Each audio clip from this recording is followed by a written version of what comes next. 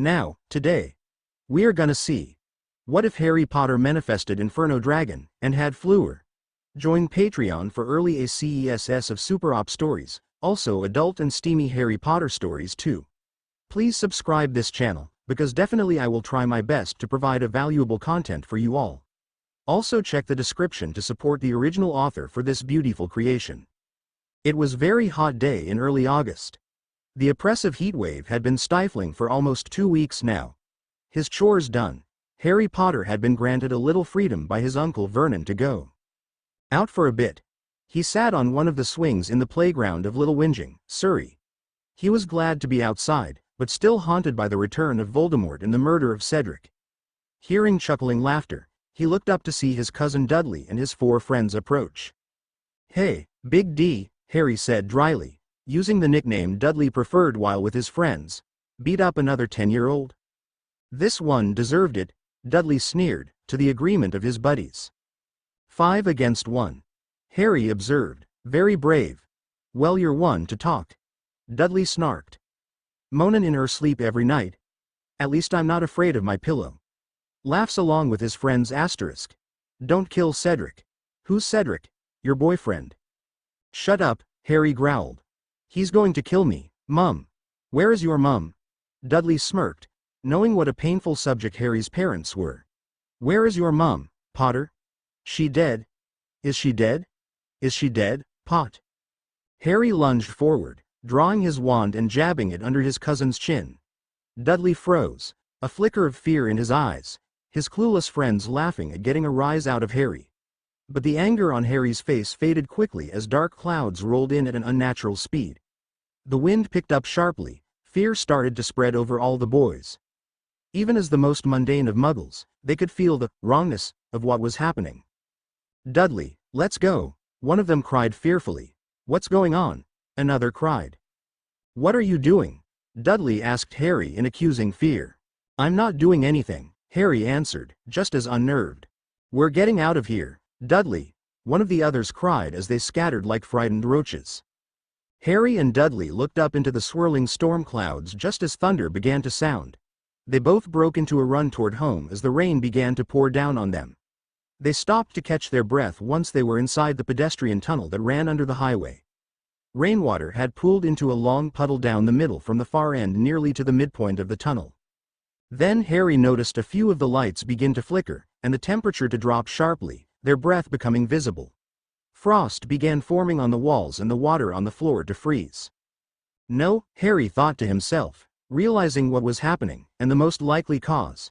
He looked over his right shoulder. Dot and a Dementor immediately seized him by the throat. It lifted him off the ground and held him against the wall. Dudley was too terrified to move or scream at the sight, especially since he couldn't see whatever was holding Harry against the wall. Dudley, run!" Harry gasped out, snapping his cousin out of his panicked daze. He turned and ran, but slipped and fell on his considerable ass as soon as he stepped on the ice and slid nearly to the end of the tunnel. There, he was set upon by another Dementor. The foul creatures began draining both boys. Harry managed to reach his wand, and jabbed it in the face of his attacker, causing it to release him. He dropped his wand as he fell, and scrambled for it as the Dementor recovered and lunged for him again. "Expecto Patronum!" Harry shouted, pointing his wand at it. The Dementor was blasted back out of the tunnel by the power of the charm. Harry turned and sent the bright ball of Patronus energy at the other Dementor, driving it away from his cousin and out of the tunnel. Harry rushed over to check on Dudley. His breath was shallow and quivering, his gaze nearly blank from shock and fear, but he was alive. Unable to speak, he looked at Harry with a barely discernible glimmer of gratitude behind his dazed and haunted eyes. Harry nodded reassuringly and began to help him to his feet. Even after all the years of grief and bullying from Dudley, he was still family. The rain had ceased as Harry struggled somewhat to help his much larger cousin stay on his feet and walk. They exited the tunnel, walking toward Privet Drive. They were about 30 yards away from the tunnel when an inhuman screech of agony erupted from above and behind them. Harry struggled to turn quickly while holding Dudley, while also holding his wand at the ready. What he saw shocked even him. A Dementor crashed to the ground in front of him covered in flames, still screeching until it lay still. In the air, he saw two more struggling Dementors had been seized by their throats by a blond young man with red dragon wings on his back. Despite their best efforts, he appeared to be holding them quite easily. Stinking Dementors! He roared as he smashed their heads together. He then threw one bodily to the ground, followed by the other landing on the first. He inhaled deeply and blasted them with fire from his mouth. They shrieked and thrashed about in agony as they burned until they were as dead as the first one. The man then landed lightly near Harry and Dudley. "Are you two all right?" he asked with an American accent as his large wings seemed to retract into his back. He seemed to be slightly over 6 feet tall with a lean, athletic build. His spiky blonde hair had red tips and highlights. His green eyes filled with concern. He was wearing a light green sleeveless t-shirt, black camo cargo pants held up by a black leather belt covered with square steel studs, and athletic sandals with Velcro straps on his feet. "I saw those two. Regroup with a third who had simply watched from above after you repelled them. I saw them try to sweep in behind you. Lucky I was close enough to help by then." "Thanks for the help," Harry said gratefully. "We'll be all right soon, but we need to get home." "Here, I'll take him," he said, easily shouldering Dudley's bulk. "You're still weak from the attack." "Thanks again," Harry said, leading the way. "We're lucky you came by." "Well, it wasn't all luck," he smiled. "I was on my way to find you, Harry." "What?" Harry asked in surprise. "Who are you, and how do you know me?"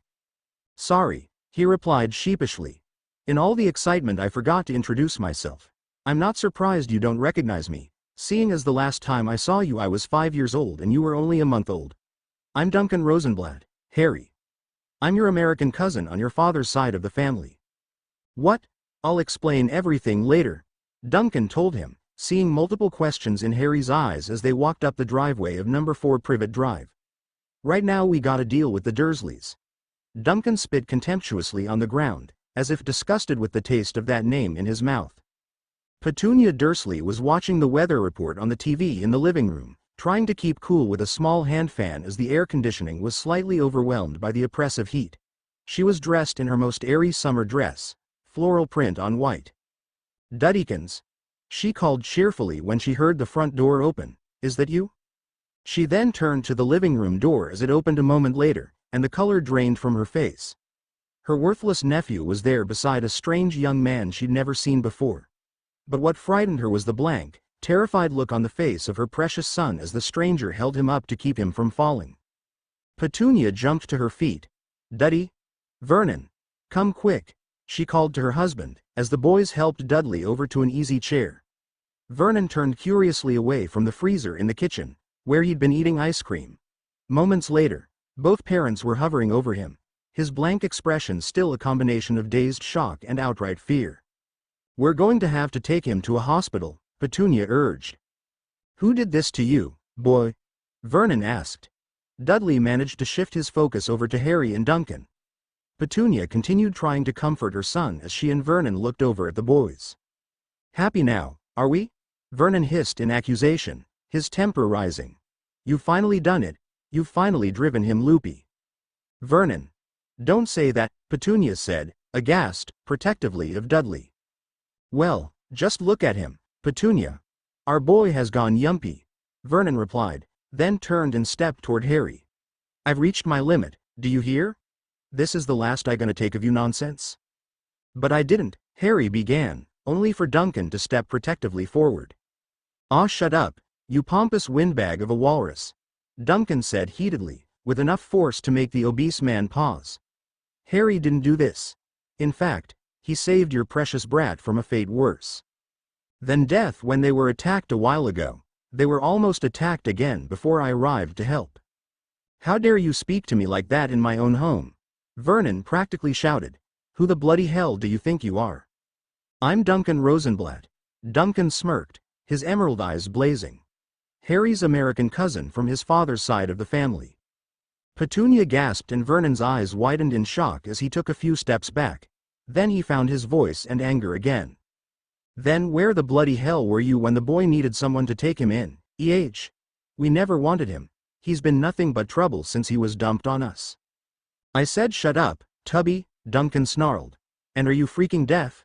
I just said our branch is from America." We didn't learn of Uncle James's and Aunt Lily's deaths until years later, and we were told Harry was being cared for.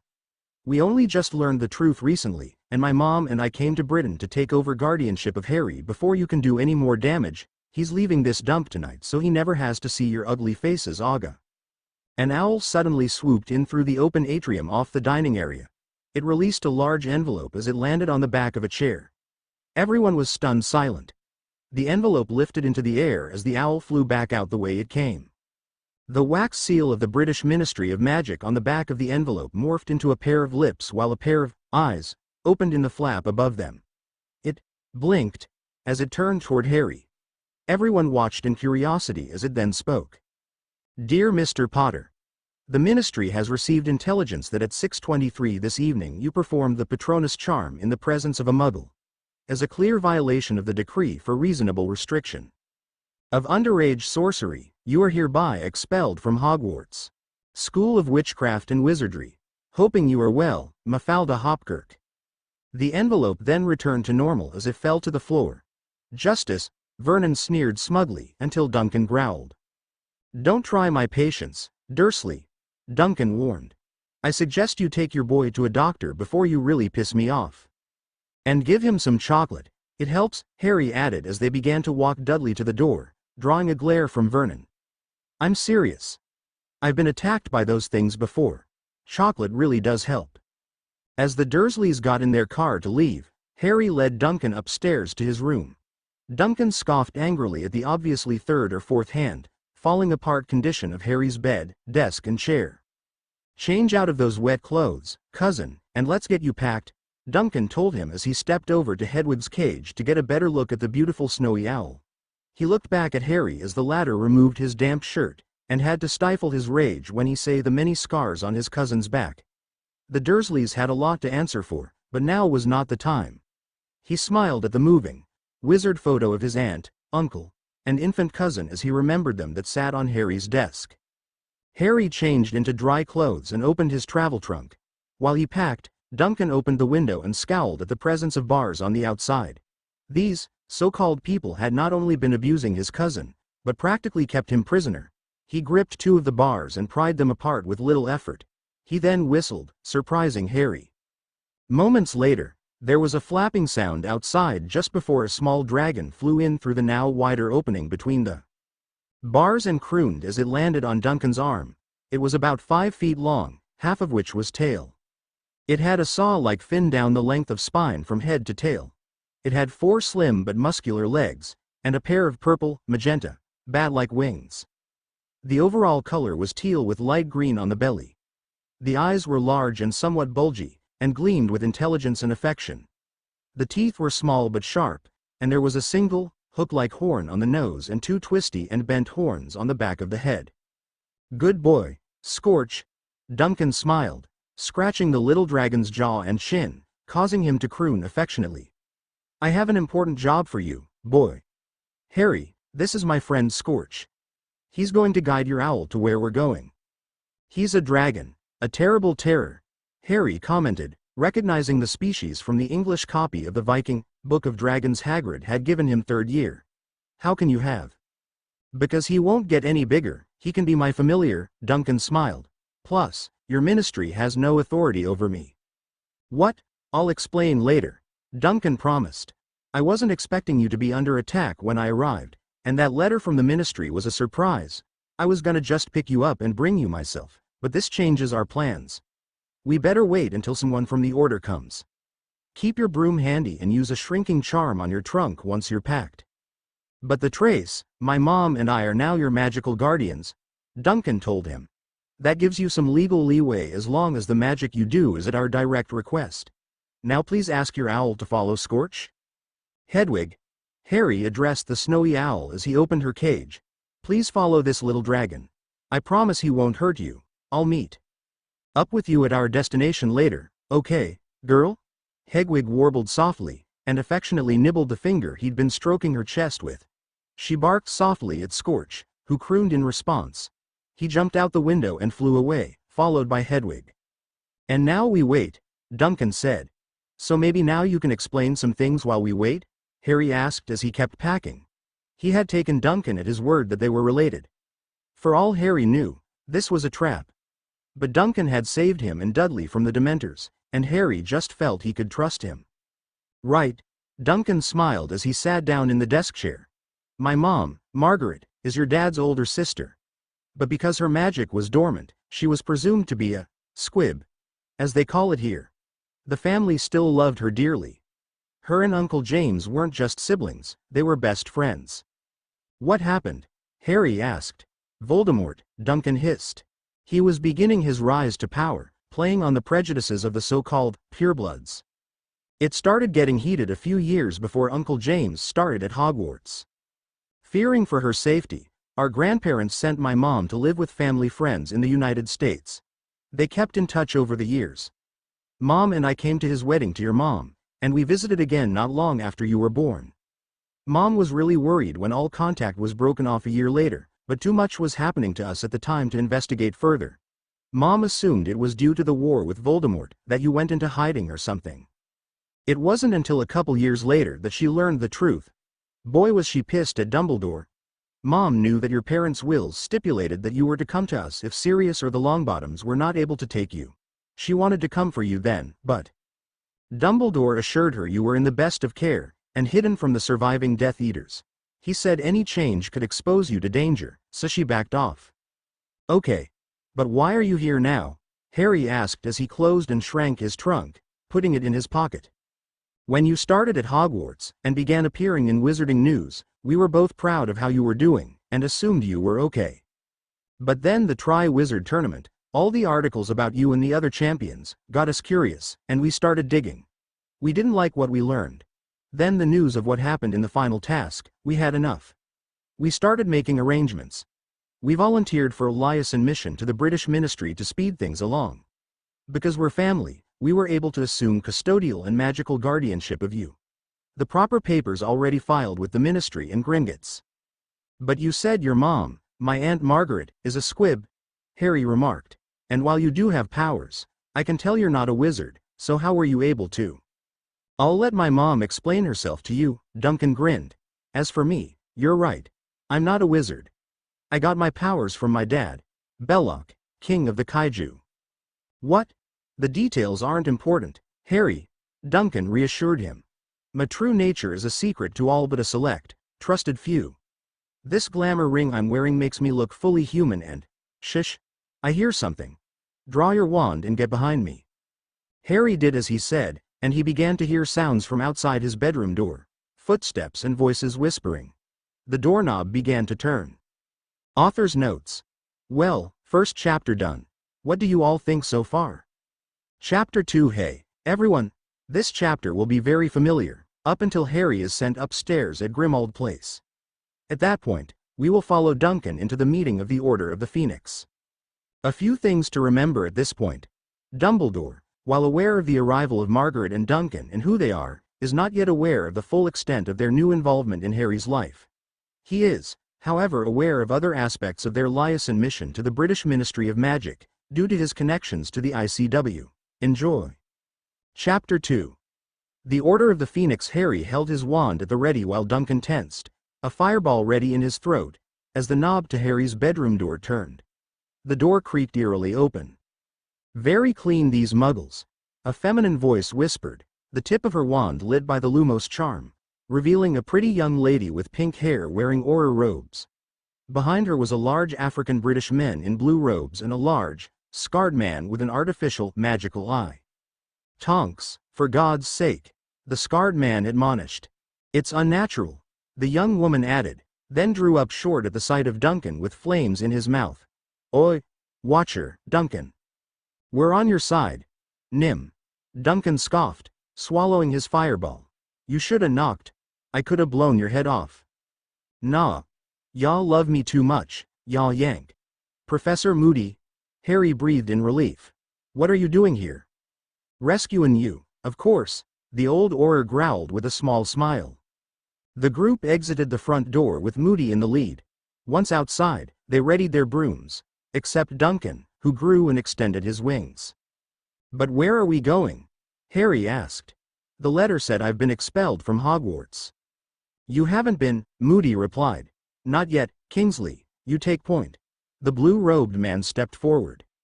But the letter said, Dumbledore persuaded the minister to suspend your expulsion pending a formal hearing, Kingsley Shacklebolt assured Harry, getting a derisive snort from Duncan. A hearing? Harry asked. Don't worry, Harry. Tonks smiled. We'll explain everything when we get back to headquarters. Shish. Moody hissed. Not here, Nymphadora. Don't call me Nymphadora. Tonks glared at him, her hair turning from pink to fiery red. Then she glared at the chuckling Duncan. Still touchy about your first name after all these years, huh, Nym? Duncan smirked. Ah, shut it, Dunky. Tonks grinned mockingly. If you two are quite finished, Moody growled. Stay in formation, everyone. Don't break ranks if one of us is killed. With that, they all took off into the night sky, flying at high speed from Surrey to London. Flying low over the river, Harry had Tonks to his right, and Duncan flanking his left. As a ferry was approaching, Tonks grinned at the boys and kicked up to an even higher speed. Not to be outdone, Harry and Duncan took off after her like shots to catch up. Bloody kids, Moody growled to himself, then urged Kingsley along to catch up. They sat down in an overgrown park across the street from a long block of connected brick townhouses. When the coast was clear, Moody opened to old wrought iron gate of the park and crossed until they were standing on the street between numbers 10 and 14 Grimmauld Place. Checking again that they were unobserved, he tapped the ground with his staff a few times. A rumbling sound arose, as the seam between numbers 10 and 14 began to expand, the Muggle residents completely oblivious, and number 12 was revealed. In Iago, son, Moody said to Harry, who was still awed by the reveal. The front door creaked eerily, like the lid of a vampire's coffin, as they entered. They could hear a muffled conversation coming from a closed door at the end of the entry hall. When Harry paused beside a covered portrait on the wall that seemed to be snoring, Moody stepped past him and continued down the hall. As they got closer, words became clearer. We must trust Dumbledore on this. Was he able to protect Harry last year? Tonight I say it's time to take action, the familiar voice of Sirius said. I agree with Sirius. The voice of an unfamiliar woman agreed. My nephew was almost killed, and he saw one of his friends murdered right in front of him by that psycho. Then Dumbledore sent him back to the Dursleys, the last place he would get any peace or support. Tonks winked at Harry as she passed him, while Duncan gripped his shoulder and nodded supportively when he followed. He and Harry both stifled a chuckle when Tonks stumbled over a troll-leg umbrella stand. Cornelius Fudge is a politician first and a wizard second. His instinct will be to ignore it, Sirius was saying as Moody opened the door to enter. Harry saw Sirius, Arthur Weasley, and Remus Lupin among the gathered witches and wizards in the room. Voldemort is getting stronger and stronger by the minute. We have to act now. Keep your voices down, Molly Weasley urged. Arthur and Sirius looked up to smile at Harry in the hall as Duncan entered the room. Molly appeared in the doorway, followed by a woman he didn't recognize. Harry, Molly greeted him warmly, shutting the door to the room behind them. Mrs. Weasley. Harry smiled. Thank heavens, you're all right, she gushed, hugging him. A bit peaky, but I'm afraid dinner will have to wait until after the meeting is finished. But, nope. No time to explain. Straight upstairs, first door on the left. Excuse me, Mrs. Weasley, the other woman said in a firm but calm voice with an American accent. Of course, I apologize, the red-headed matriarch replied, standing aside for the taller woman. I'll see you back inside. Harry, the other woman breathed, looking at him as if he were precious, then pulled him into a bone-crushing hug. Releasing the hug, she held his shoulders. Harry, I'm your Aunt Margaret. The last time I saw you, you were just a baby. Oh, you look so much like my brother, your dad. Except your eyes, you have my mother's eyes. Yes, it's wonderful to meet you, he smiled. He could feel the familial bond with her, just as he did with Duncan. Warm and comfortable. Her brown eyes held a gentle strength, and her dark auburn hair framed her kind face. He saw runic tattoos on her hands, along with various rings, bracelets, and a rather unique amulet with a glowing jewel around her neck. Am I really never going back to the Dursleys? You never should have gone there in the first place, she huffed. Dumbledore could have found us easily if he had bothered trying, but to answer your question, no, you never have to go back there. Duncan and I are now fully your custodial guardians. Dumbledore doesn't realize it yet, but we are also now you magical guardians as well, so we can rectify a few things that have gone awry thanks to his tenure as your MG. And once Potter Manor is completely reopened and ready, you'll live there with us until you go back to school. We'll talk more later. For now, head upstairs. Your friends are there. Okay, he said, hugging her again. Thank you, Aunt Margaret. Duncan looked up as his mother came back in to rejoin the meeting. When he'd learned of their arrival, Dumbledore promptly asked them to join the order, possibly to assuage some of his own guilt as well as some of their anger. Unfortunately, they were talking in circles. Mr. and Mrs. Weasley and a few others insisted that they trust that Dumbledore knows what he's doing and that they should bide their time and simply continue recruiting for now. Sirius, Remus, Moody and others believed that they should move against Voldemort sooner rather than later, but what really irked Duncan was, if Harry really is the key to defeating Voldemort, then he should be in on this, Duncan said, cutting in. Keeping him in the dark is stupid. Especially if he's also number 1 on the bastard's most wanted dead list. I agree with my son, Margaret said firmly. As much as I don't want my nephew risking his life, it's an even greater risk isolating him like you have without any support or any current information that could help or save him. Very touching, Mrs. Rosenblatt, Snape said coldly. Spoken like an overprotective mother hen with no concept of the stakes involved. I don't know why you're even here. Granted, Duncan is powerful enough to possibly be useful, though the nature of that power is still not clear. But you? A squib has no business being here at all. Duncan face palmed with a smirk. The greasy snob really stepped in it now. Don't test me, Snape, Margaret hissed, her jewelry and runic tattoos beginning to glow, showing that the tattoos were not isolated to just her hands, as they went up her arms, down her back, and across her chest. I was never a squib, my magic was only dormant, until some of my friends in the States helped me tap into it. So if you piss me off, you'll be choking on that greasy mop you call hair. Sirius and Remus both burst out laughing while Severus scowled. He despised Margaret almost as much as he despised her younger brother, James Potter. Her arrogance rivaled that of James. And growing up in America had only made her worse. She lacked the reservations and respect that a British-born noblewoman should have, magical or not. And giving a squib magic, it just wasn't natural. What next? Muggles doing magic. We're getting off topic here. Arthur cut in, just as Snape was about to sharply retort. While you know who was gathering his forces for the last war, people started disappearing, magical and muggle. We've all seen the Daily Prophet and the London Times, it's happening again. Harry is too young to be involved, Molly urged. If anyone has the right to know, it's Harry, Sirius said. If it wasn't for Harry, we wouldn't even know Voldemort was back. He's not a child, Molly. But he's not an adult either, Molly argued. He's not James, Sirius. Well, he's not your son, Sirius said dryly. He's as good as, Molly said, getting a sharp look from Margaret and Duncan. But Duncan's more sensitive hearing picked up on the minute inflections in her voice as Molly said that. A vague certainty and finality that spoke of much more than just being the only mother figure Harry's had the last few years. He would have to keep an eye on Molly Weasley. Who else has he got? Ahem. He's got us, Margaret reminded her, with a growling agreement from Duncan. And he's also got me, Sirius glared at the redhead. How touchingly paternal, Black, Snape huffed snidely. Perhaps Potter will grow up to be a felon, just like his godfather. You stay out of this, Snivelus, Sirius growled. As for your supposed reformation, I know better. While I agree with you, Sirius, Remus cut in as Snape bristled, this arguing is getting us nowhere. I suggest we adjourn for this meeting. As it smells like dinner is ready. Good night everyone. Those of us who are staying, let's head down to the kitchen. Molly, if you would please call the children. After a touching reunion between Harry and Sirius, dinner proceeded. Tonks entertained Ginny by using her metamorph abilities to comic effect while the others discussed the goings-on since Voldemort returned and the minister's stubborn refusal to believe it.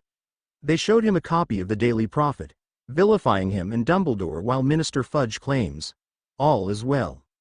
Sirius then went into how Voldemort was most likely building up his forces again.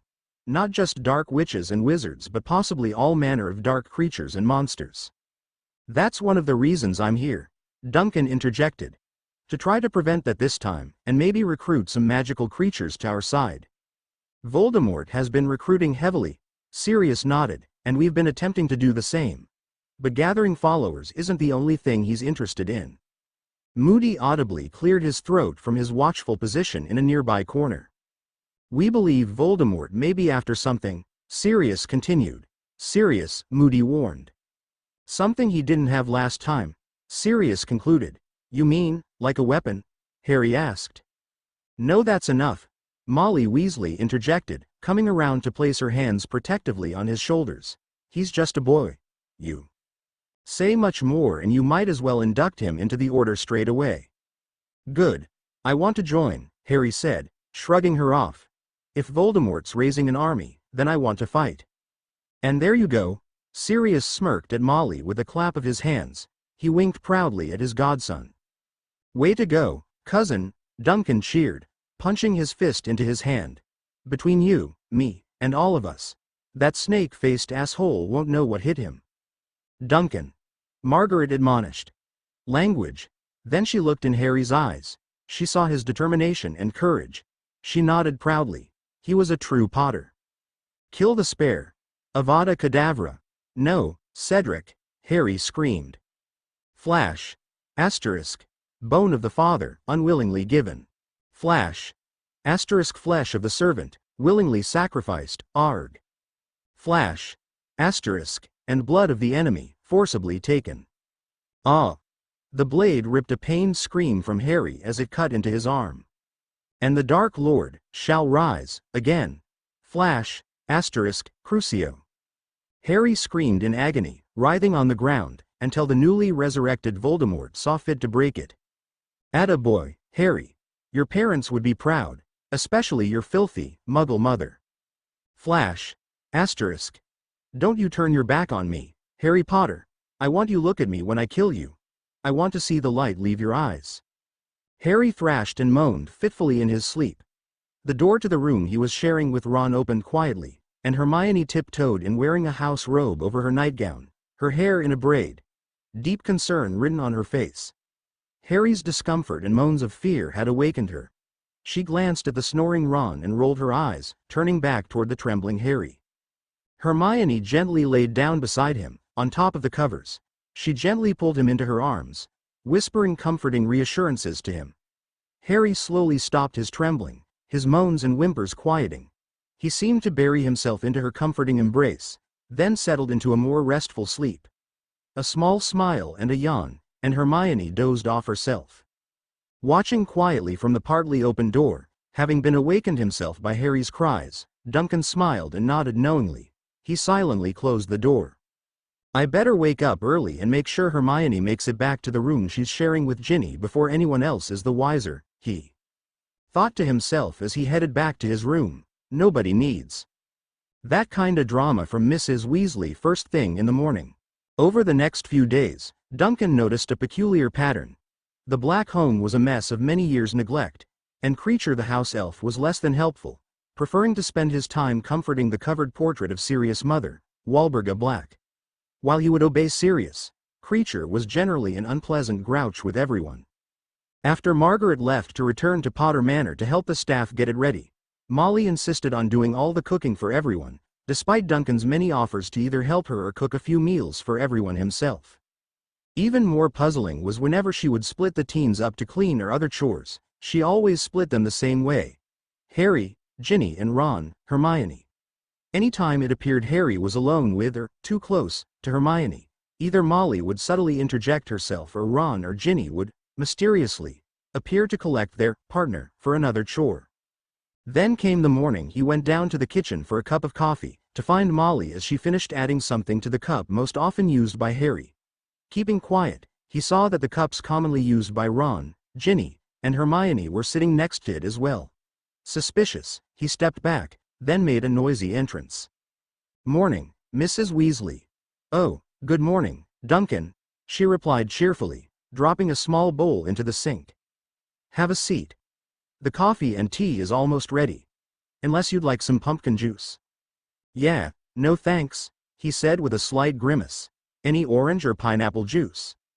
Afraid not, dear, she replied. But there is chocolate for your coffee, and breakfast will be ready soon. Later, he brought up what he saw with Sirius. Yes, I caught her one morning as well, he confirmed, not pleased. When I asked what she was doing, she claimed that they were just health-boosting and nourishment potions. She doesn't know that I used to be pretty good with potions myself, and the ingredients I saw didn't match her claims. She's up to something. What were they then? I didn't see enough to guess, Sirius confessed. But I've been brewing a mild flushing draft, just in case. We just have to sneak it into their drinks without her knowing. That will neutralize all but the strongest potions. I oughta, Duncan started to snarl. No, Duncan, Sirius whispered. I know how you feel. I feel the same, but we can't prove anything. Plus we haven't seen any negative effects on Harry or the others. Unless and until we can prove anything, we can't afford any dissension in the order. *Gur. You're right, Duncan huffed. I don't like it, but you're right. And Harry also has his hearing tomorrow to worry about. After dinner tonight, I'm flying back to Surrey to get the evidence to exonerate him. Then after the hearing, my mom and I will take him to Diagon Alley to take care of some business at Gringotts before doing his shopping for school. Then we're going directly to Potter Manor. Oh, business, at Gringotts. Sirius smirked slyly. I'm guessing a few things that should have been done long ago will be part of that. Things that might irritate our leader of the light. Duncan merely smirked back. Author's notes. I plan to go back and forth from a Harry POV and Duncan POV often, to show as many facets of the story I can, as well as skip some parts that are well known in the movie by showing the other part of Duncan's mission. What is it? Wait and see, lol. Chapter 3. Hey, everyone. This chapter Harry goes to the ministry for his hearing trial. But what is this evidence that Duncan has that he's so sure will clear Harry of all charges? Lol, I'm not tellin'. Then Harry, Duncan, and Margaret head down to Diagon Alley to Gringotts to take care of some long overdue family business. Enjoy. Chapter 3. Hearings and wills. The next morning Duncan was in the ministry, just leaving the Department of Magical Law Enforcement with his evidence, when Tonks ran up to him. Harry's hearing has been moved up, the Auror said urgently. It starts in a few minutes. What? Duncan snarled. Is Harry? Arthur is getting him there, but you need to hurry with your evidence. The Wizengamot is using the hearing room at the far end of this level on the right. Thanks, Duncan growled. He pulled Harry's invisibility cloak from his coat pocket and loosely covered himself and his cargo. Then he extended his wings and took to the air. The ceilings were high enough for him to fly above all the human traffic below. However, the cloak prevented him from flying at full speed. Damn that fudge. Then he smirked, thinking of the stroke the minister will have, not just from his testimony for Harry, but over his other purpose for coming to Britain. When he reached the door, he could hear voices within, and Dumbledore was about to enter. Duncan landed and opened the cloak. Ah, Duncan! The old wizard greeted him. I'm glad you made it. Put on the cloak, follow me. Stand at Harry's left shoulder and wait until the moment I call you. Fine, Duncan growled. I'll follow your lead on this, but we're gonna talk afterward, old man. Albus nodded in agreement. He might need Duncan's help if what he suspected about Minister Fudge's intentions beyond this hearing was correct. Harry was nervous as he sat in the chair in the center of the room, Minister Fudge looking down at him from the judge's bench, the entire Wizengamot in the gallery behind and to the sides of Fudge. Harry had entered alone, as Arthur Weasley was not allowed to accompany him beyond the door. Fudge banged his gavel, calling the hearing to order. Disciplinary hearing of the 12th of August into offenses committed by Hadrian, Harry, James Potter, resident at number 4 Privet Drive, Little Whinging, Surrey. Interrogators: Cornelius Oswald Fudge, Minister of Mag.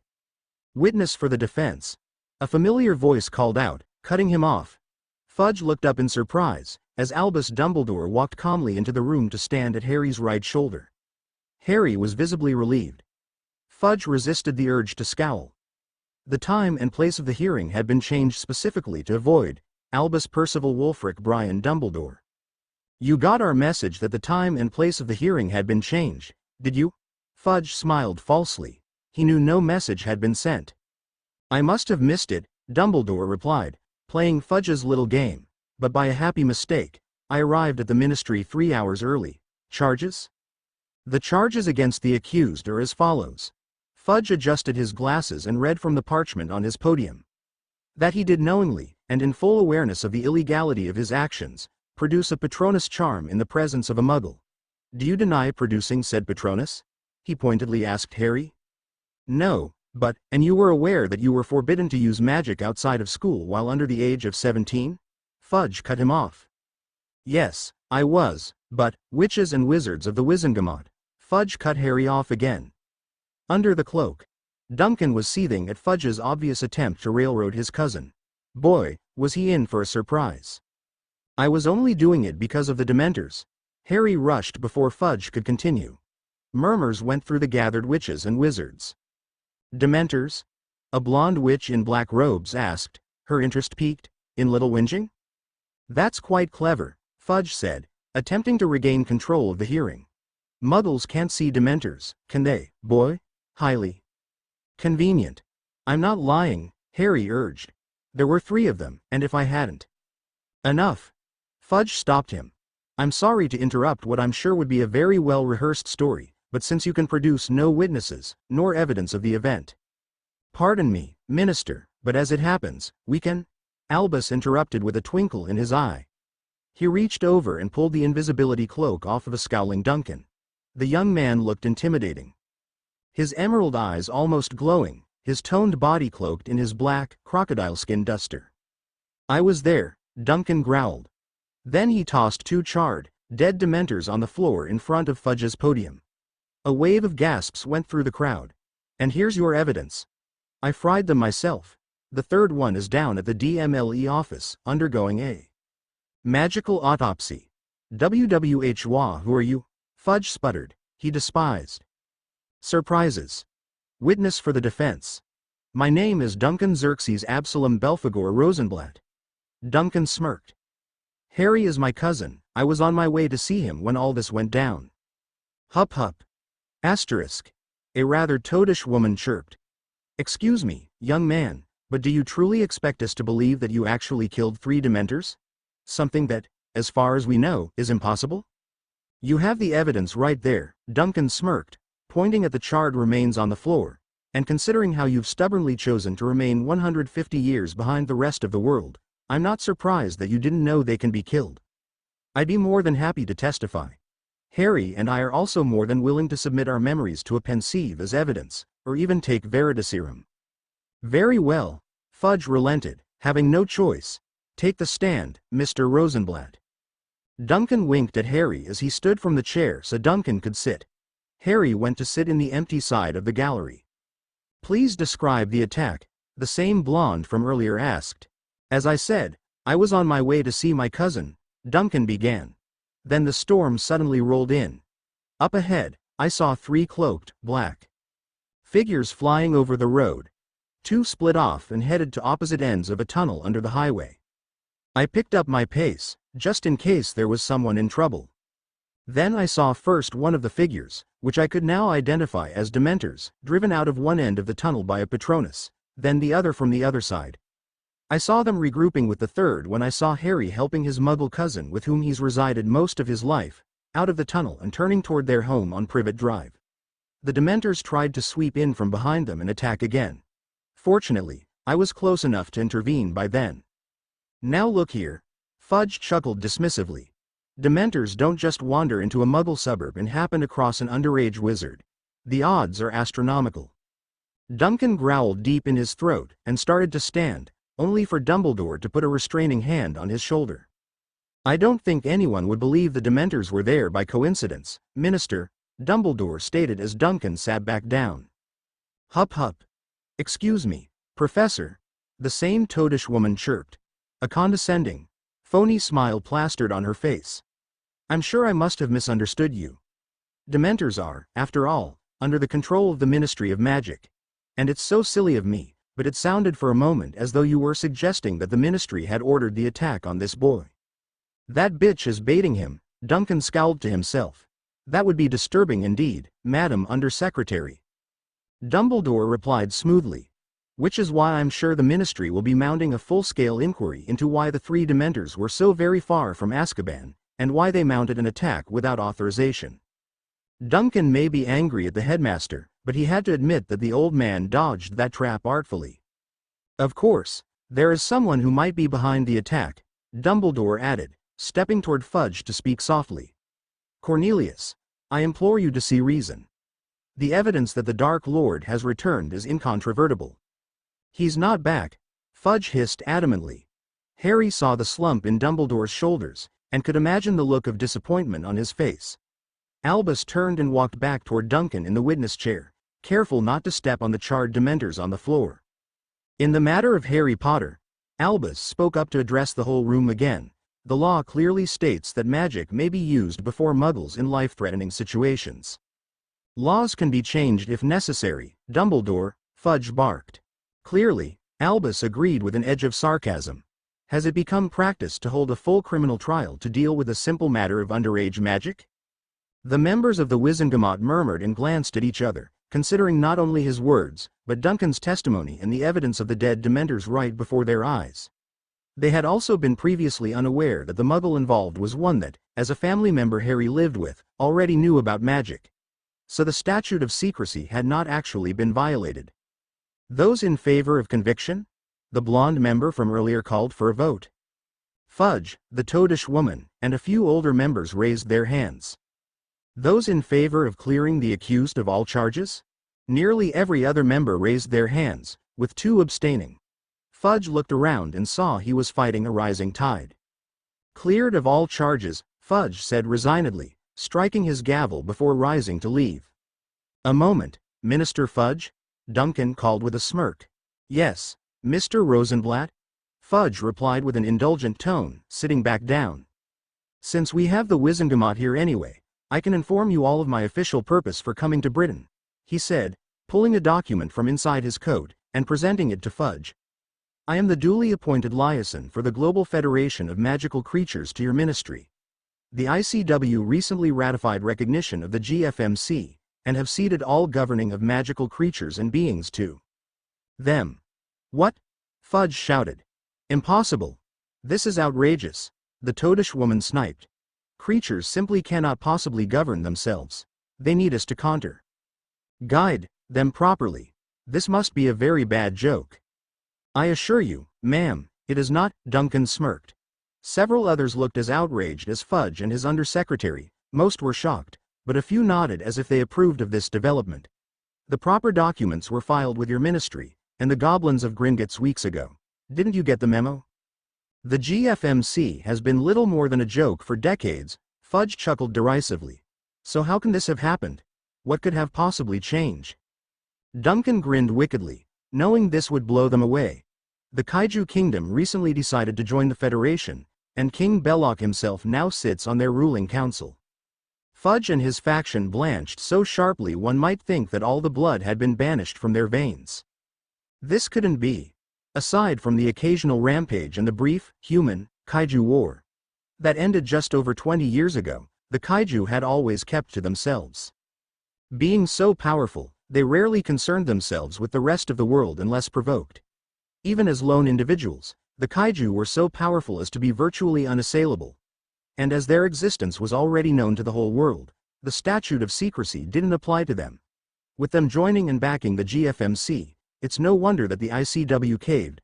Fudge could just imagine how smug the goblins of Gringotts would be now, as one of the races that founded the GFMC. Ahem. What exactly does this entail, Mr. Rosenblatt? Fudge asked, still both terrified and seething. As GFMC liaison, any serious matters, business, or problems with magical creatures in your ministry are to be brought to me, Duncan told them. Harry and Dumbledore were struggling to hide their smiles. You are to defer to my judgment in such matters. I will consult with the council if required to resolve them. Several GFMC agents will be coming to Britain within the next few weeks to make contact with all factions of magical creatures that reside here, some of which I will contact myself. After all, Duncan smirked smugly, we wouldn't want some dark wizard recruiting an army of dark creatures, now would we? Fudge was trembling with rage. his face a red, almost purple shade that Harry had only seen on his Uncle Vernon before. He wanted nothing more than to tear up and crumple the parchment in his hands and throw it into the nearest fire, but it would do no good. This American had said it was already filed with the Ministry in Gringotts, and was ratified and backed by the ICW. If he refused to comply, the British Ministry could be censured by the ICW, have sanctions put on them, or worse, the GFMC could take more active, possibly violent steps. Fudge had no illusions about the outcome of such a war, especially if any kaiju got involved. "Very well," he said with a clenched jaw. "If there's nothing else, we are adjourned." The minister banged his gavel, then rose to leave. "Duncan, that was brilliant," Harry said. "Thanks," Duncan smiled. It felt good knocking that pompous jackass down a few notches. "Professor?" Harry called out as Dumbledore began to leave. Duncan cut off the professor while Harry caught up. "Thank you for your help." "Of course, my boy. I told you we needed to talk, old man," Duncan growled. "And indeed we shall, but not now," Albus said apologetically. "I will speak to you and your mother at the next meeting in a few days, I promise you. But right now I must return to Hogwarts immediately. Take care. Both of you. Come on, Harry," Duncan said after the headmaster left. "My mom is meeting us at the Leaky Cauldron. From there we're going to Gringotts, and then we hit Diagon Alley for your school shopping." "But Gringotts isn't open for another 2 hours," Harry replied. "So how?" "The goblins agreed to see us before they opened for regular business due to the circumstances," his American cousin grinned. "Brilliant." Harry beamed. "Let's go, then." Duncan groaned as they entered the Leaky Cauldron, feeling a bit queasy. "Is the night bus always like that?" "Yeah, unfortunately," Harry replied, not feeling much better than Duncan. "But you have to admit Stan, Ernie, and Head Mon are real characters." "I almost hurled my breakfast," the half-kaiju groaned. "And in my case, that cleanup would require hazmat suits and disposal. That's why I flew Ed here instead." Margaret smiled sympathetically at the boys as they joined her. "I see the night bus hasn't changed from when I was a girl.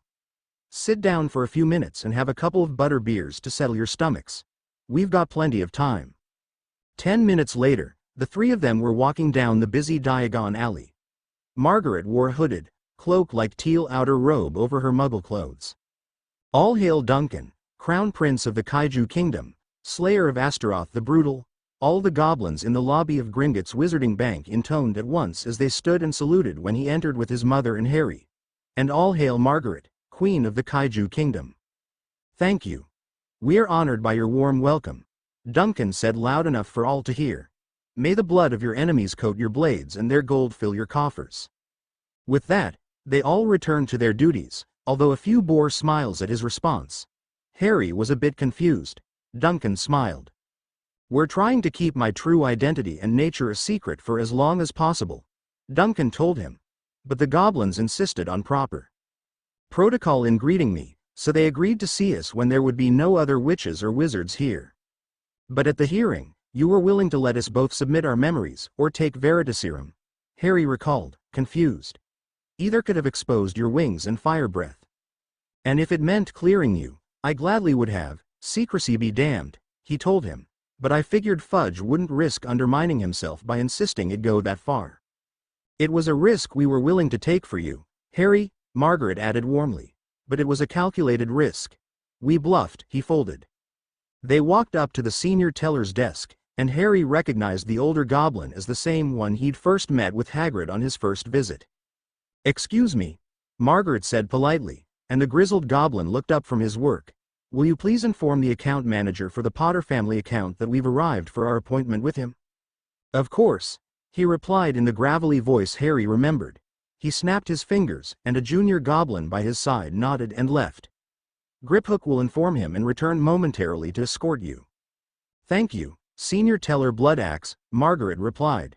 "It is a pleasure to see you again within these walls after all these years, Mrs. Rosenblatt née Potter." He chuckled roughly. "And gratifying to know that you have lost none of your manners nor respect. And young Mr. Potter, I have not seen you since just before you started your first year at Hogwarts, but your victories there have impressed the Goblin Nation." "Thank you, sir," Harry replied evenly, "but they were not without cost." No true victory is, Mr. Potter, the old goblin said, then lowered his voice. Remember, young wizard, that which fails to kill you only makes you stronger. Wear your scars, both in body and spirit, with pride and let them motivate you to ultimate victory. I will, sir. Thank you, sir, Harry replied as Griphook returned. May your enemies fall as your fortunes grow.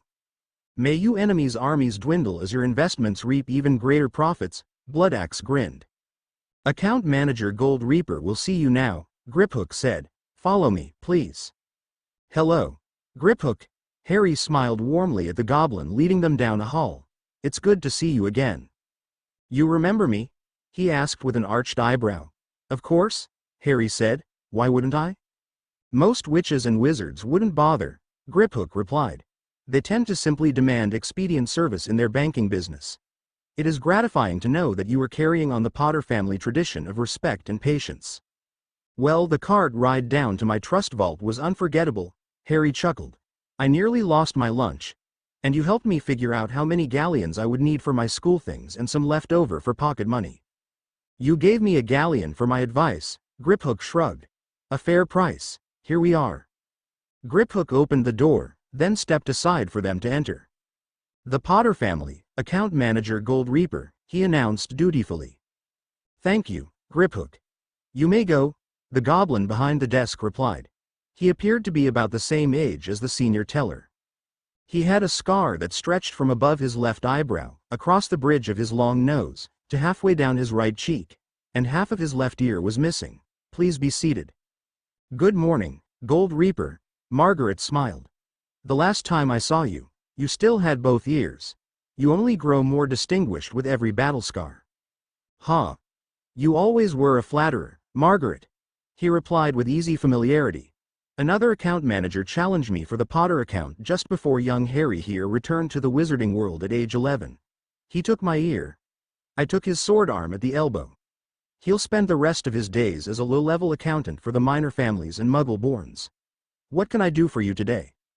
I'd like you to administer the blood inheritance test for Harry, and we need to finally open his parents' wills, Margaret told him.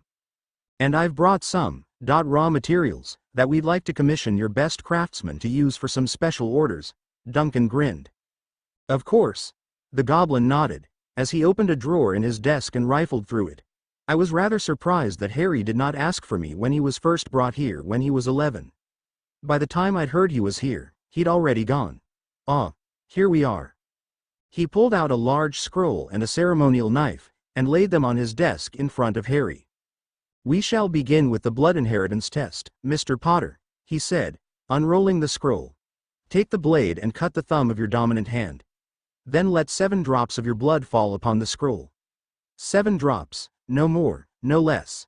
Then we wait a few moments for the results to appear. Harry did as instructed, watching as his blood seemed to disappear into the parchment. He withdrew his hand after the 7th drop fell, and the cut healed itself. As for Harry's first visit when he turned 11, Margaret began as they waited for the results of the test. He was, unfortunately, raised by Lily's magic-hating Muggle sister and her family, so he didn't know about you. Deputy Headmistress Minerva McGonagall normally brings the Muggle-born and Muggle-raised new students into the magical world for the first time, including coming here, as you well know. But apparently Headmaster Dumbledore sent Rubeus Hagrid for Harry instead. Hagrid is a good-hearted and trustworthy man, but he's not exactly the sharpest tool in the shed. Why Dumbledore sent him instead, we don't know yet, but we're going to find out. I see, Gold Reaper said thoughtfully. Just then, blood-red words began to appear printed on the parchment. Here we are. Blood inheritance test name. Hadrian, Harry, James Potter. Father, James Charles Potter. Mother, Lily Marie Potter née Evans. Living blood relatives. Margaret Doria Rosenblatt née Potter. Aunt, guardian, magical guardian. Duncan Xerxes Absalom Belphegor Rosenblatt. Cousin, guardian, magical guardian. Petunia Jane Dursley née Evans. Aunt, Muggle. Dudley Vernon Dursley, cousin, Muggle. Inherited titles. Heir apparent most ancient and most noble house of Potter by blood, father. Most ancient, most noble houses. Peverell, Gryffindor, and Emrys merged with Potterline over the ages. Heir apparent most ancient and most noble house of Ravenclaw, by bloodline previously believed broken and lost mother. Heir designate most ancient and most noble house of Black, by will, godfather. Heir apparent most ancient and most noble house of Slytherin. By conquest, defeated previous lord and champion. Heir apparent most ancient and noble house of Gaunt, by conquest, defeated previous lord. Betrothal contract. Voided due to change of magical guardianship. Bride. Ginevra Annabelle Weasley. Groom. Hadrian James Potter. Brokered. November 10, 1991. Signed. Molly Elizabeth Weasley née Pruitt, mother of bride. Albus Percival Wulfric Brian Dumbledore, magical guardian of groom. Voided. Magic.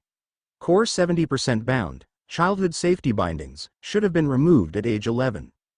Parseltongue. Long dormant legacy of Black family via paternal grandmother Doria Potter née Black. Natural occlumens. Locked, source unknown, natural legilimens. Locked, source unknown, natural animagus potential, form unknown. Familiar. Snowy owl. Hedwig, unusually intelligent. I don't understand, Harry mused. Some of this doesn't make sense. How can my core be 70% blocked? All my teachers, except Snape of course, keep telling me that I'm one of the most powerful of my year, and surpass some higher years.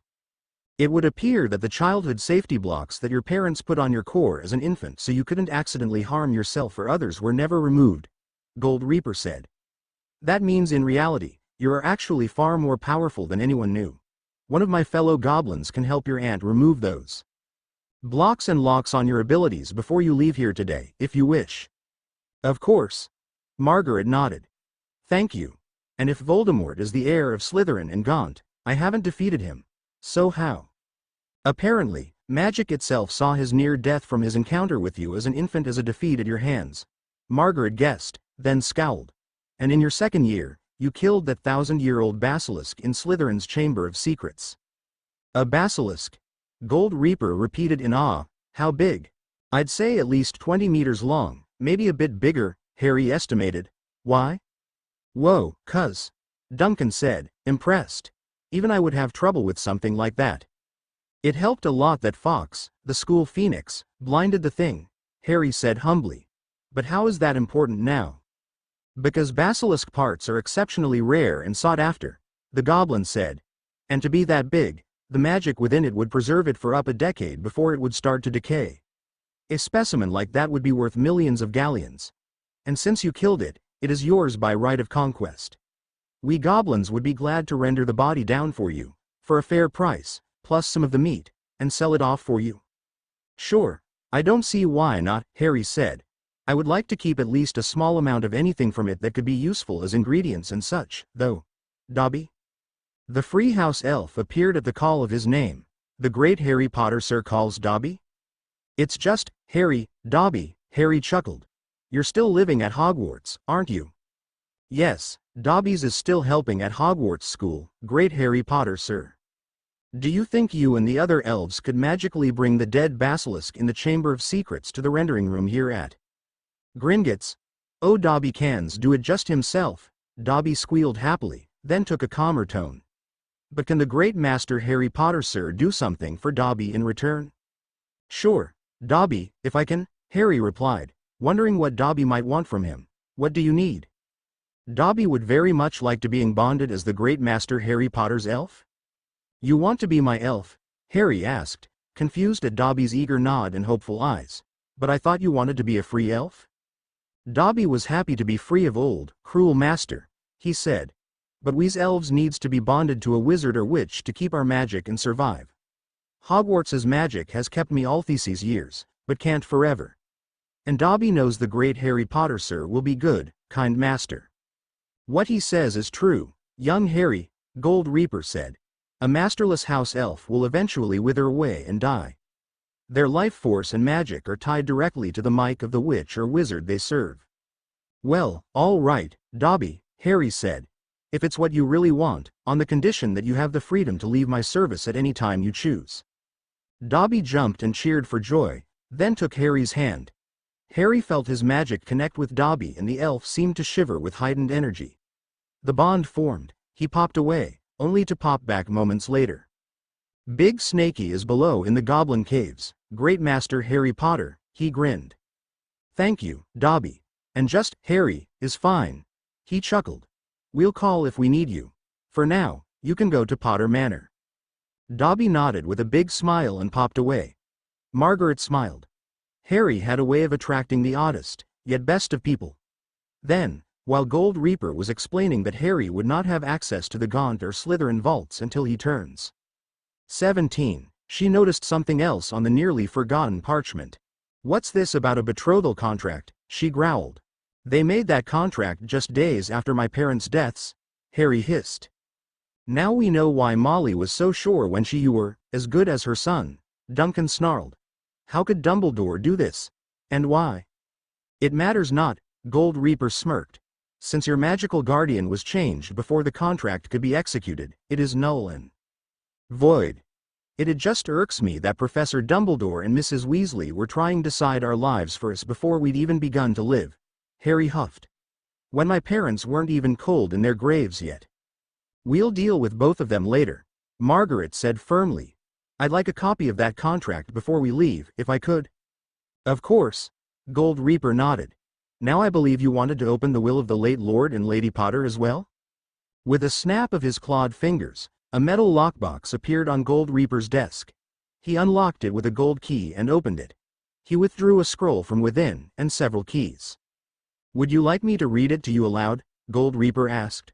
Or would you prefer to read it with your own eyes? I'd like to read it myself, please, Gold Reaper, Harry said evenly.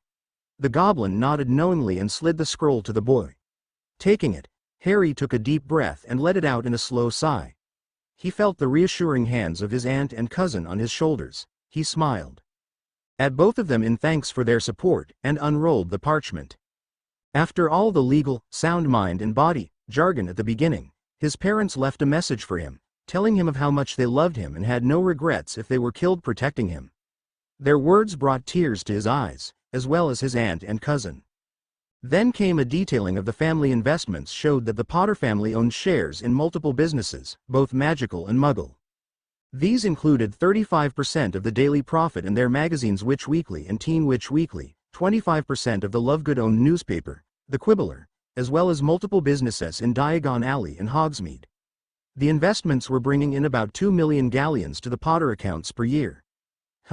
Maybe he had enough influence to get the profit to back off him and do some actual investigative reporting?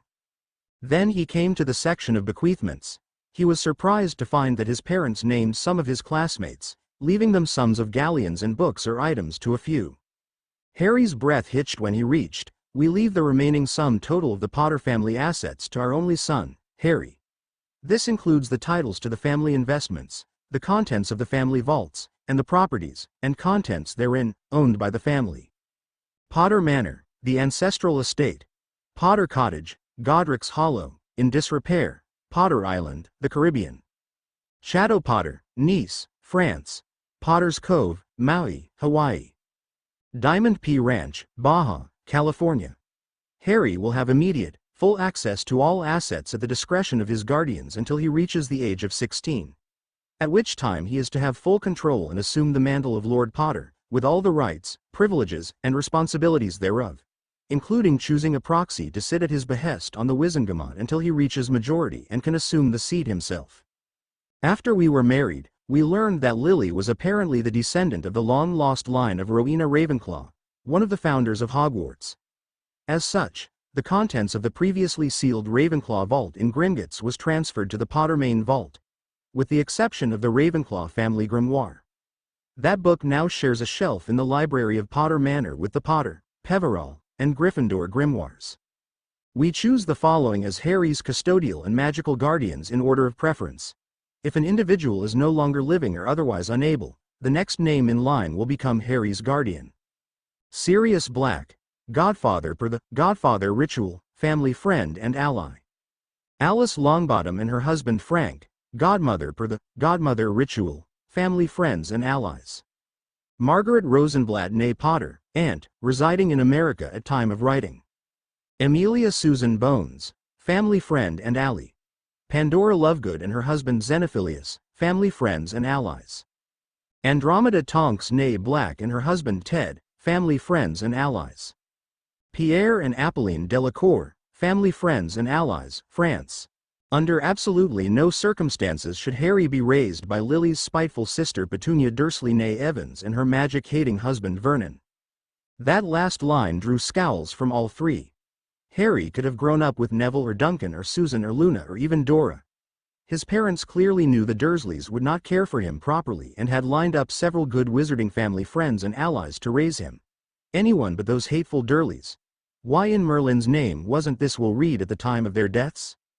By signing this last will and testament, we vow that everything written here is true and honest. James Charles Potter Lily Marie Potter née Evans witness. Albus Dumbledore. Gringotts official witness. Gold Reaper III, Potter family account manager and vault keeper.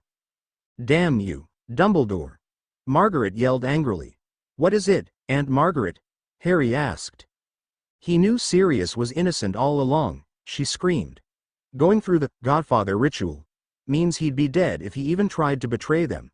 But Albus and Bartemius Crouch Sr. just threw him into Azkaban without a trial. We'll deal with him in a few days, Duncan growled. Gold Reaper, could we have a copy of the will as well? Of course. The goblin nodded gravely. These keys are for all the Potter family properties. They also act as port keys to them, and they are clearly marked. And since your guardianship has changed, I assume you will want to end the payments to your Muggle aunt and uncle? Wait. What? Harry yelled. What payments? The day after your parents' deaths, your then magical guardian Dumbledore arranged for monthly payments of 100 galleons to the Muggle bank account of Vernon Dursley earmarked for your food and care. Were you not aware of this? No, I wasn't, Harry hissed through grit teeth. All those years of abuse, saying I was a burden, making me feel worthless, practically starving me while they stuffed their gobs. Working me like a slave, showering Dudley with expensive gifts and clothes while tossing me his tattered cast-offs. Making me sleep in a cramped, musty cupboard under the stairs for 10 years. And all the while they were getting money from my inheritance. What? Gold Reaper roared, standing. To goblins, there was no crime higher than the abuse of a child, no matter the species. Are you saying they not only used the money earmarked for your care on themselves, but they abused you as well?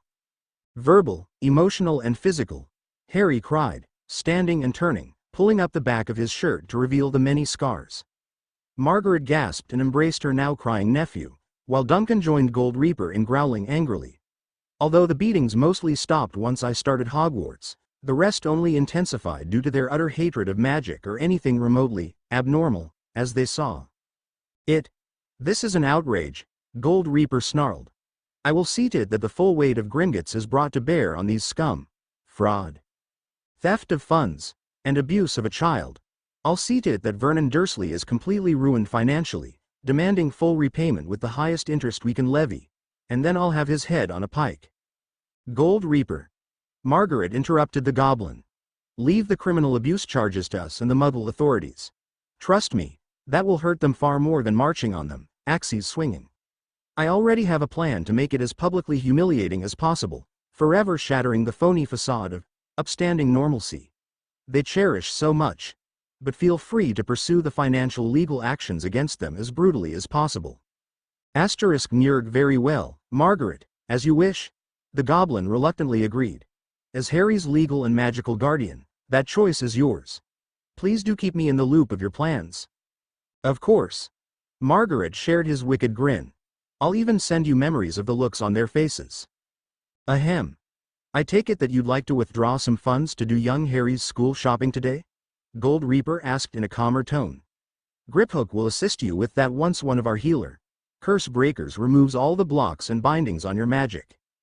Thank you, Gold Reaper, Harry said, bowing his head slightly in respect. Yes, thank you for all your help, Duncan said, then turned to his mother. You two go ahead. I'll catch up in a few, after I discuss those commissions with Gold Reaper here. Author's notes.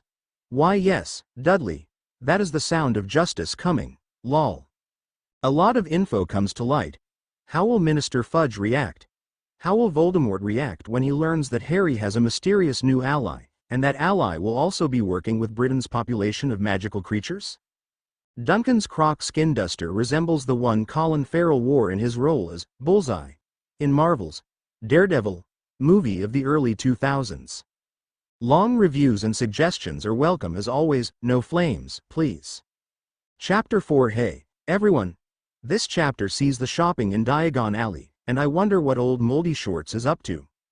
Plus Harry returns to his ancestral home, Potter Manor, and he meets the rather remarkable staff and groundskeeper. Duncan also meets with the leader of a major faction of creatures, the vampire Lord Dracula.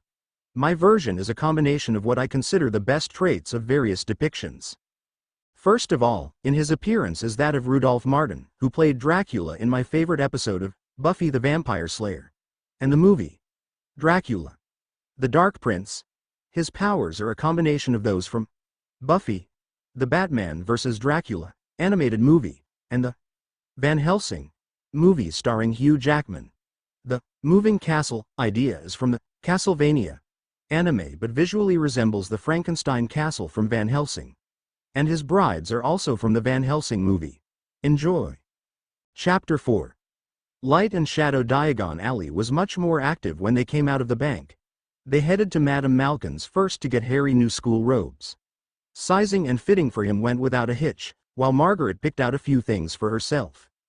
When we're done here in Diagon, Harry, his aunt said as they left Madame Malkin's, we'll go to a non-magical shopping mall to get you some decent muggle clothes. No more tattered hand-me-downs 4 sizes too big. And shoes, too, Duncan added. A pair of dress shoes, athletic sandals, and a good pair of sneakers, black so they can pass for your school shoes. Make sneaking around easier, he winked. That would be brilliant, Harry said gratefully. It would be great to have regular clothes that actually fit him. Then to the apothecary, so Harry could top off his potions kit and add the new ingredients required for this year. Duncan caught up with them as they finished up there. He nodded to Margaret with a knowing smirk. Harry had his firebolt checked over at the Broom Emporium, given the punishment it took in the first task last year. Fortunately, it only needed some bristles replaced to make it good as new. Duncan felt a bit claustrophobic when they entered Ollivander's wand shop. Ollivander stepped out of the back when he heard them enter. Well, it's a pleasure to see you again so soon, Mr. Potter, he smiled warmly. Has something happened to your wand since the wand weighing for the first task of the tournament? Nope, it's as good as ever, Mr. Ollivander, Harry said. Actually, I'm the one looking for a wand, Mr. Ollivander, his aunt smiled. Ah, Miss Potter. Or should I say Mrs. Rosenblatt? Ollivander smiled. So your American friends found a way to awaken your magic, I see. Yup. She smiled. I don't actually need a wand, but if I use one, nobody will realize I can do magic wandlessly. I see, he chuckled. Well, let's see, try this. After about 15 minutes of trial and error, Margaret found her wand. Interesting, Ollivander said. North American cedar, 12.5 inches, black Pegasus feather core. This wand will have unshakable loyalty and exceptionally balanced versatility for most forms of magic. Perfect, Margaret grinned. Next they went to Flourish and Blots to buy the list of schoolbooks Harry would need for this year.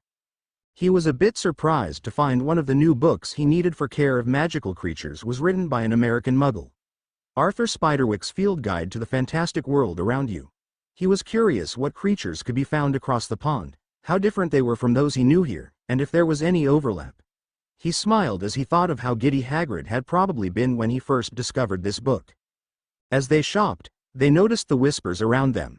They'd expected this since reading the articles in the Daily Prophet calling Harry the boy who lied, and Minister Fudge denying that Voldemort has returned. Harry tried to simply ignore it, but Duncan's patience was wearing thin with a growl growing in his throat. There was finally one whispered comment too many. Hey! Duncan snarled toward the group of witches and wizards he heard it from. Don't believe everything you read just because some politician says so. Up until this happened, your minister was more than happy using Harry as his poster child for peace and prosperity, and every story published about Harry since he returned to the wizarding world glowingly described his courage, honesty, integrity, and modesty. And now suddenly he's a liar because he witnessed something politically inconvenient for your minister? Get your collective heads out of your asses and think logically for God's sake. "Hear, hear." A man nearby cheered, applauding. He was tall and rail-thin with long platinum blonde hair. With him was a girl about Harry's age with a kind of dreamy quality to her. The man came up and shook Duncan's hand, then Harry's. "Xenophilius Lovegood, owner and publisher of the Quibbler. A pleasure to meet you, Mr. Potter. And you are?" "Duncan Rosenblatt." Duncan replied. "I'm Harry's cousin from America. And I'm Margaret. Harry's dad was my younger brother." "A pleasure, milady." The man smiled, tasting her hand. "This is my daughter, Luna. She's in Ravenclaw 1 year behind you, Harry." "Hello, Harry." The girl smiled, her voice as dreamy and spacey as her expression. "We at the Quibbler believe you, Harry," Zeno said firmly. "We would consider it an honor to print your unvarnished account of what really happened the night of the third task, if you feel up to it. Unlike the Daily Prophet, Minister Fudge has no influence over our paper." "It's up to you, Harry," Margaret said, and Duncan nodded. Harry wasn't sure what to think. Here was a publication willing to hear him out and print his account of that painful, terrifying night, and night that haunted his nightmares. Gryffindors charge forward, he thought to himself. Let's both finish buying our books, then meet up at Fortescue's? I'll tell you everything over some ice cream. Brilliant. Zeno agreed. Meanwhile, a shadowy figure that had been stealthily following them since seeing them come out of Gringotts from just inside Nocturne Alley withdrew quietly. The Dark Lord would find what he'd seen and heard interesting. "You okay, Harry?" Duncan asked gently once Harry finished relaying his story to Mr. Lovegood, from the moment he stepped into the maze until Barty Crouch Jr. was unmasked. Luna looked a bit in awe as she ate her vanilla soft-serve waffle cone with chocolate sprinkles. "I will be," Harry said with a small smile, then ate a spoonful of his banana split. "I think finally letting it out will make me feel better all around in the long run." "You have my deepest sympathy, young man," Zeno said as he put his quill away, and Luna nodded. Then Zeno shook his head slightly in amazement. "Priori Incantatum. I've heard of it in theory, but never knew it was truly possible. Let alone heard of any actual incidents. And to stalemate the Dark Lord in a duel? Very impressive, Mr. Potter." "Please, call me Harry." Harry smiled at the newsman. And he'd only just been resurrected, so he probably didn't have his full strength back yet. "Fudge is gonna have a conniption when he sees your article." Duncan chuckled as he ate his sundae of cookies and cream ice cream and rainbow swirl sherbet with hot fudge and gummy bears. "And the Death Eaters you saw there are gonna be scrambling to cover their asses." "Well, we should be going home," Mr. Lovegood said, standing. "It was a pleasure to meet all of you. Courage, Harry. The truth will out, as they say." "I've heard that, sir," Harry chuckled, as Mr. Weasley had told him the same thing just before he entered his hearing earlier. "See you at Hogwarts, Harry," Luna smiled, then followed her father. Margaret took Harry to Potter Manor after they finished shopping at the Muggle Mall, but Duncan had an important meeting that night to see to before joining them.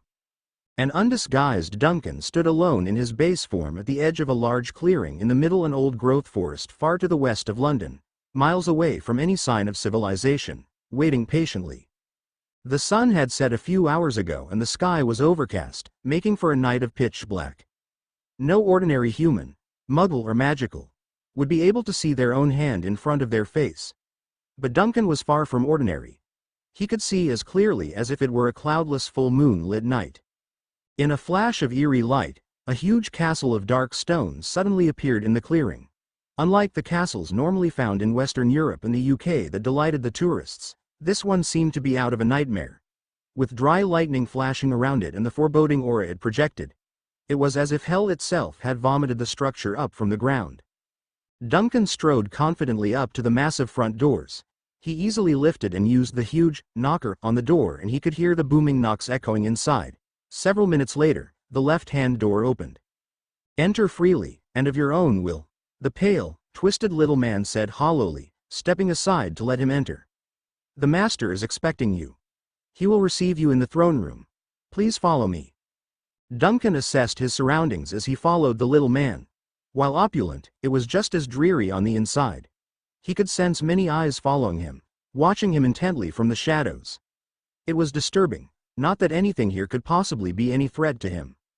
The little man opened and entered another large door. Inside was a great hall at the far end of which were 5 thrones, the tallest in the center. 4 were occupied by 3 unnaturally beautiful women, and the man he'd come to see was sitting in the tall throne. The eyes he felt were gone after he entered the throne room. "Master," his guide announced, "I present Duncan Rosenblatt, Crown Prince of the Kaiju." "Thank you, Renfield," the master smirked. "You may go." "Yes, master." "Thank you, master," Renfield replied, bowing as he departed, closing the door. Duncan strode forward, noting the glass cases on either side displaying various items. A coiled chain whip with an ornate miniature morning star on the end, a complex crossbow with a drum filled with dozens of bolts attached, and many other objects, until he reached the first of the 7 steps up to the thrones. "Thank you for agreeing to see me, Lord Dracula," Duncan said, bowing his head slightly. "You honor me by welcoming me into your home."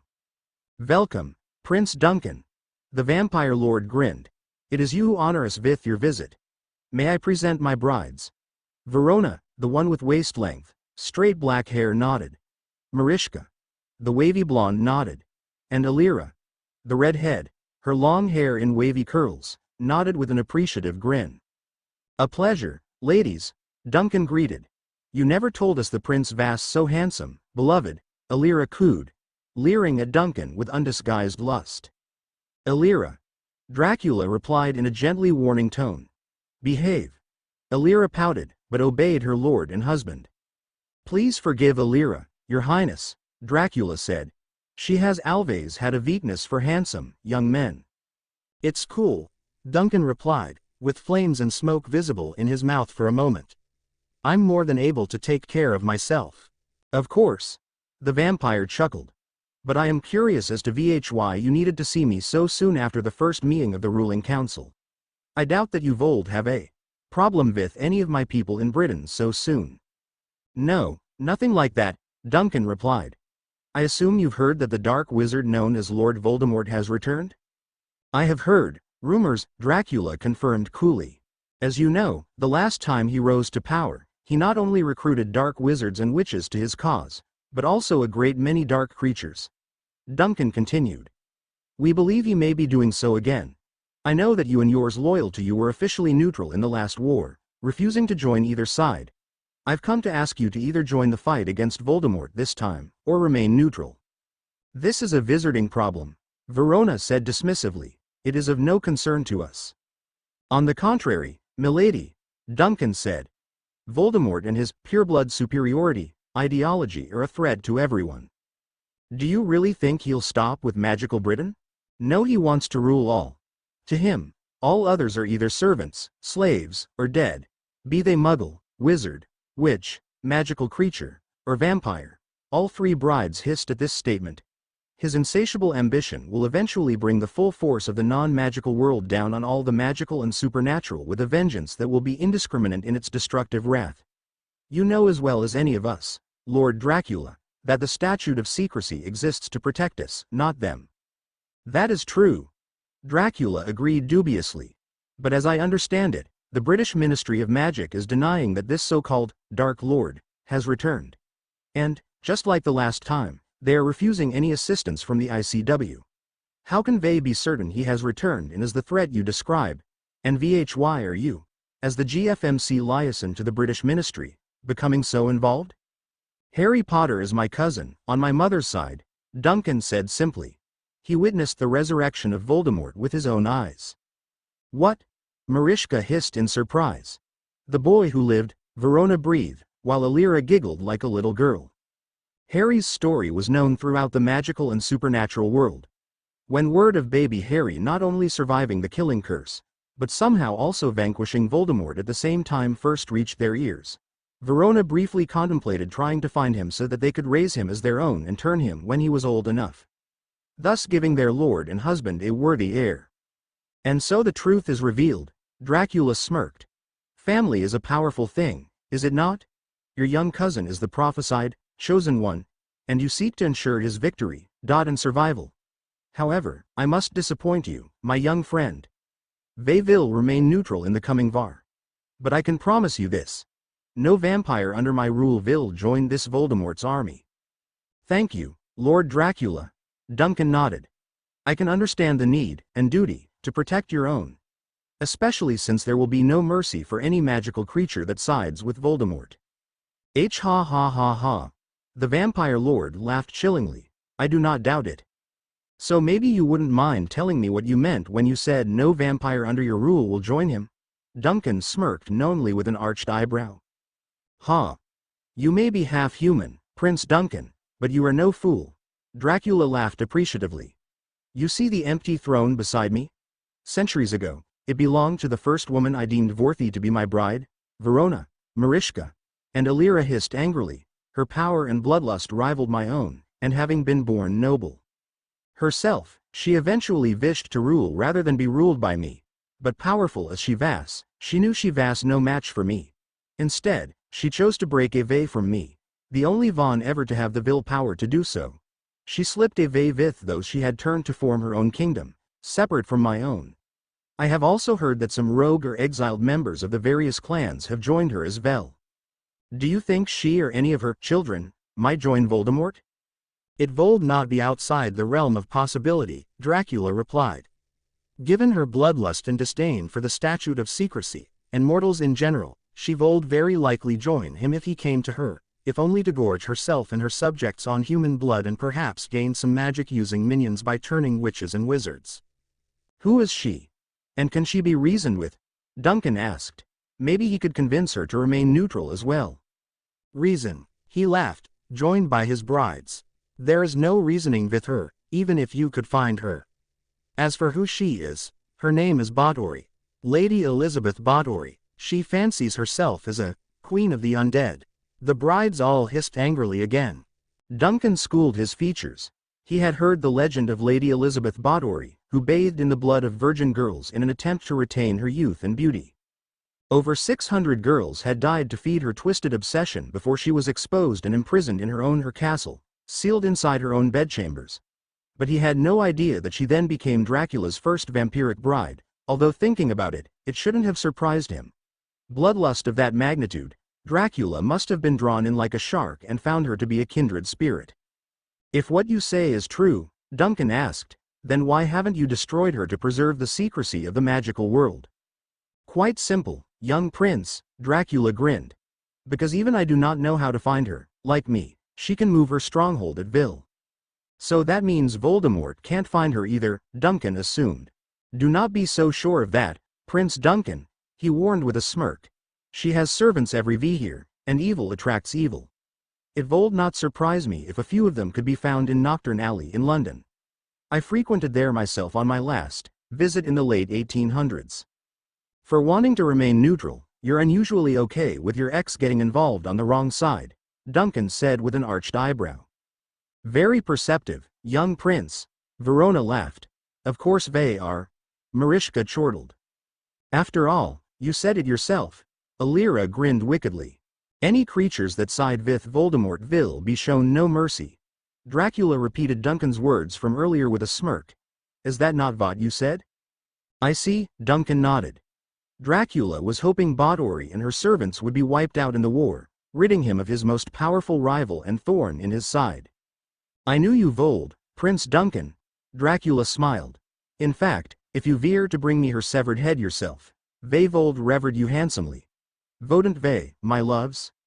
I would consider it an honor and pleasure to revere him myself, master, Alira cooed, leering lustfully at Duncan, licking her lips lewdly as she crossed and recrossed her legs suggestively.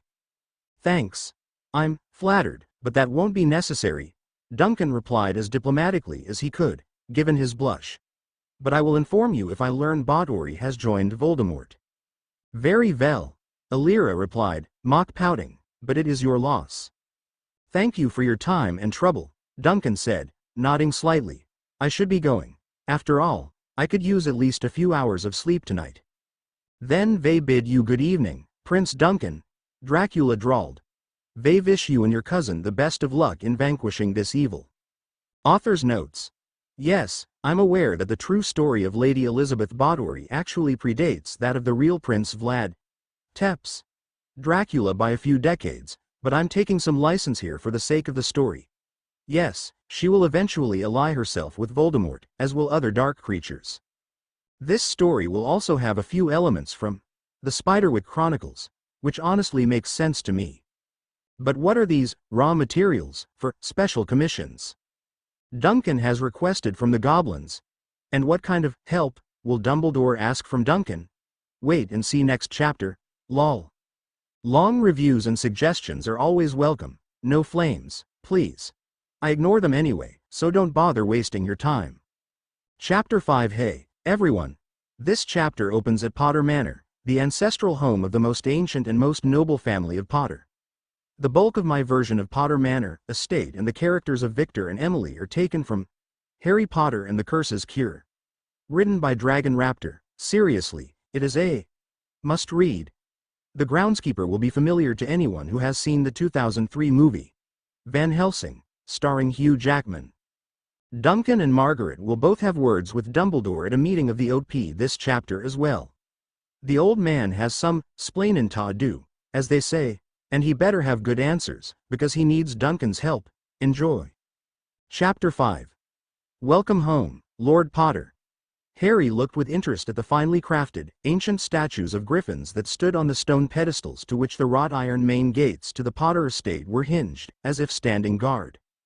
Their jeweled eyes seemed to glow for a moment before the gates swung open of their own accord. As Margaret drove her SUV through the gate, Harry was at first shocked when he felt the strength of the wards they passed through, but then he felt an overwhelming sense of familiarity and warmth from this place. He could practically feel the history of his ancestors connect with his magical core, welcoming the wayward son. For the first time in his life, he truly felt that he had truly come home. Welcome to our ancestral home, Harry, Aunt Margaret said warmly, as if reading his mind. How does it feel? It feels like nothing I've ever felt before, he replied with a smile. The closest thing was when I first went to Hogwarts. But this is so much more profound than that. It's like I truly belong here. Because you do, Harry, she said, gently squeezing his shoulder. This has been the home of the Potter line since before the Romans occupied Britain centuries ago. This is our true home. Your true home. As they followed the main drive through the beautiful grounds, Harry wished Duncan was with them, so he could share this feeling.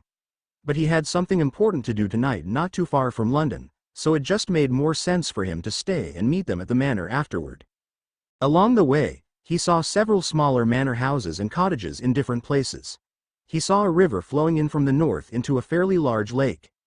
He had to blink and rub his eyes for a moment to be sure he was seeing right when he saw what appeared to be a sandy, tropical beach in a cove of the lake. Since they seemed to be heading roughly toward it, it became clear to Harry that he was seeing correctly. A cove that would not look out of place in the Caribbean or Hawaiian Islands.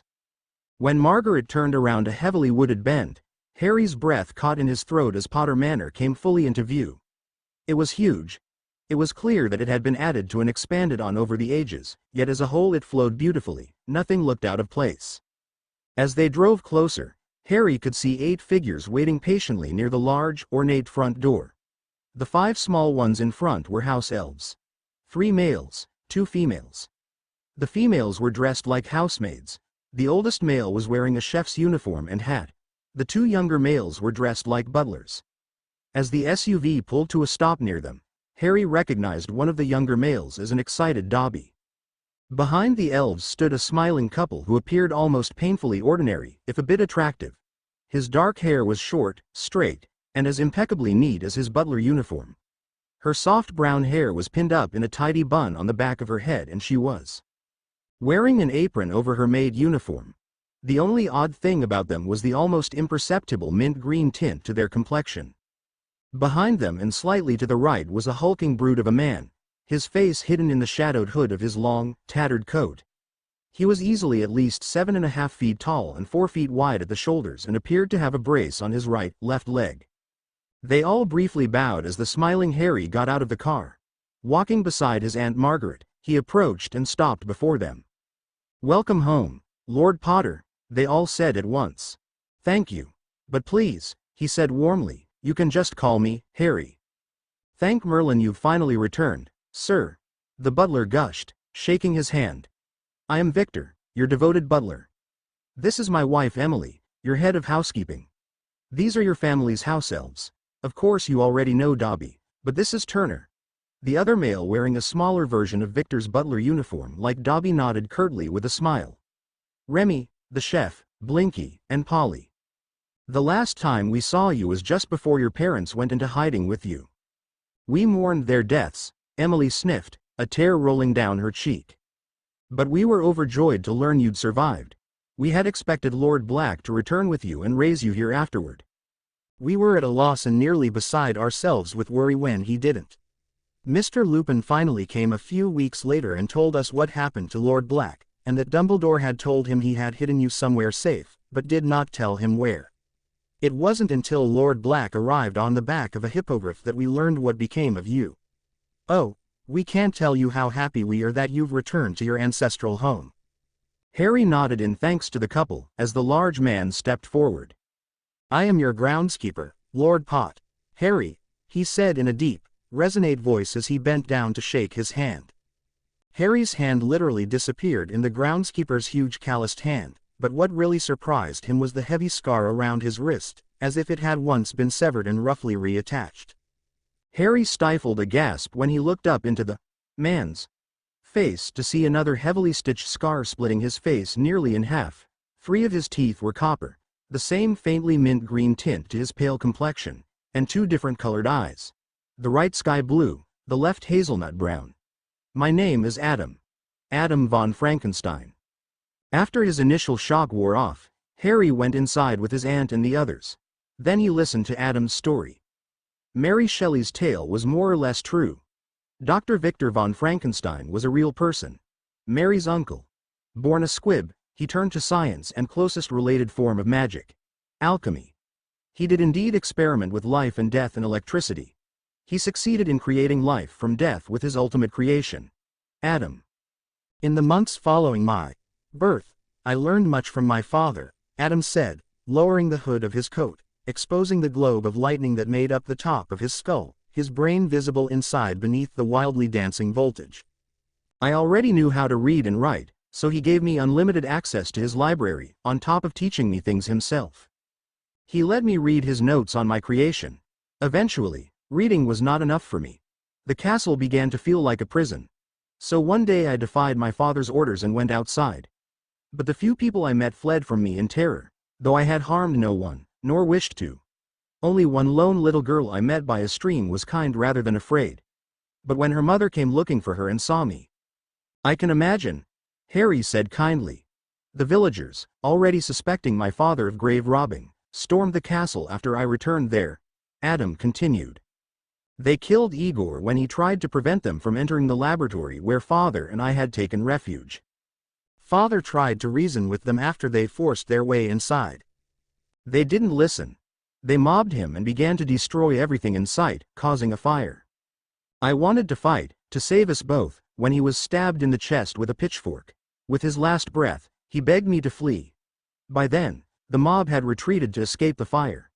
They assumed I died in the flames, but I escaped through a secret passage, and began to wander, to find a place where I could live in peace. Along the way, a dark wizard somehow learned of me, and coveted the secrets of life and death discovered by my father. I spent weeks running and hiding. We found him in our stable in Poland one day. Victor picked up the tale. Tired, hungry, desperate. We fed and gave him shelter. And when he told us his story, we wanted to help him.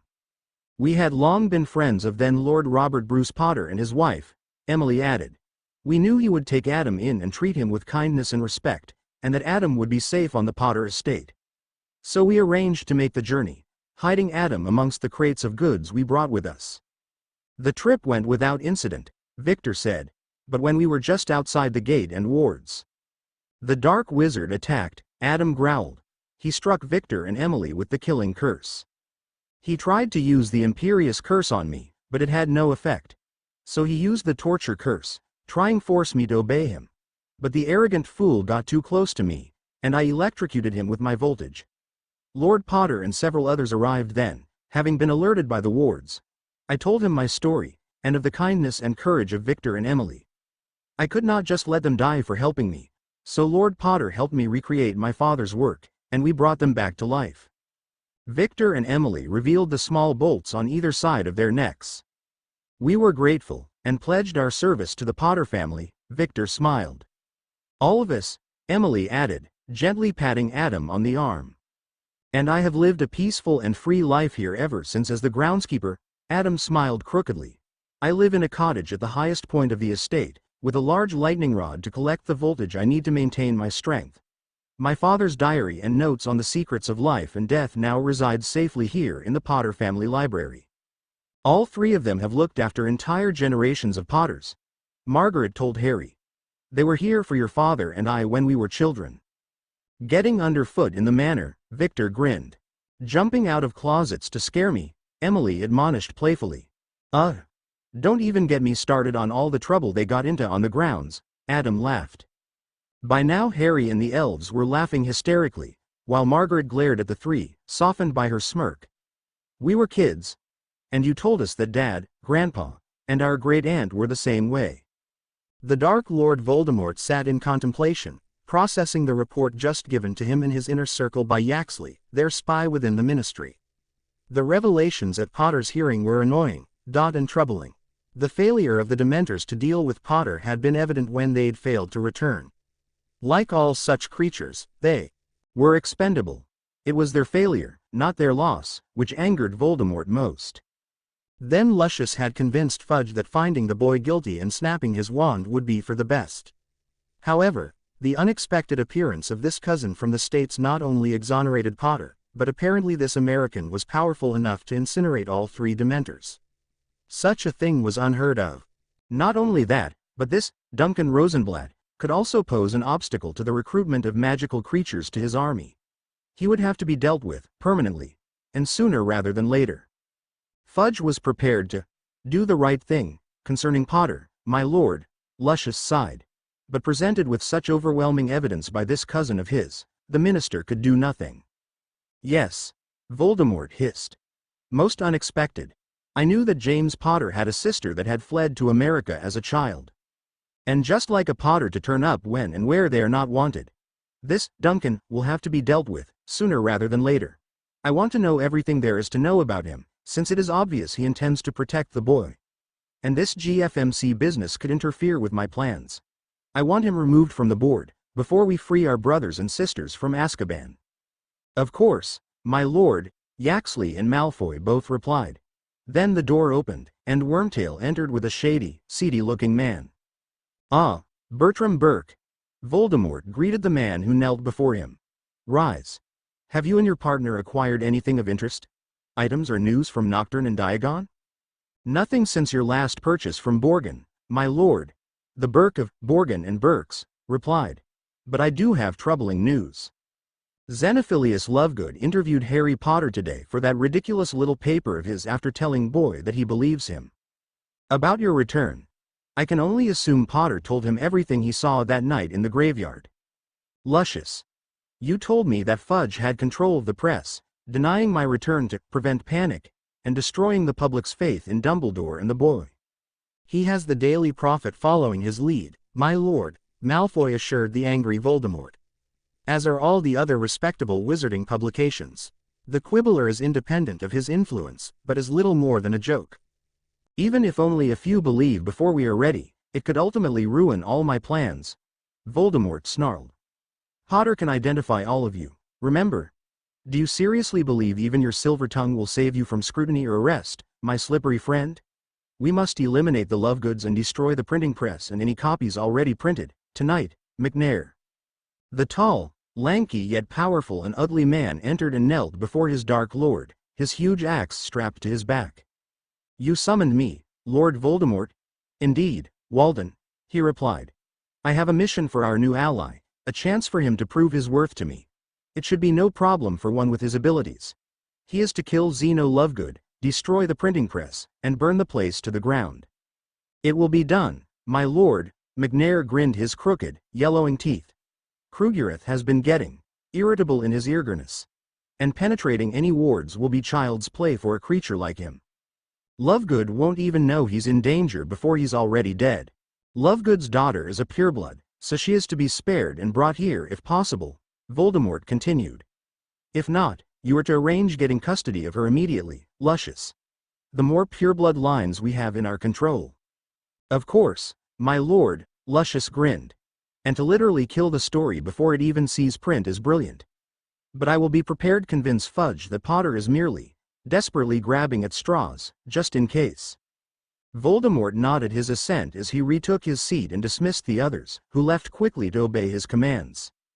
In the darkening dusk, a large raven flew toward a small, tilted tower of a house. Landing behind the only available cover, a moment later a man emerged and walked to the front door. He knocked 3 times crisply. Arthur? Xenophilius recognized his closest neighbor when he opened the door. What are you doing here so late? Please come in. Thanks, Zeno. The Weasley patriarch said as he entered. There's been a troubling development, and I couldn't risk an owl or flow call being intercepted. Oh dear, Zeno breathed. What is it?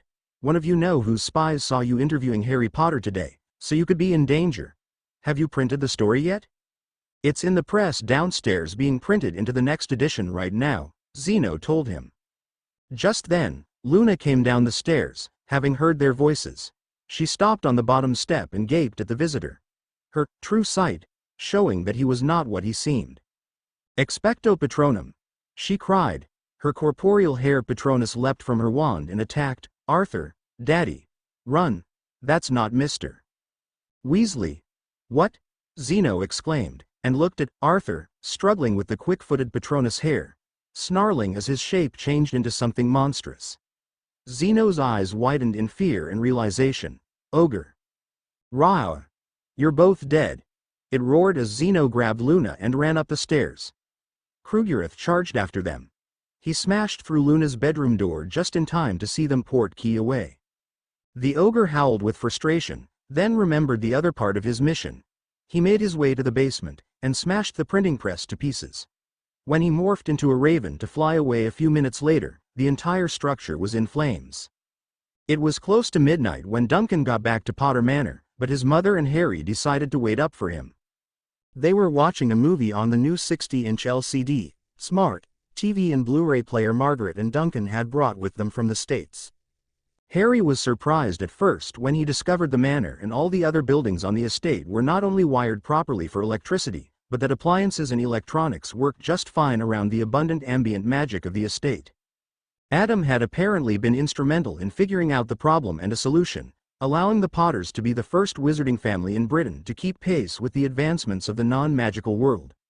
They wisely sold the secret to one of the companies they'd invested in, who then became contractors specializing in upgrading wizarding homes all over the world.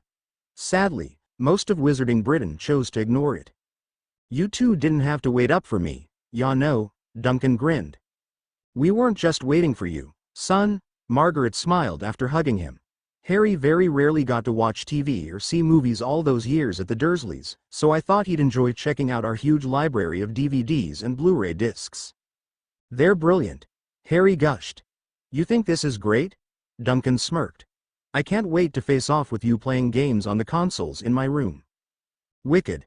Harry grinned. But it's getting late, Margaret reminded them. The bedtime implication clear. How did your meeting go? About as well as I expected, he shrugged. Lord Dracula and his kingdom is choosing to remain neutral.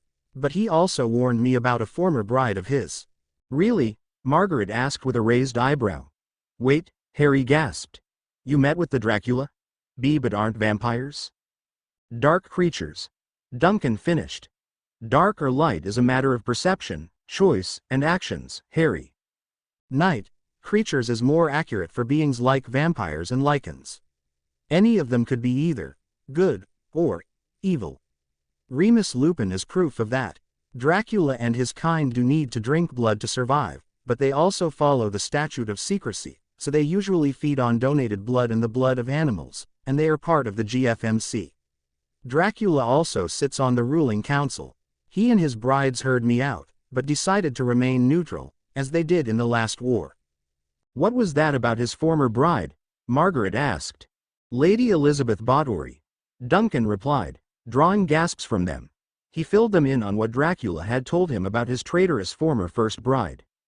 Well, if she's as bloodthirsty as Dracula said, let's hope Voldemort doesn't make contact with her, Margaret said. "But right now, it's late. We should all hit the sack. Good night, boys."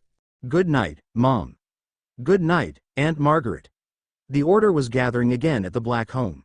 Harry exited the flow using the trick Duncan had taught him, so he managed to stay on his feet. Several others were already there, and they were waiting on others, including Dumbledore. They were catching up with Sirius and Remus when they heard the front door. Duncan went to greet the new arrival. He grinned when he saw it was Tonks. "Naimi." He greeted the metamorph Magus. They met as children shortly after Harry was born. They become fast friends and playmates. With her abilities, Nymphadora would often make herself look like Duncan so they could prank the adults. "Dunky." She grinned as she walked down the hall, only to trip and fall loudly to the floor halfway there. The curtains covering the portrait there flew open, and the painting of Walburga Black began to screech like a banshee. "Blood traitors. Filthy half-bloods. Squibs and filthy, inhuman creatures. Get out of my house."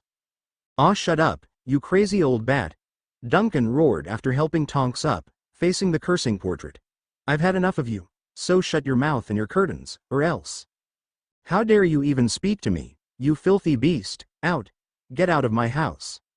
"Mother," Sirius admonished. "You stay out of this, you disgrace of an heir, you're." "The 1WHO allowed such filth in my house." "I said shut up," Duncan roared, then extended his claws in front of her face. "Or would you rather I use these?" "No. You will not harm the mistress," Creature screamed, leaping at Duncan. But Duncan easily caught him and tossed him to Sirius like a rag doll. "Hold him, Sirius," Duncan growled, his eyes still locked on the cursing portrait. "I'd rather not hurt him, but I've had enough of this shrieking oil stain." "How dare you, shut up or I'll burn you out of that frame, bitch," Duncan snarled, flames in his mouth. The face of Walburga Black became a mask of fear and fell silent. In life, she'd had the singular gift of being able to sense the power and strength of anyone she met at a glance. And this half-blood boy was more than powerful enough to overwhelm the charms protecting her portrait. The curtains closed slowly over the painting. "Thank you, Duncan," Tonks said. "Thank you, Duncan," Sirius said in heavy gratitude. "I've been trying to shut her up ever since I discovered I couldn't remove or destroy her portrait myself. My dear mother treated me like crap ever since I befriended James and Remus when we were kids. Even worse after I was sorted into Gryffindor. It's why I lived at Potter Manor for most of that time." "No problem," Duncan smirked. "If you ever have the need, tell her that I'm just a flow call away." "I'll make a marauder of you yet, Duncan," Sirius laughed. "What a frightening thought," Professor McGonagall moaned from the front door, accompanied by Dumbledore. "You, James, Remus. And Peter gave me half my gray hairs during your years at Hogwarts, and the Weasley twins are gaining on you fast now. The last thing the wizarding world needs is for Harry and Duncan to join those two." Duncan, Sirius, Harry, the twins, and Remus all laughed, and Dumbledore hid his smile behind his hand. "Is everyone here?" he asked. "No, we're still waiting on several members," Duncan replied.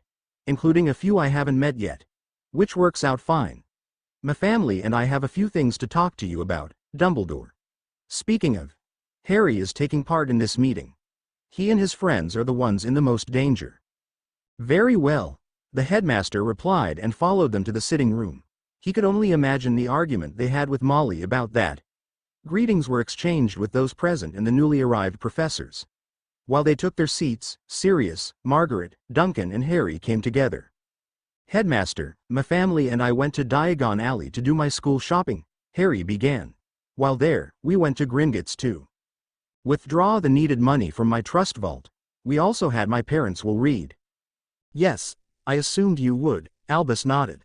Just then, the flow flared, and out stepped Bill Weasley and Fleur Delacour. "Bonjour," she greeted cheerfully. "Sorry if we're late," Bill said. "But the goblins needed both of us to break a series of layered curses on a suspicious chest from a confiscated vault." "Not at all, Mr. Weasley," Dumbledore assured him. "You both already know most everyone here, but allow me to introduce our newest members. This is Margaret Rosenblatt née Potter and her son Duncan." "Margaret." "Duncan. May I present the eldest of the Weasley children, Bill, and Miss Fleur Delacour, both top-level curse breakers employed by Gringotts." Pleasantries were exchanged, but Fleur was taken aback. Duncan's aura was wild and fiery, yet almost angelically bright and pure, the closest thing to holy possible for a Vila. Plus, he appeared completely unaffected by her allure. Her heart and inner Vila were instantly snared. Fleur Delacour? Duncan asked as he tasted her hand. Weren't you one of the other champions in the Tri-Wizard tournament? Oui. She blushed. I've ass indeed. I owe much to Ari. He not only saved me during J's third task, but he rescued my sister in J's second task when I failed. Even the wizarding papers fail to do you justice. He smiled warmly, sending a quiver through her insides. She forcibly reined in her emotions and physical reactions. You are too kind, she blushed. Margaret looked at Duncan with mild surprise. Ever since Jenna had broken his heart last year, unable to deal the inherent danger involved with his heritage any longer, he'd been indifferent when it came to girls and relationships. Yet here was a glimmer of his old self. She smiled slightly and figuratively crossed her fingers. Then she and her family all turned back to Dumbledore. Where was I? Oh, right. The will. So we now know that you knew all along that Sirius was innocent. Harry almost shouted. But you let him get thrown into Azkaban anyway. Why? To say Dumbledore looked shocked would be an understatement. How could he have known that? What's going on? I assure you I have no idea what you mean, Harry. He said calmly. How could I have known that? Like everyone else, I believed him guilty until near the end of your third year, when you told me. How can you possibly think such thing of such a great man, Harry? Molly asked sharply. This, Harry barked, slamming his copy of the will on the table. Look at the top of the list of preferred guardians. Sirius Black, Godfather per the Godfather ritual. What? Multiple people exclaimed. If this was true, then Sirius couldn't possibly have betrayed the Potters. He would have been a corpse if he had even considered it. I still fail to see how I could have known this, Harry. Don't even try, Albus, Margaret hissed. You witnessed the will. Dumbledore looked down at the signatures, and was shocked to find his name written in what appeared to be his handwriting. But something was wrong. He'd never seen, let alone signed this document. I assure all of you, I have never laid eyes on this will before tonight, and I will swear an oath on my magic to that effect if you wish, he said. This seemed to make them pause, and he looked closer at his signature. Look. It was signed simply, Albus Dumbledore. For documents of importance, I always sign my full name. That's true, Harry, Minerva assured him. Margaret looked at the voided betrothal contract and saw Albus had signed it with his full name, lending credence to their statements, and nodded to Harry and Duncan. So you're saying someone impersonated you and forged your name? Duncan growled softly. It would appear so. Well, good, Sirius said, getting surprised looks from everyone. For a while there I thought I would have to kick your ass, Albus. But who could have done it? Harry wondered, and why? We'll look into it later, Margaret said. Now I want to know what you were thinking leaving Harry with the Dursleys. You knew it was against James and Lily's wishes, will or no will. If nothing else, you knew I would have been happy to take and raise him with Duncan. You could have found us easily enough if you'd bothered trying. Dumbledore sighed resignedly, and explained the blood wards to them, tied to Lily's sacrifice to protect Harry and how the protection would only work in a place where his mother's blood resided. This made Petunia the only option. I was aware of the estrangement between Lily and Petunia, and I suspected his life there would not be easy. But you can heal or recover from a rough childhood, but dead is dead, there's no coming back from that. Margaret face-palmed. You can't possibly tell me that Harry wouldn't have been safe with us in America, Dumbledore. Between the distance, our obscure address, and other factors that I know you are aware of, Harry would have been far safer and happier with us. You have no idea how brutally vicious they were in their abuse, Professor, Harry said, forcing himself to remain calm. I tried to tell you, but you just insisted that I keep going back there. Ron and I both begged you to let Harry live with one of us, Hermione said from the door as she entered. Hermione. What are you doing in here, dear? Molly griped gently. You should be upstairs with Ron and the other children. Harry told me in a letter that he would be part of tonight's meeting and invited me to join him if I wanted, the smart witch said, sitting next to Harry. Molly winced slightly seeing how close she was sitting to him. Neither one of you should really be in here, Molly said. You're only Children. Dealing with you-know-who is on us adults. Oh, you be quiet. Margaret admonished her. You're in enough trouble as it is. What do you mean by that? Molly's legendary temper rising. This. She slammed the betrothal contract on the table and turned to Dumbledore. My little brother and his wife weren't even cold in their graves when you brokered a betrothal contract with her. She pointed at Molly for emphasis, making the woman gasp, instantly deflating her anger. How could you both decide mine and Ginny's lives like that, before we could even talk, let alone begun to live our lives? Harry asked accusingly. Molly? Arthur looked at his wife. Is this true? Wah. Well, yes, but it's not unheard of. Molly got defensive. Betrothals are quite normal in our world. Is using love potions normal as well? Sirius asked. I read the contract. It was written to allow the use of mild love potions to ensure the proper feelings develop between the couple. Duncan and I both caught you dosing their drinks. Not just Harry and Ginny, but Hermione and Ron as well. Hermione gasped. And let me guess, you started dosing Hermione and Ron because you saw her as a threat to your plans. Duncan smirked when he saw how quickly Molly paled at his words. What? Hermione all but screamed. You've been giving me love potions. No. Ron fancies you, Hermione, dear, Molly said quickly. He has for 2 years now. More like he was her age and they were already friends, making him the perfect target to key the potions to. Duncan growled. And being your son, it was simple for you to get his hair to use. And wasn't that also around the time that both Harry and Hermione started spending the last few weeks of summer at the Burrow? Molly. Arthur was angry. How could you? I can answer that. Margaret said. I've gone over all the Potter accounts since we arrived. As mother of the bride, Molly was given limited access to Harry's trust vault. She used it to pay most of the Hogwarts tuition for all the Weasley children. You told me it was an educational trust fund set up by your parents before they died in the last war, Molly, Arthur growled. It was the only way. Arthur, your salary wasn't enough for the family to live on and pay for Hogwarts. She reasoned. It doesn't matter anyway. It will all come out in the wash when Harry marries Ginny. And, what makes you think I'm going to marry Ginny? Harry countered, the mild flushing draft that Sirius had slipped him and Hermione having done its work. A sobbing gasp came from the doorway. Everyone looked to see Ginny turn and run back upstairs in tears, almost knocking Ron over in her haste. They had been drawn downstairs by the shouting voices. She and her mother practically had the entire wedding already planned. To hear Harry say he didn't want to marry her was devastating. He was her hero, saved her life the Chamber of Secrets. The heroic prince then lives happily ever after with his princess. Didn't he know this was how it was supposed to work? Oi! What are you thinking, mate? Breaking my sister's heart? Ron griped. I'm sorry, Ron, Harry said genuinely. But I've really only ever seen Ginny as the little sister I never had. Besides, she never loved me. She was in love with the legend of the boy who lived. You told me yourself. Your mum practically raised her on stories about me. You know how much I hate my so-called fame. I'd rather have been raised by my parents in obscurity than be hailed as a hero and savior for something I don't even remember that cost me my parents' lives. It doesn't matter, Margaret said.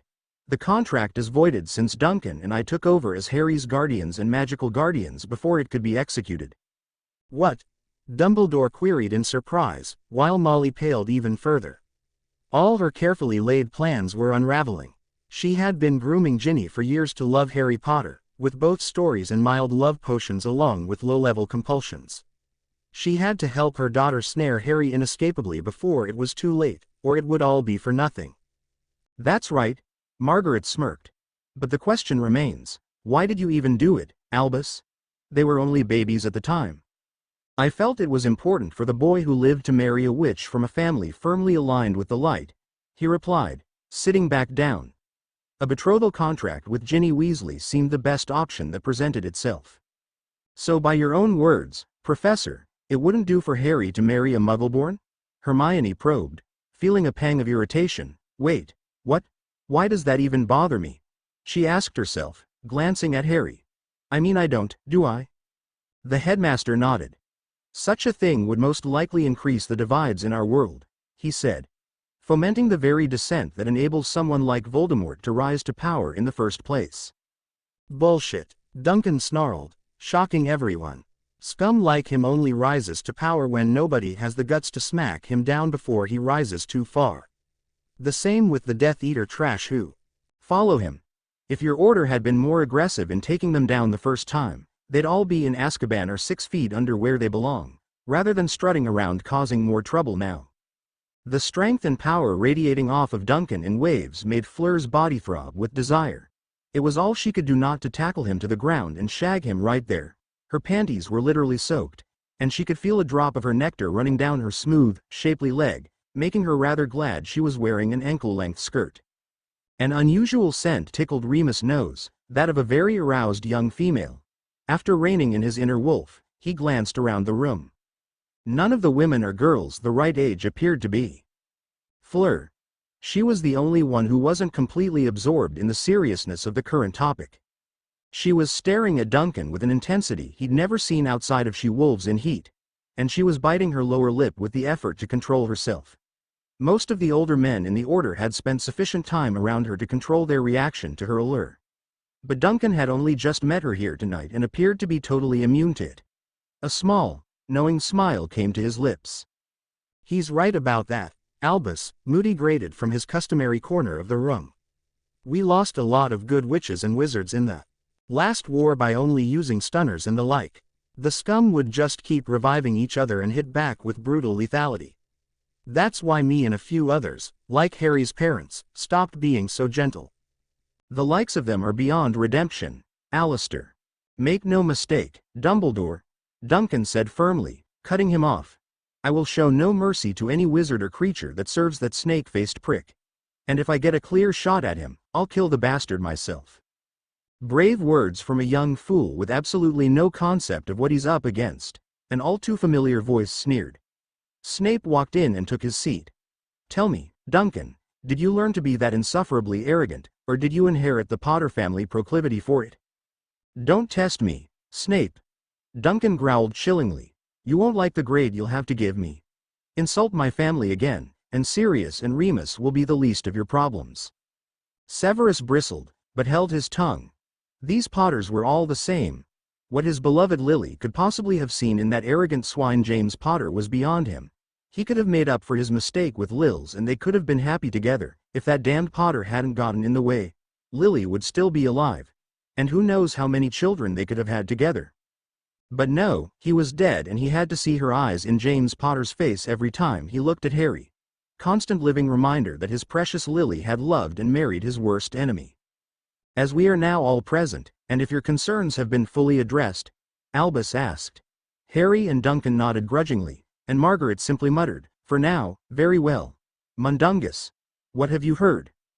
Word in Nocturne Alley is that the ogre would attack the Lovegoods and destroyed their home and printing press did so under orders.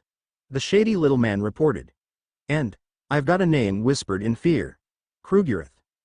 This is most troubling, Minerva said. Ogres have been extinct in Britain, Ireland, and Europe for almost a century. So where did this one come from? America, Duncan growled. They're not very common, but they can still be found in the wilds of North America, usually ruling over all the dark creatures in their territory. One named Mulgorth tried to enslave or wipe out all the benign creatures in his forest in New England a few years ago. He had an army of minions ranging from boglins to marsh trolls at his command. In their true form, an ogre is damn near as strong as a half-giant. But what's worse is an ogre's ability to shape-shift into anyone or anything. Sounds like an evil, ugly version of me, Tonks grimaced. It's worse, Margaret said grimly. They can even turn into animals and bypass almost any wards like an Ani Magus can, except for a protective circle, an unbroken ring of special magical toadstools. Too bad it only works on certain magical creatures. But why would Moldy Shorts send it to attack the Lovegoods? Moody pondered. I think I know, Harry groaned, his head in his hands. I gave Mr. Lovegood an exclusive interview about what really happened that night of the third task. Harry, you shouldn't blame yourself, Hermione said gently, placing a comforting hand on his shoulder. Voldemort and his Death Eaters are afraid. They don't want the world to know he's back yet, and they desperately don't want to be outed for what they really are. They did this, not you. She's right, Harry, Dumbledore agreed, echoed by everyone. What is truly troubling is that this incident proves that not only is Voldemort already recruiting dark creatures to his cause, but he is also apparently doing so much farther afield than before.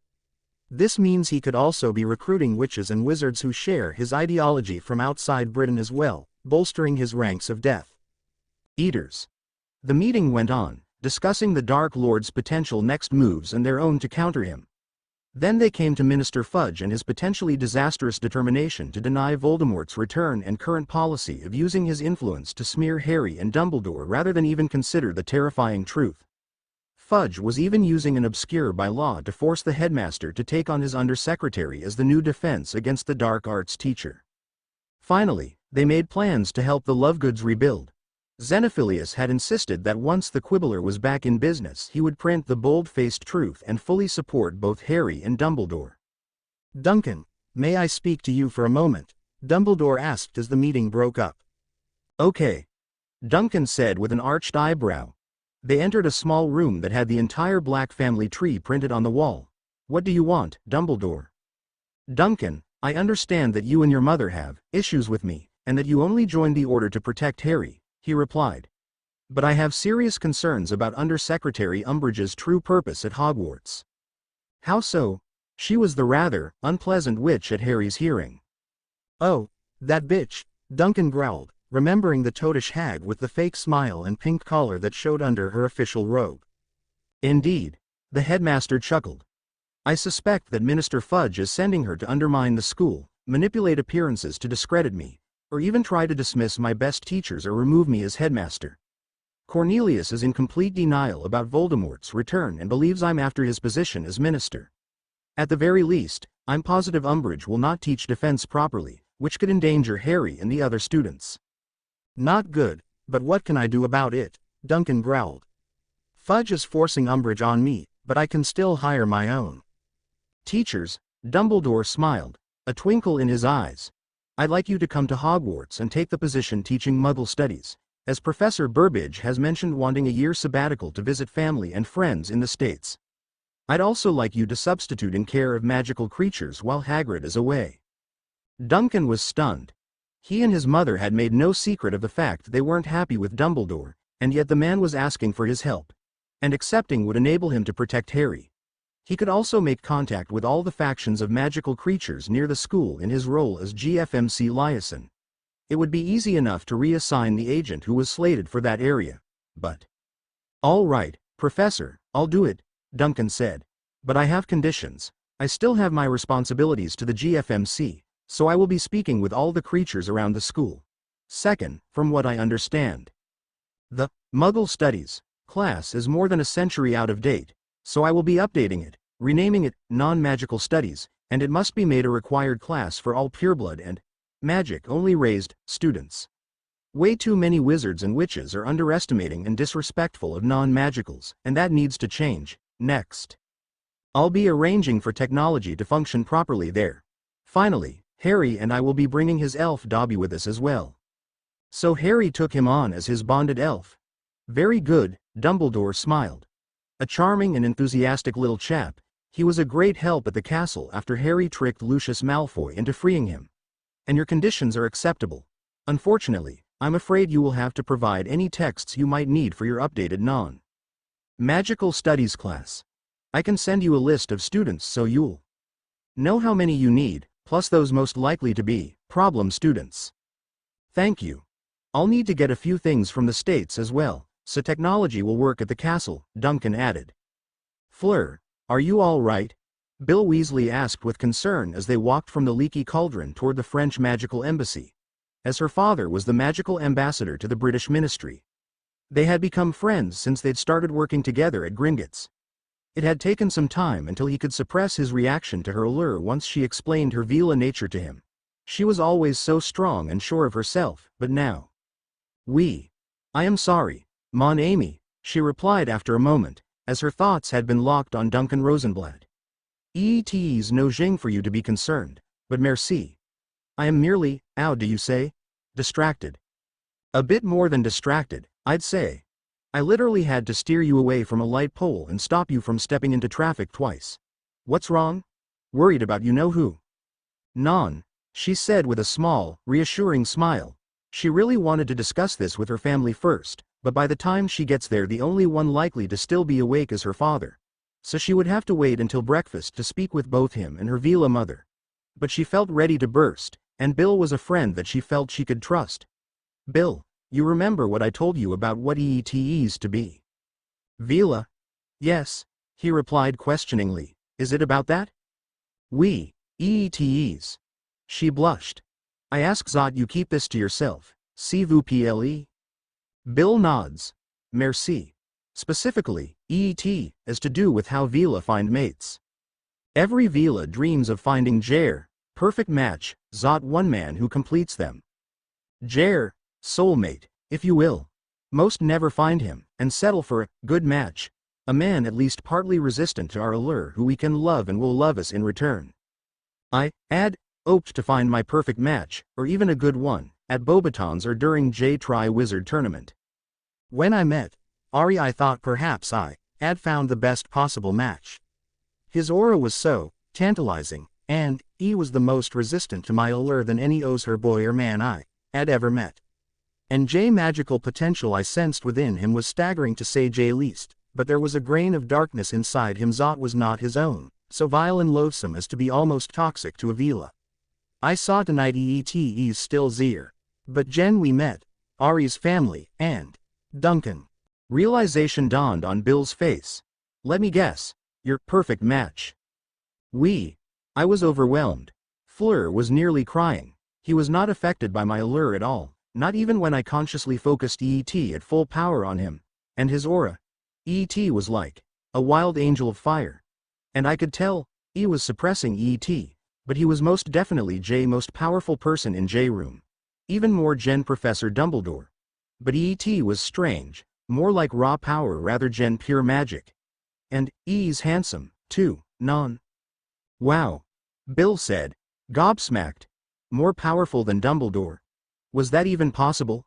Who was Duncan, besides Harry's American cousin? Wow, indeed, she said as they reached the main gate to the embassy. I do not know how to approach him with this. We only just met, so how can I just tell him that he is my destined mate? He will think I am crazy, or ET could frighten him away, or both. But now. Zot, I have found him. I cannot bear J thought of living without him. Maybe your parents could help you figure it out, Bill suggested, and it's not like you'll never see him again. He's part of the Order, and Harry's cousin now living here in Britain. Zot is true. She smiled with hope. Merci for listening, Bill. You are a good friend. I wish I could be more help, he replied as she opened the gate to pass through the wards. And don't worry. I'll keep this to myself until you're ready. Merci. And good night, Bill. Just after dawn, Hermione quietly slipped out of the room Harry was sharing with Ron. Like every night during their last visit to Grimmauld Place, she'd been awakened by Harry's nightmare-induced cries and moans. So again, like all those nights, she had slipped into the room to comfort him in his sleep. She nearly jumped out of her skin when a hand came down on her shoulder. She would have cried out in surprise had another hand not covered her mouth.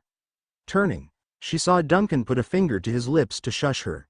Then he motioned with his head toward the stairs. Down in the kitchen, Duncan started making a pot of coffee. Not even Creature was up yet. We need to talk, he said as it brewed, and he took the sugar and chocolate syrup from a cabinet. Hermione shifted uncomfortably in her seat. I know that you often spend part of the summer with the Weasleys, but usually spend the last week before school with your parents. So you could have gone home after the meeting last night. But you didn't. You chose to stay when you heard we were staying for dinner and the night.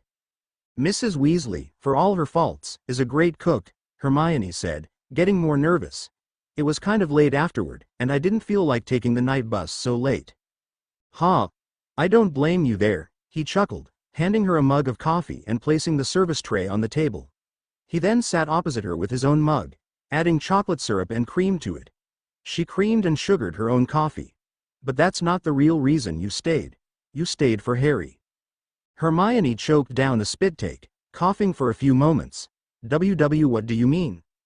Easy there. It's okay. Duncan chuckled. You're not the only one who woke up hearing his cries every night. At Potter Manor, there's an enchanted dreamcatcher Mom and I brought from home hanging over his bed to protect him. But here, that first night, I saw you slip quietly into the room and onto his bed to comfort and quiet him, and every night since. He's my best friend, she sighed. Of course I want to help him. Who are you trying to convince, me or yourself? What? Hermione, you're in love with him, aren't you? Duncan smiled.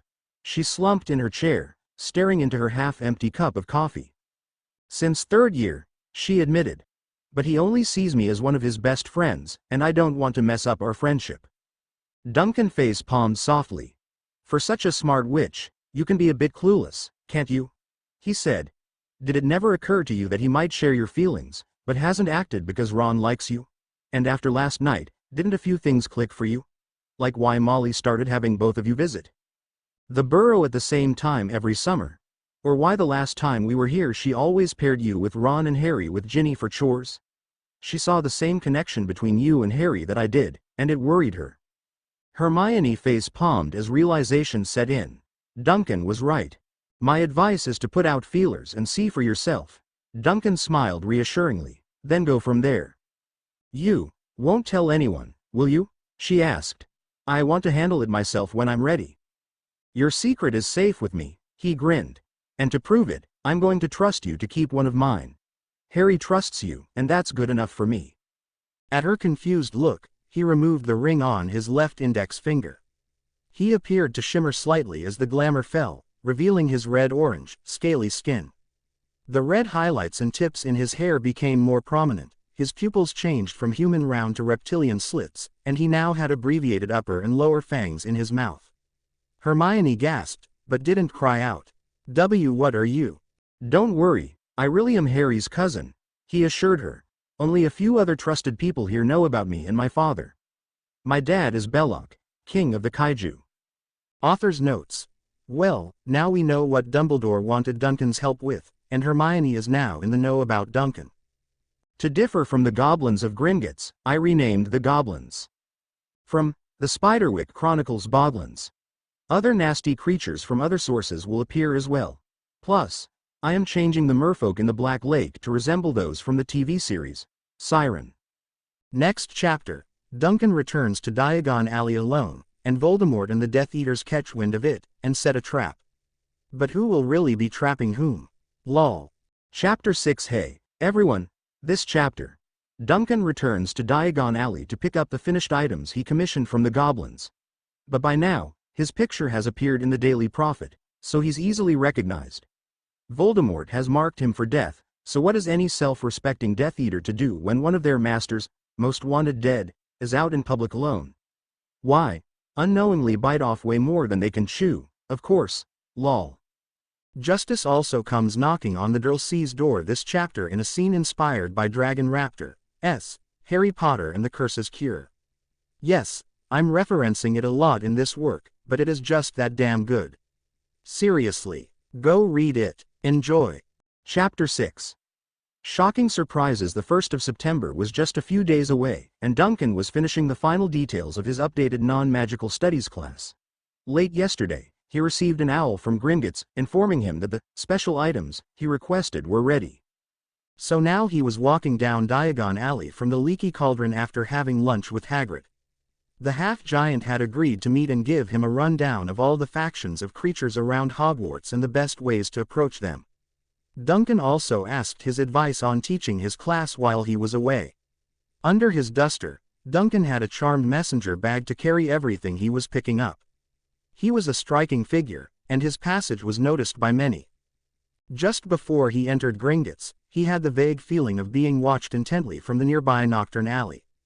He shrugged it off as the bank door closed behind him. He was about to go over to a teller when Griphook met him. Mr. Rosenblatt, High King Ragnarok has requested your presence, he said, catching himself before saying too much. Duncan looked up at the large window overlooking the entire bank floor, and saw a shadowy figure there. Okay. Thank you, Griphook. Please lead the way, Duncan replied. Duncan followed the goblin up a spiral stone staircase at the back of the bank to an upper level and through an ornate archway.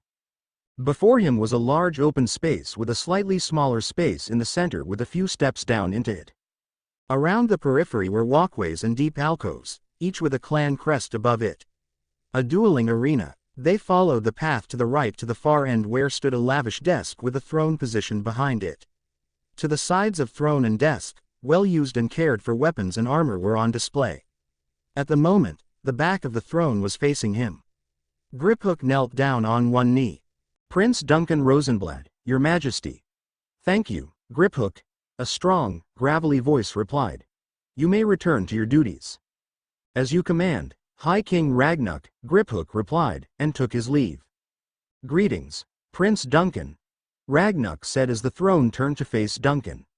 The elder goblin who grinned at him had a face that told of the wisdom of the ages, yet bore a strength that could not be denied and a twinkle in the eyes that reminded him of Dumbledore. I apologize for not greeting you on your earlier visit, as is proper royal protocol. But the burdens of being king never cease, as your father well knows. No apology necessary, King Ragnuk, Duncan replied. I understand completely. And speaking of your father, how is that old lizard Belloc? He asked with a playful grin. Cranky as ever, Duncan chuckled. And not surprised that you sent your queen in your place to the first official meeting of the GFMC ruling council. He said you were probably too busy swimming in your gold and jewels, and I quote, like the greedy old goat he is, end quote. Ha! But that did not stop him from sending you to us to forge these items you required, did it? Ragnuk laughed. He knows goblin craftsmen are the best in the world. And given the materials you provided, I commissioned my personal master craftsman. He nearly had a heart attack when he saw the ingots of mithril. It was believed all mined out and lost during the Goblin-Dwarf Wars centuries ago. It is rarer and far more precious than platinum these days. Except in the kaiju territories, Duncan grinned. I trust the leftover mithril was sufficient payment? Yes, indeed. Ragnuk grinned. And given what your cousin and allies are up against, these are a wise investment. I'm glad you believe the truth despite what the ministry says, Duncan smiled gratefully, and I know we can trust to your discretion. Something goblins are as famous for as your honesty and cleverness with money. Of course. The king smiled, appreciating the respect. He then placed several bundles on his desk. Here they are. Hammerfist commented that the hide you provided was harder to work with than the skin of that 1,000-year-old basilisk your cousin killed. I'm not surprised. The kaiju prince chuckled as he stuffed them into his charmed bag. And the other items? Here, Ragnuk replied, placing a box on his desk. Duncan opened it to reveal several rings, all forged to resemble a dragon made of flames wrapped around the finger of the wearer as if trying to bite its own tail. Neither Hammerfist nor myself have ever seen this alloy before. He said it was nearly as difficult to work as the mithril and it seemed to resist any forging techniques that use magic. What is it? It's an alloy created by MEGTAF, Duncan told him. Ragnuk tensed. The entire magical world was aware of MEGTAF. A Muggle military agency that was aware of their world. Their primary focus was defense against kaiju should the treaty ever be broken, but it was rumored that they were also creating weapons to deal with magicals should any break the statute of secrecy and go rogue, attacking Muggles. I don't know what it's made of or how, but they call it nth metal. While it can conduct electricity, it has a dampening effect on the supernatural. A net made of nth metal wire could capture and hold a ghost. Fascinating, Ragnuk mused. And impressive. A pity it was all used for the rings. We would have loved to analyze and try to replicate it. Just imagine how profitable such a material could be. I'm sorry, but if there was any left, I gave my word to return it, Duncan said. That was part of the deal I made to get the amount that I did. Probably for that very reason. I suppose even Muggles must keep their secrets. Ragnuk sighed as Duncan placed the box in his bag with the bundles. I believe our business today is now concluded, Prince Duncan. So I bid you good day. May all who oppose you burn in the flames of your wrath and your minds never run dry of riches. May your enemies taste your steel as you empty their vaults of gold, Duncan said with a bow as he left. When Duncan stepped out of the bank, he felt he was being watched again. He looked toward Nocturne Alley, and caught a glimpse of someone ducking a corner. Growling softly, he headed toward them. Damn it. Reducto. The figure cursed at him. Duncan ducked and the spell struck the wall, blasting chunks from it. The dark-cloaked figure then began running deeper into Nocturne. "Dobby!" Duncan called, snarling. The elf appeared with a asterisk pop. "Great Master Harry Potter's cousin calls Dobby." "Take this and return home," Duncan ordered, handing him the bag. "I just caught someone spying on me and they tried to kill me, and I'm gonna find out why." Duncan charged away before Dobby could reply. The worried elf could only pop back to Potter Manor as ordered, then tell Great Master Harry Potter and his lady auntie about this. The twists and turns of Nocturne could be disorienting to the uninitiated, but Duncan would not be deterred. He was catching up, able to keep on track thanks to brief glimpses of the figure running ahead and the other denizens of the alley getting out of the way. Suddenly the alley opened up into a somewhat wider space, and there he was, just waiting for him in a dark cloak and metal skull mask. "Why are you spying on me?" Duncan demanded. "To lure you here, cousin of Harry Potter," he sneered, as two more emerged from the shadows to stand at his sides. An ambush. Duncan thought it had been too easy to follow that dirt bag. "If you think I'll tell you Death Eater scum where he is, you better think again," Duncan smirked. "I would be more concerned about myself right now if I were you," the mystery man said. "Potter's time will come eventually, at the hands of the Dark Lord. But he wants the boy to suffer first. He made a standing order to us all to just kill you on sight, but imagine how the Dark Lord will reward us if we also bring him Potter's location and use his own cousin as a spy, Imperio."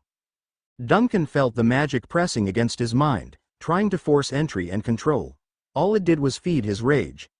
"You're gonna have Ta do better than that," he snarled as he started to advance. "Crucio!" the man shouted as his fellows pulled their wands. The red bolt struck Duncan, but instead of writhing on the ground in agony, he barely flinched. The Death Eaters began to panic, hurling stunners, blasting curses, fireballs, paralyzing hexes and anything else they could cast. Duncan artfully dodged most of it as he started running toward them. Yes, he was angry, but he had to keep up appearances. He backhanded the leader, sending him flying to the ground 12 feet away. "Gotta be gentle with humans." Then grabbed the other two by their throats, knocked their heads together, then shook them like rag dolls.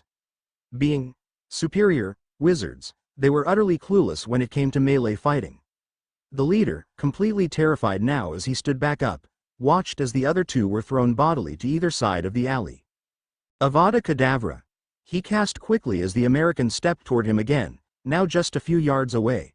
The killing curse struck Duncan, knocking him back about 20 feet into the ground on his back. The Death Eaters breathed a collective sigh of relief, then gasped in horror as he stood back up, growling like a dragon. "That hurt," he hissed angrily through clenched teeth. The Death Eaters apparated away in fear when he stepped forward again. Crucio! The three low-level Death Eaters suffered pain beyond any they could imagine as the Dark Lord Voldemort vented his rage. Only Voldemort had sufficient power and control to torture more than one person at a time. So when these three reported failing to kill Potter's cousin, this Duncan, he made an example of them. He was just one man. Killing him should have been a simple matter after luring him into an ambush. "Crucia!" Voldemort hissed, breaking the curse. "Now, explain how three experienced pure-bloods could fail to eliminate a single half-blood mongrel so many years their junior." "My lord, he was impervious to the Imperious curse," Bryce, the leader of the three, told him. "And the Cruciatus didn't even slow him down. He was fast, agile, and I've never seen such strength. He dodged or shrugged off everything we threw at him. He tossed Malthus and me to opposite sides of the alley with just one hand each as if it were nothing," Billings added. "You mean he didn't even pull his wand?" Voldemort hissed indignantly. "No, my lord," Bryce confirmed. "And he showed no fear, none at all. I hit him with the killing curse at point-blank range, and I thought he was finished, but he got back up.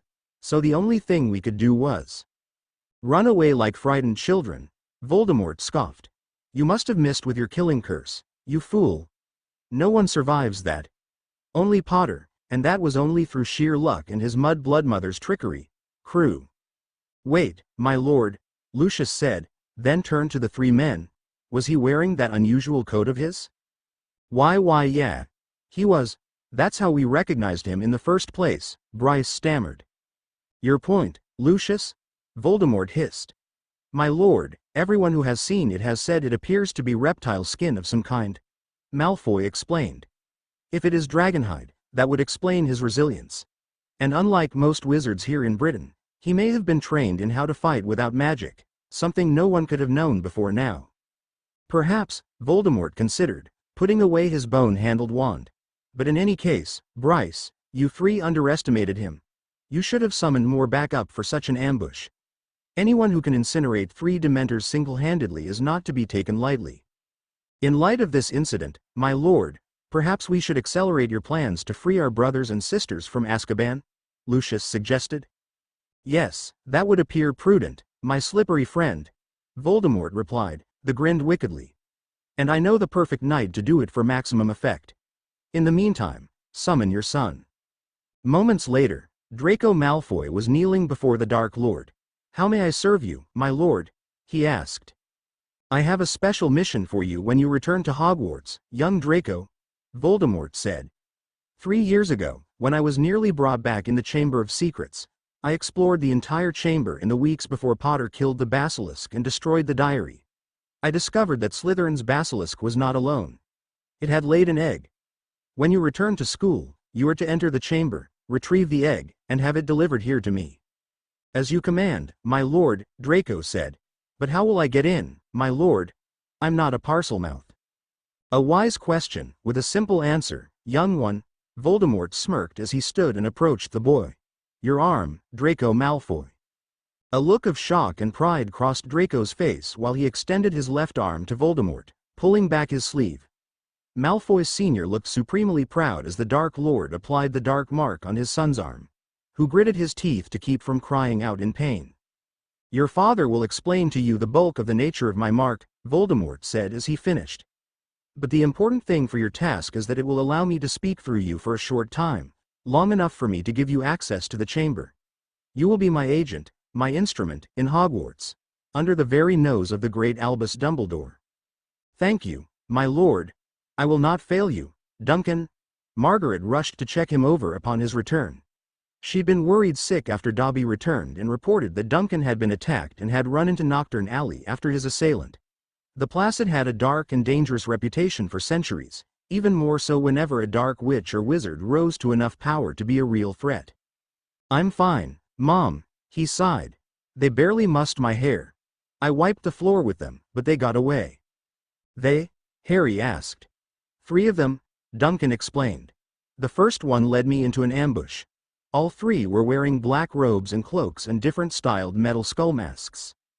Death Eaters, Harry said with disgust. I figured. Looks like the Dark Lord sees me as a threat standing between him and you, Harry. Duncan smirked. I wish I could have seen their faces when none of the 3 unforgivable curses worked on me. Chuckle. *ow. Although, that killing curse did feel like getting hit in the chest with a sledgehammer. Then again, I was at point-blank range. What? Harry and Margaret both gasped. Relax. I'm half kaiju, remember, and since I was wearing my coat, they'll think that's what protected me, so my secret is still safe. Be that as it may, I want you in bed to rest and recover for the rest of the night, Margaret said in the typical mom voice that would brook no argument. It's D-Day tomorrow. I can't wait, Duncan grinned wickedly. And you're sure Vernon's hippo of a sister will be there, too, Harry? With her slobbering little beast, too, Harry confirmed. Marge's visits were so regular you could set your calendar by them. And as difficult as it was to imagine, the bitch was even more horrid than her brother.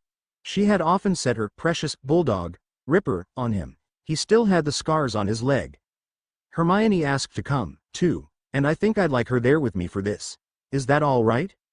Ever since that night, Vernon Dursley's anger had been constantly swinging the gamut from mere annoyance, to seething, to ranting, and back again. Bad enough he was sure the freak was somehow responsible for whatever had happened to Dudley, but by leaving that night with that disrespectful American cousin of his he had left a lot of chores and projects around the house unfinished, forcing the 3 of them to do them. Granted, Petunia didn't seem to mind cooking and cleaning the house, as she normally did while the boy was at his freakish school, but the yard work and other projects that had built up over the school year fell to him and Dudley. While he was happy to be rid of the freak, taking up the boy's slack was irritating. Normally, it would be Harry who bore the brunt of his anger, but now he was without an outlet. Hence his mood swings. On the plus side, Dudley had recovered fairly quickly from whatever trauma had afflicted him, though Vernon disliked the fact that the freak had been correct in his advice to give Dudley chocolate to help. And his mood was not helped by Dudley's complaints about having to do the hard work that his cousin normally did. Dudley himself was conflicted. He still didn't know what attacked them that night, but as thick as he was, even he realized that Harry had saved his life. After all the years bullying, torment, and treating him like crap, his cousin still chose to save him when he could have just walked away. It had been bothering him for weeks. He reached for another tea biscuit as he stirred another sugar cube into his tea.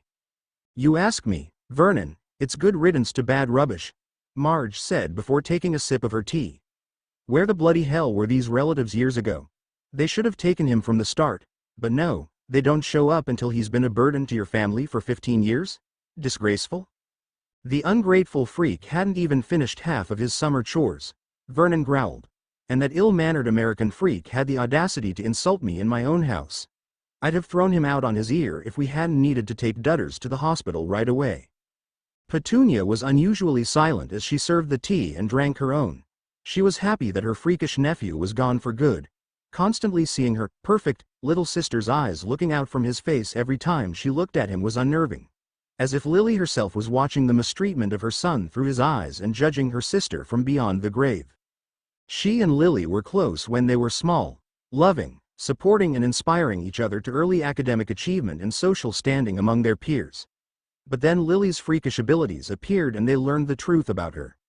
Their parents doted on the younger, prettier witch, sidelining the older, more accomplished Petunia. Compounding it, Lily only grew more and more beautiful as the years passed. It was just so dreadfully unfair. But then Petunia met and married Vernon Dursley, and built a perfect, normal life. She was happy. She could just deny she even had a sister.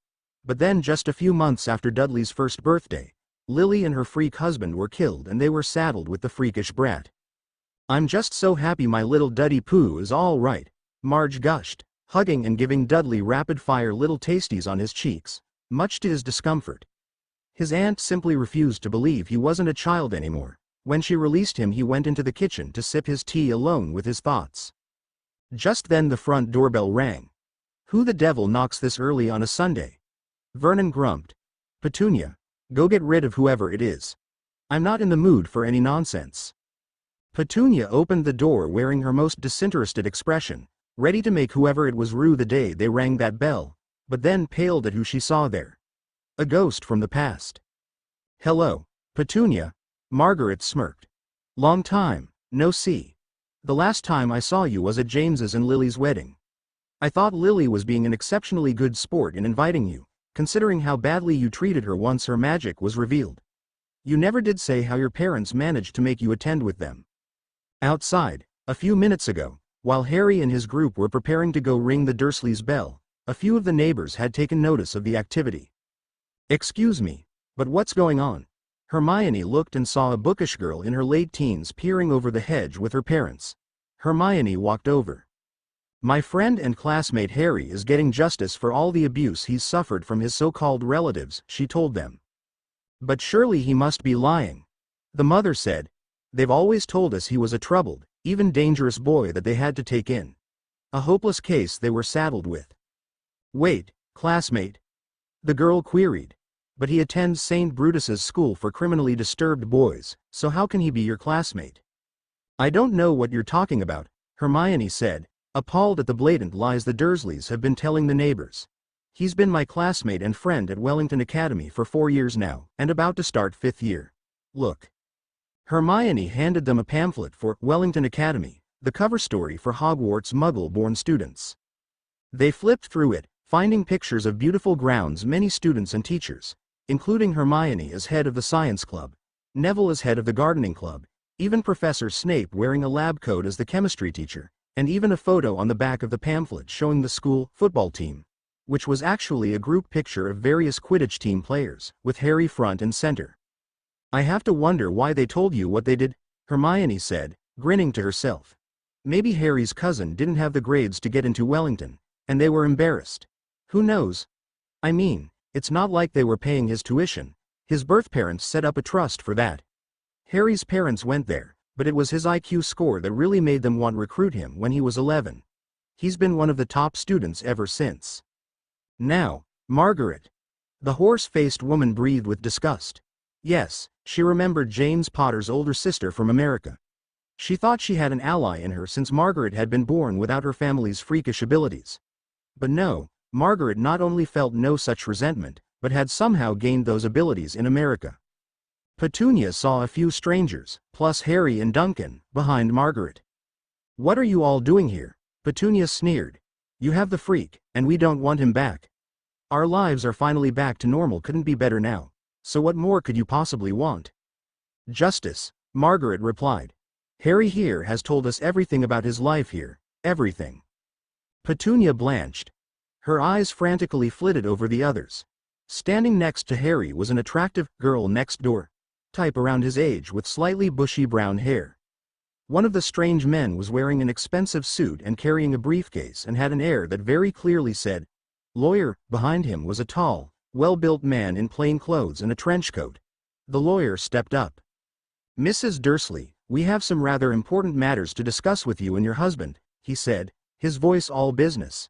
"May we step inside?" His tone indicated that it wasn't a request. Still a bit in shock, Petunia stepped aside to let everyone in.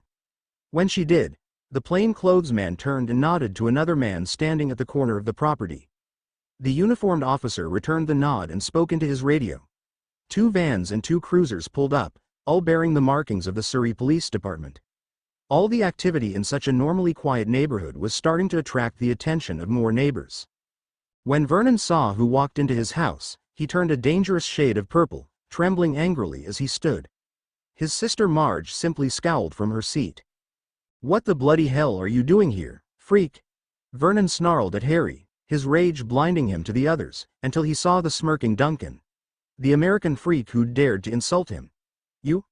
Get out of my house. And you ungrateful brat of a freak, you're gonna get everything you deserve now." "Yes, he is," Margaret smirked, slicing right through Vernon's rage. He paled as he remembered this woman from the wedding he and Petunia had been forced to attend to stay in her parents' good graces. Justice. Dudley had never seen this woman, nor the attractive girl with her cousin before, but he looked at them with no small amount of lust and envy. He might be reluctantly grateful to Harry for saving his life, but how does the freakish punk rate being around such attractive ladies? "Mr. and Mrs. Dursley," the lawyer spoke as he stepped forward. "My name is Sloane. I am a lawyer representing Gringotts Savings, Investment, and Merchant Bank." "Never heard of them," Vernon sneered, his surly attitude returning with a vengeance. Behind him Petunia stifled a nervous gasp, while Marge continued to scowl at all the intruders. "Unlikely, given the purpose of our business here today, even with our select clientele," Sloane replied dryly, smoothly pulling a file from his briefcase with practiced ease. "The Potter family has been one of our most prestigious and profitable clients for centuries, a family who holds some of the largest accounts at present for generations. Which leads us to our business with yourselves." Sloane flipped open the file. "On November 1, 1991, you took into your home one Harry James Potter, son of Lord James Charles Potter and Lady Lily Marie Potter née Evans. As part of this, you were granted a monthly stipend from the Potter family accounts direct deposited into your own account at Bank of Britain, Mr. Dursley, of £485 to pay for his care, food, and schooling." He then looked up at the Dursleys, who were displaying various emotions. Petunia paled while Vernon shook with rage, his face purple. Dudley was shocked by the sheer amount while Marge's eyes narrowed in calculation. "It has come to our attention that you failed to live up to your end, spending that money on yourselves while mistreating and abusing young Harry. We never wanted the freak in the first place," Vernon roared, shaking his finger at them. "The worthless freak was dumped on our doorstep in the middle of the night. I knew he'd be trouble from the start. Yet you still took him into your home, and accepted the money earmarked for his care, spending it on yourselves." Sloane cut him off with an ice-cold tone. "We at Gringotts consider your actions as fraud and a crime against one of our most important clients. Additionally, this house was a gift from Lady Lily Potter to you upon your marriage to her sister." "What the bloody hell are you talking about?" Vernon roared.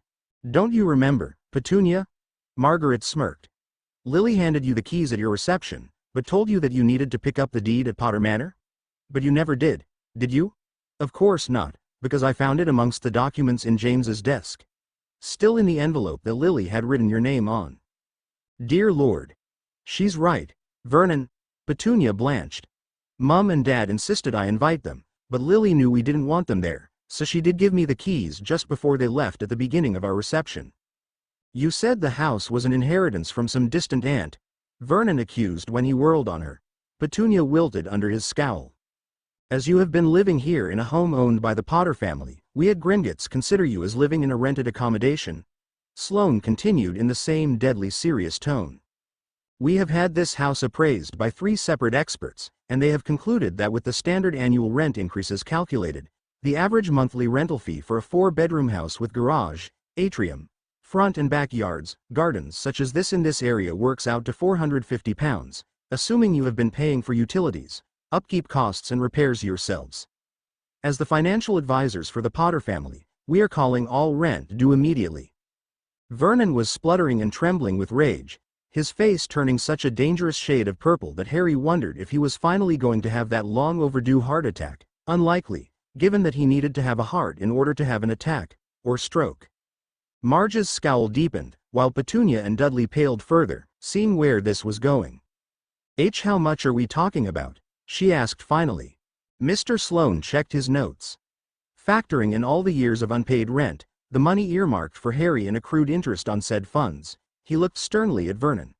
The total due as of this day is just under £2,300,000. Silence. No one had any words for several moments. There was a dull thud as Dudley had fainted hearing the sheer amount. Even Harry was shocked at the total. Hermione had told him the monthly value, but he hadn't considered how much it could add up to over the course of almost 15 years since his arrival at the Dursleys' home. Petunia looked close to joining her son on the floor. It took a few moments for Vernon's brain to re-engage. This is absolute rubbish. Total shite. I will not stand here and let freaks like you demand money from decent, honest, hard-working people like us. I should have tossed you in the rubbish at the start like I wanted. You worthless little shit. You've caused nothing but trouble and misery in our lives. Vernon's eyes were wild with rage and his hands curled into claws as he stepped toward Harry. You and your freaks come into our home and push this trype. Well, I won't stand for it, do you hear me, you freak? When I'm through with you. That's quite enough, Mr. Dursley, the trench-coated man said firmly as he stepped forward, with a hard and unyielding glare at the fat man. Vernon glared back at his audacity. And who the bloody freak do you think you are to order me about in my own home? He snarled indignantly. The man was completely unfazed as he reached into his coat to pull out an ID wallet. Oh, sorry, I forgot to identify myself. I don't give a flying freak who the bloody hell you. Vernon's next words died on his lips as the man held open the wallet and the golden badge flashed brightly in the light. I'm Detective Chief Inspector Michael Weston of the Surrey Police Department, the man said as 2 uniformed officers stepped up behind him, both of whom were clearly struggling to contain their disgust. Vernon blanched as he looked from the ID badge to Weston to Harry. Are you going to just let them get away with this nonsense? He spluttered in disbelief. Surely the police wouldn't allow freaks to extort normal, upstanding citizens like this? The Rosenblatts and Mr. Potter brought this matter to the S-Force last week. DCI Weston glared hard at Vernon. It was then passed to me. I could not believe that anyone could treat their own nephew with such utter contempt. I had to see for myself. But photos, X-rays, and medical records do not lie. And observing you here today, now there is absolutely no doubt in my mind. And I sincerely doubt there will be any in the minds of any of the jury, either. Mr. Vernon Dursley, I am placing you under arrest for fraud, theft, child abuse and causing grievous bodily harm to a minor. 1 Harry James Potter. You have the right to remain silent, but anything you say will be used against you in court. You little shit. Vernon's face twisted and hardened, erupting like Vesuvius as he turned toward Harry. You squealed on your justified punishments? I'll kill you, you worthless freak. He lunged at Harry, intent on throttling him, but 2 beefy officers stepped around Harry and restrained his arms. Enraged beyond reason, he thrashed and struggled in their grip while he continued to threaten Harry. I'll kill you, you freaking little freak. I'll thrash the Life out of you. His furious gaze snapped to Margaret. And you freaking slut. You should have stayed in America with your disrespectful freak of a son. I'll make you freaking wish you were dead, you freaking slut. A third officer stepped in and gave Vernon a sustained blast of pepper spray to his face. He screamed in rage and pain, but surprisingly kept struggling and resisting. That's it. Tase him. DCI Weston snapped. The third officer drew the pistol-like taser device from his belt. A snap later and Vernon shook violently as the voltage kicked through him for several seconds, and then he slumped into the arms of the officers, still conscious but having temporarily lost all motor function of his limbs. I'm now adding a charge of intent to commit murder on Harry Potter, and threats against Margaret Rosenblatt. Release my brother at once, you pigs, Marge Dursley barked as she marched in to intervene, grabbing the arm of one of the officers holding her brother. That worthless brat has deserved every slap or stroke of the strap he ever got, and that American whore deserves a good slapping. You have nowhere near what it takes, hippo hips. Margaret smirked as two more officers restrained the obese hag. DCI Weston turned toward the fat bitch. As for you, Marge Dursley, I'm placing you under arrest for child abuse and causing grievous bodily harm to a minor. One Harry James Potter by setting your dog on him, Weston said with disgust. As well as fraud, illegal business operations and tax evasion. Our investigation in this matter has uncovered that your bulldog breeding site is lacking all the permits, licenses, and registrations required by law. At that moment, Marge's old bulldog Ripper trotted in and whined to his mistress. Her head snapped around to see him. Get the brat, Ripper, she yelled, her fury overriding all reason. Though almost blind with age, old Ripper could still smell Harry. He growled threateningly as he charged toward Harry's leg. Before anyone else could react, another growl, much deeper and far more powerful, came from Duncan as he stepped in front of Harry. Sensing the presence of an alpha apex predator, Ripper skidded to a halt with a whine, then began to whimper in submission with his head down. Duncan knelt down, eyes locked on the bulldog, still growling. Marge was flabbergasted. Down, Duncan commanded, and Ripper flopped to his belly without hesitation, still whimpering and quivering. Stay, he turned to two more officers behind them. You can bring the crate in for the mutt now, officers. What did you do to my precious Ripper? Marge shrieked. You should worry more about yourself, Miss Dursley. Weston scoffed. The dog is going to be put down as a biter of humans as it is, and now I'm adding another count to the charge of setting your dog on Harry Potter, as well as resisting arrest. Marge spluttered incoherently at this as Weston turned to Petunia and Dudley as she helped her large teen son stand back up after fainting earlier. Mrs. Dursley, I'm taking you into custody for child abuse, neglect, and fraud. Do you understand? Weston asked. At her nod, he turned to Dudley. Dudley Dursley, you are also being taken into custody pending charges including but not limited to vandalism, theft, and assault. Additional charges may be levied, as our investigation is ongoing. The other members of your gang are already in custody. Do you understand? Why, yes, sir. Dudley replied with humility, realizing there was no point in pushing his luck. He could hear other officers already searching upstairs, including his bedroom. He might be able to hide things from his parents, but not seasoned coppers. He knew his life as he knew it was effectively over. The sins of his past were returning to bite him in his considerable ass. He could do nothing but resign to his fate. Very good, Weston nodded. Maybe the boy had inherited at least some brains from his mum's side of the family.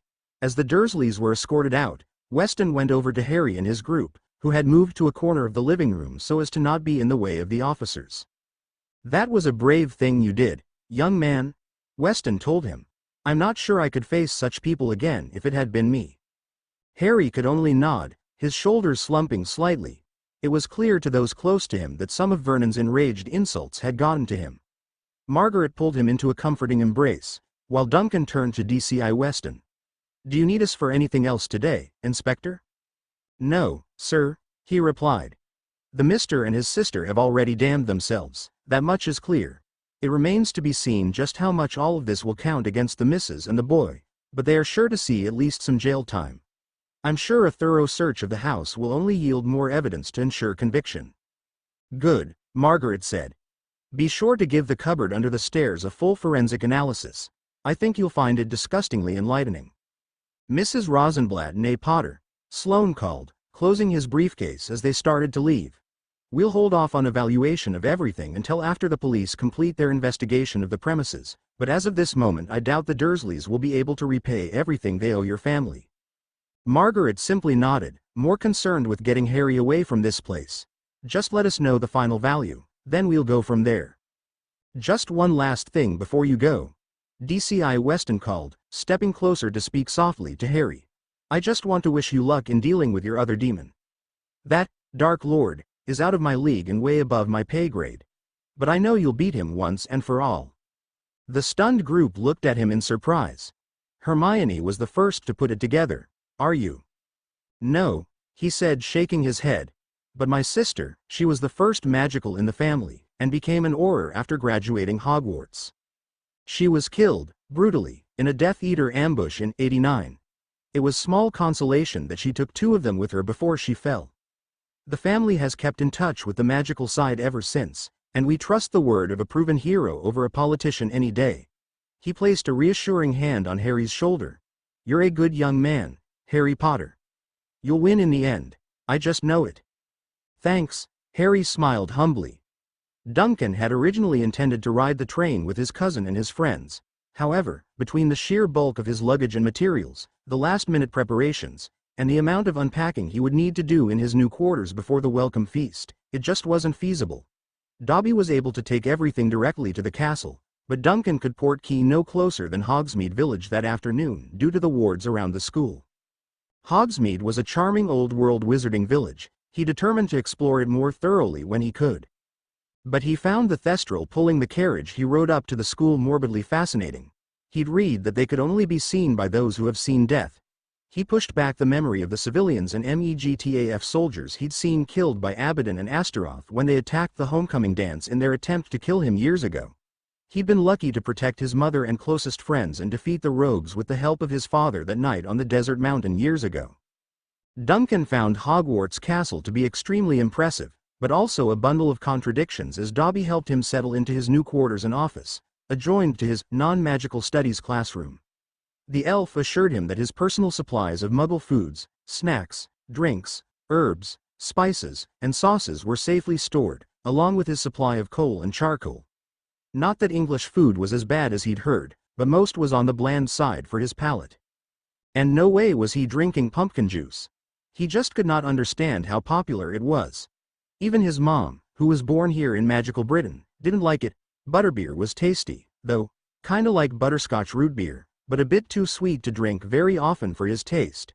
So he brought a plentiful supply of his favorite sodas: Arizona fruit punch, pineapple juice, coffee and chocolate syrup. Putting on a relatively nice shirt and jacket with his solid black cargo pants and usual sandals, Duncan munched on a couple of charcoal briquettes as he headed down to the Great Hall for the welcoming feast. Harry and the other students would be arriving soon, and he was expected to be seated at the faculty table with the other teachers for the sorting of the first years and feast.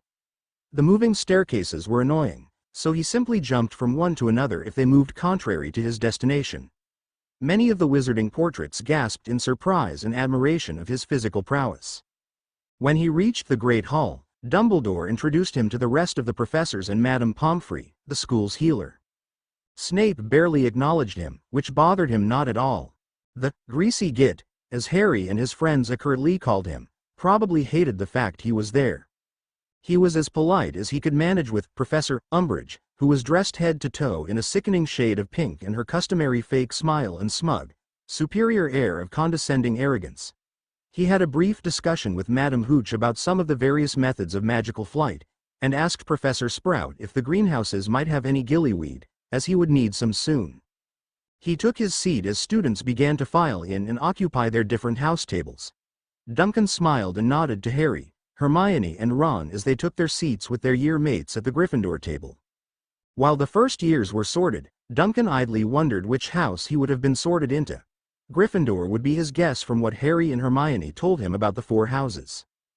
During the feast, Duncan added some fiery spices and sharp, aged white cheddar cheese to his shepherd's pie and sipped ice-cold cherry coke from his goblet. He noticed that many of Harry's housemates were not only keeping their distance from him and his best friends, but some were actually glaring at him, He'd have to look into this. As the feast was winding down, Headmaster Dumbledore stood and walked up to the magical owl lectern that faced the students for his start-of-term announcements. He cleared his throat to speak. "Welcome to Hogwarts, first years, and to our returning students, welcome back. I must first announce a few changes in staff this year. Professor Burbage has taken an indefinite sabbatical to visit with family in the States. Professor Rosenblatt will be teaching updated classes in non-magical studies."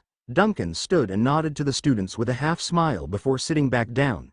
"He will also be taking over care of magical creatures while Professor Hagrid is on temporary leave. At his request, non-magical studies is now a required course for all students who have been raised in all magic families with little or no contact with the non-magical world." A wave of angry shouts and protests erupted at this, and none louder or more numerous than from the Slytherin tables. Snape glared at Duncan while Umbridge could barely hide her outrage. The rest of the teachers either approved or were indifferent.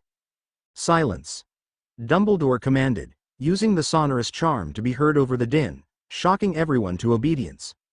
Professor Rosenblatt made very logical and convincing arguments for this change. A change that I have been considering myself for many years. Those among you who had already signed up for the class as an elective subject will have the opportunity to choose another elective of your choice. Good luck, Professor Rosenblatt. Moving on. We also wish to welcome our new defense against the dark arts teacher, Professor Dolores Umbridge. I'm sure you'll all join me in wishing the professor good luck. Now, our caretaker, Mr. Filch, has asked me to remind you. Hup hup. Umbridge chirped like the pink toad she resembled, interrupting the headmaster. She stood and walked around the table to stand a bit to the side of Dumbledore. Thank you, headmaster, for those kind words of welcome. And how lovely to see all your bright, happy faces smiling up at me. I'm sure we're all going to be very good friends. Yeah, right? Duncan thought sarcastically. He wasn't Dumbledore's biggest fan right now, but even he had better manners than to interrupt the man like that. Only the first night, and I'm already starting to see why Dumbledore wanted me here. This bitch is gonna be trouble. The Ministry of Magic has always considered the education of young witches and wizards to be of vital importance, she continued. Although each headmaster has brought something new to this historic school, she paused a moment to nod to Dumbledore, who politely nodded back. Progress for the sake of progress must be discouraged. Let us preserve what must be preserved, perfect what can be perfected, and prune practices that ought to be prohibited. With another chirping giggle, Umbridge turned to retake her seat. Dumbledore started some polite applause, as was proper if not deserved. Thank you, Professor Umbridge. That really was most illuminating, Albus said. Now, as I was saying, Mr. Filch has asked me to remind you that magic is forbidden in the corridors, and an updated list of prohibited items is now posted on his office door. I must also remind you all that the Dark Forest is forbidden to all students unless accompanied by a teacher. Now, pip pip, off to bed, all of you. Classes begin tomorrow after breakfast. Duncan decided to follow after all the students leaving the Great Hall for the dorms, intending to make his way to the Gryffindor common room before retiring to his own quarters. As he neared the main stairway, a small giggling figure phased out of a nearby wall and swiped a see-through hand across his face. "God conk," an annoyingly snide voice chuckled. "I haven't fallen for that lame joke since I was 4 years old," Duncan replied in a bored tone. "Ah, no fun. What kind of first year are you anyway?" "I'm a new professor, not a student, you pea-brained poltergeist," Duncan snapped at him. "I'm no poltergeist. I'm Peeves," the small specter sniped. "Yeah, I figured as much," Duncan smirked. "I've heard all about you, and what a pathetically annoying pest you are. A stupid spook who thinks he's clever and funny. I'm not impressed." "Oh, watch your mouth, fleshy," Peeves hissed indignantly as students of all ages laughed at how thoroughly their new professor was putting the irritating spirit in his place. "My pranks are the best, and to prove it, I'm gonna make you my special." "Ow!" Peeves shrieked in pain, tumbling head over heels several times in midair when Duncan punched him in the nose. The gathered students and faculty gasped in surprise. Once Peeves righted himself, and pulled his hands away from his face to look at them, he realized to his further shock that he was bleeding ectoplasm profusely from his apparently broken nose. "You hurt me!" Peeves screamed. "How'd you do that?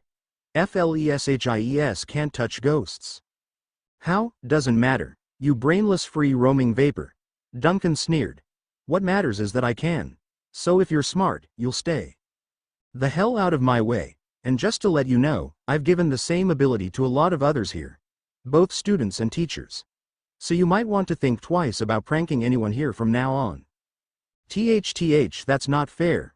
Peeves whined. Pranks are what I do. If I can't prank, I might fade away.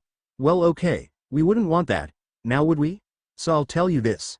The only members of Slytherin House I helped with this was 4 students. Duncan smirked.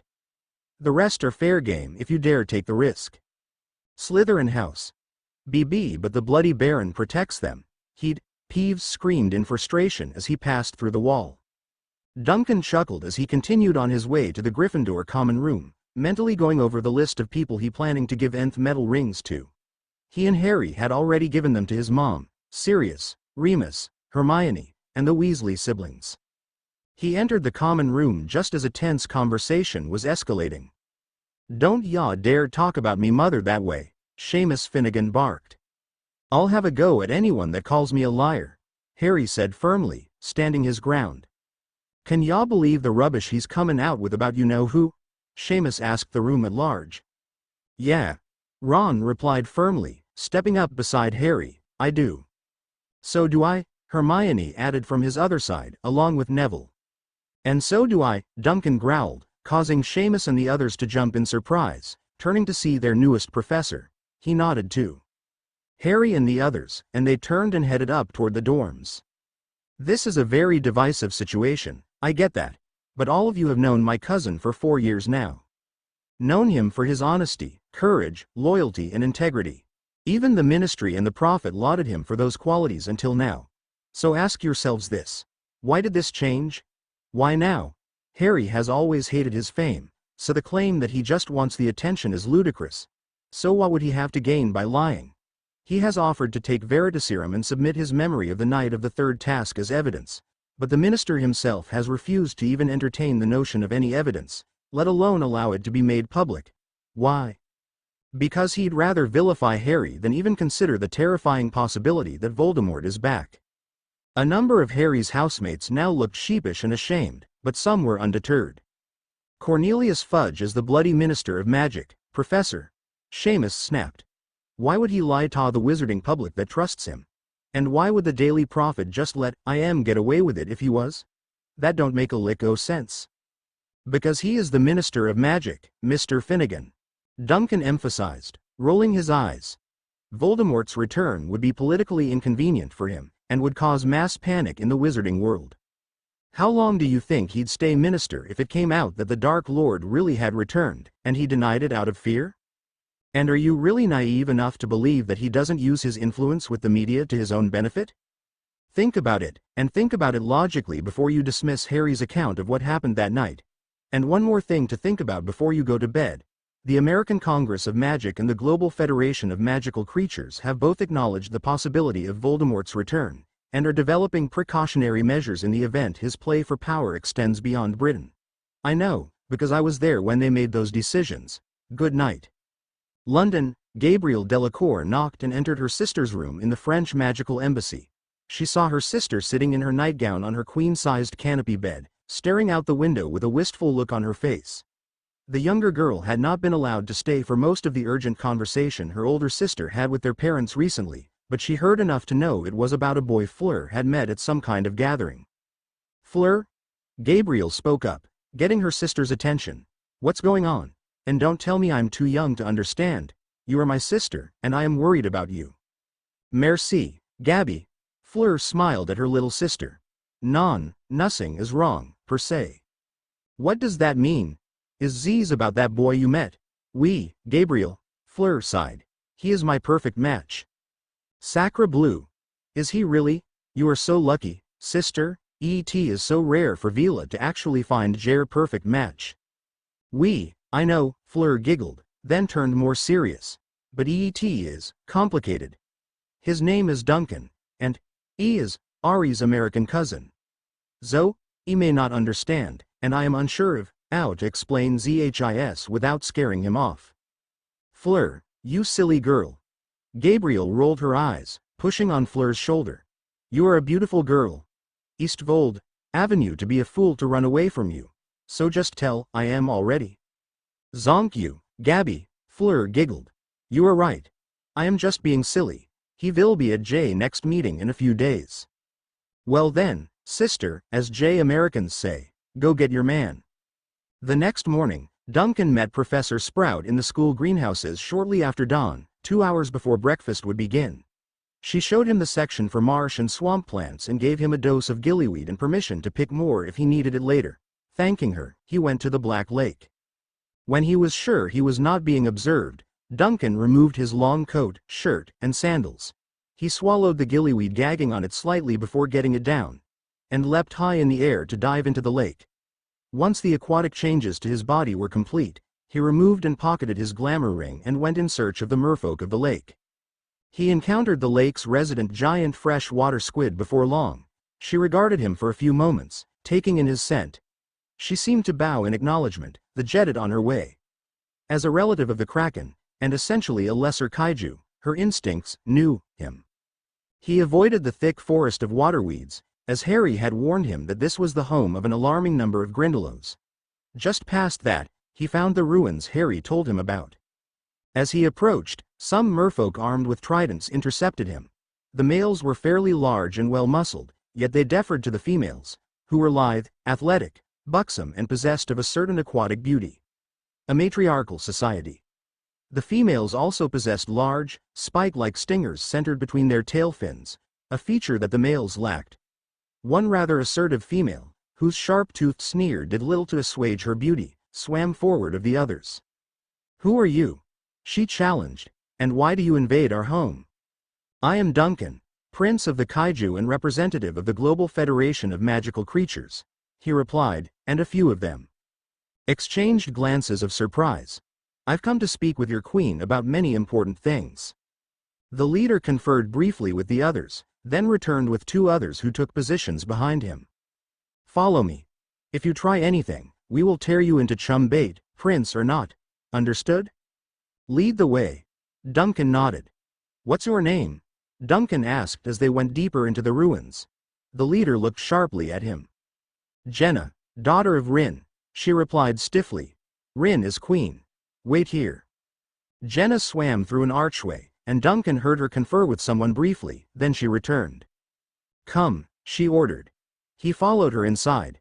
At the far end of the room, he saw a slightly older version of Jenna holding the most ornate trident he'd seen yet. There were several elders of the tribe alongside her. Prince Duncan, my queen, Jenna announced. Queen Rin glided forward from her stone throne.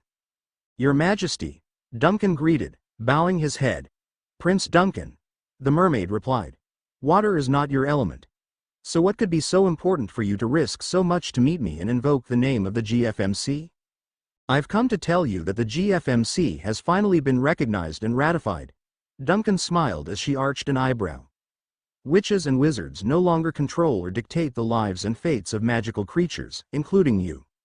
I have waited and hoped to hear that for decades, Rin said with a smile. I have been appointed the GFMC liaison with the British Ministry of Magic, he told her. And I am also teaching classes at Hogwarts this year. So if you have any problems or concerns, you can contact me and I will help you. Thank you, she replied. And should you need anything I can provide. Actually, Queen Rin, there is something, Duncan said. I'm sure you've heard that the Dark Lord Voldemort has returned? Yes, Dumbledore informed me of this troubling news months ago. It is possible that he or his allies could one day attack the school. Duncan said grimly. I am asking if you and your people will defend Hogwarts if that happens, to foil any attempted attacks from the lake. Queen Rin conferred with her elder council for a few moments. We will protect the school and the children, Rin announced, to which Duncan smiled. However, we need your help first. With what, Queen Rin? Duncan asked dubiously. Our savage enemies, she hissed. The Grindylows have multiplied to dangerous numbers. They have recently begun to leave the weed forest and encroach on our farms and hunting waters, even into these very ruins to attack us, causing all kinds of mayhem, even deaths among our tribe. Their small raiding parties always manage to escape back into the weed forest, where they are so many we dare not follow. Help us cull their numbers, and we will defend Hogwarts to the death against any invaders that dare approach from our waters. Those things almost killed my cousin last year, Duncan growled. Okay, but I need more gillyweed, so I can't do it today. Plus, I don't think I can do it alone. I'll need some of your bravest fighters to help me. Author's notes. So Duncan has met with the merfolk of the Black Lake. I have changed them to resemble those from the Siren TV series. Next chapter, classes begin, including Duncan teaching his first non-magical studies class to the fifth-year students, including Draco Malfoy and his cronies. And let's not forget about care of magical creatures. Long reviews and suggestions are always welcome. No flames, please. Chapter 8. Hey, everyone. This chapter we begin to see what kind of impact the new professors will have on the school, and each other as Umbridge's intentions begin to surface, as well as her frustration at Duncan's interference. Enjoy. Chapter 7. Classes begin. Excuse me, Professor Rosenblatt, but what are you drinking there with your breakfast? Minerva asked curiously, seeing the rather large steaming black mug and the golden liquid in his goblet. He looked up from his spicy chili cheese fries with eggs. Well, this. Duncan picked up the mug and took a large sip. Is coffee. I like mine with cream and chocolate syrup instead of sugar. And this one is pineapple juice. I don't really like pumpkin juice, and this is a sweet and healthy alternative. And tea, well, just isn't my cup of tea. Besides, I find coffee has more kick when it comes to waking me up. I see, she replied, adding sugar to her tea. Well, to each their own, as they say. I'd heard that most Americans prefer coffee over tea. Perhaps I could join you for a cup sometime. I'd be delighted, Professor, he smiled. Are you ready to teach your first class today? She asked him. I'm confident I'm prepared. Duncan smiled warmly at her, then looked past her down the faculty table to look warily at Umbridge. But I think I'll observe one or two of my fellow professors this morning, maybe pick up a few helpful hints by seeing how they handle their students. Glancing at Umbridge herself for a moment, the deputy headmistress nodded in understanding, the corners of her mouth twitching up slightly. The first class of today for Harry and his friends was defense. Duncan rounded the corner in time to see Umbridge enter her classroom, heels clicking on the stone floor. He waited a few minutes until Argus Filch passed by. Damn, that guy smells like rotted onions. And turned the corner with his cat before Duncan quietly slipped into the room and stood in the shadows in back. How is theory alone supposed to prepare us for what's out there? Harry asked with the faintest hint of sarcasm. There is nothing out there, dear, Umbridge said sweetly with a bit of a giggle. Who do you imagine wants to attack children like yourself? Oh, I don't know, Harry replied with a bit more sarcasm. Maybe Lord Voldemort. Whispers and mutterings went through the class, and the sweet smile fell for a moment, then returned looking forced. Now, let me make this quite plain, she stated firmly. You have been told that a certain dark wizard is at large once again. This is a lie. It's not a lie. I saw him. I fought him, Harry said firmly. Detention, Mr. Potter. So according to you, Cedric Diggory dropped dead of his own accord? Harry fired back. Cedric Diggory's death was a tragic accident. It was murder. Voldemort killed him. You must know this, Harry urged. Enough. Umbridge shrieked. Exactly, Duncan barked, stepping out of the shadows, his long black coat billowing slightly with his stride. Umbridge and the students turned to look at him in surprise. Harry smiled in gratitude. Professor. Umbridge forced a smile and sounded as if calling him by that title left a bad taste in her mouth. I didn't hear you come in. I assure you I am fully capable of managing my students and classroom myself. Your assistance is not required. Yes, I can tell you have a commanding presence, he said dryly. However, Mr. Potter has a point. By all accounts, Mr. Diggory was one of Hogwarts' best and brightest. To claim that he just died without a cause is not only illogical, but ludicrous. Logic is not on your side, Professor. Professor Rosenblatt, the official position of the Ministry in Minister Fudge is to ignore all of Harry's offers to provide his memory of that night's events for official pensieve and testify to the facts under veritaserum. Duncan cut her off. Tests showed that Diggory was killed with the killing curse and that it was not cast by Harry's wand. Someone had to cast it. Harry had a bloody slash on his arm, but none of the champions entered the maze with any kind of blade, so who cut him and why? Umbridge was growing increasingly angry. The students were starting to respond to this American's words. She was losing control of the situation. This would not do. Damn Potter, Dumbledore, and this boy, she thought to herself. I must inform Cornelius. Professor Rosenblatt, you will please leave my classroom and mind your own business. Okay. He shrugged simply. I believe my work here is done. Thank you, Professor. I learned a lot from observing your teaching methods. See me after dinner, Mr. Potter. For your detention, Umbridge smiled at Harry once Duncan left the room. My office. Good morning, class. Duncan greeted the fifth years of all four houses with a warm smile as they all took their seats. It was a rather large classroom, one that hadn't been used in decades.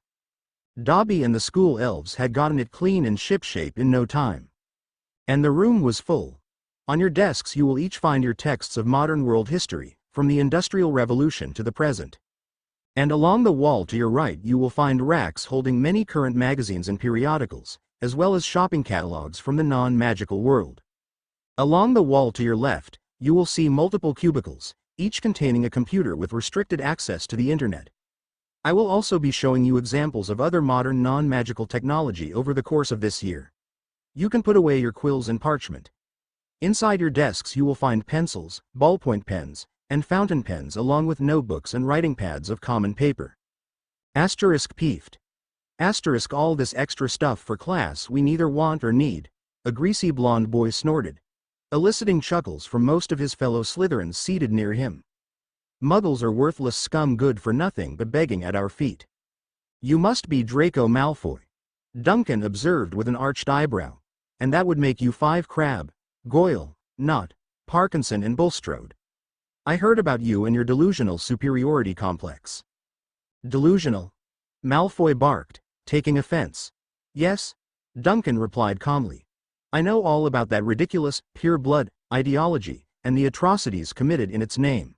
The assumption that anyone less than pure blood magical is inferior, and none more so than the non-magical, is not only foolish and wrong, but it's dangerous. This sent a wave of murmurs through the class, while most of the Slytherins simply scoffed. Before my mother and I left to come to Britain, an incident was reported to the American Congress of Magic, Duncan said. A small group of 6 blood purists invaded the home of a witch born to non-magical parents. The young witch routinely outperformed all of her pure blood classmates at the Salem Institute. They intended to torture and kill the whole family, and make the young witch watch her loved ones die before raping, torturing, and killing her last. However, it was they who were killed that night at the hands of her visiting uncle. A wizard, sir? A Hufflepuff girl asked. No, he wasn't magical, Duncan replied with a smile. Gasps and more murmurs went through the class. Impossible. Malfoy scoffed. With all due respect, Professor, a Ravenclaw boy said, Muggles are helpless before wizards. They don't have magic. As you will learn in this class, that is no longer true, Duncan replied. It really hasn't been for more than 150 years. That uncle? He was former Delta Force, a military special forces group on par with MEGTAF. He stealth killed 2 of the wizards with a combat knife, snapped the neck of another, and shot the last 3 dead as they stood over his family. Bullocks. Malfoy sneered, it's just not possible. Really? Duncan in an amused tone, making a show of placing his wand on his desk. Maybe you and your boys would like to come up here and prove me wrong? If any of you 4 can hit me with a flipendo before I hit all 4 of you, then you can quit this class and still get full credit. But if you can't, all of you will keep your superiority views to yourselves in this class. Malfoy led Crabbe, Goyle, and Nott up to the front with a self-assured smirk. The professor didn't even have his wand. How could this muggle lover be so calm and sure of himself? Ready when you are, Duncan smirked. Now, Malfoy barked, and all 4 brandished their wands. Duncan pulled a paintball gun from his long coat and sprayed rapid fire across all 4 boys before they could even cast. They each took 2 or 3 hits of neon pink to their torsos.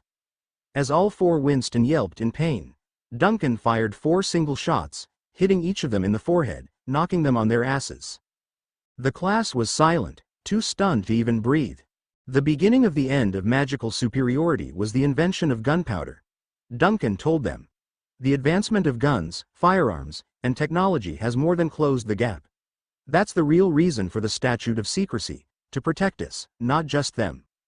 True, this paintball gun is non-lethal, but the non-magical now have guns capable of firing a spray of bullets faster than that and at greater range and accuracy. The non-magical are no longer helpless before the magical. Remember that. Malfoy and his goons groaned in pain as they sat up. They fumed seeing the pink splotches all over themselves. Pink, pink so bright it was practically glowing. My father will hear of this, Malfoy snarled.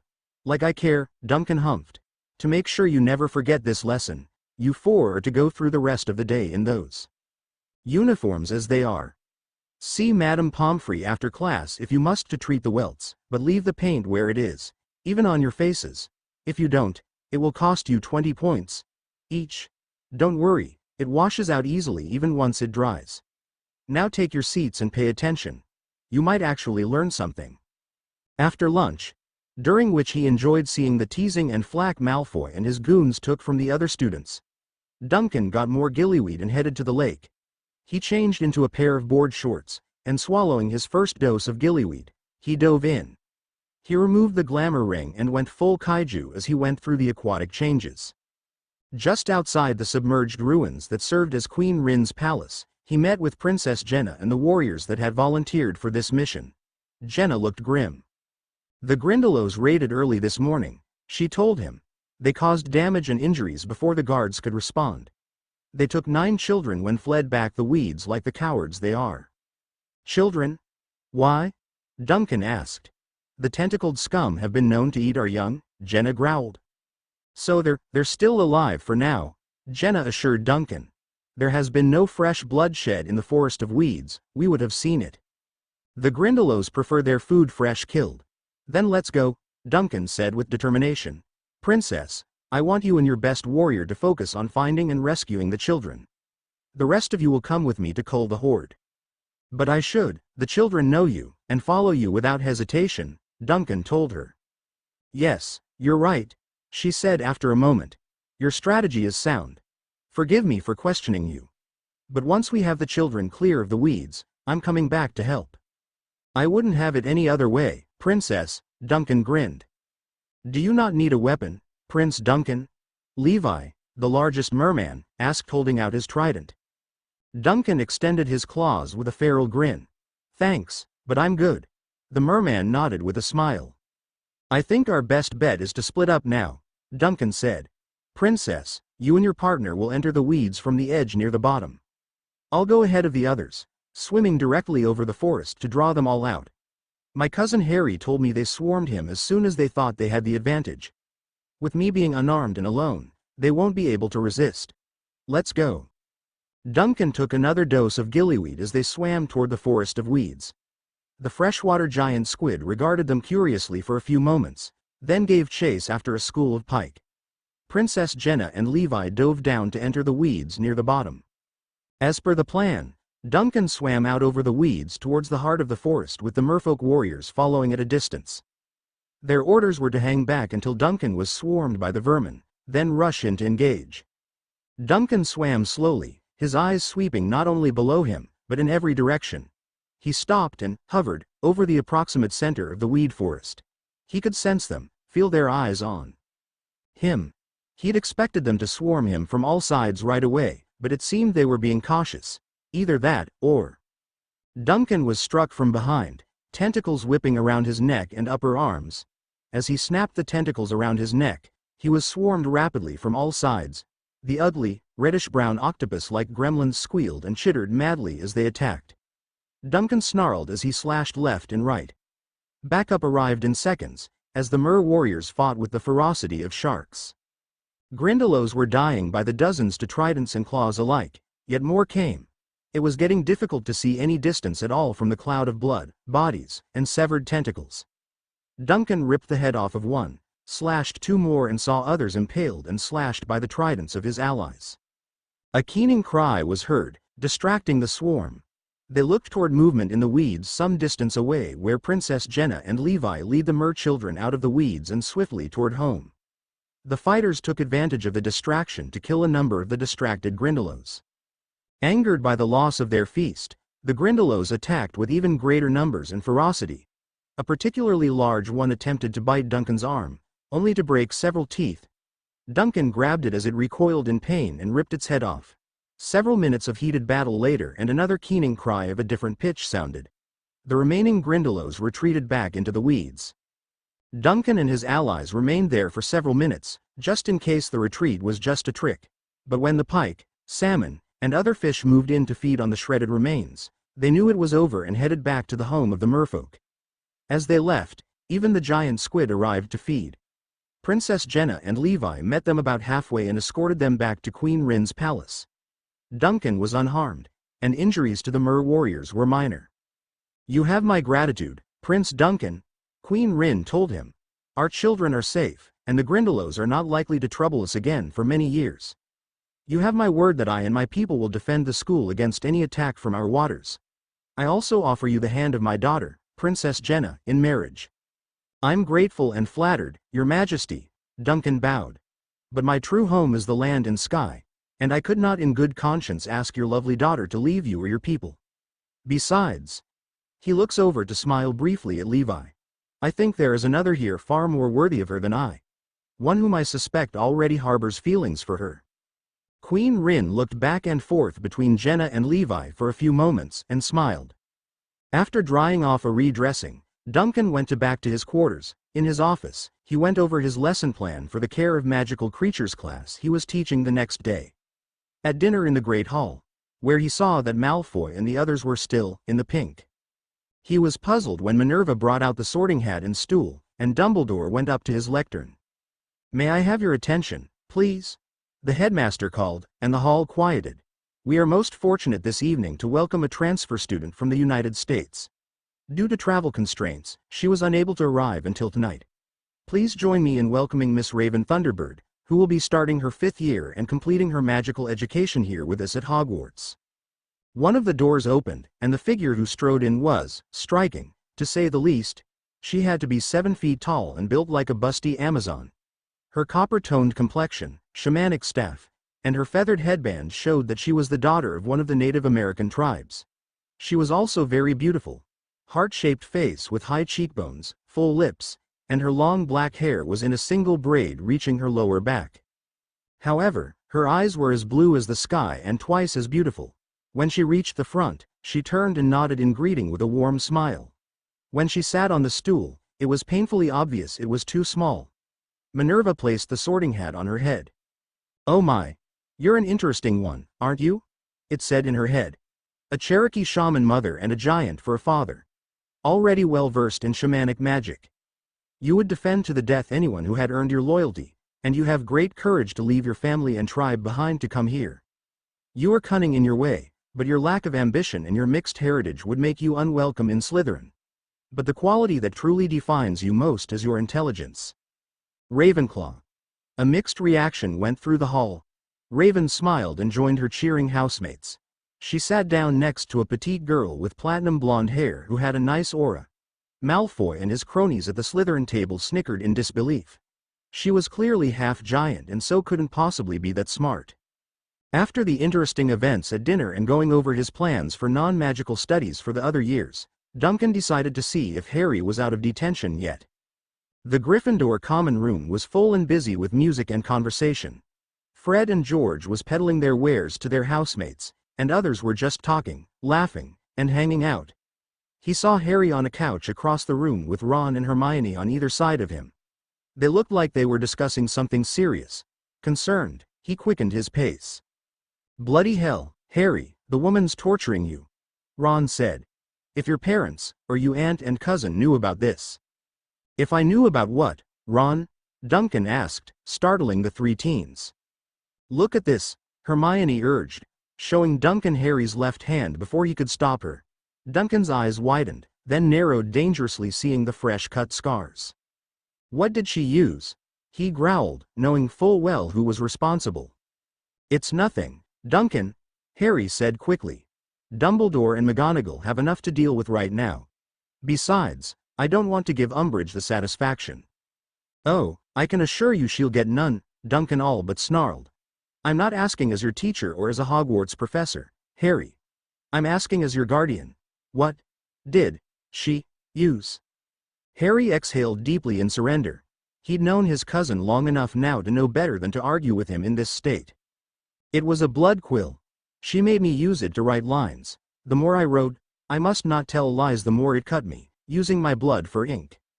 Nodding, Duncan left without a word. Dolores Umbridge sipped her tea and smiled with satisfaction as she looked at the parchment of lines she'd bled from Potter. Perhaps now the brat will keep a civil tongue and toe the ministry line. Just then the heavy oak door to her office was smashed off its hinges. A very angry Duncan Rosenblatt stalked in to glare at pink-clad toad of a woman. What is the meaning of this? She barked indignantly. Duncan saw the ornate feather quill and parchment written in blood in her hand. Is that the quill and parchment you made Harry use tonight? He growled. She reflexively held them higher and closer herself, confirming it to him. And what of it, Professor? She huffed. She found his sudden smirk unnerving. He inhaled slowly, then breathed out a jet of flames, igniting both the parchment and quill. What? Oh, ow. Umbridge squawked as she dropped the burning items, but before she could attempt to stamp out the flames, Duncan blasted them with a sustained breath of fire. She looked up at him in anger and shock. With both the parchment and quill destroyed, Potter's hand will instantly heal completely with not even a scar, totally defeating the whole purpose of the punishment. Incendia Respiro. Fire breath. A handy little piece of wandless magic I learned back home, he lied with a wicked grin. How dare you? No. How dare you use such a thing on a student? He shouted. The acceptable disciplinary practices of this school are very clearly defined, and you crossed the line. I will do whatever I must to maintain order and obedience from the students in my classroom. She barked firmly, standing her ground, as is my right as a professor. And as one of Harry's guardians, it is within my rights to overrule you if I deem your actions excessive or unjust. He shot back. What you did could be considered a premeditated attack on the head of a most ancient and most noble house. Or were you unaware that Harry is Lord of House Potter? And heir to several others? I should report you to the DMLE? You're lucky I'm here rather than my mother. She would have disemboweled you with your own teaspoon. Regardless, how dare you just smash your way into my office like brainless troll rather than knocking and waiting for a reply like a civilized human being? She berated him, trying to regain her footing. Oh, but I just had to surprise you, he smirked. See, I knew you'd still be gloating over your prize, and I couldn't risk you hiding them. And you call this an office? It looks more like a Pepto-Bismol bottling machine exploded in here, and kitten plates? Seriously? I doubt even the first years are fooled by your sweet old lady act. Umbridge was now sputtering incoherently out of sheer rage. Get out. Have a pleasant remainder of the evening, Professor. Duncan bowed exaggeratedly with a grin, his voice thick with sarcasm, then turned and left, stepping on the fallen door on his way out. Author's notes. The story Duncan recounted to his class was inspired by an actual scene in Dragonraptor's Harry Potter and the Curse's Cure, in which a team of Death Eaters attacked the Granger home one night looking to torture and kill Hermione and her parents. However, she wasn't home, but her uncle, a just-retired captain in the second para, was awakened by the noise and acted. Lucius Malfoy and I think 2 others escaped, while the rest were killed. IDK if the Flipendo spell is in the books, but it was one of the spells you could use in the Harry Potter and the Sorcerer's Stone video game on the PS1. It was basically a knockback spell. What did you all think of how Duncan dealt with Umbridge and put Malfoy and his goons in their place? Lol. Raven Thunderbird is an OC conceived and contributed by Feral G3. I provided her name. She will become more prominent as we go along, and will be a key character in the sequel to this story. Long reviews and suggestions are always welcome. Flames will be used to barbecue chicken. Chapter 9. Hey, everyone, sorry for the delay posting. I got very absorbed in stories I've been reading here. This chapter classes continue, and Voldemort and Umbridge start making trouble. Enjoy. Chapter 9. Double trouble brewing after breakfast. Duncan filled in Professor McGonagall on what happened between himself and Harry and Umbridge. The deputy headmistress and Gryffindor head was livid and determined to have a word with the pink toad later in the day. Right now, all the professors had to prepare for morning classes. This bloody yank is worse than that oaf. Draco griped as the students hiked to the arena used for the first task of last year's Tri-Wizard tournament. Dragging us all the way out here for class. As if that oaf's hovel weren't bad enough. If the walk is too much for you, Malfoy, Hermione snarked, then make Crabbe and Goyle carry you and quit complaining. How dare you, you filthy mud, don't you dare finish that sentence, Malfoy, Harry growled. Malfoy scoffed, but shut his mouth. A few minutes later, the Care of Magical Creatures class was assembled in the arena. Duncan was waiting for them, and the Golden Trio smiled when they saw a familiar reptile on his shoulders. Good morning, class, Duncan smiled, scratching under the little dragon's jaw. This is Scorch, my familiar. Can anyone identify him and explain why I am able to have him as my familiar? Neville? He's a dragon, a terrible terror, Neville said. His species doesn't get any bigger than he is now. Correct, Neville. Duncan grinned. 10 points to Gryffindor. Dragons come in many shapes and sizes. Most breathe fire in one form or another, but other breath weapons are not unheard of. Ice, acid, sonic attacks, venom, boiling hot water, lightning, lava, spines, even molten amber that hardens on impact, just to name a few. Does anyone know how many alpha-level dragon species there are? 4, Professor, Raven said. And they are so named? Duncan smiled. Because they have the power to command, control, and lead other dragons, Raven added. Very good. 10 points to Ravenclaw, Duncan said. 2 of them are Class 10 Leviathans. The Bewilderbeast and the Red Death, both of which are born alphas due in large part to their sheer size. The other 2 are Strike-class dragons, known for their unmatched speed and power. These 2 must unlock and earn their alpha status and power by either resisting or breaking the control of another alpha. Does anyone know what exceptionally rare species they are? The Skrill, sir. Correct, Hermione. 5 points to Gryffindor. And the other? Anyone?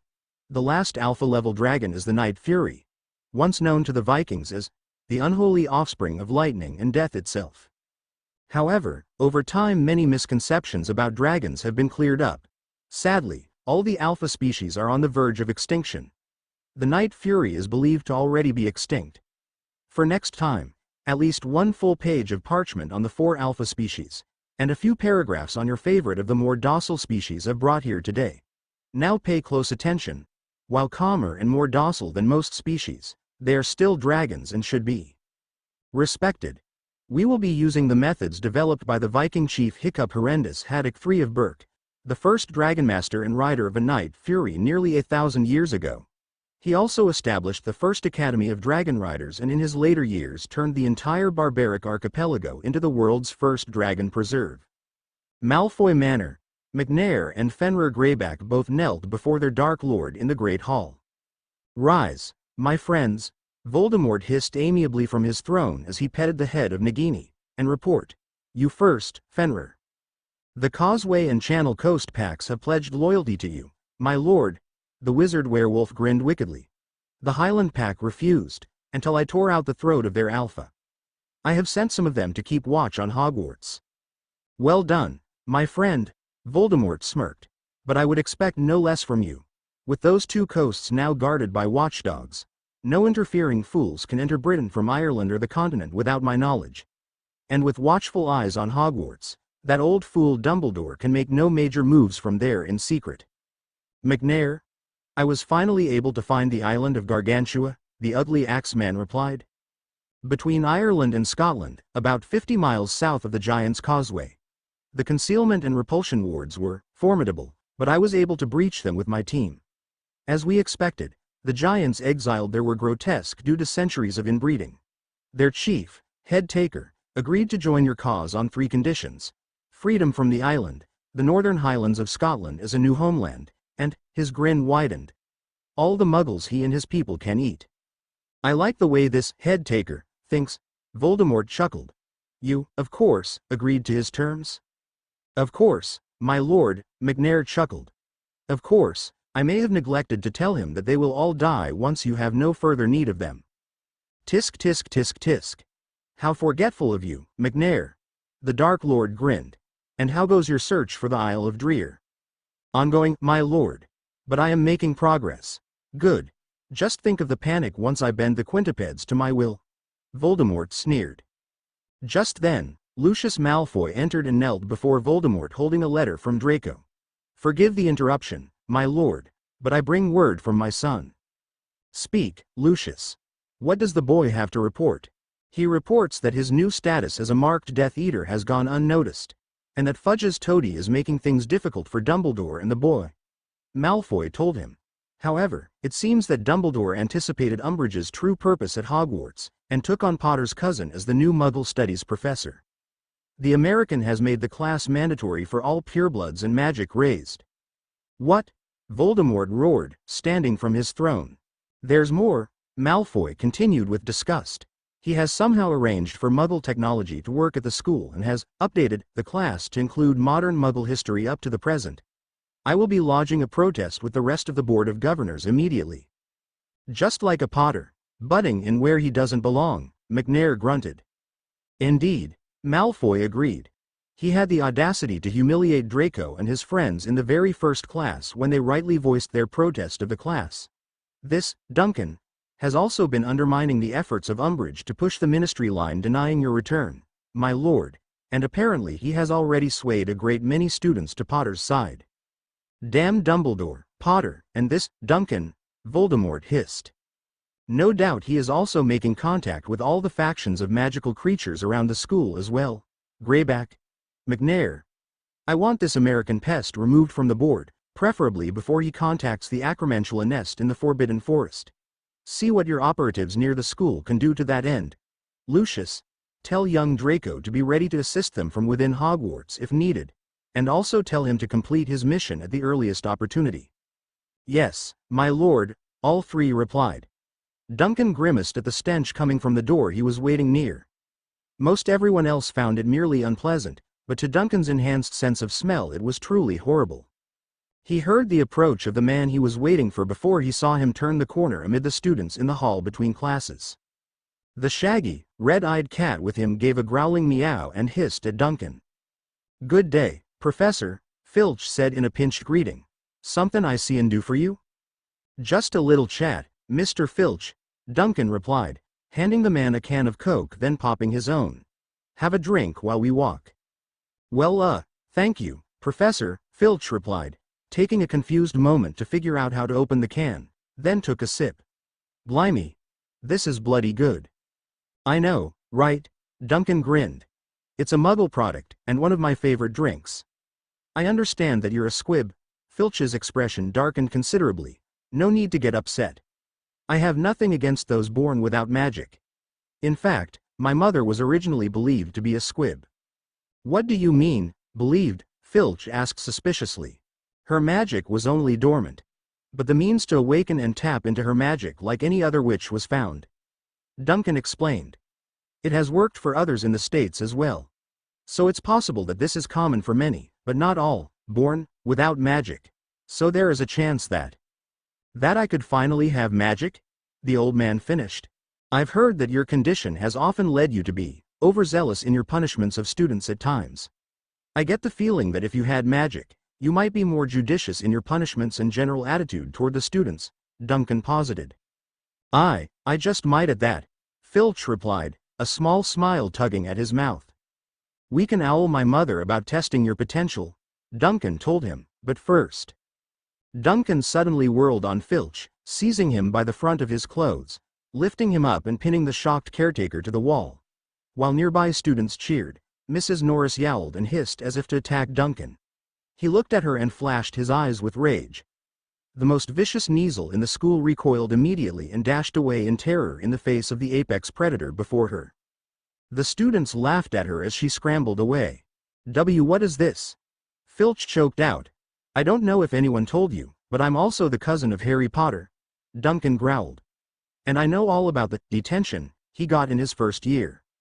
Filch's eyes widened in fear as he remembered that night. He had been told to give an appropriate detention assignment to Potter, his two little friends, and the Malfoy brat. He'd sent them to serve it with Hagrid, knowing Hagrid's job was taking him into the Forbidden Forest that night. Filch had figured to scare them out of their wits since he could no longer just chain students up in the dungeons for detention. young Mr. Potter had nearly been attacked by something. Dumbledore has authorized me to take any measures required to keep all the students safe, Duncan growled. So regardless of the outcome of the test, yes, my mother and I will still try to help you. You will stop taking your self-loathing at your own inadequacies out on the students and deal with them fairly. Do I make myself quite clear? The old man could not agree fast enough, giving his word. Duncan dropped him in a heap, and he gasped heavily to get air back in his lungs. And clean your damn quarters. Duncan barked as he walked away amid the cheering and laughter of the students. The stench is offensive even with the door closed. Harry was sitting with Hermione and Ron in the Great Hall eating lunch. They were joined by Hermione's study group, Susan Bones, Daphne Greengrass, and the newest member Raven Thunderbird. So Professor Rosenblatt is your cousin, Harry? Raven asked with interest. His non-magical studies class has been nothing short of fascinating.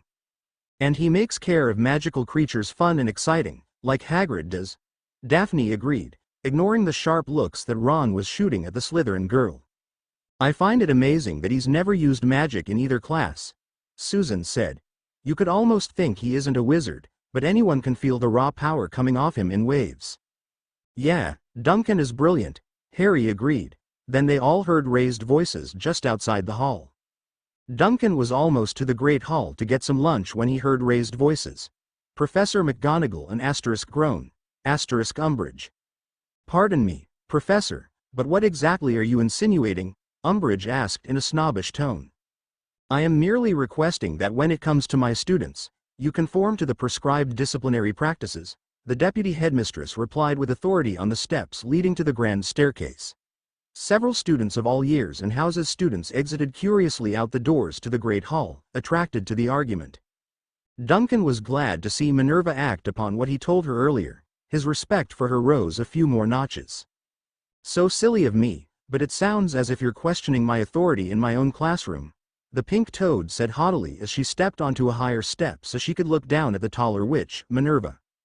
Not at all, Dolores, McGonagall replied firmly, stepping up herself, merely your medieval methods.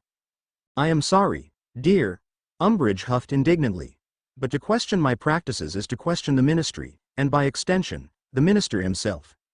I am a tolerant woman, but the one thing I will not stand for is disloyalty. Disloyalty? Minerva repeated softly, stunned that this woman actually believed her own words.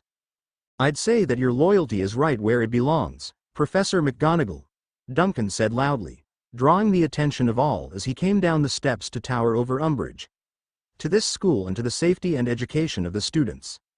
You would do well to remember you are addressing the deputy headmistress of Hogwarts, Professor Umbridge. This has nothing to do with you, Professor. Your disruptive influence is part of the problem, the pink toad hissed as she looked defiantly up at him. Then she turned to the crowd of students. Things at Hogwarts are far worse than I feared. Cornelius will want to take immediate action. Dumbledore was right about her, Duncan thought to himself as he shared a look with Minerva. He had to be ready to counter or undermine anything the toad planned. Meanwhile, in the crowd of students, a certain greasy blonde fifth-year Slytherin saw an opportunity for revenge on the muggle-loving professor who had humiliated him. Over the following weeks Umbridge, with the help of Minister Fudge, was appointed to the newly made post of Hogwarts High Inquisitor, and began implementing and enforcing prudish and arbitrary new rules and restrictions on the students, and observing and questioning the professors. All the while, Minister Fudge used his influence with the Daily Prophet to hail and encourage her efforts and to shape public opinion in his and her favor. Argus Filch took unusual delight in posting all the new proclamations. Since he was just following orders, he was certain it couldn't be held against him by Duncan. She had surprisingly even managed to annoy Snape. However, smug as she was at her successes, she was growing steadily more frustrated with Duncan. His efforts to undermine and counter her authority were limited, but annoyingly legal. While interviewing Professor Flickwick, another of the professors who was annoyingly loyal to Dumbledore, with an eye toward dismissing him later, Rosenblatt suddenly appeared and not so subtly reminded her that Phileas was half goblin and that she could direct any problems she had with the Ravenclaw head to him as GFMC Liaison. She angrily deduced that he would act on Hagrid's behalf when he returns as well, and as the Liaison, Duncan himself was untouchable, leading her to believe that was the real reason Dumbledore hired him. On a day with no classes, she came upon the Weasley twins putting on a show of juggling a bright yet harmless spark back and forth to each other to a laughing and cheering crowd of fellow students. On a whim, she decided to break it up by sucking the spark into her wand. She smiled smugly at the disappointed looks on all their faces, until another spark appeared from behind her, going directly to a smiling Fred so the show could continue. She turned, ready to reprimand whoever it was, student or teacher, who had ruined her fun. Her anger increased as she saw Duncan standing there. "And just what do you think you're doing, Professor?" she huffed. "Letting the students have some fun on a day off," he grinned. "Blowing off a little steam never hurt anyone. This activity is hardly safe nor sanctioned by." "I sanctioned it," he said, cutting her off. "I'm right here to supervise and it's perfectly safe. In fact, I'm impressed with their skill at manipulating that spark without their wands." The pink toad scoffed as she went back inside the castle. Something must be done about Duncan Rosenblatt. Several days later, Harry was walking down the hall near the entrance to the school. He had been trying to decipher the bad dreams he'd been having lately. His aunt and the goblins of Gringotts may have removed the blocks on his natural legilimency and occlumency abilities, but he was still learning to use them.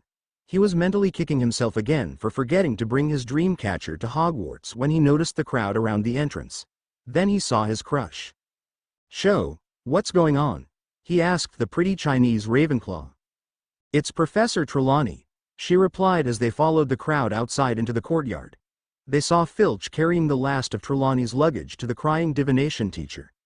Filch was followed by a smirking Umbridge. The nearsighted witch nearly tripped over her suitcase to approach Umbridge. 16 years I've lived and taught here," she sniffed and sobbed.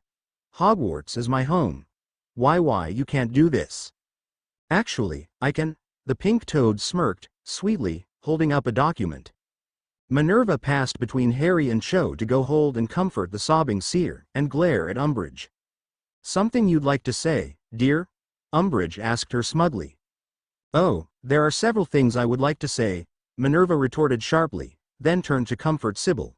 There, shush. "Mr. Filch, please escort Miss Trella," Umbridge started to instruct the caretaker.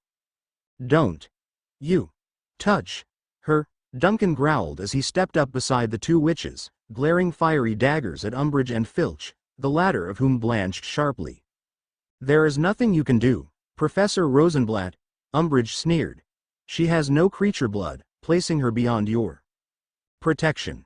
You sickening toad of a woman," he snarled. "You disgust me. None of us here, from the professors to the first years to the house elves, are fooled by your concern for the school. It's as fake as leprechaun gold. You're worse than all the Death Eater scum who lied and bribed their way out of going to Azkaban. Even Voldemort is honest about what he is." "Was Professor?" Umbridge screamed after flinching at the name. "Yes, madam," Duncan retorted. "Anyone who denies the Dark Lord has returned and refuses to see or even acknowledge the evidence is either a fool or a coward or both." Before Umbridge could verbally leap to the defense of Minister Fudge amidst the murmurs of the students, the main doors opened. Umbridge turned around to see the students part like the Red Sea for Professor Dumbledore.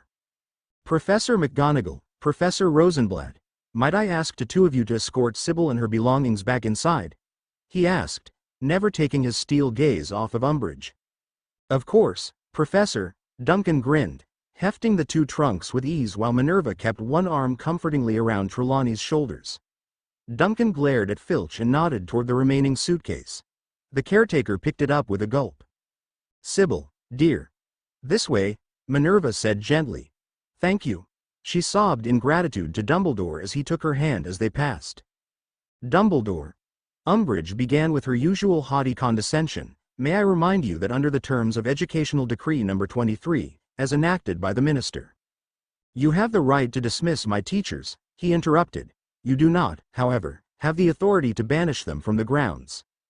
That power remains with the headmaster. For now," she conceded sweetly with a flicker of annoyance in her eyes. "Don't you all have studying to do?" Dumbledore called out to all the students as he turned to stride back inside.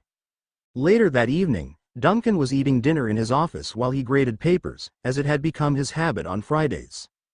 Down in the Great Hall, the rest of the faculty and most of the students were enjoying dinner. Trolls in the dungeons.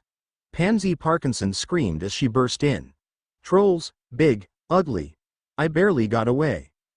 Again? The Golden Trio groaned to themselves as the rest of the students began to freak out. Silence. Dumbledore roared, quieting the hall. Please do not panic. How many trolls, Miss Parkinson? I don't know. The fifth-year Slytherin girl cried, clearly still shaken. I was too scared to count. All I know is that it was more than one I saw when I ran away. Slytherin House will remain in the Great Hall, warded for protection, Dumbledore ordered. Prefects, escort the other students to their dorms. Teachers, you will accompany me to the dungeons. A few floors up, two trolls seemed to be following a scent, right to the door to the non-magical studies classroom. A hooded figure entered the girls' lavatory on the third floor. Author's notes. A cliffhanger. Yup. Lol. Yeah. I brought in more elements of How to Train Your Dragon, and Jack the Giant Slayer. Cho Chang. Harry is not yet aware of Hermione's feelings for him, and currently still has a crush on Cho. As far as he knows, Ron still fancies Hermione even after Molly's use of love potions was exposed and stopped. This will change the more involved they get. Next chapter, Duncan deals with his unexpected guests, Draco fulfills his mission, and our heroes talk to Sirius. As always, long reviews and suggestions are welcome. Flames will be used to grill burgers. Chapter 10. Hey, everyone! This chapter is in 3 parts that are all happening at the same time. 1 in Knockturn Alley, and 2 in Hogwarts. Enjoy. Chapter 10. Darkness rises and spreads. Knockturn Alley. Deacon Frost was in a foul mood. The same foul mood he's been in for months. Ever since the day Walker Blade prevented him from becoming the vampire blood god in New York. Blade killed all his followers and Deacon himself had been lucky to escape. He'd fled to San Francisco, hooking up with a reasonably large vampire coven there ruled by a minor queen in the hope of starting over. An uncommonly powerful trio of sister witches, the so-called Charmed Ones, had screwed that up, forcing him to flee once again. He knew there was a slayer guarding the Helmuth near LA, but he'd learned of a ritual that if performed on the Helmuth could make him more powerful, so it was worth the risk. He would have succeeded, too, if it weren't for the slayer's little friends, and that freaking traitor Angelus. WTF. Slayers were supposed to work alone with their watcher, and since when can a vampire have a soul? Again, Deacon Frost had managed to escape, barely. Then she found him, half dead and starving. The vampire queen Elizabeth Báthory. Second in power only to Lord Dracula himself. In his weakened state, Deacon Frost hadn't had any other choice but to bind himself to her service. So now he was in London, in the magical commerce center known as Diagon Alley. More specifically, the less reputable corner of it. Knockturn Alley. His mistress had heard an interesting rumor recently and sent him to investigate and make contact if possible. He'd been exploring the area for a few hours now, dropping hints and clues in reference to seeking a certain Dark Lord and his minions. Any of his mistress' other servants would have been searching frantically, fearing failure and punishment. Deacon was taking a more relaxed approach. He was sucking on a blood-flavored lollipop he'd bought earlier from some place called Honeydukes. Why waste time making fruitless inquiries when he was certain that eventually? What business have you here, vampire? Bingo. Frost turned to face the voice dripping with disdain. The wizard was wearing black hooded robes and cloak, as well as a rather feral-looking face with dark gray eyes. He also bore the unmistakable scent of a mangy wolf. He also had his wand pointed at the vampire. Now is that any way to greet a potential ally? Frost snickered, extending his fangs and sharp nails. Fenrir Greyback, am I right? I do believe my mistress has a proposition for your master, the Dark Lord Voldemort. How dare you speak his name, leech? Greyback snarled. What is it with these Americans and their disrespect? Who is your so-called mistress, and what could a mere blood-sucker possibly have that would be of interest to my master? What business she has to discuss with him is not our concern now, is it? Deacon smiled a bit wider as Fenrir's right eye twitched with barely contained rage. As to her identity, she is the vampire queen, Elizabeth Báthory. Deacon nearly laughed when he saw Greyback blanch. Clearly he knew of Báthory. Come with me, the most notorious werewolf in Britain said grudgingly. Having set up and timed the distraction perfectly, The hooded figure entered the bathroom haunted by moaning Myrtle. The ghost poked her head out of her toilet stall. "You're a boy," she hissed. "You shouldn't be in here, get out." "Petrificus totalis." The figure barked. Struck by the red bolt from the boy's wand, the former Ravenclaw went stiff and silent. He pointed his wand again. "Spiritus incarcerus." Conjured ghostly ropes around her. He then stepped over to the column of sinks, finding the one marked with a serpent. He lowered his hood to reveal the sneering face of Draco Malfoy. He pulled up his left sleeve, touched the tip of his wand to the dark mark on his arm. "I am at the entrance in the bathroom, my lord," he whispered, "and I have silenced the mudblood ghost for a while. And the distraction I've arranged will deal with that bloody American with any luck." "Well done, young Malfoy," Voldemort's voice hissed approvingly in his mind. "Now, simply open your mind completely, and my words will be your words." "As you wish, my lord," the blonde replied. He then relaxed and lowered his defenses totally. He felt the Dark Lord looking out through his eyes, flexing his jaw and throat, preparing to speak through his mouth like a puppet. "I command you to open." The column opened, and Draco took a breath before stepping into the opening. Relief suffused his being as the fall turned into a gentle slide, although he was disgusted to find he'd landed on an enormous pile of animal bones. He stood and dusted himself off, and followed the tunnel until he found the heavy iron door with the multi-serpent lock. "I command you to open." He watched in eager anticipation as the locks opened in sequence and the door swung open. As he entered and walked down the wide corridor flanked by all the serpent head statues, he felt an overwhelming sense of awe. When the chamber opened up, he looked up at the huge, stone likeness of the greatest of the four founders. "Yes, I know how you feel, young Draco." Even as the rightful heir to the great Salazar Slytherin, standing in the Chamber of Secrets for the first time many years ago filled me with as much awe as it did pride. I do find it curious that the body of Slytherin's basilisk is not still here where it fell when the Potter brat killed it. "So Potter actually did it," Draco grunted. "I always thought it was just a lie that Dumbledore told after he did it himself." "Yes, let that be a warning to you not to underestimate the half-blood brat. But never mind that for now. You have a task to complete." "Yes, of course, my lord," Draco said contritely, and let his master take control. "Speak to me, Salazar." Across the pool, the mouth of Salazar Slytherin opened with the sound of stone on stone. "Make your way to the opening," Voldemort commanded. "Inside you will find the private quarters of the founder. In the farthest, deepest point was the nest of the basilisk. There you will find the egg." Duncan sighed heavily, pinching the bridge of his nose as he placed the last essay he had to grade on top of the done pile. The penmanship of his students ranged from good to just legible to atrocious chicken scratch. He'd heard of spell that could help with that, for all the good it does to a non-wizard like him. He reached for his goblet of Baja Blast Mountain Dew after taking another bite of his hot and spicy chili cheese fries.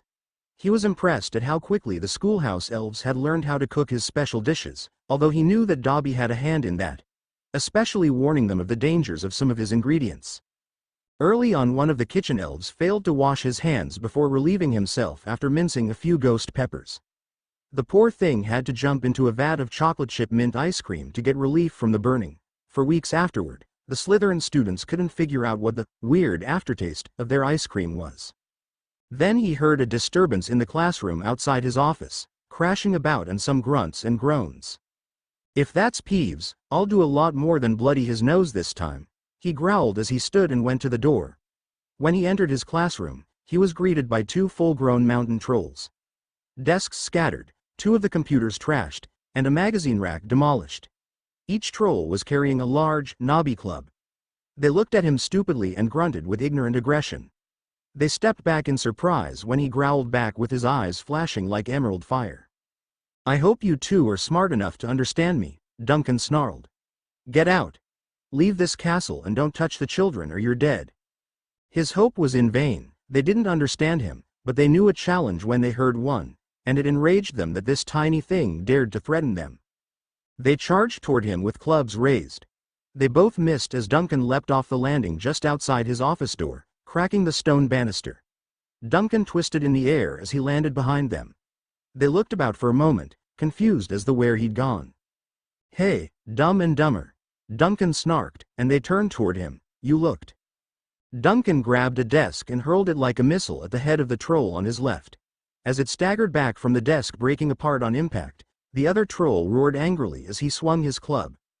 The look of confusion on his face was priceless as Duncan blocked with nothing more than his forearm. With another roar of rage, the troll raised his club to bring it down on Duncan's head like a sledgehammer. Duncan caught it with his bare hands and yanked it from his grip. Huh?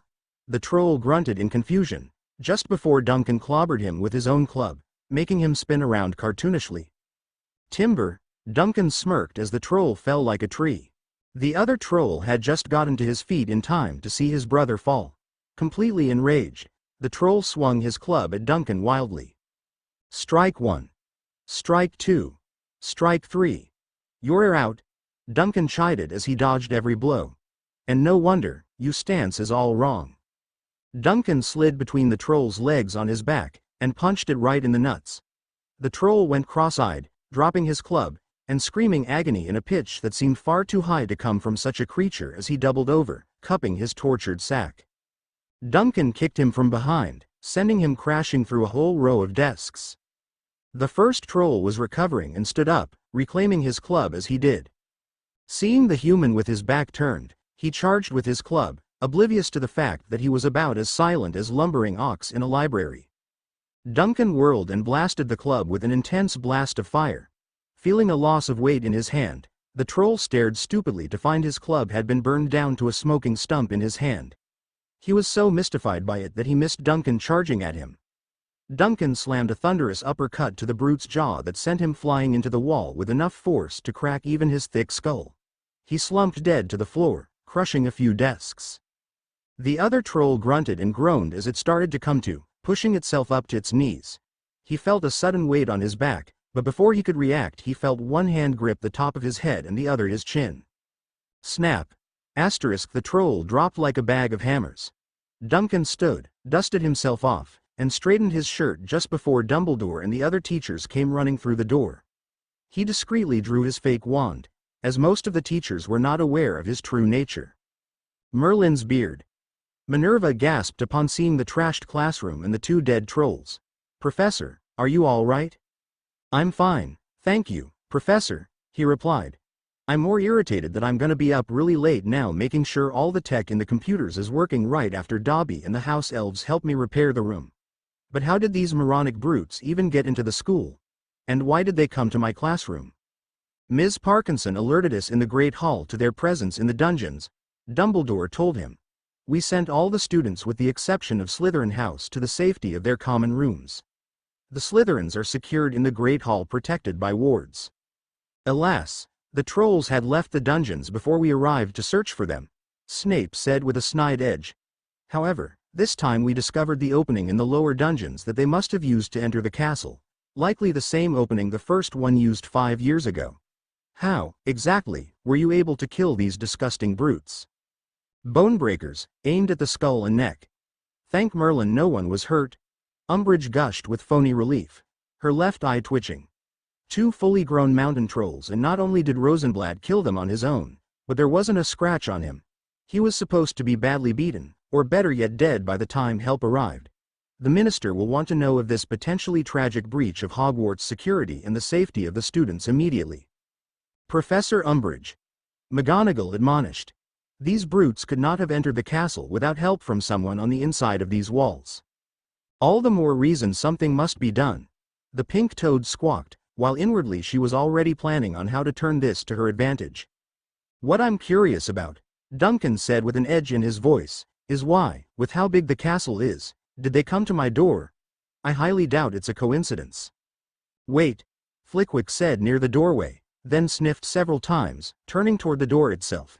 I smell something on the door, and sniff a faint trail of the same stink on the floor of the corridor leading up to it, but the smell is fading fast.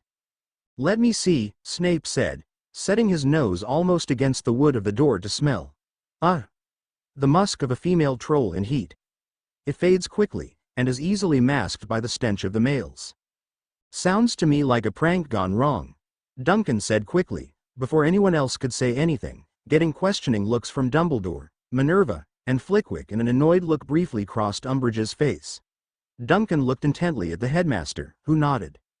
Professors Snape, Flickwick, and Umbridge, Dumbledore said, if you would remove the bodies, Professor McGonagall and myself will assist Professor Rosenblatt in restoring order here.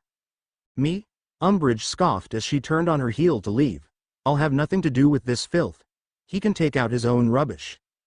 Duncan, why? Minerva began to ask once the three of them were alone.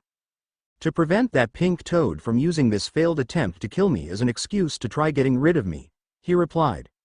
By framing it as a prank, I've stopped her from claiming that my presence is a danger to the students. Very clever, Duncan, Dumbledore smiled. But we still don't know who did this, Minerva said. I have my suspicions, Duncan growled. But I doubt I can prove it. I've been a thorn in Umbridge's side ever since Harry's hearing, but she couldn't have done it alone. And the only ones in this school who hate me as much as she does, are Malfoy and his buddies. Draco Malfoy entered the empty Slytherin common room. He prepped the beach ball-sized egg for transport by shrinking and packaging it. He hid it in his trunk, intending to owl it to Malfoy Manor as soon as he could, hopefully with news of the Americans' demise. It was easy enough lay the scent trail for the trolls, first from the classroom door to the dungeons, then from the secret exit to meet the first trail before ducking into the Slytherin common room until the trolls passed by. Even simpler to send Pansy to sound the alarm afterward. Now he just needed to remain unseen until all his housemates returned. Author's notes. I know I referenced several characters from other sources, but with the exception of Deacon Frost, none of them will actually appear in this story. Next chapter, a trip to Hogsmeade add new complications, as does a meeting of the Order and the yearly Halloween disaster. Long reviews, questions and suggestions are always welcome. Flames will be returned to the troll as a hot foot. Chapter 11. Hey, everyone, I'm back, sorry for my absence. This chapter will see several key developments, and naughty grin. The first lemon of the story after Fleur confesses to Duncan, enjoy. Chapter 11. New dangers and fiery passions, Malfoy Manor. Voldemort was waiting for his guest to arrive. Her representative had been annoyingly arrogant, as Americans tended to be in his assessment. But when the Vampire Queen Botori requests an audience, the wise listen. The Vampire Nation had ignored his call in the last war. Lord Dracula stubbornly remaining neutral. But Botori and her followers had broken away from Dracula, so perhaps. My lord, Lucius called as he entered. The Vampire Queen Elizabeth Bottori. An honor guard of vampires entered behind Malfoy, escorting a vampiress of surpassing beauty and palpable power. Her alabaster skin and generous curves were barely covered by her black velvet, Elvira, dress and red satin-lined cape. The front plunged nearly to her navel, exposing the deep cleavage between her voluptuous breasts, and the skirt was split from her right ankle to her hip, showing off her luscious legs. Her talon-like fingernails, lips and eyes were all blood red, her smoky eyeshadow making her appear even more sultry. Her long dark hair framed her flawless face, streaked with red from her temples. Her stiletto heels clicked on the hard floor. Everything about her just oozed sensuality. Deacon Frost knelt before her. My queen. Rise, Deacon, my most beloved servant. She grinned, exposing her fangs, cupping his cheek as he rose and took his place beside her. Then she looked up at Voldemort expectantly. He rose from his throne. Welcome to Britain, Queen Botori, he intoned as he stepped toward her and tasted her offered hand. I am Lord Voldemort. Thank you, she replied. I see the rumors of your resurrection veer no exaggerations. Nor veer the whispers in the dark that you are seeking allies. Perhaps they can help each other. Indeed, he smirked. Then he gestured toward some comfortable chairs near the fireplace. Please be seated, dear lady, and we can discuss the betterment of our worlds. Tea for you and the Queen, my lord, Malfoy offered. McNair was rather proud of himself. He still had yet to find the Isle of Dreer, but he had acquired the services of a most feared and vicious creature. Doomclaw, a mighty manticore. While not as intelligent as Krugereth, he was a cunning wizard killer that proved too powerful to kill and could only be imprisoned. McNair had not only freed him from his prison, but also acquired a means of power over the beast. One of his own stingers soaked in his blood. If used like a wand, Doomclaw was vulnerable to any spell cast with it. Surely the Dark Lord could use such a creature. But right now he was about to meet with the representative of another clan of giants, this one in Norway. Granted, he had managed to recruit the exiled clan from Gargantua to the Dark Lord's cause, but as the old saying goes, more is better. Mr. McNair. A voice called. The Death Eater looked up to see the half-giant druid he was to meet approach. The 11-foot-tall silver-haired and bearded man in druidic robes was the uncle of the current clan leader. Greetings, Valtnir? McNair grinned. You have an answer from your clan? Will you join our righteous cause? Yeah, we have decided, Valtnir replied darkly. We will not join you and your master. What? A short time ago, Arubius Hagrid came to see us, the elder informed him, to the scoffing scowl of McNair. He also requested we join the war, but against your Lord Voldemort. He informed us of many things you neglected to tell us, such as the usual fate of your allies, once your Dark Lord deemed them no longer useful, and that your forces are seeking the accursed crown of King Eric. He also told us the most probable intentions of your master if he were to gain the crown. We are more inclined to believe the words of a man who shares giant blood than those of a foreign dark wizard who makes promises with one hand while seeking to enslave us with the other. I have advised my young nephew to not involve our clan in your war in any way. However, he smirked, we did give Hagrid our clue to the location of the crown, on his word that he will see it destroyed rather than allow it to be used ever again. Now, be gone from our lands. Crawl back to your Dark Lord and beg his mercy for your failure. McNair scoffed angrily and stormed out. He'd heard rumors that Dumbledore's pet oaf was abroad speaking to the clans. Now he had proof, and more. He was looking for King Eric's crown, and he has a head start. The Dark Lord would not be pleased. November 1st, Halloween came and went at Hogwarts. In the days leading up, Harry and his friends had been tense, trying to be on guard for anything. Every year, it seemed something would happen on Halloween, like a catalyst for whatever crisis or adventure that risked their lives. When nothing happened other than the Halloween feast. They were visibly relieved. Maybe, just maybe they would have a quiet year at Hogwarts? This hope was dashed at breakfast with the arrival of the Morning Post and the day's Daily Prophet. Mass breakout at Azkaban. Dementors abandon posts. The story described the massive damage to one side of the infamous prison, all the Auror guards killed, as well as several inmates that were due for release, having apparently rehabilitated. All the surviving convicted Death Eaters were gone, as were the Dementors and many other violent convicts. Minister of Magic Cornelius Fudge blamed the breakout on the fugitive Sirius Black, cousin of notoriously insane convicted Death Eater Bellatrix Lestrange née Black. Harry and his friends plus Neville were shocked and angry.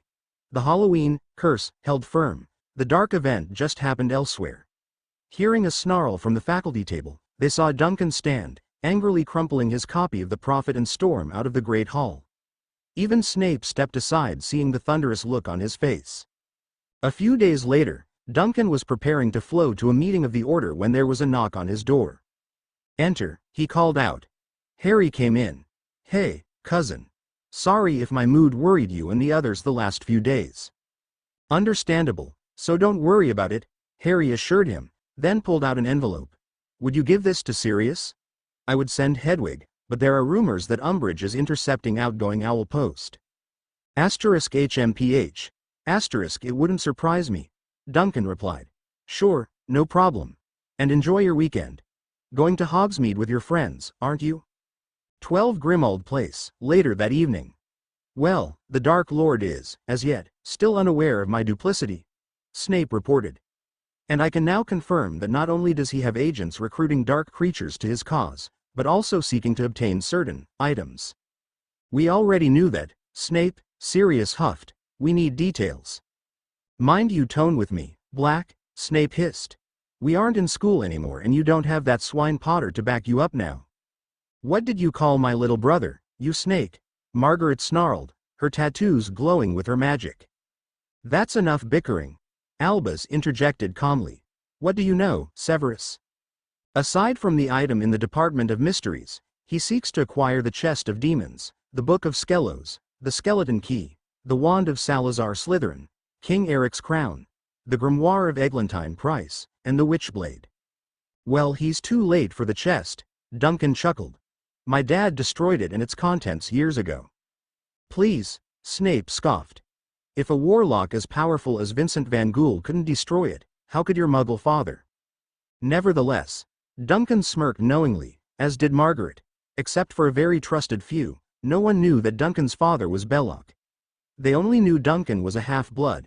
It is destroyed and of no use to anyone. Ever since the meeting started, Fleur Delacour had been unable to take her eyes off of Duncan. Under her clothes, her womanhood was sopping wet and her nipples were hard enough to be seen through her bra and top. I have to tell him, tonight, she thought to herself before speaking. J. Witchblade is on display at J. French Ministry under heavy guard. After all, it was once wielded by Joan of Arc, our national hero.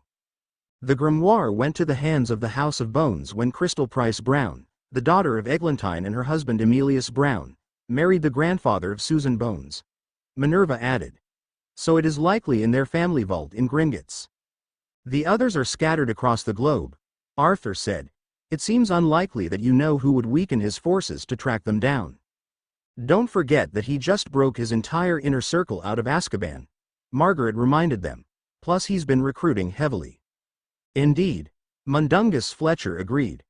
Word in Nocturne Alley is that he's met with a powerful vampire queen recently, and that he's got the giants of Gargantua on his side now. I thought that island was hidden and inaccessible, Molly gasped. Apparently not any longer, Snape sneered. Hence why he also seeks the crown of King Eric. He doesn't trust them and seeks to control them and even more giants. Hagrid has been meeting various clans, Dumbledore told them. While none have yet joined us, they are choosing to remain neutral. One of the clans even gave him a clue to the location of the crown on his word that we would destroy it. Well, that's good news, Remus said. I've learned that Greyback now commands the Southern Pax and the Causeway and Highland Pax, and is trying to recruit more. I'm doing my best to convince them to refuse him, but most won't listen to Omegas like me that refuse to accept themselves or join a pack. They can smell the wolf's bane on me. I can help you there, Margaret smiled, pulling a book from her bag. The last of our belongings arrived from the States, including this.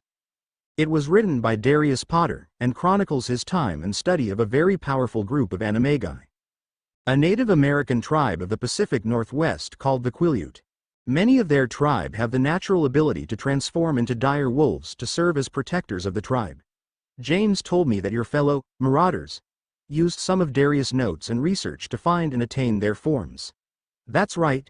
Sirius grinned. Much better and more effective than the ministry-approved method.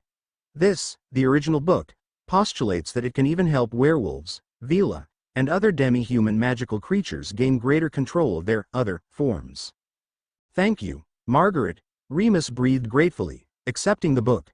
Fleur looked up as well, hoping maybe it could help her as well. On that note, let's adjourn this meeting, Dumbledore suggested. We will all consider everything and brainstorm. Next meeting we will discuss ideas for our next moves. I know one thing, Duncan said. I have to inform Lord Dracula that his former bride has sided with Voldemort. I'll go see if dinner is ready, Molly said warmly. Who's staying for dinner? Not us, I'm afraid, Albus said as he and Minerva stood. We must get back. Are you coming, Duncan? I'll stay a while, I think, he replied. I'll return after I spend some time with Mom. It's the weekend, so I'll be back in plenty of time for classes on Monday. I shall stay too, Fleur said. Avenue, eared many wonderful things about your cooking, Madam Weasley. After a hearty dinner of beef Wellington with mashed potatoes and the departure of the elder Weasleys, Margaret prepared to return to Potter Manor. I have a lot to do if I'm going to be ready for the pre-holiday session of the Wizengamot, she smirked. As Harry's guardian and regent of the House of Potter, I can act as his proxy and fill the family seat in the votes it controls. And with the Potter Alliance reforming, things are about to get tougher for that snake-faced bastard and his scum. Give him hell, Mom, Duncan chuckled, hugging her before she stepped through the flow. He was about to use the flow himself. Duncan, Fleur called, making him turn. May I speak with you, privately?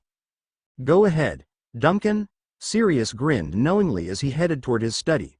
I need to read Harry's letter. Oh okay, Fleur. Follow me, Duncan said uncertainly, then led her to the room he'd occupied during his earlier stays. He arched an eyebrow when she closed the door and cast a silencing charm. So, what can I do for you, Fleur? Duncan, what do you know about Vila? Pretty much the common knowledge, I guess, he replied. However, I also know that your kind are not the wanton, wizard-stealing hussies that many witches take you for. Passionate? Yes. Beautiful? Absolutely. It's not your fault that you are also gifted with abilities that can sometimes be a burden? Fleur's heart leapt at his words. It is true. Some of us have less control over our allure. And our other form, while powerful, is considered frightening by most. Do you know how we choose our mates? Duncan gulped slightly and shook his head. Was she? Every Vila dreams of finding Jair. Perfect match, Zot, one man who is immune to our allure and completes gem. Jair, soulmate, if you will. Most never find, I am, and settle for a good match. A man at least partly resistant to our allure who we can love and will love us in return. I hoped to find my perfect match, or even a good one, at Bobaton's or during Tri-Wizard tournament. When I first met Ari, I thought perhaps I had found the best possible match. His aura was so tantalizing, and he was the most resistant to my allures on any Oser boy or man I had ever met. And magical potential I sensed within was staggering to say least. But there was a grain of darkness inside him Zot was not his own, so vile and loathsome as to be almost toxic to a Vila. At last meeting, I saw EET was still Zir.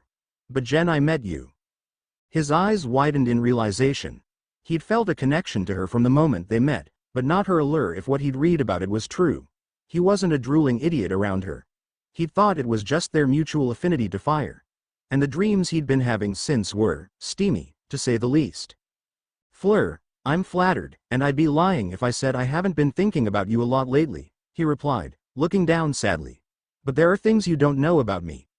Things that could change how you feel about me. Non, she assured, lovingly placing a hand on his chest over his heart, her bright blue eyes looking deep into his emerald orbs. You are my perfect match, my destined mate. My Eard and inner Vila yearn for you and only you, Duncan. Nojing can change Zot. Her touch thrilled him to his core.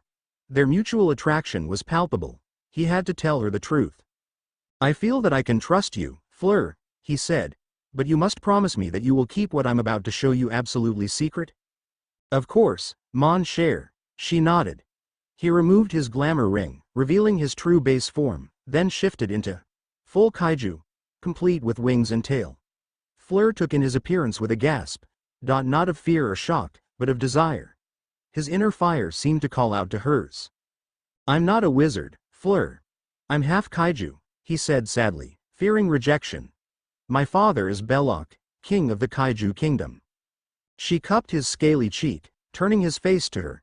Why did you fear to show me Zhis, mon cher?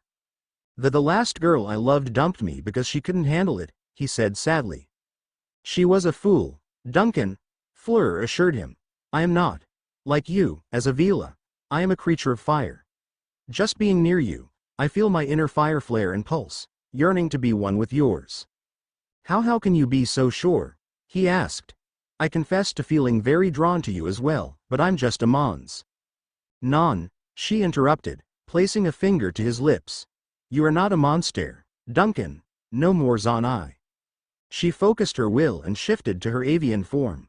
Hands and feet resembling the talons of a bird of prey, skin covered with white and gold feathers, a feathery double crest rising from her hair, and large angelic wings sprouted from her back. She ignited a fireball in each hand and tossed them into the room's small fireplace. Duncan was stunned by her feral beauty. After a few moments, seeing he was not afraid in the least, she shifted back to normal, wordlessly casting a contraceptive charm on herself, just in case. He also then reverted to his base form. But if you need more proof, I can give it to you, Duncan, she told him with a sparkle in her eyes. How? Taste me, she urged him, stepping closer to caress his cheek. If we truly are destined for each Oser, our arts and magic will connect and we shall know instantly. He gulped nervously as she took his hands in hers as she looked up into his eyes with a look of such adoration, he could no longer resist. He tilted his head down and gently pressed his lips to hers. The raw power of the connection was overwhelming. All of his fears and doubts evaporated instantly. How he had lived without her before was a mystery. To ever be denied her now was an unbearable thought. She was his, and he was hers. They were meant to be. The need for air eventually forced them to break the taste, but their mutual fire had ignited. Fleur could see his passion was boiling over. Molten desire reaching the point where it would spill out, was spilling out and into her. Just staring into those emerald, fiery, reptilian eyes, she could see visions of herself, giving in to desire.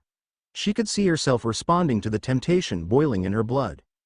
Wrestling her hands free, she grasped his hair, pulling his lips to hers again, her tongue eagerly entering his mouth and tasting the smoky, sensual aftertaste of dragonfire on his tongue. As their deep taste turned into a heated make-out session, they instinctively began to strip each other of their clothes, until they were both naked in all their glory. They stopped for a moment, to take in the beauty of each other. She pushed him back against the wall, then she giggled as she slid down his toned body until she was eye to eye with his erect manhood. Amazed at his size, she licked her lips hungrily. Duncan growled with pleasure as Fleur's velvet tongue licked him from base to tip, then took as much of his length as she could into her hot mouth. She purred with bliss as she bobbed her head, sucking hard as her tongue swirled around his member in her mouth. It didn't take long for her to get what she wanted, as he shot a load of hot semen down her throat with a growling grunt. Fleur swallowed with relish, savoring the unique flavor of his essence, sweet and creamy with just a hint of fiery spice. Her mate was delicious. She pulled off his still hard rod with a slurpy pop. And looked up into his eyes and licked her lips seductively. Elisseuse, mon amour. With a purring growl, he pulled her to her feet and reversed their positions, tasting her heatedly. Fleur moaned as he trailed tasties down her neck to her impressive cleavage. Then he tastied over to one of her nipples and attacked with lips and tongue, eliciting a giggling moan as he sucked one breast while groping the other. She was vaguely aware that this level of passion and intimacy with her mate was triggering changes in her body due to her Vela nature. Changes to optimize her body for mating, and breeding. Her already impressive curves increased somewhat, and Duncan moaned in delicious surprise as sweet cream gushed into his mouth from the nipple he was sucking, the release of which from her breast sent a jolt of exquisite pleasure through her, increasing the wetness and need between her legs. Duncan eagerly swallowed the creamy treat, sweeter than any milk drink he'd ever had. Licking his lips, he switched to the other breast and both of them moaned again as he drank from her. Duncan lifted Fleur up and tossed her giggling down on the bed. He stalked between her shapely legs to lick her wet petals from slit to clit. She moaned with ecstasy, her fingers in his hair.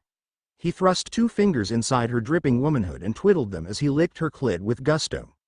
Fleur screamed with pleasure when she came, spraying his mouth and hand with her sweet nectar. He savored her sweet juices as he lifted his head to look hungrily into her eyes. "Take me, my love," she cried, spreading her legs wide for her lover. "I need you inside me now, Duncan. Mark me as yours alone." Duncan pinned her to the bed as he lined the primed and thick shaft between his legs up with her wet and hungry womanhood. Then he thrust into her, spreading her folds open and sliding into her with the primal urge that consumed him. Slowly at first, then increasing speed until he was plumbing her depths like a jackhammer. Fleur screamed and squealed with pleasure as her destined mate took her for the first time as she'd always dreamed. She felt how wet she'd gotten all over her body. Her skin glistened with sweat and the bliss between her thighs as the inner fires of desire burned beneath her skin and threatened to consume her were exquisite. Becoming one with her Duncan was more wonderful than she had dared dream. Her body adjusted to fit his impressive size perfectly, and every time his tip hit her cervix it sent a jolt of bliss through her entire body. Fleur could only sing with delight as Duncan freaked her silly. Every motion he made drove her further over the edge, unbearable pleasure from how his split her walls as it plowed in and out. The tight flesh of her love tunnel squirmed around it like a wet velvet vice, trying to catch it on the way out in response, as if to prevent it from escaping. Fleur almost reflexively locked her legs around his waist. We, freak me until you fill me with your seed, mon amour." Duncan had no words, only feral growls of passion. His sanity had burned away and only the primal need to release and flood his mate with his essence remained. And he felt that release building in his loins. Not that Fleur was any different at this point. The pleasure was mounting in her body, building to an uncontrollable release that she could feel coming even in her primal state. The indescribable delight. that only a woman was entitled to, was about to embrace and drown her in its rapturous bliss. As if it were another sign that they were meant for each other, they shared an earth-shattering mutual orgasm. He roared like a dragon as his manhood pulsed, flooding her womb with his hot seed. She screamed the keening cry of a bird of prey as her nectar gushed and her inner walls convulsed to milk his of every drop. Feeling the heat of his essence so deep in her core was exquisite. Her inner Vila cursed her for casting the contraceptive charm earlier, yearning above all else to bear the young of her mate. Wow! Duncan breathed several minutes later when their rational minds returned after their massive mutual release. Just, wow. Oui, mon amour. Wow, indeed. Fleur breathed sultrily. I was an idiot to doubt before, he told her. I love you, Fleur. Oh, Duncan, she gushed, embracing him, her heart soaring at his confession. I love you, too. There's more, he blushed. You're my first. Fleur's heart was touched that her mate was as pure as she was before they mated tonight. Then she realized that not only was he still inside her, but he was also still as hard as ever. I, too, was virgin until tonight, Duncan. So let us make up for lost time, she said with a naughty grin. Then she grabbed his head, pulling him into a feverish taste as she rolled them over so she was now on top of him. Rounder, mon amour. Duncan woke the next morning with Fleur snuggled up to him, her head on his chest, a satisfied smile on her lovely, sleeping face, and both of them still naked as the days they were born. He couldn't help but smile as well. 5 times. 5 times the new mates brought each other simultaneously to nirvana in different positions last night.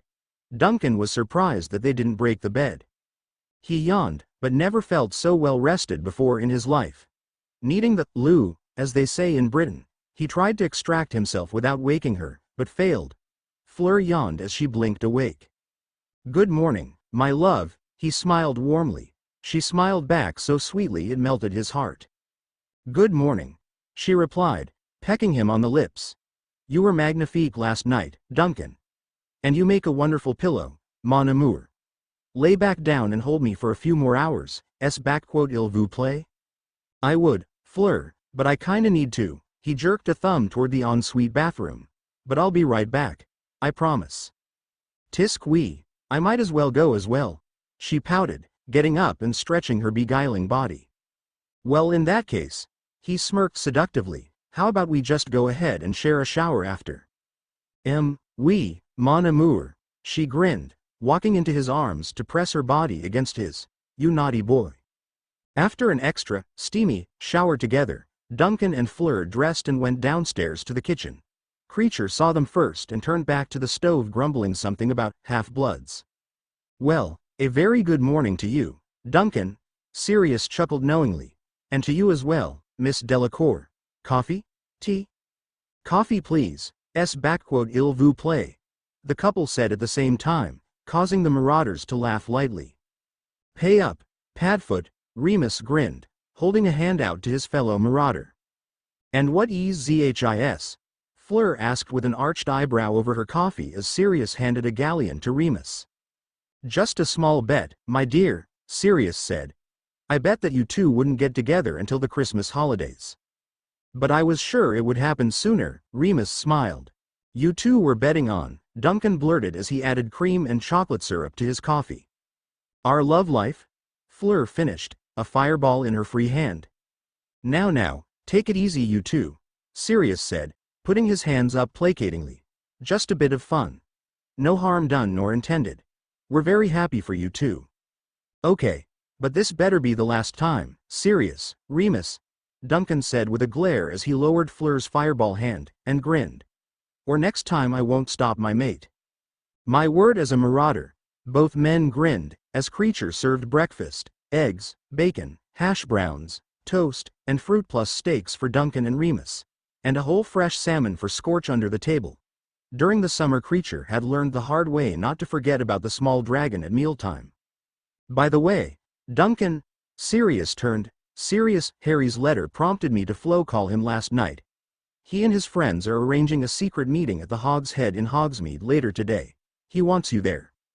Then I better go back soon, Duncan replied, then turned to Fleur. My cousin needs me, my love. I'll write and visit, I promise.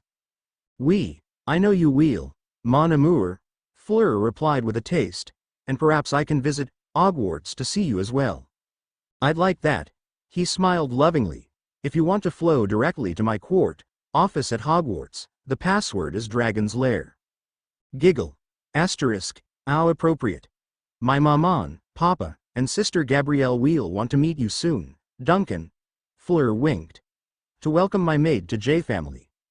My mom is arranging a special vacation for all of us over the Christmas holidays. He smiled, Sirius and Remus smiling as well, since they had already been invited.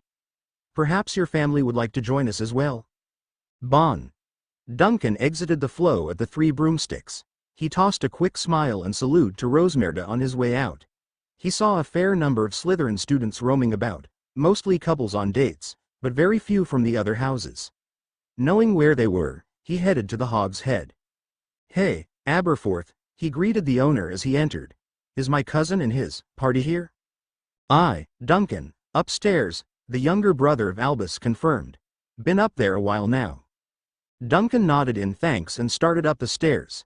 He rather liked Aberforth Dumbledore. He was wise, friendly, if a bit gruff, and not as cryptic as his brother Albus. Not to mention he'd given Duncan his first taste of fire whiskey. Duncan likened him to the result if Albus Dumbledore and Alistair Moody were fused together. He quietly entered the large conference room at the back of the second floor to hear the tail end of Harry's friends espousing his accomplishments to a sizable gathering of students of all the houses except Slytherin. No, wait, the Greengrass sisters and Tracy Davis were there. Harry modestly stated that he'd been lucky. I didn't know what I was doing half the time and I nearly always had help, Harry said, glancing over at Duncan. He's just being modest. No, Hermione, I'm not, he admonished her gently, then turned to the room. Facing this stuff in real life is not like school. In school, if you make a mistake, you just try again tomorrow.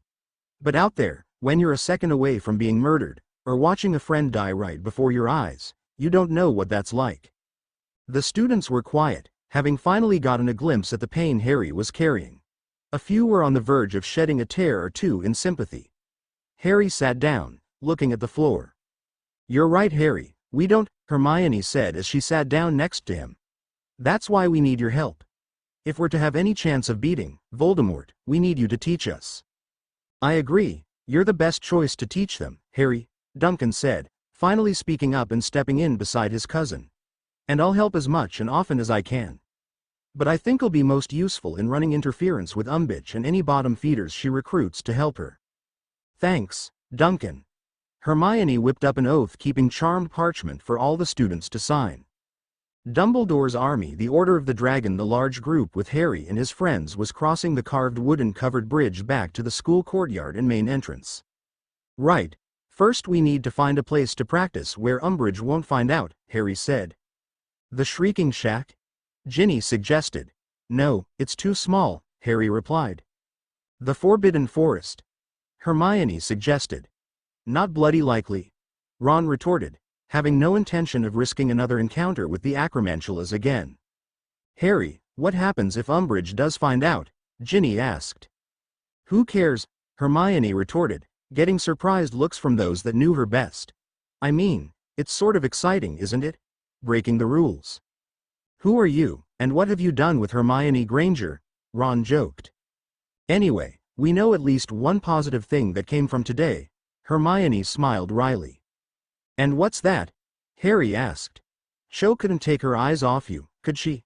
Hermione had noticed, knowing that Harry still had a crush on the pre-Chinese British Ravenclaw. It pained her with her own feelings for him, but she just couldn't let him see that.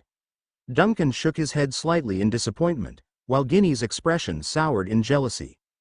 Over the next few days, we should all come up with a few ideas of places to meet, Harry started to say as they crossed the courtyard, unaware that they were being observed from the balcony of the clock tower. Umbridge and Filch. Author's notes. Again, sorry this chapter took so long. I've had a rather full plate the last couple months. Who caught all the Easter eggs? Anyone who caught more than half can ask one spoiler question in a PM. How about that lemon of Duncan and Fleur? I think that was my most ambitious scene since the final chapter of The Exile of Van Helscream. Chapter 12. Hey, everyone, fair warning. This chapter starts with a rather disturbing scene, including implied rape, so if you're squeamish, you may want to jump ahead a bit. Chapter 12. Consequences and Aftermaths. Number 4 Privet Drive, Surrey, Halloween night. So where is Duddekins? Marge Dursley asked her brother. It's getting rather late. He mentioned a costume party with his friends, Petunia replied. Won't be home until late. At least my boy is having a good time, Vernon grumbled. I still can't believe that the bastards fired me. And on the word of a freak, almost 20 years of loyal and profitable service disregarded over a bogus arrest and shite charges. And the local ladies' tea and social club, Petunia sniffed. They've snubbed me now because of that phony pamphlet the freak's lil whore gave to Nancy Thomas. A star student at an exclusive private school. Indeed. Making us look like liars. We said what we had to in order to cover up for that freakish boy. Asterisk HMMPH. Asterisk at least you're rid of him now, Marge huffed. And don't worry, we'll win in court. Most of the local judges got their precious bulldogs from me. Just then the doorbell rang. Who the bloody hell is ringing at this hour? Vernon griped. It can't be trick-or-treaters. Our porch light is off and treating ended almost 2 hours ago. Petunia, go see who it is and get rid of them. Petunia opened the door to see her Duddekins in his Shrek costume. Sorry, Mum, he said sheepishly. I must have forgot my keys. Oh, that's all right. Dudley, she smiled, letting him in and closing the door as she hugged him. Did you have a good time at the party? Yeah. He grinned, and pinched her neck. As she slumped bonelessly into his arms, Dudley began to morph. But it's about to get much better, Krugereth growled as he licked his chops. He sniffed her deeply, and a lascivious grin split his face. This is too perfect, the ogre thought to himself as he gently laid her on the floor. Too skinny to eat, but she's fertile. By her scent the timing couldn't be better. But first, he looked toward the living room, where Vernon and Marge were watching the telly. I'm hungry. While the two obese humans were distracted, Krugereth rushed them and snapped their necks before they could react. He then retrieved Petunia from the foyer and set her on the sofa and dumped the fat ones on the floor, and began to feast. Petunia Dursley née Evans slowly came to, wondering what happened. Then she heard the chilling, disturbing sound of some large carnivore eating nearby. She opened her eyes in morbid curiosity, and screamed. Her shriek drew the attention of the monstrosity that was apparently feasting on the bloody, shredded remains of her husband and sister-in-law. It was a sickly, yellowish-brown color with burning orange eyes, gnarled horns on its head and all over its back, and huge tusk-like lower fangs drenched in blood. It stood to a height of at least 10 feet and was massively muscled. I suppose I've sated one hunger, it growled in a gravelly voice as it stepped toward her with a wicked, bloody grin, dropping the half-eaten left breast of Marge to the floor with a bloody, plopping splat. Petunia was frozen in terror, so now it's time to sat another. Krugereth tore her dress asunder with one massive, clawed hand. Petunia screamed and fainted. The last thing she saw was the thing's member swelling to monstrous proportions as it held her legs wide apart. Prior to the party, Dudley and his gang spent some time stealing candy from unaccompanied trick-or-treaters. Then they had a blast at the costume party.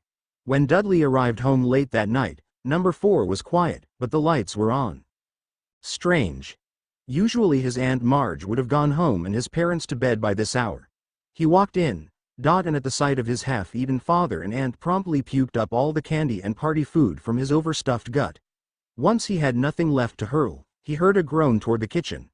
There he found his naked mother, covered in scratches and bruises, but alive. He covered her with the quilt from the sofa and called the police. November 2nd. Vernon. Petunia awoke with a start. It took her a few moments to realize she was in a hospital bed. Take it easy, Mrs. Dursley. A nurse urged calmly. You're in the Royal Surrey County Hospital. You've been unconscious for almost 2 days. 2 days, she stammered. Then, Duddy, your son is safe and okay, Mrs. Dursley. Another voice assured her, drawing her attention. He's with Child Services, and has already given the Surrey police his account of what happened that night. I'm Dr. Jane Westphalen. We've treated you for minor injuries. Some scratches, bruises and a concussion. Once you're a bit stronger, the police need to get your account of events. Vernon and Marge, your husband and sister-in-law both dead, I'm afraid, the doctor told her. They were savagely attacked and apparently, eaten by some kind of wild animal. You were lucky to only have minor injuries, and your baby is fine. Wait, baby? What baby? You didn't know? The doctor replied, confused. You're 3 months pregnant. Although the staff must have misread their tests yesterday. HMPH*, they thought you were only 2 months along. Petunia gawped like a fish out of water. Vernon hadn't touched her in years, nor had she taken any lovers, so how? No, soul-chilling horror spread through her as realization dawned.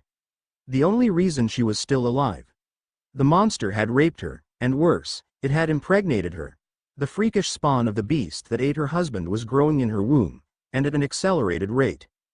3 days equals 3 months. Petunia rushed to the loo to throw up. The nurse helped her back into bed when she came out. We'll let you get some rest, Mrs. Dursley, the doctor said. The nurse will bring you some dinner shortly. Then Petunia was alone. Her horror and disgust continued to grow and gnaw at her mind. A monster. Inside her. The blood-spattered face of the beast, grinning as it tore her dress and spread her legs. All on continuous loop through her mind. Next thing she knew, Petunia was on the roof, looking over the edge to the ground far below. Then she stepped off. The day after the meeting of the Order of the Phoenix, Margaret was driving through Muggle London running errands. She'd heard from Sirius that Duncan and Fleur had slept together, and she was happy that her son had found someone to heal his heart. She was looking for a place to have lunch when her cell phone rang. She pulled into a parking lot overlooking the Thames to answer it. It was a Surrey number she didn't recognize. Hello? Is this Mrs. Margaret Rosenblatt? Speaking. Who is this? This is Detective Chief Inspector Michael Weston of the Surrey Police Department. Oh yes, I remember you, Inspector, Margaret said with a smile. How is the case against the Dursleys coming along? Dead on the vine, I'm afraid. Literally. Why? What's happened? Margaret asked in an annoyed tone. Vernon and Marge were killed on Halloween night, eaten by some monster. Dudley likely only survived because he was not home for the attack. Petunia jumped to her death on the 3rd, after being informed that she was pregnant. Krugereth, the ogre. Ogres can reproduce with humans. Petunia was raped by that monster, Margaret thought, pitying the woman, and Dudley? Currently in the custody of Child Services. He was the one who found the bodies and his unconscious mother that night when he returned home from a costume party. Since Harry is now his only living relative, I thought I should call you. Sigh, you did the right thing calling me, Inspector, Margaret sighed. While I am Harry's primary guardian, he is technically Lord Potter. And the head of the family. I'll talk to him and get back to you in a day or so. Like the rest of the newly created Order of the Dragon, Neville was trying to find or think of someplace they could meet and practice in secret. He was lost in thought walking down a hallway on the 7th floor when he was jarred from his thoughts by Crabbe and Goyle deliberately bumping him when they could have easily gone around him. Watch where you're going, Longbottom, Goyle jeered with a laugh, as Crabbe chuckled as well. Follow your own advice, boys, a voice said behind them as their heads were clunked together. When the stars cleared from their vision, they saw a scowling Duncan. Where the hell did he come from? 20 points from Slytherin. Now get your rude, fat asses to class before I give you detention with me tonight. Move. The two Slytherins almost tripped over each other and nearly crashed into a wall. They couldn't get away fast enough. Meanwhile, Neville thanked Duncan and continued on his way until he was alone in the hall. Reaching a dead end and having no class at the moment, he paced back and forth with his thoughts, and a door formed itself from the wall next to him. After the first night of defense lessons in the room of requirement, thank you, Neville. Hermione met with her study group in the library when afternoon classes were done. The others were Susan Bones and Daphne Greengrass. Both 4th years like Hermione, but Susan was a Hufflepuff and Daphne was in Slytherin. It was almost unheard of for such groups or friendships crossing house lines in Hogwarts. Yet here they were, all 3 from different houses and as brilliant as any Ravenclaw. In fact, the 4th year. Ravenclaws often found themselves academically outdone by Hermione and her friends, much to their irritation. Speaking of. Excuse me, girls? An unsure yet sweet voice said. The 3 looked up, W-A-A-A-Y up, into the copper-toned face of Raven Thunderbird. I'm Raven Thunderbird. May I join you? My fellow Ravenclaws refuse to let me study with them. They say I'll hold them back. Well, that's just nonsense, Susan said. I've been in classes with you. You're brilliant. Of course you can join us. Hermione nodded. Thank you. Raven smiled gratefully, transfiguring one of the chairs to fit her much taller frame. The Ravenclaws can be a bit snooty, Daphne confirmed. I noticed that you've taken your housemate Luna Lovegood under your wing. Good for you. She tends to get picked on, especially by her housemates. Her bullies probably hate that you're protecting her. Asterisk PFFT. Asterisk we're supposed to be the house of the smart, Raven scoffed. So what if Luna is a bit odd? She's really smart and very sweet. Messing with her is just wrong. The others agreed, and welcomed Raven to their group, now with members from all 4 Hogwarts houses. They got to know each other, studied together and quietly speculated what Harry would teach them at the next secret meeting. At dinner that night in the Great Hall, Scorch flew in and delivered letters to Duncan and Harry from Margaret. After reading them, Harry looked up to Duncan at the staff table to see his cousin nod back. Duncan turned to Dumbledore. Headmaster, Harry and I need to leave Hogwarts tomorrow morning, Duncan said. We should be back by dinner at the latest. This is rather unexpected, Duncan. Might I ask why this cannot wait until the weekend? It's a family emergency, and my mom needs us both. Very well, I shall cover your care of magical creatures classes tomorrow, Dumbledore replied. The 2 of you can flow from your office in the morning. Please give my regards to your mother and my hopes that everything will be all right. Thank you, Albus, Duncan said. It seems the old man is serious about trying to redeem his mistakes. Dudley Vernon Dursley was sick and despondent. The horror at the deaths of his family and the knowledge he was now alone had him near catatonic. He barely noticed when Harry arrived with Margaret and Duncan to take custody of him. Despite their past, Harry tried to reach out to comfort his Muggle cousin as they drove to Potter Manor. After setting Dudley up in a room and giving instructions to the staff to look after him and inform them of any change, they met over lunch in the kitchen. In all the years I've known him, I've never seen Dudley like that, Harry said with pity.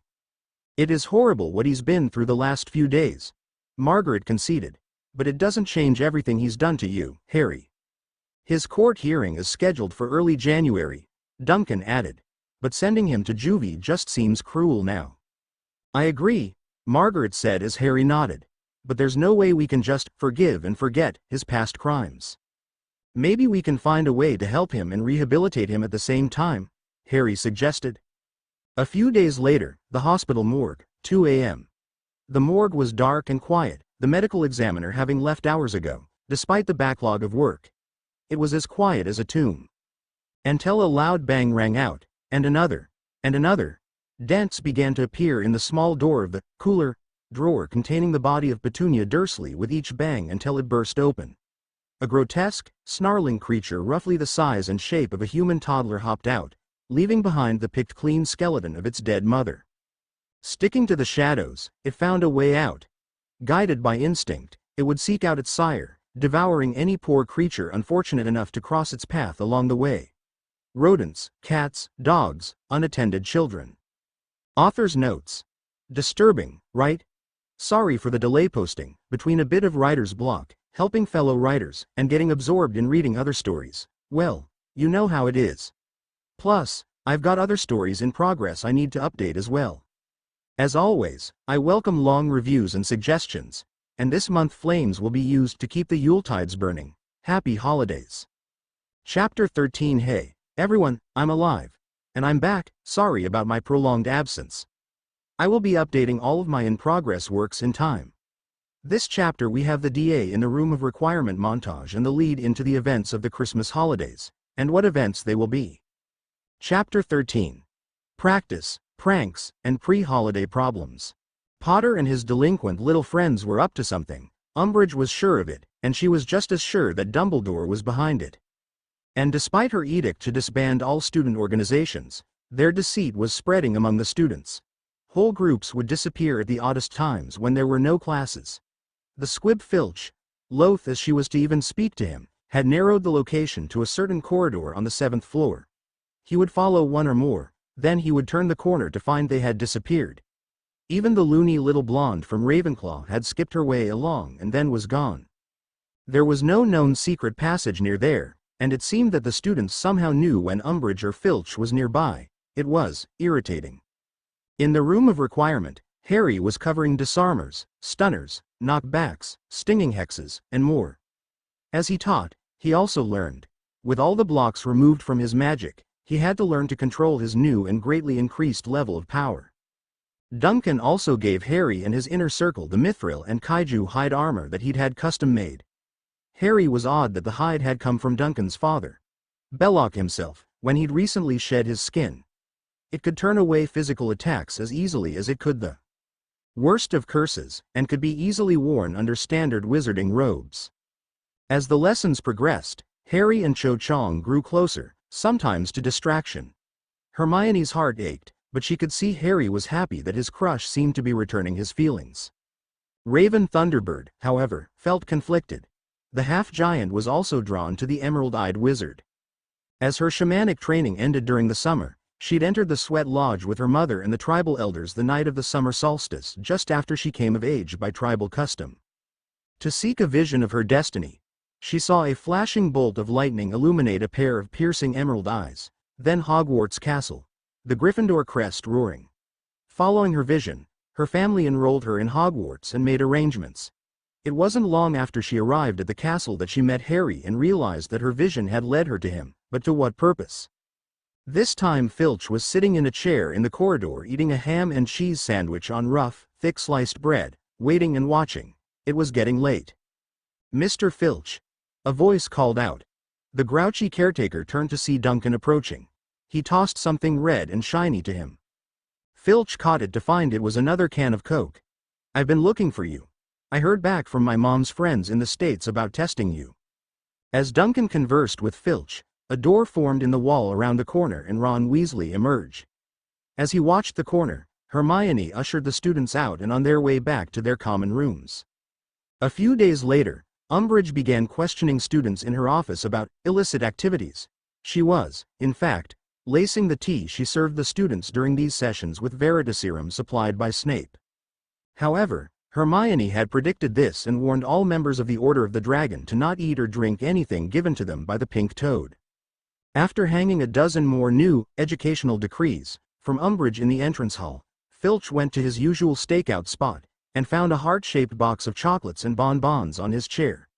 A note, "Keep up the good work, Professor Umbridge," attached.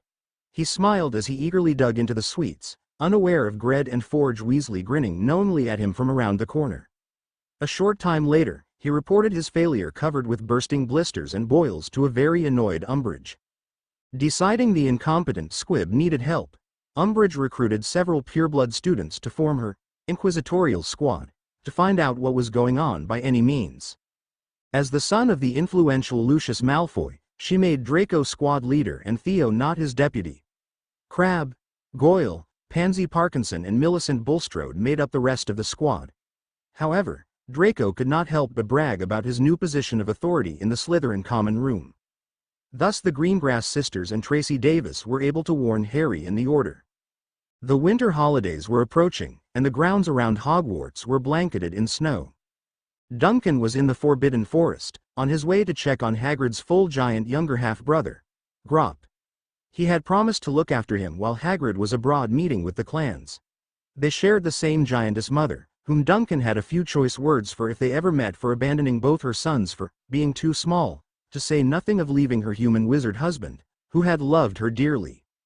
While small for a full-blooded giant, it was hard to believe that someone as large as Grop had the mind of a child. Apparently when Hagrid had found him among the Northern clan, Grop had been bullied most of his life by his larger peers and ignored by the adults, so Hagrid took him with the intent to raise and care for him as best he could, including giving him an education he'd been denied.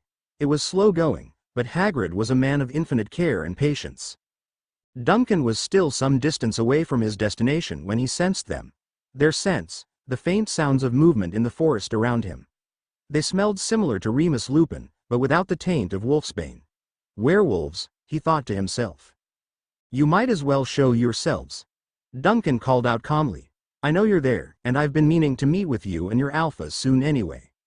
A dozen men and women appeared out of the surrounding woods, all wearing an odd assortment of animal furs, hides combined with well-worn muggle clothes or wizarding robes.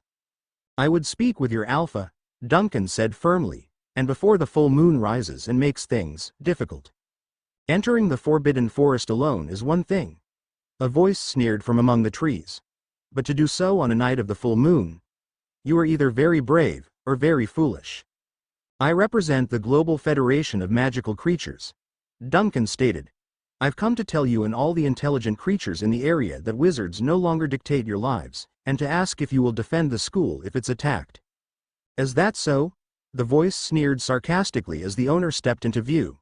He was tall, powerfully built, savagely feral face, black and gray hair slicked back, amber eyes glowing, and dressed in the black robes of a Death Eater.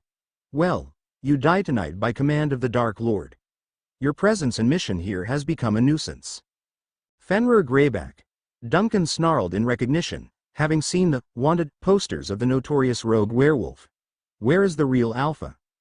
He refused to join the Dark Lord's great cause, so I tore his throat out, Greyback smirked. I command the Highland Pack now. Keep him from escaping, he ordered as he turned to leave. Tear him apart once you all change. Then rejoin those watching Hogwarts. Stop, Duncan shouted. I challenge your alpha. The pack members all looked at each other in shock.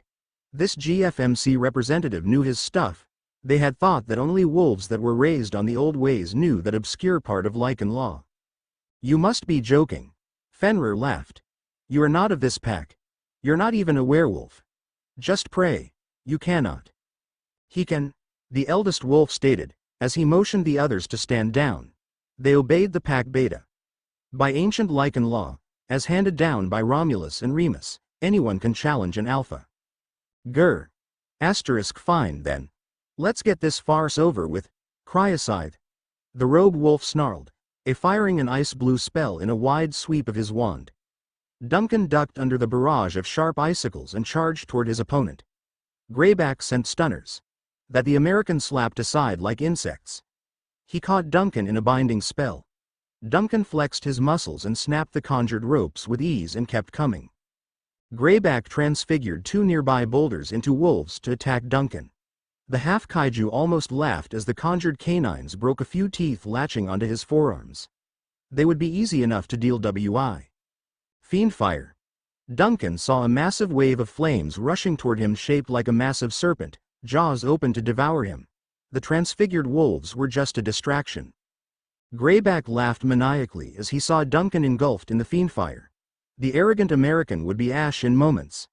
In all the world, only his master and Dumbledore might have shield charms that could withstand the unholy flames.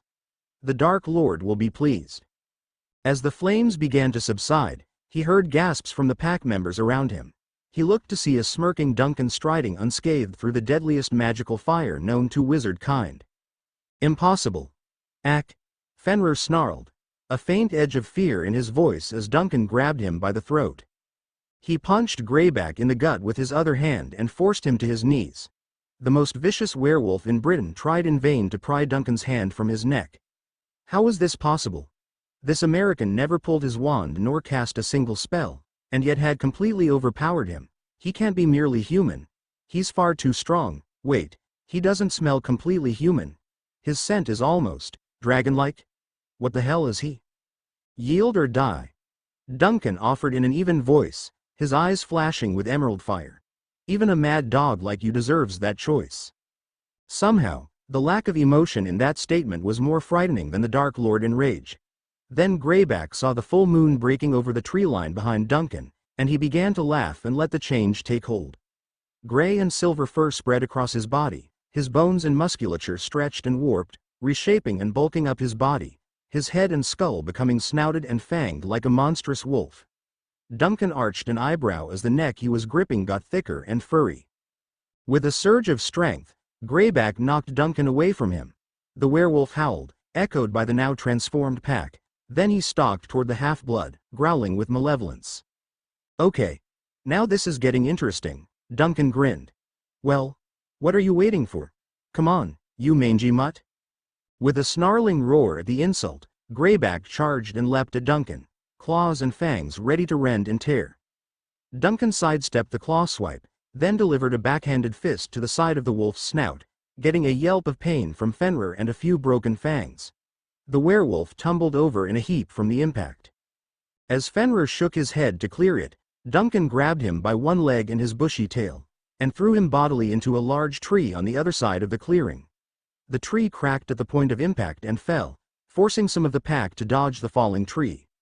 Greyback struggled to regain his feet. He glared hatred at Duncan.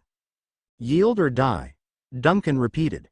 "I won't ask again," Greyback growled, then lowered his gaze in submission. "Crawl back to Voldemort, and never come back," Duncan scoffed dismissively, then turned to look for the pack beta. Even before the pack wolves barked a warning, Duncan heard the low growl from behind him. Time seemed to slow as he turned to see Greyback in midair sailing toward him, claws and remaining fangs bared. "I have him now," Greyback thought. Then his eyes widened as the boy breathed a huge blast of flames like a dragon. He managed to roll to his right and avoid incineration, but he still caught some flames to his face and left shoulder. Yowling in agony from his burning face and shoulder, Fenrir Greyback, the most feared werewolf in Europe, ran away as fast as his transformed legs could carry him. Duncan turned to see the pack kneeling in submission before him, acknowledging him as their alpha. "Stand up," he told them gently. "I am not your alpha. I merely freed you from an unworthy pretender who would have led you to your own destruction. You," pointing to the elder pack beta, "lead them well. You're the alpha now. Meet me at the Hog's Head at noon on the second Saturday in January, so we can talk." The newly appointed alpha nodded with a soft growl. Back at the castle, Harry was stuck in detention with Snape after dinner. He wasn't surprised. The greasy git had to find some way to make him miserable before the holiday break, so during the last potions class he was even more vile than usual, making up the flimsiest excuse to give Harry detention. His task was to clean cauldrons. Harry had just scorchified his second one. "Are you incapable of following even the most simple instructions, Potter?" Snape sneered. "You will clean those cauldrons by hand. What purpose does a punishment serve if you can make it easier with magic?" Harry looked up to glare at the potions master, and when their eyes met he sensed something. It was like someone was rifling through his worst memories of his abuse from the Dursleys. "Get the hell out of my mind, you greasy git," Harry yelled, mentally slamming the door on the intrusion. Snape was shocked as he was actually physically knocked back a few feet by the force of the expulsion. Since when was Potter an Occlumens? Snape had been savoring the memories of Harry's torture at the hands of his relatives since his first year, and he'd wanted to fill his spank bank for the holidays. Snape had deliberately had every book on legilimency and occlumency moved to the most restricted section of the library, and away from inquiring young minds, for the express purpose of having the freedom to raid the minds of the students. "And I'll be sure to inform Madam Pants and Professor McGonagall of that," Harry barked, as if he'd heard what Snape was thinking. "What? How dare you?" Snape began to snarl, grabbing Harry by the collar, when the memory of his greatest humiliation at the hands of James Potter shot to the forefront of his mind like a bullet. Now he knew for sure. Potter was both an Occlumens and a Legilimens, and he had seen that memory. But how? "Professor," Harry started in a regretful tone, "I didn't mean to." "Get out," Snape hissed. The next morning, Malfoy Manor. Voldemort was pleased this morning. Several of the artifacts he sought had been located, and he would send his Death Eaters to retrieve them over the holidays. He had the Manticore Doomclaw tracking Rubeus Hagrid on the continent as the oaf searches for the crown of King Eric between meeting clans of giants. The monster's orders were clear. Watch and follow the half-giant until he acquires the crown, then kill him and bring the crown to the Dark Lord. Young Draco had succeeded in his primary mission of retrieving the basilisk egg.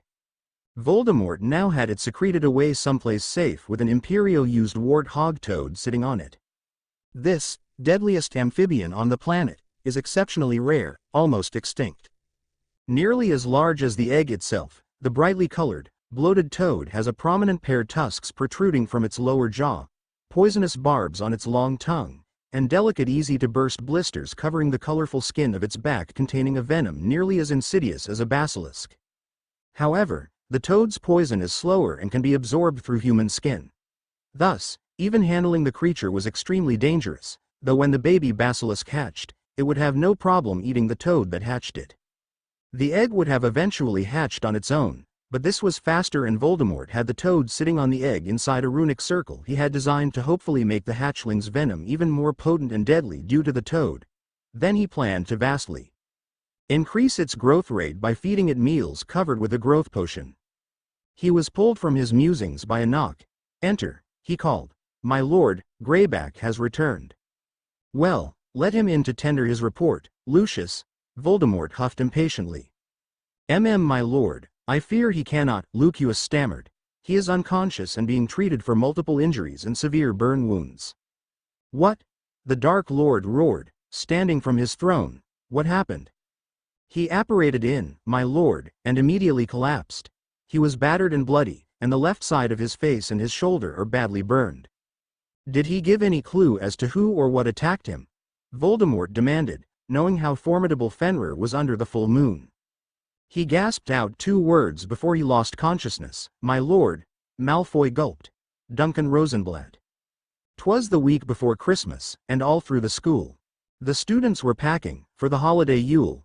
Harry had just returned to Gryffindor Tower, to Ron and Hermione eager for details of his moments alone with Cho after the rest of them left the room of requirement just a little earlier, he confessed. To talking briefly about Cedric, then sharing his first taste with her, and Cho's tears.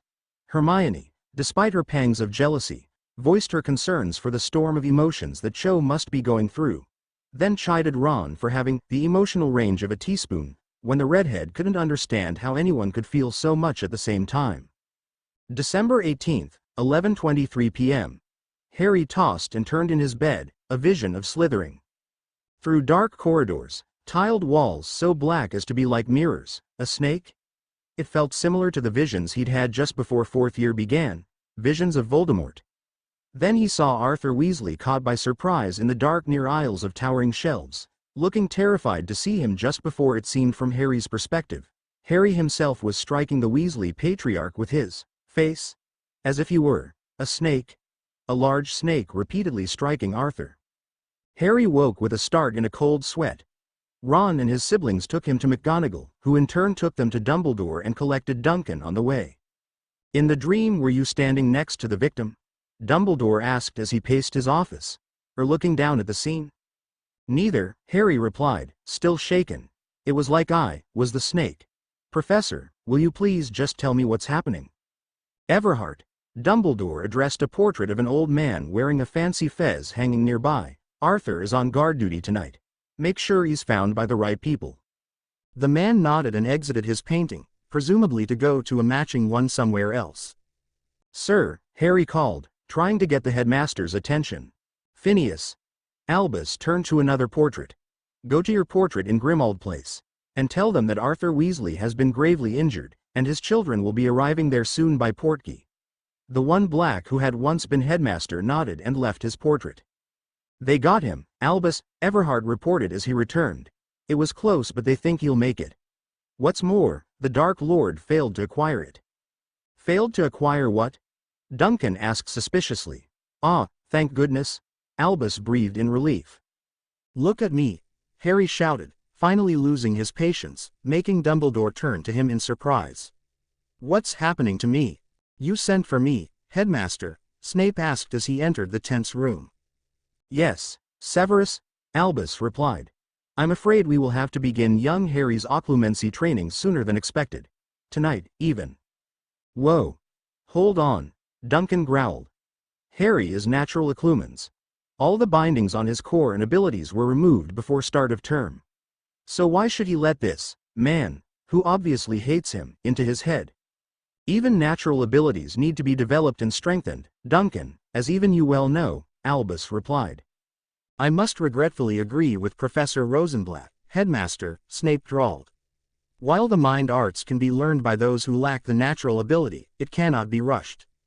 And you know as well as I that those possessing the abilities naturally must develop them at their own pace with minimal interference, lest it cause more harm than good."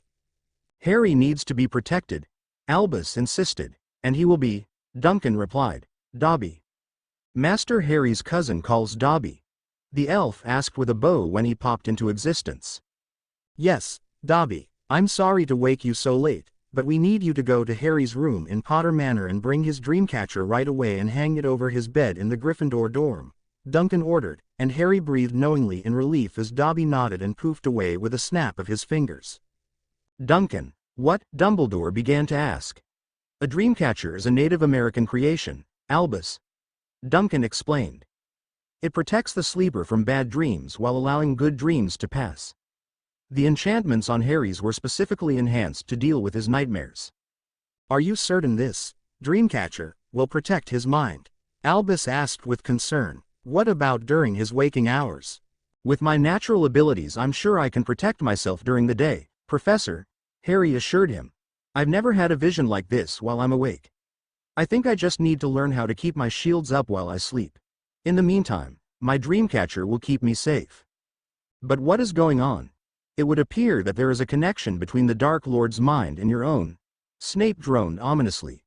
Whether he is aware of this connection or not is, as yet, unclear. Pray that he remains ignorant. You mean if he knows about it, he'll be able to read my mind if I'm not protected? Harry asked, guessing at the truth. Read it. Control it. Unhinge it, Snape pressed, smiling inwardly at the boy's discomfort. In the past, it was often the Dark Lord's pleasure to invade the minds of his victims, creating visions designed to torture them into madness. Only after extracting the last exquisite ounce of agony and he had them literally begging for death would he finally kill them. That's enough, Duncan growled. He gets the point, and you're enjoying this a little too much, Snape. Harry, Mom and Sirius can help you develop your resting mental defenses over the holiday break. I wouldn't trust Grease Mop over here anywhere near your head. How dare, that's enough, Severus. Dumbledore huffed. Perhaps Duncan is right. Any assistance Harry might require should be provided by someone he trusts implicitly. Besides, your method of rigid discipline of the mind, while ideal for you, may not be as effective for a more creative thinker like Harry. There is more than one way to organize one's mind and school emotions. With that, the headmaster dismissed everyone. Ron and his siblings said their goodbyes and departed through the flow, and everyone else returned to bed. After all, most of the students were departing for the holiday break in the morning. Pre-dawn December 19th, Malfoy Manor. The Dark Lord Voldemort paced before his assembled Death Eaters, new recruits as well as the most seasoned and deadly members of his inner circle.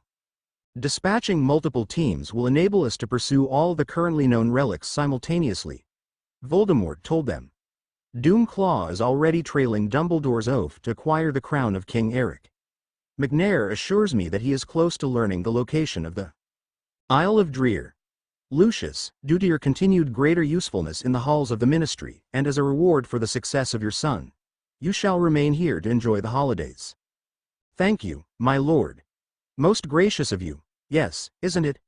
Voldemort grinned darkly. And if your elves inform you of any change in Greyback's condition, you will inform me immediately. Of course, my lord. Lucius grumbled at the reminder of the unconscious werewolf in his hidden cellar. The rest of you, go. And dare not fail me. Author's notes. Cryocide is a spell I created for this story. I figure J.K. Rowling's Wizarding World would have a spell like that. Shooting sharp icicles at your opponent. The Wart-Hog Toad is also my own creation for this story. I did try to see if there was an already existing magical poisonous toad in the HP literature and found none.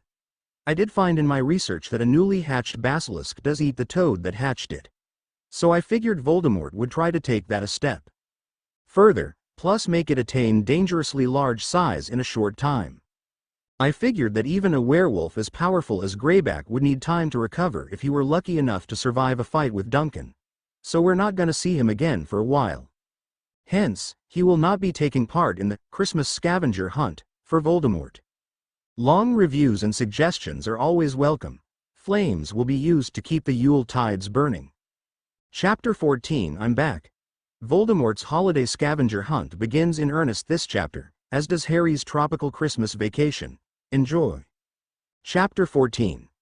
The holidays. PT.1 Many of the students going home for the winter holidays did some last-minute shopping in Hogsmeade before boarding the train. The trip on the Hogwarts Express back to London was uneventful, though Duncan decided to join his cousin and his friends for the ride. "So you and your parents are going to Paris for a week before joining the rest of us on Potter Island, Hermione?" Duncan asked. "And the Delacours are bringing you?" "That's right," Hermione beamed. "Fleur's parents have arranged for her to give me a special tour of the French ministry. She sounds as excited as I am in our letters back and forth." "I bet," Harry grinned, knowing his always eager to learn friend well. "She's also excited to see a certain American again, Duncan," she giggled knowingly. "Really, Duncan? You and Fleur?" Neville asked the smugly grinning blonde. "Good on you, mate. She's brilliant and gorgeous." "No kidding." Duncan smirked confidently. "By the way, Harry, Fleur's little sister Gabrielle is coming too. It seems she's eager to see her hero again." "Yet another reason I wish I could come, too," Cho grumbled as the others giggled at the blushing Harry. "But my family has relatives coming in from America and Hong Kong. Just make sure that little Vila knows you're spoken for, okay, Harry?" "You worry too much, Cho," Hermione said, rolling her eyes. "Harry, we should visit the Weasleys while we're in London, don't you think?" "I agree, if we can," he replied, then looked to Duncan. "I think we can arrange a quick visit," Duncan smiled. "Mom's picking us up at the station, so I don't think she'll mind." Arthur was still weak, but was recovering. The entire Weasley family was grateful to Harry. His vision nightmare that it was had enabled Arthur to be found in time to save his life. Harry and Hermione exchanged gifts with the Weasleys, then departed. Margaret and Duncan dropped Hermione off at her home before returning to Potter Manor with Harry, and big hearty dinner prepared by Remy. "All right, you two," Margaret began in a very mom tone. "I want the video games off and you both in bed by 11. I'll check on Dudley. We finish packing and head to the island tomorrow." Potter Manor was put in lockdown. The house elves popped ahead with all the luggage to prepare the island residents. Now at noon Harry, Duncan, Margaret, Dudley, Victor, Emily, and Adam all gripped a hula hoop as Harry activated the port key. And moments later everyone except Duncan and Margaret made a less than graceful landing on the early morning sand. It was warm, sunny, and the sound of the waves and seabirds filled the air. "Welcome to Potter Island, pup," Sirius called out, wearing Bermuda shorts, a Hawaiian shirt, Panama hat, and sandals. "The most peaceful tropical getaway ever," Remus added with a smile in a similar outfit. "Sirius." Harry hugged his godfather. "When did you two get here?" "2 days ago," Remus replied before Sirius. "Margaret suggested that we come ahead to turn on the power and stock the fridge, freezer, and pantries." "Are you serious?" Harry asked in surprise. "No, he's Remus." "I'm serious," Sirius quipped with a smirk, getting groans from everyone, and an elbow from Remus. "Okay. First of all, ow. Secondly, I've waited years to make that joke again, Mooney. Don't spoil it for me." "Exactly," Remus retorted dryly. "That pun is as old as you are, enough already. It's a classic. You don't mess with the classics." "When you two have quite finished," Margaret interjected. "I haven't been here in years, but I remember it well, so let's give Harry a tour." The island was small but extensive. It had originally been settled by a wealthy French noble as a plantation until one of Harry's ancestors, Captain Richard Potter, a privateer for England during the golden age of piracy, took it over as his base and secondary home with his wife, Amelia. Anchored and still perfectly preserved in the cove was his ship, the Pegasus.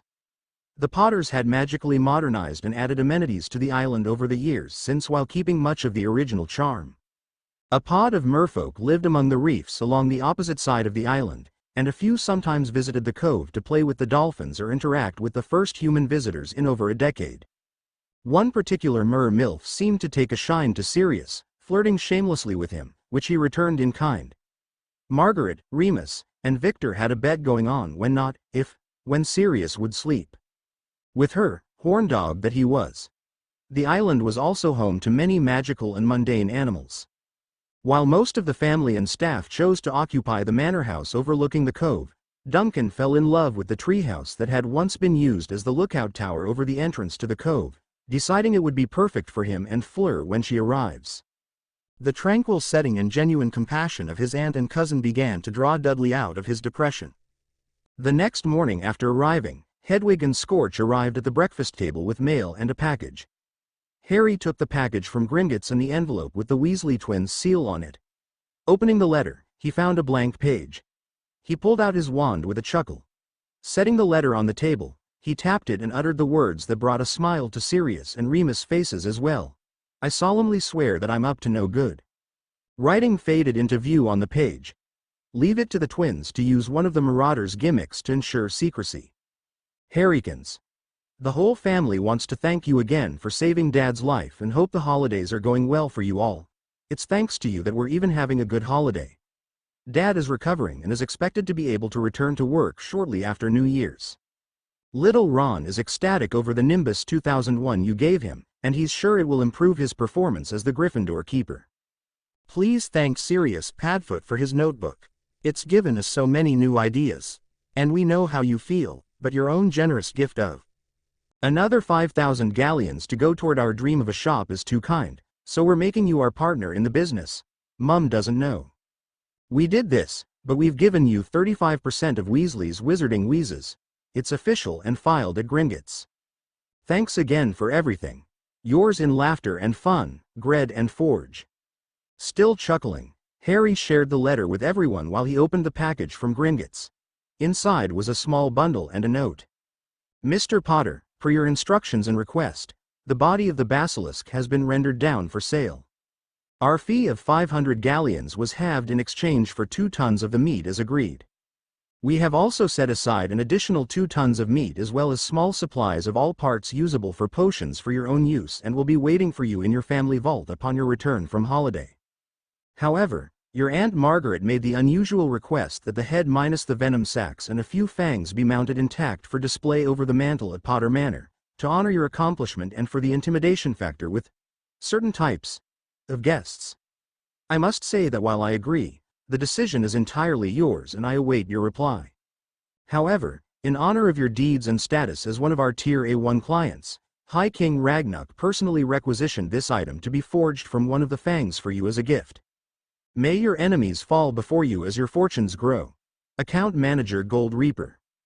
Intrigued, Harry unwrapped the bundle to find a large curved dagger in a sheath. The grip and sheath were covered in basilisk skin. The pommel was carved in the shape of a serpent's head holding a dark gem in its mouth, and the crossguard was curved such that the first finger of the wielder slipped through it like a ring. The blade was goblin steel, but Harry could feel the power of the fang and venom imbued in the blade. That will look great on the belt of your armor, Harry, Duncan smiled. But for now you should put it away somewhere safe until you really need it, Margaret interjected as she quickly snatched it, Harry's safety foremost in her mind. Duncan, Sirius, and Remus all couldn't help but laugh a little at the dejected look on Harry's face as his aunt took the dagger to the armory. Duncan then turned to his own letter from Fleur. Mon cher Duncan, I miss you so, and cannot wait to join you in paradise. Please assure Harry that my family and I will arrive with Hermione and her parents on the 23rd as planned using the portkey he has generously provided. I cannot wait to go flying with you, Mon Amour. Perhaps we could find a secluded beach on the island where you and I can swim and sunbathe au naturel, no. With all my love, Fleur. I look forward to it, Duncan muttered with a grin. You say something? Harry asked. Nothing. Duncan blushed, then relayed Fleur's message regarding the 23rd as Margaret returned to the table. Dudley. Yes, Aunt Margaret. He replied, looking up from his breakfast. He was still amazed how the food cooked both with and without magic by that house elf named Remy was so good. Maybe his parents had been wrong about magic all these years? Harry and I have discussed your situation quite a bit. Whether you believe it or not, we mourn your loss.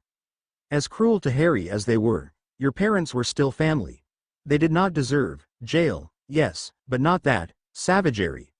We are the only family you have left.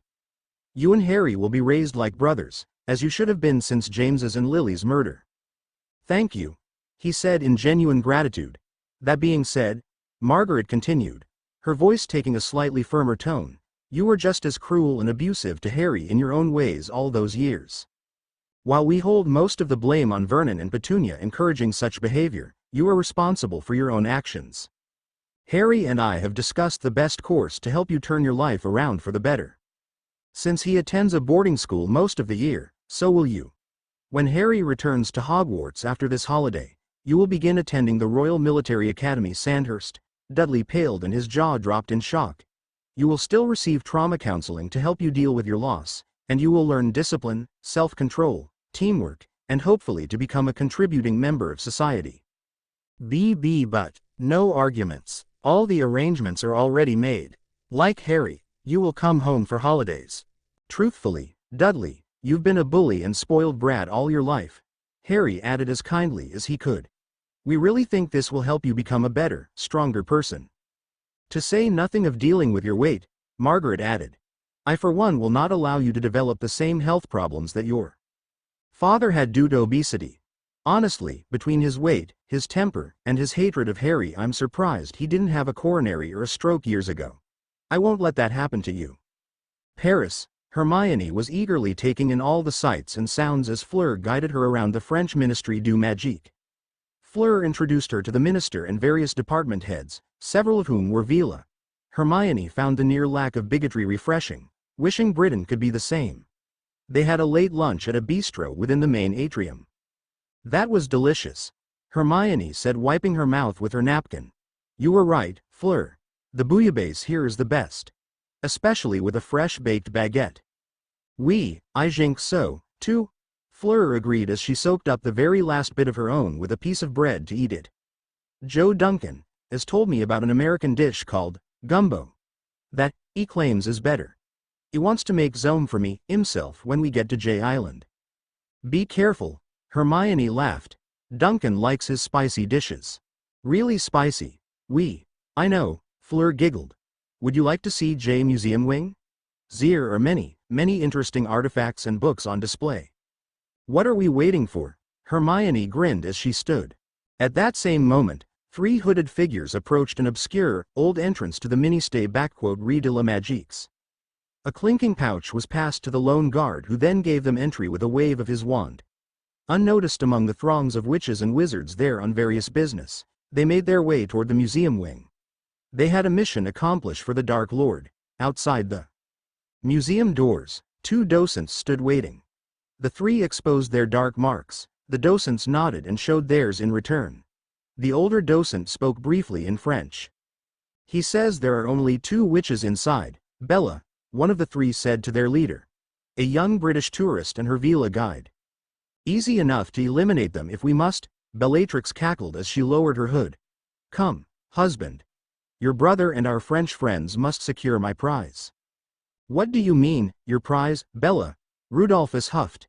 Is the Witchblade not for the Dark Lord? Again you prove yourself the fool, Rudy, Bella hissed. Our Lord in his wisdom knows that only women can wield the Witchblade. So whom would he bestow it upon but his most faithful servant? She finished with a smug smirk as they entered the museum. Hermione was thoroughly enjoying all the displays in the museum. Her inner scholar was in heaven.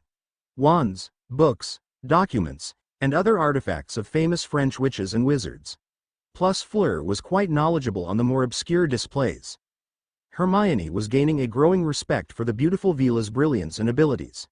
But what Hermione saw next while Fleur was distracted speaking to a portrait of one of her ancestors, captivated her. Displayed prominently in an ornate glass case was a medieval gauntlet that would have covered the entire right forearm of the wearer, from elbow to claw-like fingertips, with a few decorative jewels.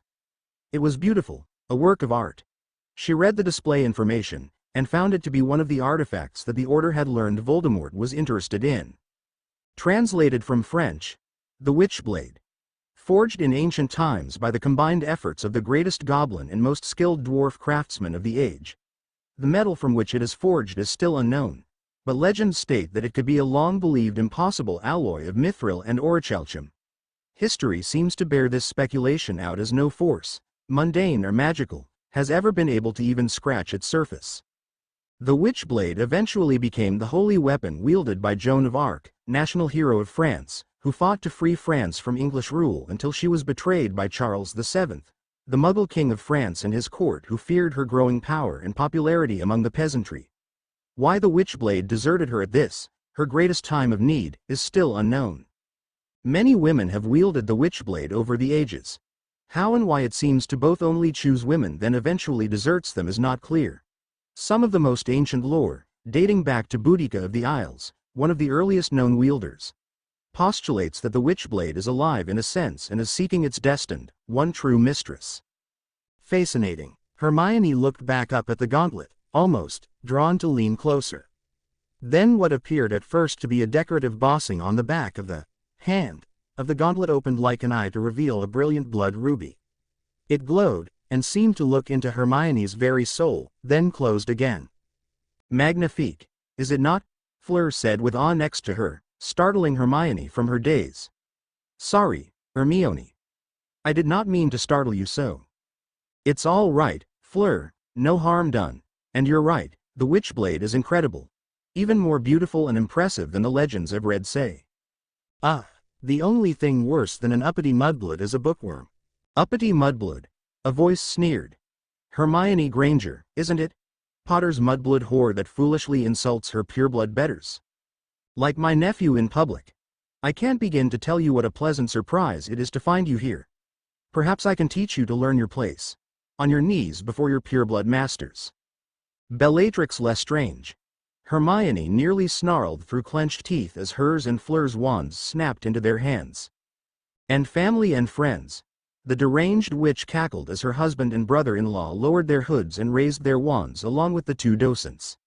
Seeing the docents with them raised Fleur's ire. Traitors. She accused sharply in French. You dare aid and abet these Death Eater scum within these hallowed halls? How dare you and your kind seduce your way into families of prominence and positions of power in our ministry? The senior man barked in French. Our ancestors should have exterminated the entire Vila race when they had the chance centuries ago, added the other. But you whores. Just throw about your lure and spread your legs for weak-willed wizards to get what you want. You, I know you, Fleur accused the older man. You quit the Aurors years ago when my mother was promoted to department head over you. You couldn't stand being passed over for my better qualified maman. You chose to quit rather than take orders from her, you treacherous pig. Vila slut. If all you frogs are quite finished. Bella barked impatiently. Now, you and your beast back away quietly while I claim the weapon that I'll use to slaughter the rest of Potter's pathetic friends with, and we'll make your deaths quick and painless. After my brother and I have our fun, that is, Rudolphus grinned, while Rabiston laughed lasciviously. Tisk. Asterisk, you would lower yourself like that, Rudy, Bella said mockingly. Don't call me that. Bella, Rudolphus griped a bit more firmly that he should have dared to his insane spouse. It's not as if you've shared my bed in years, even before you went to Azkaban. And why would I? She cackled. I never chose you, and you've never been worthy of me. I'd sooner rape the Potter boy to provide the Dark Lord with an heir than let a weak fool like you touch me ever again. Please. As if Harry would even look at a hag like you, Hermione taunted, after throwing up a little in her mouth at the thought. You filthy little mudblood. Bella screamed at the insult to her beauty. I'll reduce you to drooling fool for Draco and his friends to use as a cum dumpster, Crucio. Protega. Reducto, Expelliarmus, Defindo. Stupefy. Hexes and curses flashed back and forth across the room between the combatants. Outnumbered and slightly outclassed as they were, Hermione and Fleur were forced to keep moving from cover to cover, dodging this way and that as they cast, remarkably holding their own against their more vicious and experienced opponents. Enough of this, Bellatrix shrieked in deranged fury. Bombarda Maxima. The explosion curse ripped through the room, demolishing multiple display cases, including the one that contained the Witchblade. The ancient gauntlet tumbled end over end through the air as Hermione broke cover to cast a stunner from her wand in her left hand, to suddenly be surprised to find her right hand and arm wearing the legendary Witchblade. She was caught flat-footed long enough for Rudolphus to cast the killing curse at her. Avada Kedavra. No, Hermione, Fleur screamed from behind a pillar. With nowhere to hide, Hermione instinctively closed her eyes and brought up her arm as if to block the unblockable curse, for it to deflect off the Witchblade gauntlet and strike the elder of the two traitorous docents dead where he stood. What? NNNNOOO, you filthy little bitch, take it. Off. The Witchblade is mine. Bellatrix screamed, sending a barrage of curses at Hermione, only to have them dodged or blocked by the very relic they had come to steal. She also heard banging on the doors they'd sealed behind them. Horrors! Those doors won't hold long.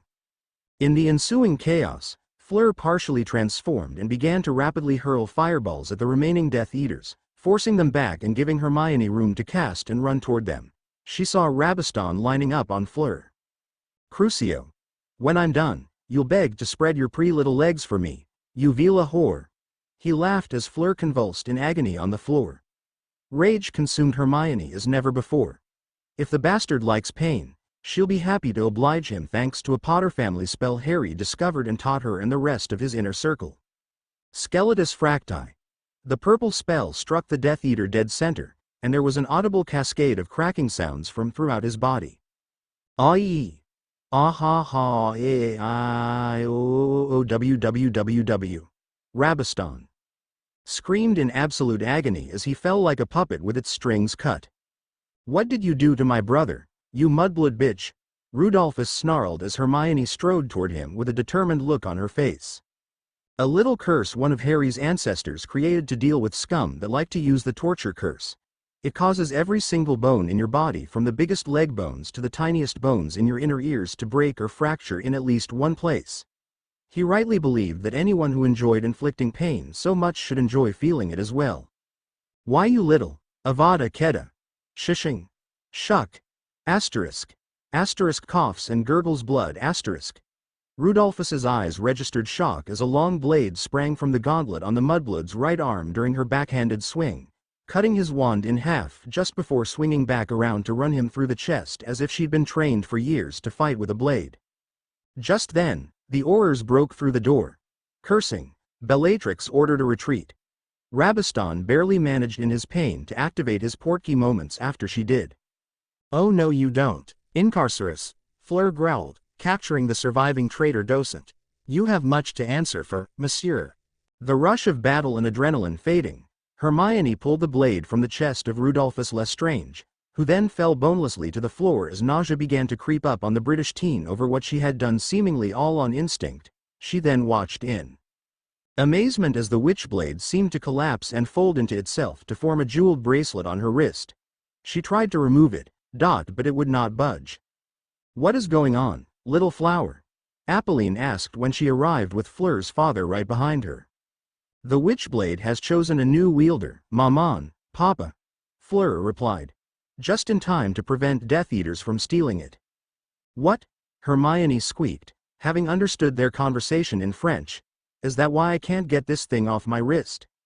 Oui, Hermione, Apolline sighed. It seems Zot J. Witchblade has chosen you. Author's notes. My version of the Witchblade is based mostly on the 2001 TV series starring Yancey Butler as NYPD Det. Sarah Pazzini. Captain Richard Potter and his ship the Pegasus are from Dragon Raptors, Harry Potter and the Curse's Cure, while I based Potter Island on the island that Edward Kenway made his base in Assassin's Creed, Black Flag. Skeletus Fracti is a curse I made up for this story. It always seemed to me that in the HP franchise Moldy Shorts and his minions had way too many advantages while the heroes too often held back too much. The battle in the Department of Mysteries being a prime example of this. It occurred to me that a Potter ancestor in the Aurors may have felt the same way and created this curse that would not only incapacitate the villain, but also make them suffer the pain they enjoyed inflicting on others while still being forgivable. Having suffered a few broken bones in my youth, let me tell ya, the pain is undeniable as any among you who have also felt it would know. Now, imagine that pain in every bone in your body at the same time. As always, suggestions and long reviews are welcome. Flames will be used to make spring come sooner here in the frozen wasteland that is New England. Chapter 15. Hey, everyone, the scavenger hunt continues this chapter. Enjoy. Chapter 15. The Holidays, Part 2. The British Isles are older and more mysterious than even the most learned scholars know. For example, when St. Patrick banished all the snakes and serpents from Ireland, there was one man who saved them all from drowning in the sea. Salazar Slytherin, one of the 4 founders of Hogwarts School of Witchcraft and Wizardry, furious at the audacity of this upstart saint, rescued the reptiles and gave them a home on his private hidden island 100 miles off the western coast of Cornwall. This same secret island was the home to which he retreated after his falling out with the other founders and leaving Hogwarts. This same island into which the Death Eater Corbin Yaxley entered the castle known as the Snake Pit, seeking the rumored, lost wand of Salazar Slytherin. Not his well-known original wand of snakewood with basilisk horn core. No, this was the wand he crafted in anger, fueled by rage at the so-called Saint. A wand that would break the stalemate between the twin wands and give the Dark Lord the advantage over the Potter brat, and perhaps even Dumbledore himself. Yaxley had avoided the swarms of serpents thus far, but as he went deeper into Slytherin's sanctum he got more worried.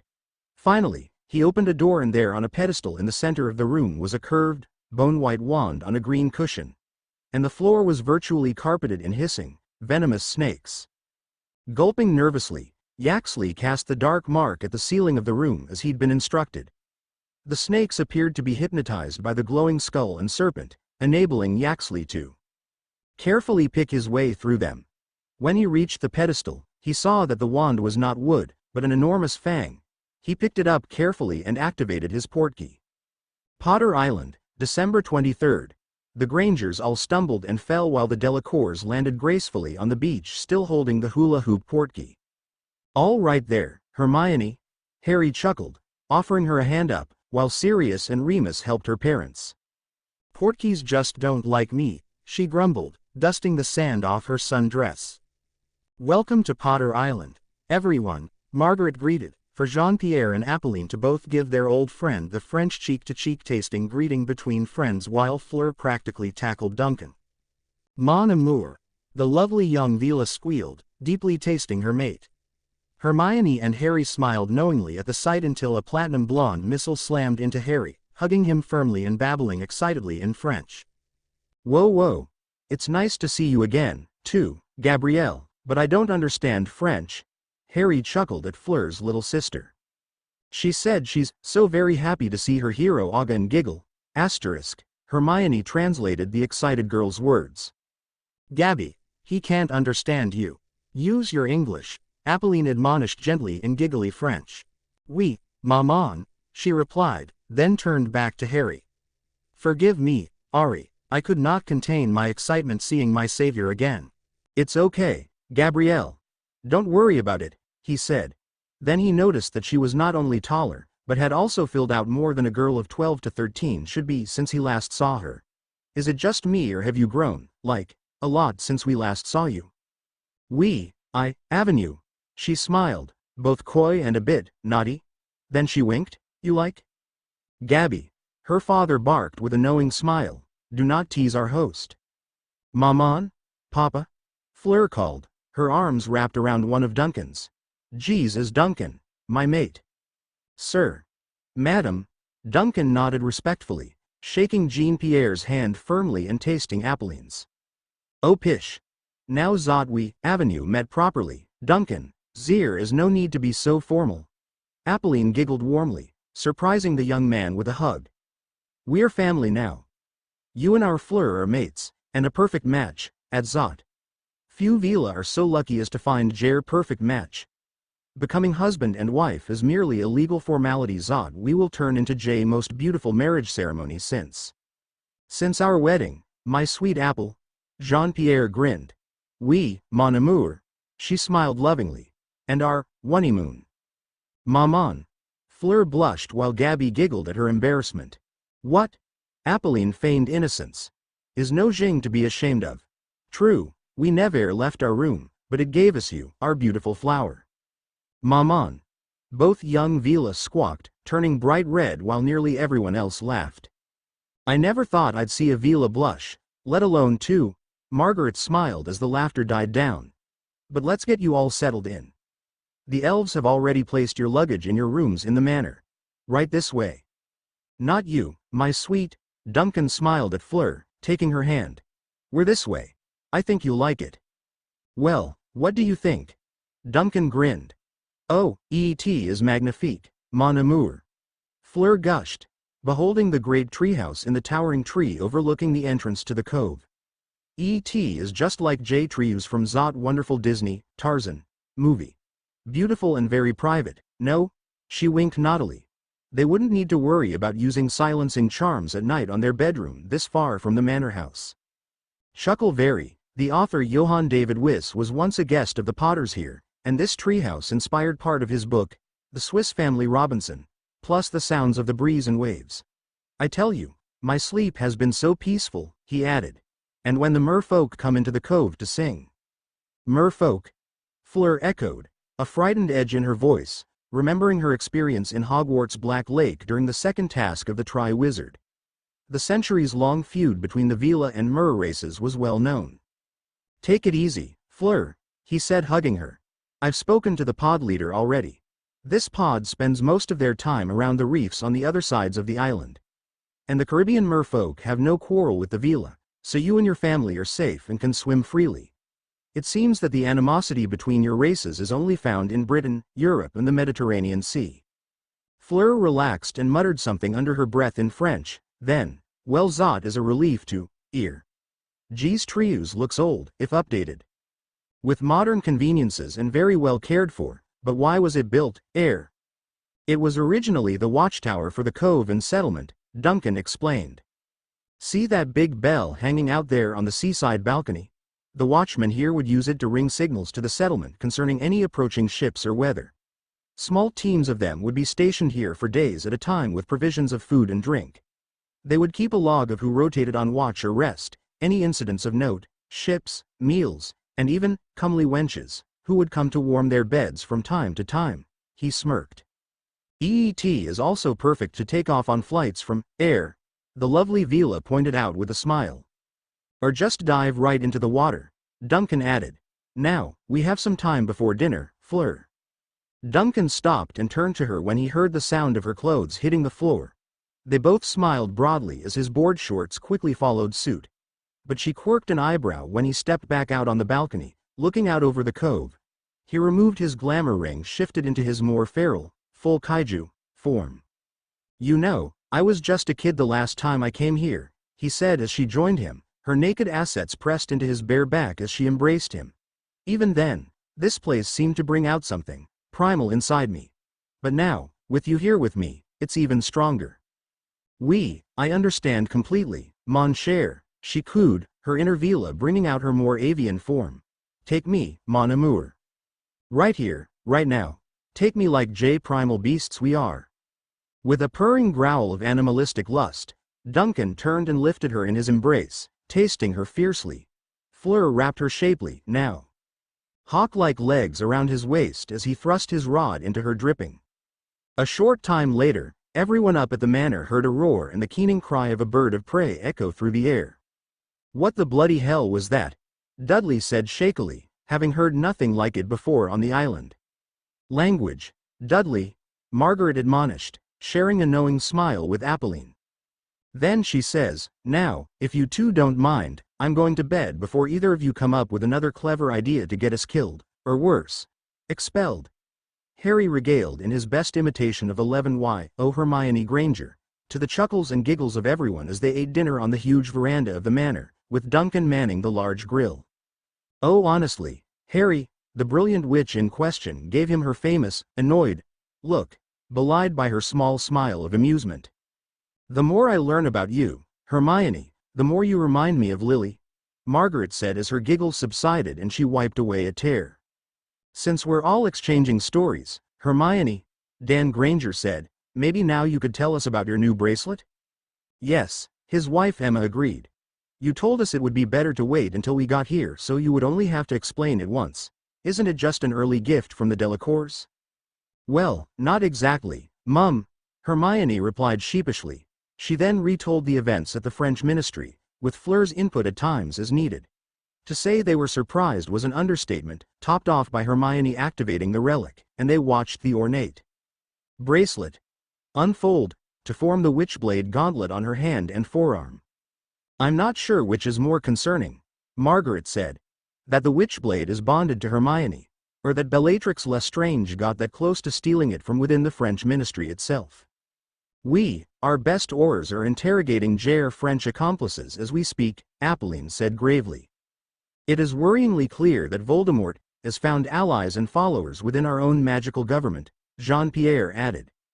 We had thought we were long past such prejudices after so many years of peaceful coexistence and effective government. But it seems there are still some who resent equality and liberty given to our Vila population years ago.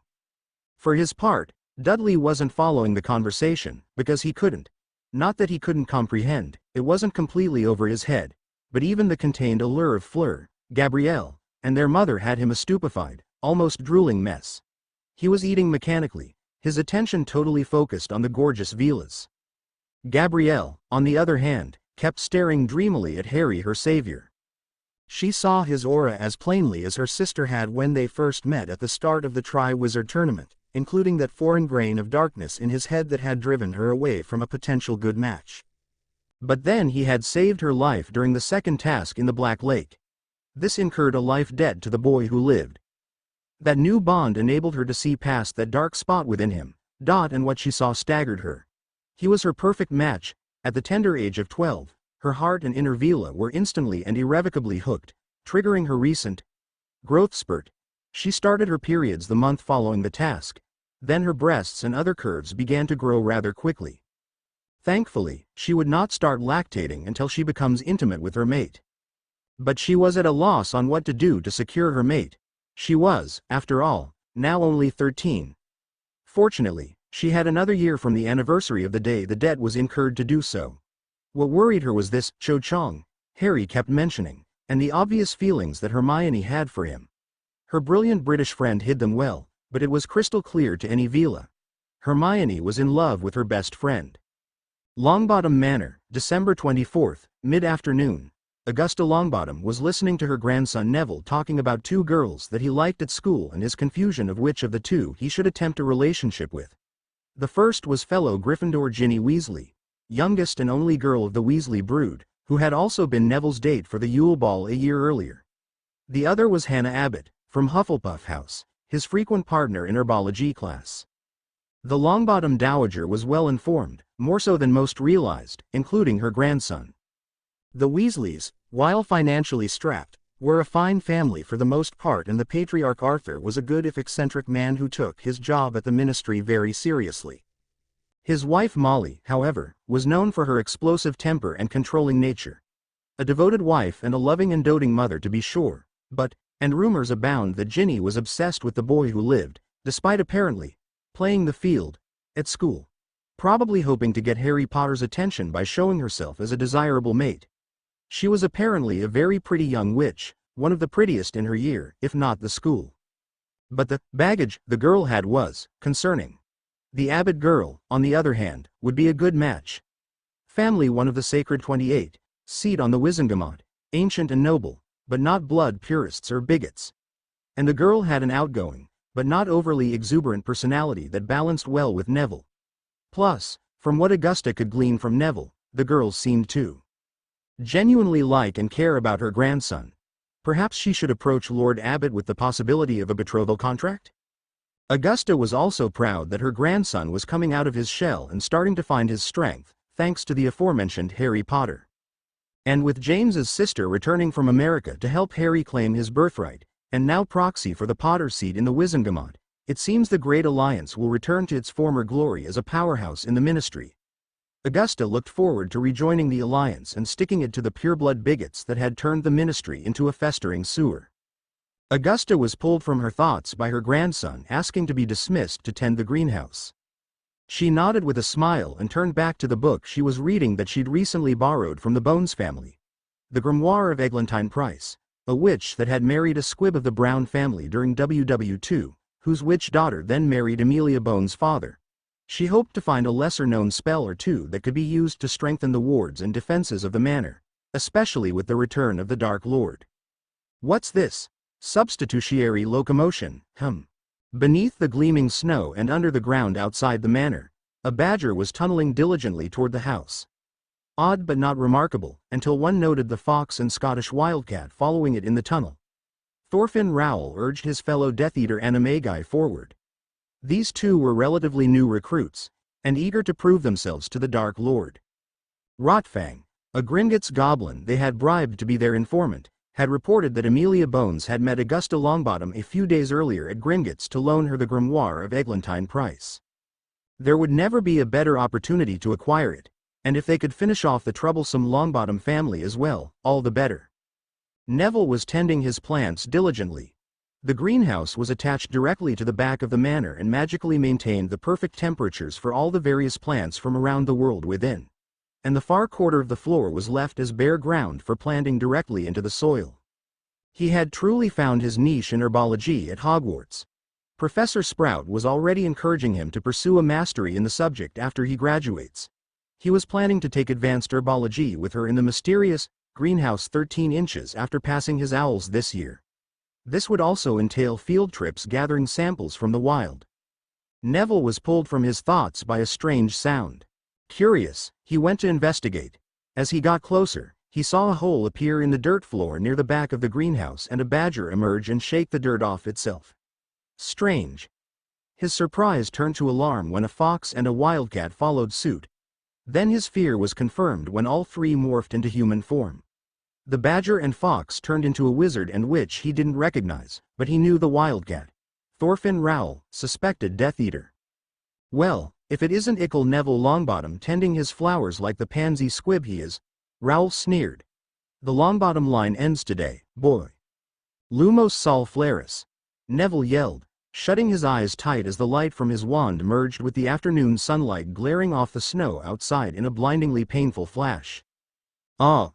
My eyes. Can't see. Neville turned and ran unimpeded back into the manor. He found his Gran in the sitting room. Were those dolls dancing? Gran. Death Eaters in the greenhouse. What? Augusta snarled. How dare they? How did they get past the wards? They're animagi, and they tunneled their way in, he told her, then revealed their forms.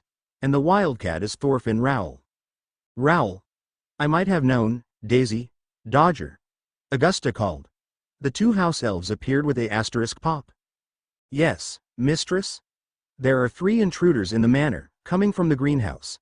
Keep them busy until Neville and I reach the gallery, but do not put yourselves at risk. I will teach these fools the folly of trifling with the Longbottom family. As you say, mistress, Dodger grinned while Daisy rolled her large eyes knowingly.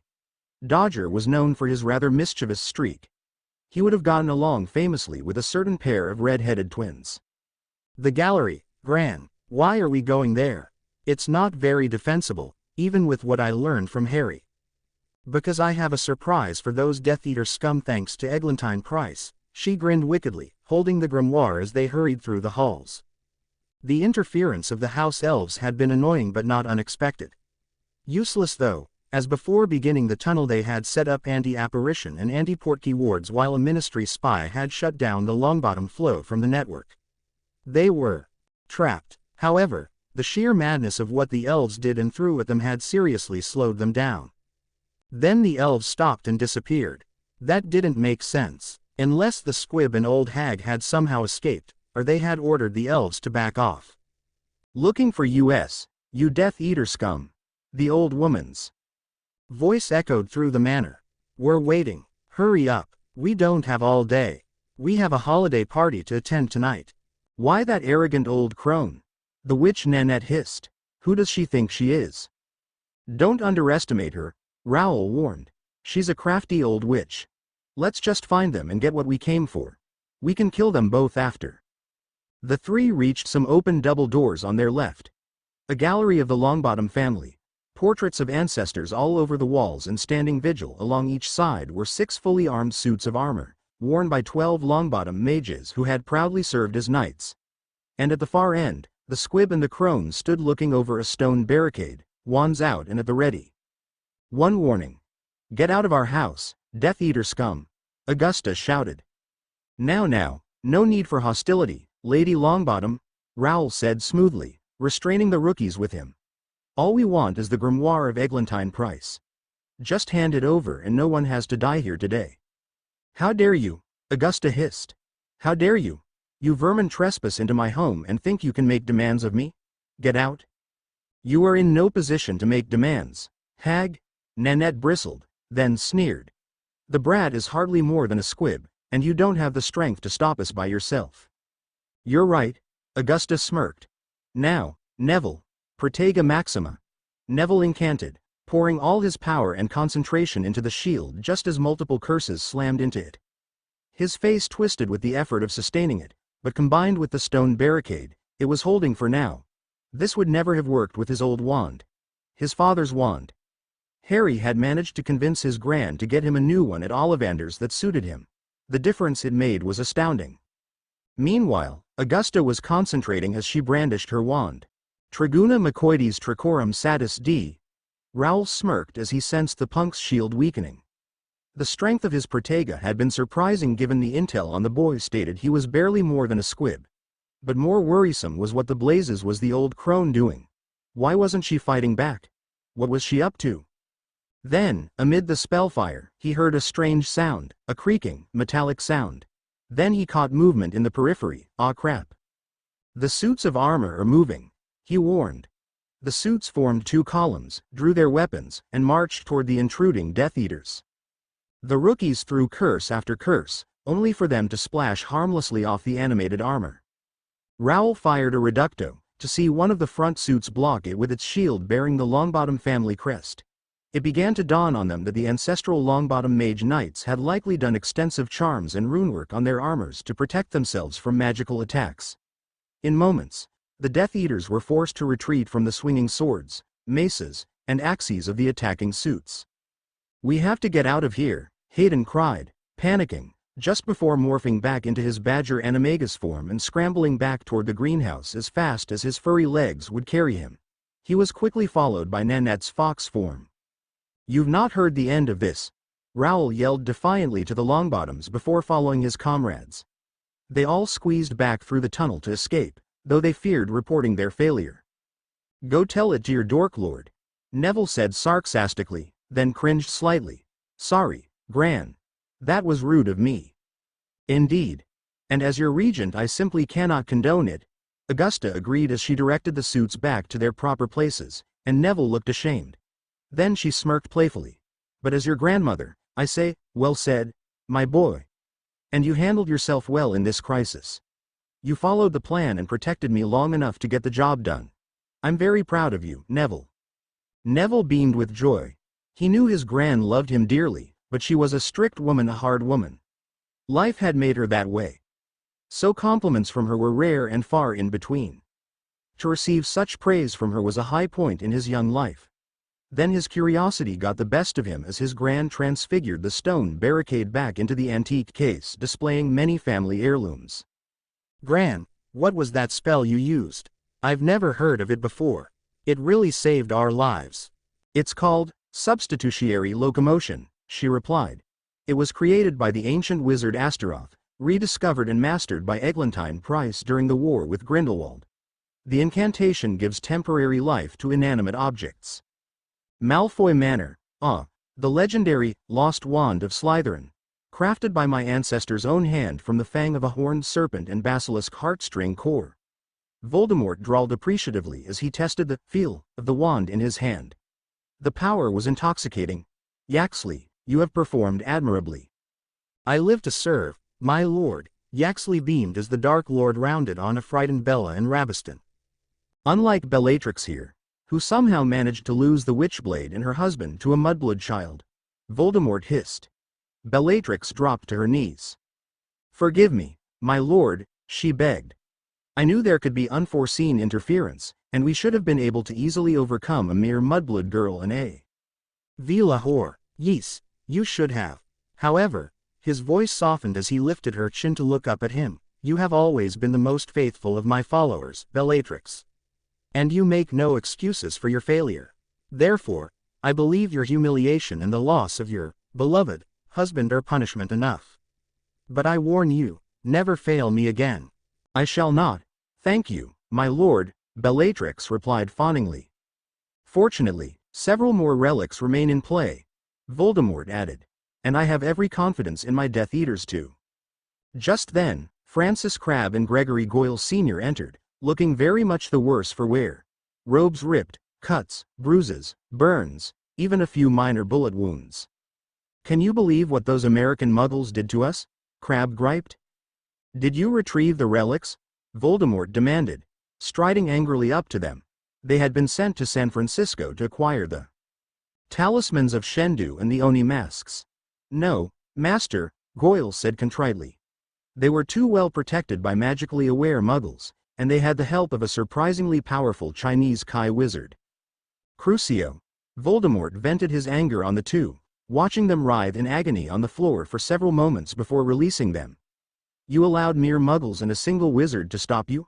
Get them out of my sight. Voldemort retook his throne as the others dragged Crabbe and Goyle out to be healed. Their failure was a disappointment, as was Bella's. But he still had several teams out retrieving relics, as well as Doomclaw. Any one of which could easily tip the scales in his favor. Author's notes. Can anyone guess the inspiration for the spell and history of it used by Augusta Longbottom? Who wants to see what Crabbe and Goyle had to deal with at Section 13 in San Francisco? Lol.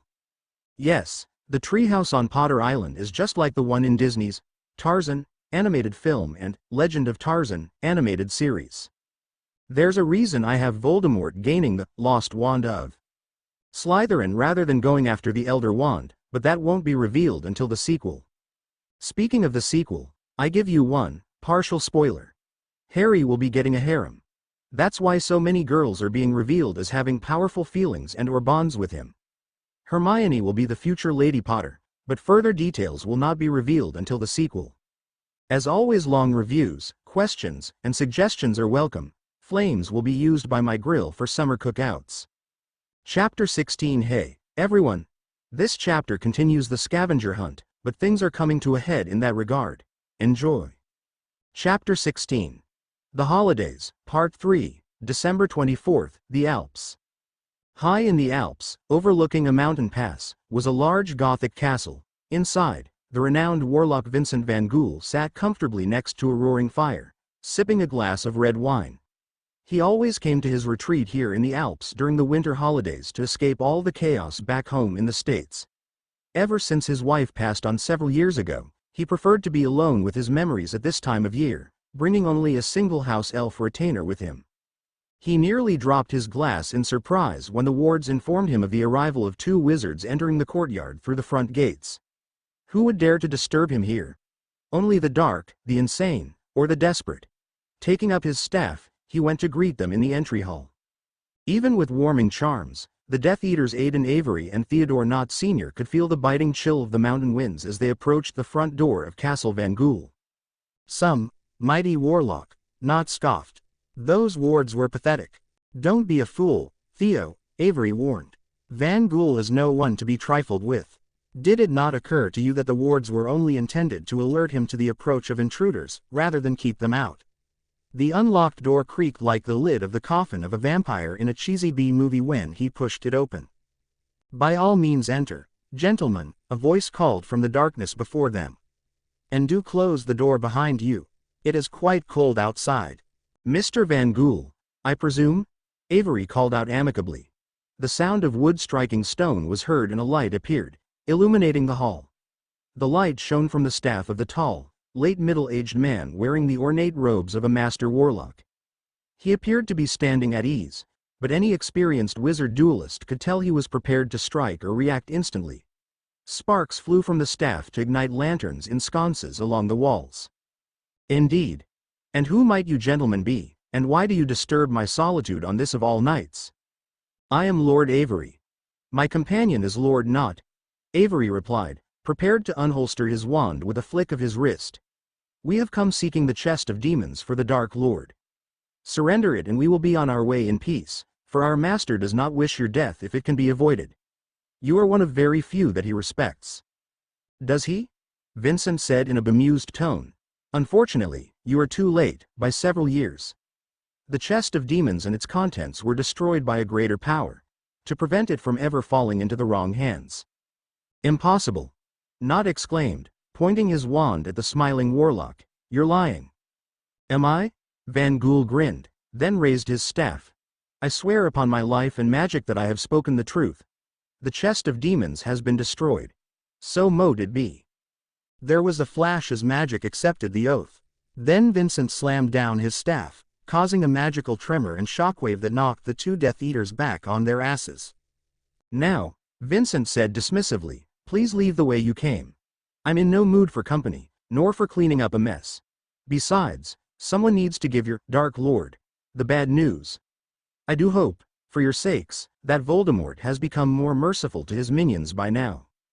Crabbe and Goyle Sr. were still seething at what had happened to them in San Francisco as they were being treated by Narcissa and Snape. Being punished for their failure by the Dark Lord was one thing. But the humiliation and indignity of what they suffered at the hands of those bloody muggles on what should have been a simple mission was simply outrageous, and it all started because of that bloody old Chinese wizard. Flashback. The two Death Eaters quietly scoffed. "Notice me not charms and penetrating the top secret. Section 13 in San Francisco had been child's play, and a few compulsions on grunts to get through security here and there. Muggles were so simple and stupid. The infiltrators were nearly to the vault containing the relics they sought when an odd quartet came around the corner in front of them. One was a large, powerfully built Japanese man who could easily have been a sumo. The smallest was a 12-year-old Chinese girl in an orange hoodie who seemed to be excitedly rehashing the action of some mission they had just returned from. The Chinese man in his 30s was just rolling his eyes and telling the girl to calm down while the stick-thin old man remained silent. That is until his eyes snapped open and he held up his arms to stop the others. "Ya, sensei?" the big man queried. "Uncle has the willies," the old man said ominously, pulling out his preserved lizard and pufferfish. "There is dark magic here." "Are you sure, Uncle?" "Ow," the younger man asked, getting a dope slap from his elder. "Uncle is always sure. Uncle is never wrong. You mo gui gui defy di zao," he chanted, and a beam of Kai magic shot from the lizard and struck the hidden wizards, dissolving the charms hiding them. "See. Jack-I-I-I-E, Uncle was right, dark wizards." Jackie quickly tripped in alarm while the big man pulled a nearby door off its hinges and stepped in front of the others just as several curses struck the door shield. "Jade!" Jackie yelled, as the girl dashed out and ran down the hallway at the two Death Eaters, zigzagging and jumping to avoid their spellfire to baseball slide between them and sweep their feet out from under them, knocking them to the ground. She punched Crabbe in the nose as he tried to get up, but was then suddenly yanked away by Jackie, who also kicked Goyle in the face before running down the hall to safety with his niece, repeating, "Bad day, bad day, bad day." Over and over armed muggles arrived and began shooting at them. The two superior, pureblood wizards had to fight for their lives against mere muggles, enduring multiple injuries, to find an opening to use their portkey to escape empty-handed. End flashback.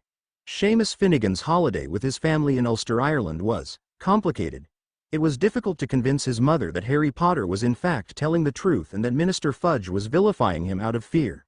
But what truly opened her to the possibility was showing her the Dada text provided by Ministry-appointed Professor Umbridge, and explaining just how useless the class was under her.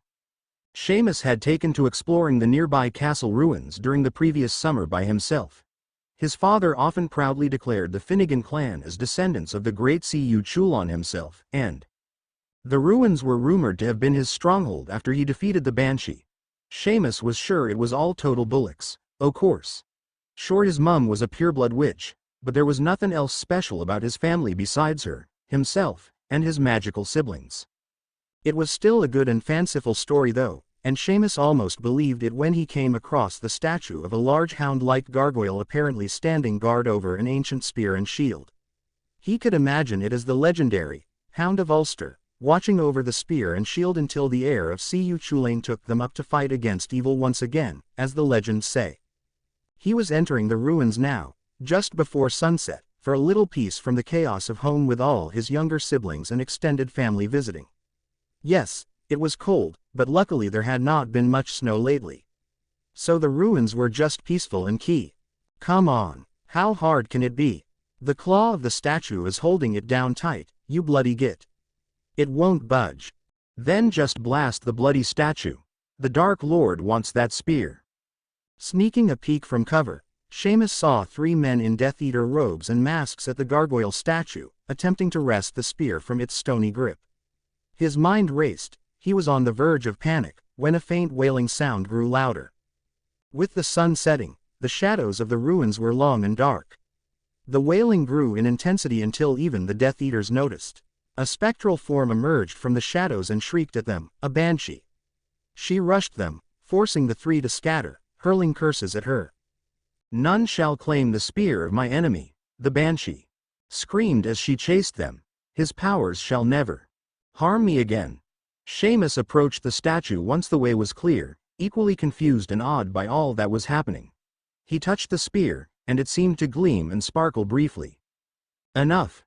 The lead Death Eater barked angrily, Petrificus totalis spiritus. The Banshee suddenly went stiff and still, and the dark wizards turned toward the statue once again. Hey! Who are you, brat? Get away from there! Seamus turned, his wand out, ready to fight despite his fear and disadvantage in numbers, just as the sun dipped below the horizon.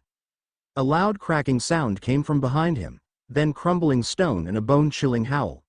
Seamus turned with wide eyes to see the gar-beast had come to snarling flesh and blood life. Good boy? Seamus said. The beast seemed to smile, licked his face, then leapt off the pedestal to charge at the shocked Death Eaters, barking like a monstrous hound. Despite the chaos of the nearby brawl, Seamus was drawn to the spear and shield, both of which now looked newly forged. He felt compelled to pick them up. And the armor of Cu Chulon formed over his clothes. The spear looked like a thunderbolt in his hand, and the mighty shield seemed to weigh less than nothing on his other arm. He flicked his wrist, and his wand appeared in that hand. His magic, that had been so discordant all his life, was now humming in perfect harmony, and an ancient voice rang in his head. He who takes up the spear and shield of manhood on this day will become the most renowned of all the warriors of Ireland, and his enemies will shudder at the thunder of his charge. Flipendo. The gar-beast yelped as the knockback jinx threw him violently back toward Seamus. It got up, shook its head to clear it, then growled at its assailants. Seamus stepped up beside it. You all right there, lad? The young wizard asked. The beast snorted as if in the affirmative. Can ye still fight? It growled in response. Hand over the spear, boy. The lead Death Eater sneered. Or you and the gargoyle are dead. Never. 'Tis mine by birthright as a descendant of Cu Chulon. Then die. Avada Kedavra. Seamus batted the unblockable killing curse aside with the ancient shield, then hurled the spear at the ground in front of the three dark wizards. It exploded like an artillery shell, throwing them back violently. The spear returned to Seamus' hand instantly. The Death Eaters got up slowly, groaning in pain from the shockwave and shrapnel, then froze in fear as the fearsome gar-beast barreled toward them, barking ferociously. Too injured to fight, they apparated away. The gar-beast stopped, snorted in satisfaction, then trotted back to Seamus, head-butting and licking the young wizard affectionately. All right there, boy, Seamus laughed. You really helped me out there and you like me. I guess I have ta take you ho. No. This cannot be. I'll destroy you, the Banshee shrieked, screaming at him. It was unbearably painful to his ears, bringing Seamus to his knees, until the gar-beast intervened, charging the wailing spirit. The snarling, barking beast distracted her long enough for Seamus to throw the spear. The Banshee's scream faded from existence as she did when the spear skewered her through the chest, right between her shapely breasts. Thank you again, boy, Seamus said to his new friend. Looks like I've got a tale ta tell and a lot of explainin' ta do when we get home. Egyptian coast of the Mediterranean Sea.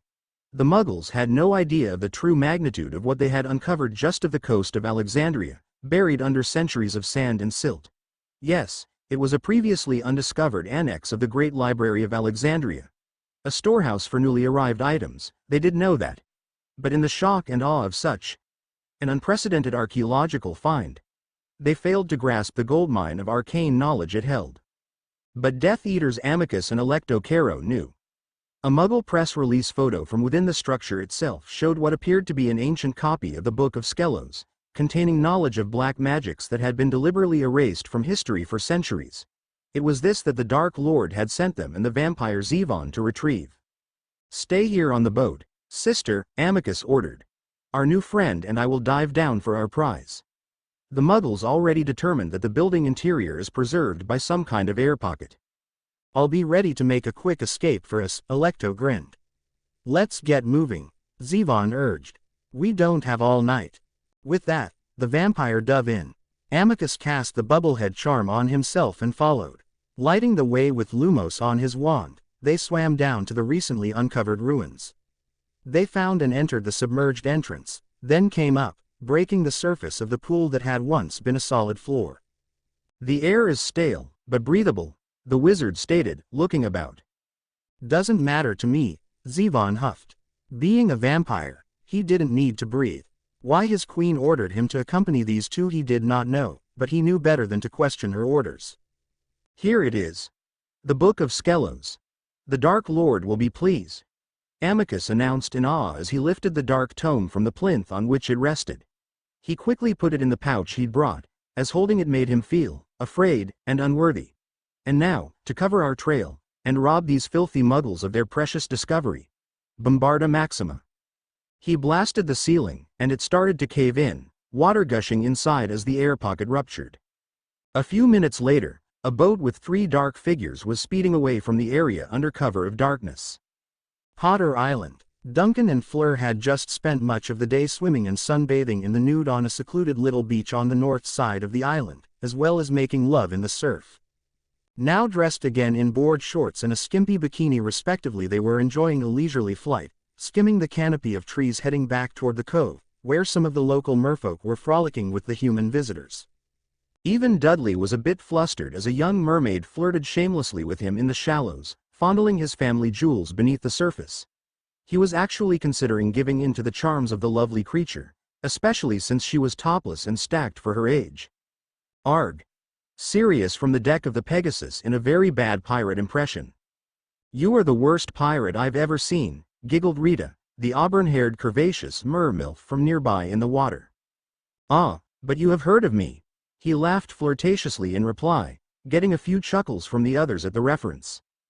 Gabrielle was playing with a few of the merchildren when one got pinched by a crab he was teasing. He managed to shake it off painfully, but not before it had drawn blood from his hand. The children went to get it healed, but the damage was done. Q. Jaws. The Revenge, extended theme. Out beyond the cove, the Predator cruised effortlessly through the water.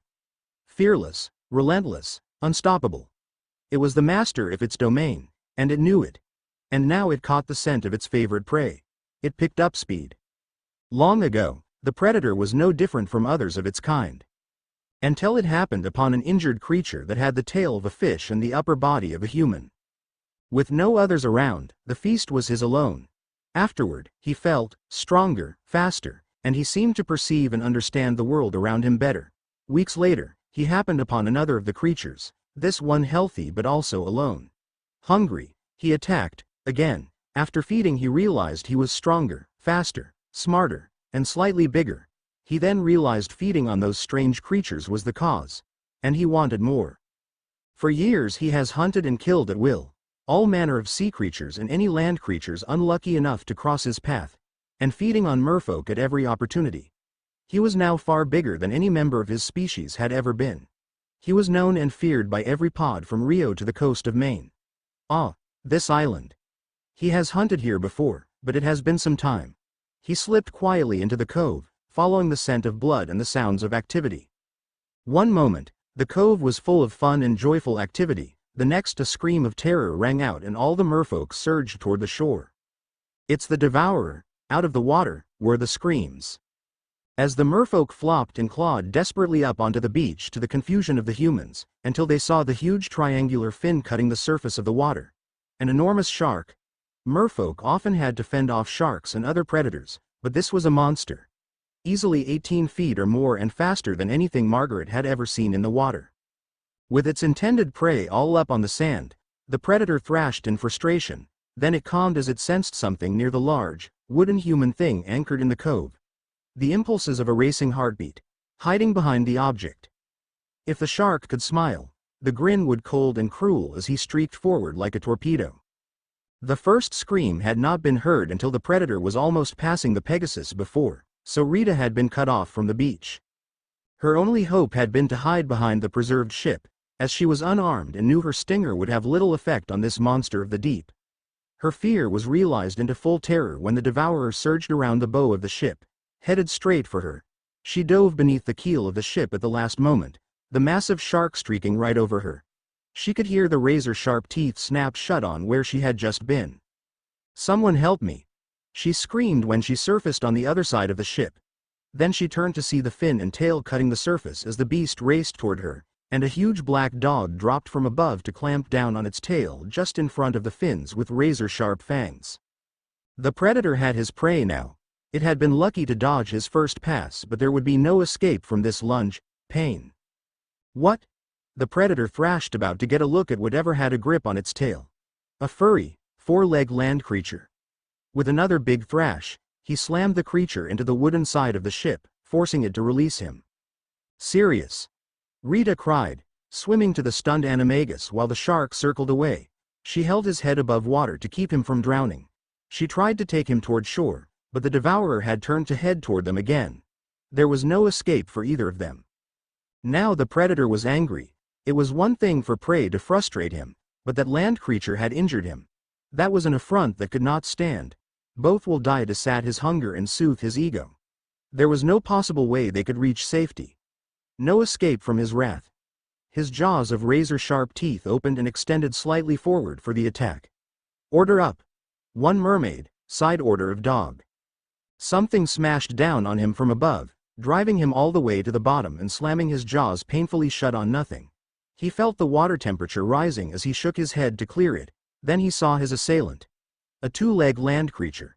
But this one was strange in that it seemed to have a long, finless tail, and for a moment it looked like it had wings. But there was something else. This two-leg was not wearing any equipment to help it breath, yet it had the gall to angrily stare down the predator without any fear. Duncan glared at the shark below him. He saw the unnatural intelligence in its eyes. This was no ordinary mako shark. The size alone was proof of that, but this thing was smart. Too smart for a mundane creature. He could sense the rage of the creature at being denied its prey. In his peripheral vision, Duncan saw Rita taking the still stunned Sirius toward shore. Good. Harry would not be losing anyone today.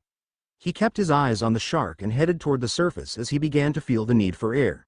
But the shark had other ideas. The shark rushed toward him, jaws gaping wide to bite.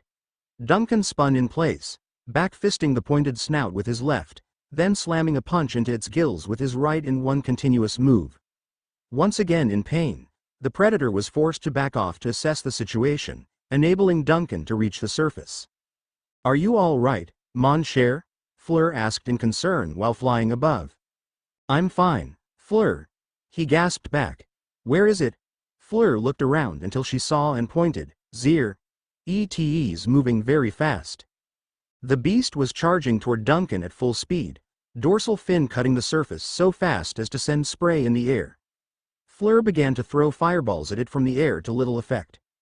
When Duncan breathed a stream of flames at it, burning the fin, the shark went deeper beneath the surface but stayed its course. The mermaid and dog were nearly to shore now, and the only thing in the way was this annoying land creature. No more games. Duncan took a deep breath and submerged to meet the threat. The shark was coming at the speed of a torpedo, and Duncan stared it down fearlessly. The beast was now apparently too mad to think at this point. Just as it was about to strike, Duncan twisted to the side just enough to avoid the snapping jaws of razor teeth and take hold to grapple with the thing, clawing it savagely. It continued to swim forward, thrashing in rage and pain, smelling its own blood in the water. They crashed into a sandbar not far from shore, enabling Duncan to stand over his thrashing, snapping opponent. I don't care what you are. This ends now, Duncan snarled, jamming his clawed left hand into the shark's back just in front of the fin to take firm hold of the thing's spinal column and his right hand into its head just behind the eyes. The thing rattled violently for a moment, then lay still. Duncan then lifted the whole thing over his head from where he gripped it with a roar of victory that echoed across the island. Then he threw it bodily onto the beach. The merfolk were shocked silent. Could the deadliest enemy to merkind since the mythical Skyla truly be dead? Duncan waded ashore, where Fleur landed to join him, while the adults examined the shark to make sure it was dead. What is that thing, Mom? It looks like a shortfin mako shark, Margaret replied, except that it's way bigger than the species is supposed to get. I mean, it must be between 18 to 20 feet long. The biggest on record was 13.5 feet. It was way too smart as well, Duncan added. I could see it in the eyes. It was calculating. It planned and strategized. That is not normal. It is the great devourer. Rita told them from her spot on the sand nearby. He has been a demon to our kind for years in these seas, attacking and feeding on us virtually at will. Any who tried to fight were devoured. That might explain it, Remus said. What do you mean, Moony? Sirius asked, having recovered and changed back. It was probably once just an ordinary Mako, until it began feeding on merfolk, probably by chance at first. The werewolf postulated. The merfolk being inherently magical beings, feeding on them gave this one great power and intelligence, and it also became addicted to magical prey. Well, it's dead now, so your people are safe, Harry said to the merfolk, and a cheer went up as Duncan cut the tooth-filled jaws out. This will make a great souvenir, Duncan grinned. Looks like we're adding shark steaks to the menu for Christmas dinner tonight. The pod is welcome to join us. I think devouring the devourer is poetic justice, don't you? At the treehouse, late that night, Fleur, are you all right? Duncan asked with genuine concern, snaking his arms around his naked mate from behind. I am fine, mon amour. Why do you ask? She couldn't help the nervous edge in her voice. Well, that potion you just took, it looked like you really didn't want to take it, like you were practically forcing it down, then you clutched your stomach. Duncan slid his hand to gently caress the region in question. Are you sure you're okay? Is there something wrong? Fleur sighed once more. She could hear the loving concern in his voice, and knew that he wasn't going to let it go. Besides, he deserved to know. Non, Duncan, no Jing is wrong, she assured, turning to embrace him, laying her head on his shoulder. I am more than fine. It is, how you say, complicated, and everything to do with being Vila, as I am. Tell me, Fleur, he said gently, you know I'm here for you and will never judge you. It's a misconception. Zot Vila follow J same heritage model Zot say. Those with giant blood, do. Sizir are only two states of being a Vila, Duncan. Either full, pure, Vila or a half. Zir is no real difference between either state biologically. J main difference is, pure, Vila are J children of a Vila who, has found her perfect partner. If a Vila is not, her children will be half Vila, like my maman, sister, and myself. A pure-born will have full access to all Jair Vila powers and control once she matures. She can change at will, not just when greatly angered or afraid. While half Vila can learn such control, it usually takes years. A pure-born just instinctively knows. Duncan nodded, indicating understanding. So, our children will be considered pure-born, Vila? J girls, she confirmed. Just as, pure Vila, are only born from a perfect match, so too are J rare male children. Boys are always half Vila and mostly favor Jair Fazher. And while G have no allure, G will be extremely handsome. But since a perfect match happens so rarely, we Vila treasure and celebrate such births. Even more so because Jair births ensure Zot we will continue to exist as a species. Okay, but what does all that have to do with that potion? Well, being Vila is not as easy as some like to think, Duncan. The jealousy of Oz her witches. J effects of our allure on most men. Eid is not easy to bear. But Zir is more. Vila, normally, have very low fertility. We have great difficulty conceiving a child. Et is very rare for Zir to be more than one child born to each Vila. Explaining why your sister is so precious to you. So few Vila have siblings, Duncan smiled, planting a taste on her forehead. Zod is true. She smiled fondly. Anyway, as a result, our numbers slowly decline with each generation. Fleur? He asked softly, gently cupping her cheek in his hand and looking lovingly into her azure blue eyes. Are you saying we might have trouble having children? Giggle. Non, Duncan. Remember I said, normally, but a Vila who finds her perfect match, such as this. She interlaces her fingers with his, gripping tightly, her fertility vastly increases. Sometimes to J. Zod it is harder not to get pregnant. Rest assured, mon amour. She looked and smiled at him lovingly. We will have many, many children, you and I many daughters for you to spoil, and even a few sons. Duncan breathed easily as what felt like bands that had been gripping his heart fell away. He then deduced the truth. So that potion was a powerful contraceptive draft. I can almost feel how fertile I am when we are together, my sweet Duncan. Zot draft would last a normal woman a year. Zot is my third such draft since we started being intimate. Fleur giggled a little, remembering a few passionate nights with him in his quarters in Hogwarts since the night they bonded as mates. You burn it out of me very quickly, mon amour. Duncan blushed visibly through his scales. I guess it must taste pretty nasty, then. Sigh oui, but it's more Gen Zot, she replied with a subtle edge of frustration with herself. My Vila instincts cry out to breed with you, mon amour, to bear you many children. But now is not J right time for many reasons, not J least of which is the issue of J coming war. G's is not J ideal time for any of us who will be fighting EET to get pregnant. Yeah, I guess that makes sense, he breathed. I don't like it, but I can understand it. I was fine with waiting until we were legally married, but logically it is wiser to wait until we've helped Harry end that snake-faced prick and his ass lickers for good. Fleur burst out in chortling laughter. You do so, avenue a wonderful way with words, mon cher, very American. As a cartoon character I loved as a kid often said, I am who I am, he said in his best classic, Popeye, voice with a smile. I do hate that it could be a while before we can start our family, Fleur.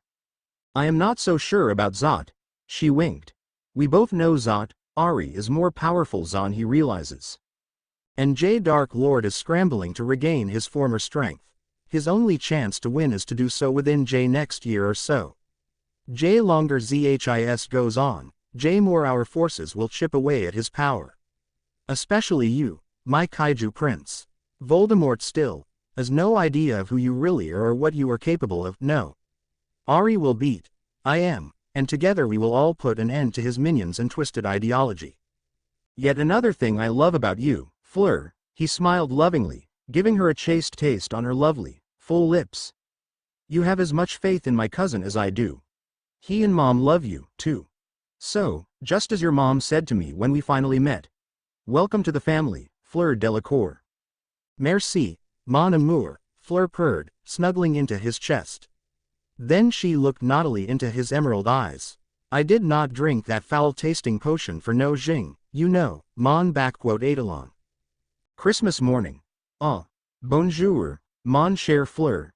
Apolline grinned knowingly as her elder daughter entered the manor on Duncan's arm just as breakfast was about to be served. The others, notably the children, had been up for hours already opening their stocking gifts. Why so late, my flower? Exchanging a more intimate gift with your mate? Maman. Fleur replied in French with a playful roll of her eyes, though the smiles on the couple's faces made it clear that they had indeed had breakfast in bed that morning. Yes, good morning and Merry Christmas, you too, Margaret smirked. What took you so long? What do you think, Mom? Duncan winked, totally nonplussed. Dudley groaned and face planted on the breakfast table to the giggles and chuckles of the others. Even if it was weird, maybe he should have done it with that mermaid? Gabrielle actually chortled before stifling it with her hand over her mouth, both at the antics of her sister and brother-in-law and the reaction of Harry's muggle cousin.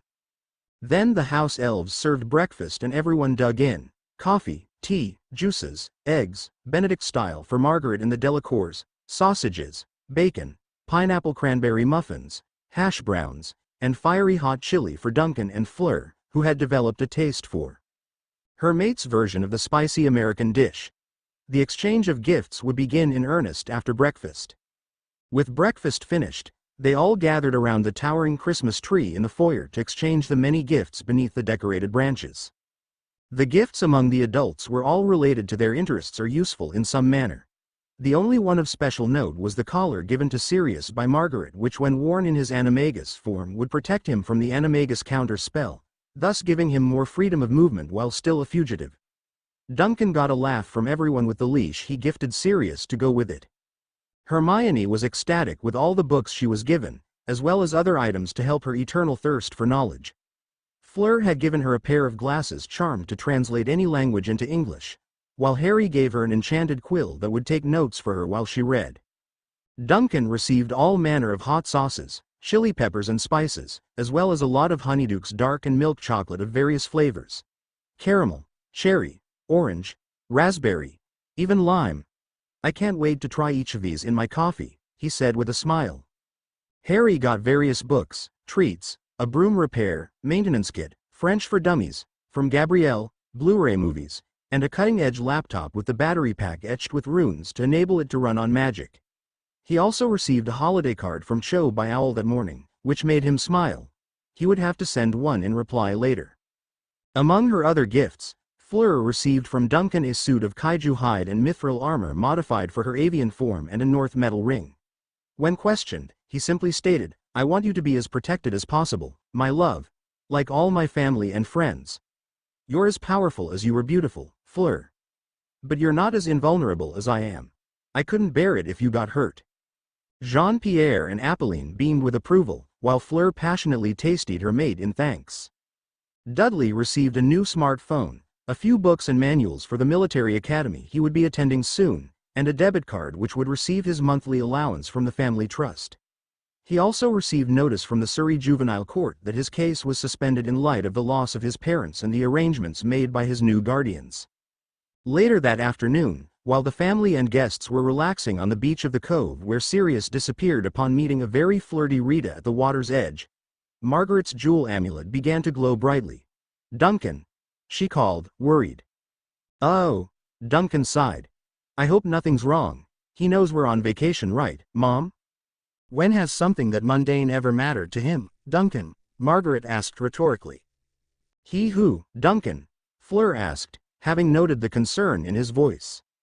"You're about to find out along with everyone else, my love," he replied defeatedly as his mother lifted her glowing amulet in her hand. The glow turned into an inverted cone of light projecting up about a foot from the gem, and the image of a red, draconian face appeared in it. "Margaret."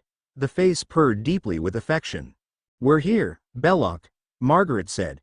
"We're trying to have a restful holiday, and it was going pretty well until now. Is something wrong?" "No, nothing is wrong, my love," Belloc answered in his deep, resonating voice. "Duncan is with you, is he not?" "Yeah, Dad, I'm here," Duncan said, stepping closer into view. "What's up?" "Duncan," Belloc rumbled with pride, "I understand that you have taken a mate, and that she and her family are there on the island." Yeah, Dad. But how did you? Excellent. I shall be there tomorrow to meet them by high sun." With that, the image disappeared. "Mon cher, W was that." "Yup, my dad," Duncan sighed defeatedly. "Belloc, king of the kaiju." Thud Dudley fell to the sand while Apolline fainted into the arms of her husband. Author's notes. Up from the depths, 30 stories high. Oops, wrong fandom. Lol. Yup. Belloc finally makes an appearance next chapter. Vincent Van Ghoul and the Chest of Demons are obviously a reference to the 13 Ghosts of Scooby-Doo. While Crabbe and Goyle Sr. ran afoul of Jackie, Jade, Uncle, and Toru while trying to infiltrate Section 13 to get the talismans and Oni masks from Jackie Chan Adventures, and got their asses handed to them. Lol. The Book of Skelos is from the Conan the Barbarian mythos, and the Lost Annex of the Library of Alexandria is from an episode of Sequest DSV. Seamus being the heir to the legendary Irish hero C.U. Chulon was inspired by an episode of Disney's Gargoyles, in which Bronx helped a young man find his true destiny. As for the Devourer, the short fin mako is a relative of the great white and considered by science as one of the few smart sharks. Makos are also among the fastest fish in the sea and possess a heat exchange feature to their circulatory system. Cold blood is pumped through the hardest, fastest working muscles in the body, allowing the shark to maintain a body temp slightly higher than the surrounding water. Only 4 other species share this anatomical feature. And using the theme from Jaws, The Revenge, it's just the best version of the theme IMHO, and the film itself get more hate than it deserves. As bad as it is, it definitely did a lot to redeem the cinematic fiasco Jaws 3D was. The conversation between Duncan and Fleur about the contraceptive potion was inspired and closely paraphrased from a similar one between Harry and Fleur in Harry Potter and the Curse's Cure by Dragonraptor. Long reviews and suggestions are always welcome. Flames will be used to grill shark steaks, lol. Chapter 17. Hey, everyone, I'm back with more magic, monsters, and mayhem. As promised, Belloc will finally make an appearance this chapter, but I'm sure you all have noticed a pattern by now. It seems many of Harry's friends have been finding their own unique destinies, haven't they? One of you even went so far as to state that Harry was basically getting gypped. Sorry if I gave that impression. I will show more of what I'm doing for Harry, but the trend will also continue this chapter. Well, at least hinted at anyway. Chapter 17. The Holidays, Part 4, 11:30 a.m., Potter Island. The peaceful tranquility of the Caribbean island beach setting was shattered by the sound of clashing blades. Duncan, Sirius, Jean-Pierre, and Dan Granger watched as Harry sparred with Hermione on the sand. Both were wearing workout clothes, barefoot, holding their wands ready in their left hands and wielding the sword of Gryffindor and the Witchblade respectively right-handed. "What do you think, Jean-Pierre?" Sirius asked an assessment from the former French orer. "EET is amazing," the Frenchman stated. "She has never used a weapon before, yet Hermione wields the Witchblade as if EET had always been part of her, using skills and techniques not seen since J Middle Ages. Ari, on J Ozer, and is more raw and instinctive. No real training or technique, but E appears to be as natural with a sword as E is on a broom. With more training and practice, Ari could equal J great legendary D D'Artagnan. Well, one of the roots of our family tree is descended from Godric Gryffindor, Duncan added proudly, and the sword did choose him. It must have done so for a reason. Now, Fleur, dozens of fireballs rained down onto the practice ring, forcing the duelists to either dodge or deflect with their weapons or magic. Once done, both spun to face each other again, sword tips at opponent's throat. Then as Fleur landed and took her normal form, Dobby popped in next to the spectators, looking rather funny wearing Bermuda shorts and a butler's jacket made from the same material as a wild Hawaiian shirt. Master Harry's auntie says lunch is being ready to serve on the veranda. "Okay. You two, let's break for lunch," Sirius said with a clap as the house elf popped away again. "Go wash up, and the rest of us will meet you there." "Right," Harry agreed. "Merlin, Harry," Hermione said playfully holding her nose, "you stink." "And you have enough sand on you to smooth all 4 house tables in the Great Hall," he shot back with a grin, getting a laugh in return. They had all just finished lunch when the warning bell in the tree house began to ring a signal sequence. "Mon cher, we are all here, so who?" Fleur began to ask, then felt the first faint tremor. Then another. And another, each getting stronger. "What is happening?" "You'll see, on both counts in a moment, my love," Duncan assured her knowingly. Just then a huge, crimson draconian figure rounded the bend into the cove and strode toward the beach, waist deep and rising. A tiny form flew from the treehouse to flit excitedly around the figure's head, who seemed to smile in amusement at it as it then streaked toward the manor. "Ah, I see now. It was Scorch who rang J bell," Fleur realized as the small dragon landed on Duncan's arm and clambered up onto his shoulders. "Of course, East must Avenue felt J footstep tremors before we did." Belloc came ashore carefully as to not make waves, as it were. He sat back on his haunches and tail and waited. He didn't have to wait long. "Welcome back to Potter Island, Belloc," Margaret said as she and Duncan led the others to the beach. "Margaret," he purred affectionately. "It has been a few years since we last saw each other, and your beauty and courage have not diminished. And Duncan, you look stronger than ever. And you have taken a mate. I am very proud of you, my son." "Belloc, I present our nephew, Hadrian James Potter, Lord of the ancient and most noble house of Potter, and master of this island," Margaret said, her hand on Harry's shoulder. Harry kept a firm grip on his Gryffindor courage as he looked up, WAAAAY up at his kaiju uncle. "AAP pleasure to finally meet you, Uncle Belloc." Chuckle. "The pleasure is mine, young one," Belloc replied as he leaned down to get a closer look at his nephew. "Let me look at you. You are indeed your father's son, with the fire of your mother in your eyes as well." "Yes, I knew them. I mourned their loss when Margaret informed me. And I wish I could have acted against Voldemort myself when his threat to all the magical world became clear. If I had, your parents would still be with us. However, the human-kaiju treaty prohibited such action at the time. I am sorry." "It's not your fault, Uncle," Harry said warmly. The only one truly to blame for that night is Voldemort. And his reckoning is coming. Indeed, nephew. Belloc grinned viciously. Well said, Harry, Duncan said. Dad, may I present the Delacour family? Jean-Pierre, the French magical ambassador to the British ministry, his wife Apolline, head of the French Office of International Magical Law Enforcement, young Gabrielle, and this stunning beauty is Fleur, my mate. Your Majesty. All four bowed respectfully. Belloc was, after all, king of the kaiju. Your respect is appreciated, but formalities are not required as we are, after all, family now. Belloc smiled as he looked closer. Ah, the females are Vila. I knew I sensed something of fire about them, your mate most of all. Come, let me have a closer look at you, my dear. Belloc lowered his massive, clawed hand to the ground. Fleur looked nervously at Duncan while Apolline and Gabrielle hugged tightly to Jean-Pierre. Duncan nodded to Fleur with a reassuring smile and took her hand, stepping with her onto his father's hand. He lifted them up to his face level. Yes, you are powerful, my dear, Belloc said approvingly. A worthy mate, Duncan. A will to match your own, and she will give you many powerful children, including a worthy heir one day. And she will all be very beautiful as well, Fleur chimed in, her courage bolstered by Belloc's approval. Chuckle. And as brave as their mother, no doubt, Belloc added as he lowered them back down to the sand. But who is the young one who tries to hide in the trees?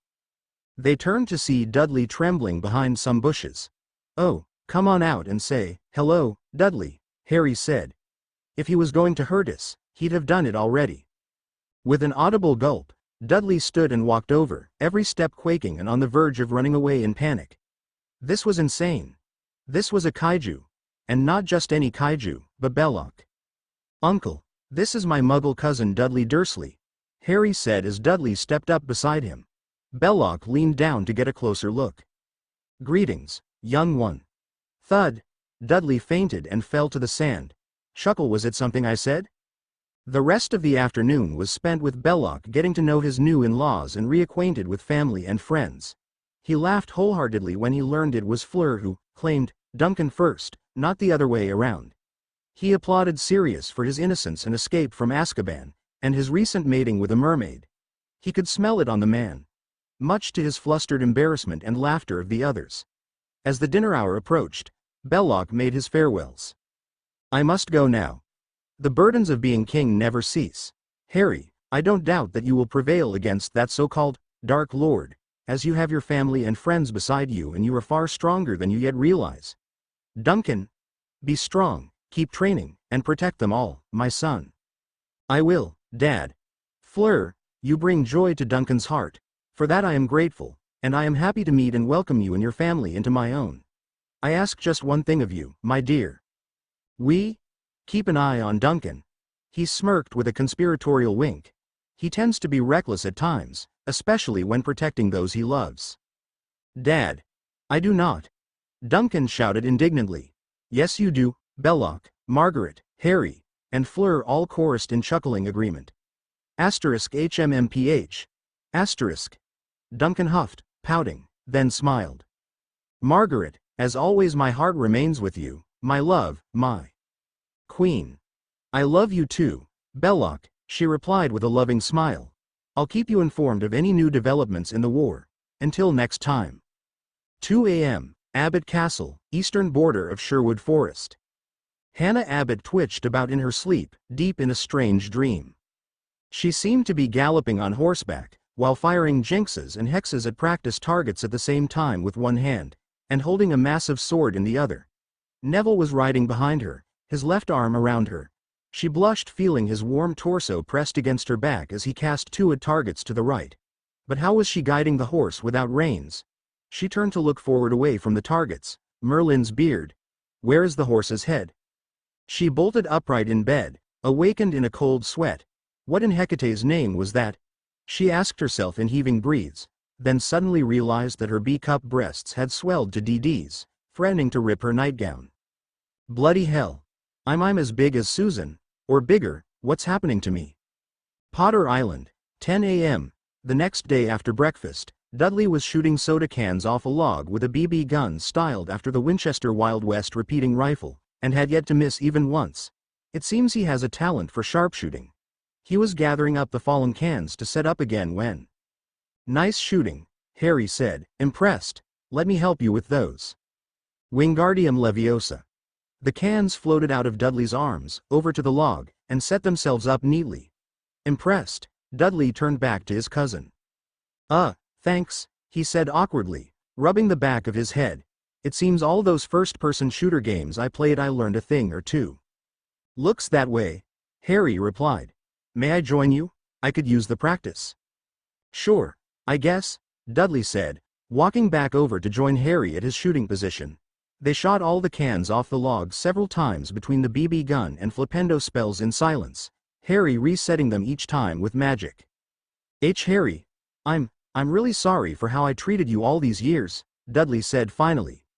We were so cruel to you in so many ways. I wouldn't have blamed you if you'd left me to die in that tunnel after everything I did. But you saved my life, at risk to your own. My parents were wrong. You're not a waste of space. Thanks, Dudley, Harry replied awkwardly at this unexpected admission from his cousin. And for what it's worth, despite everything they did to me, they didn't deserve to die. Especially not so horribly. Dudley nodded in thanks as he shook Harry's hand. Then he jumped, startled when Dobby appeared with a pop. Great Master Harry Potter, your lady auntie calls you and Dud cousin for lunch. Thank you, Dobby. We'll be right there. And it's just, Harry, okay? Harry chuckled, reminding the excitable house elf again. Dobby tries to remember that, but keeps remembering how great Master Harry Potter is instead, he replied sheepishly. I'm sure you'll remember sooner or later, and my cousin's name is Dudley, all right, off you go. Bloody hell, I'll never get used to that, Dudley said after Dobby popped away. Exquise delicious, mon amour.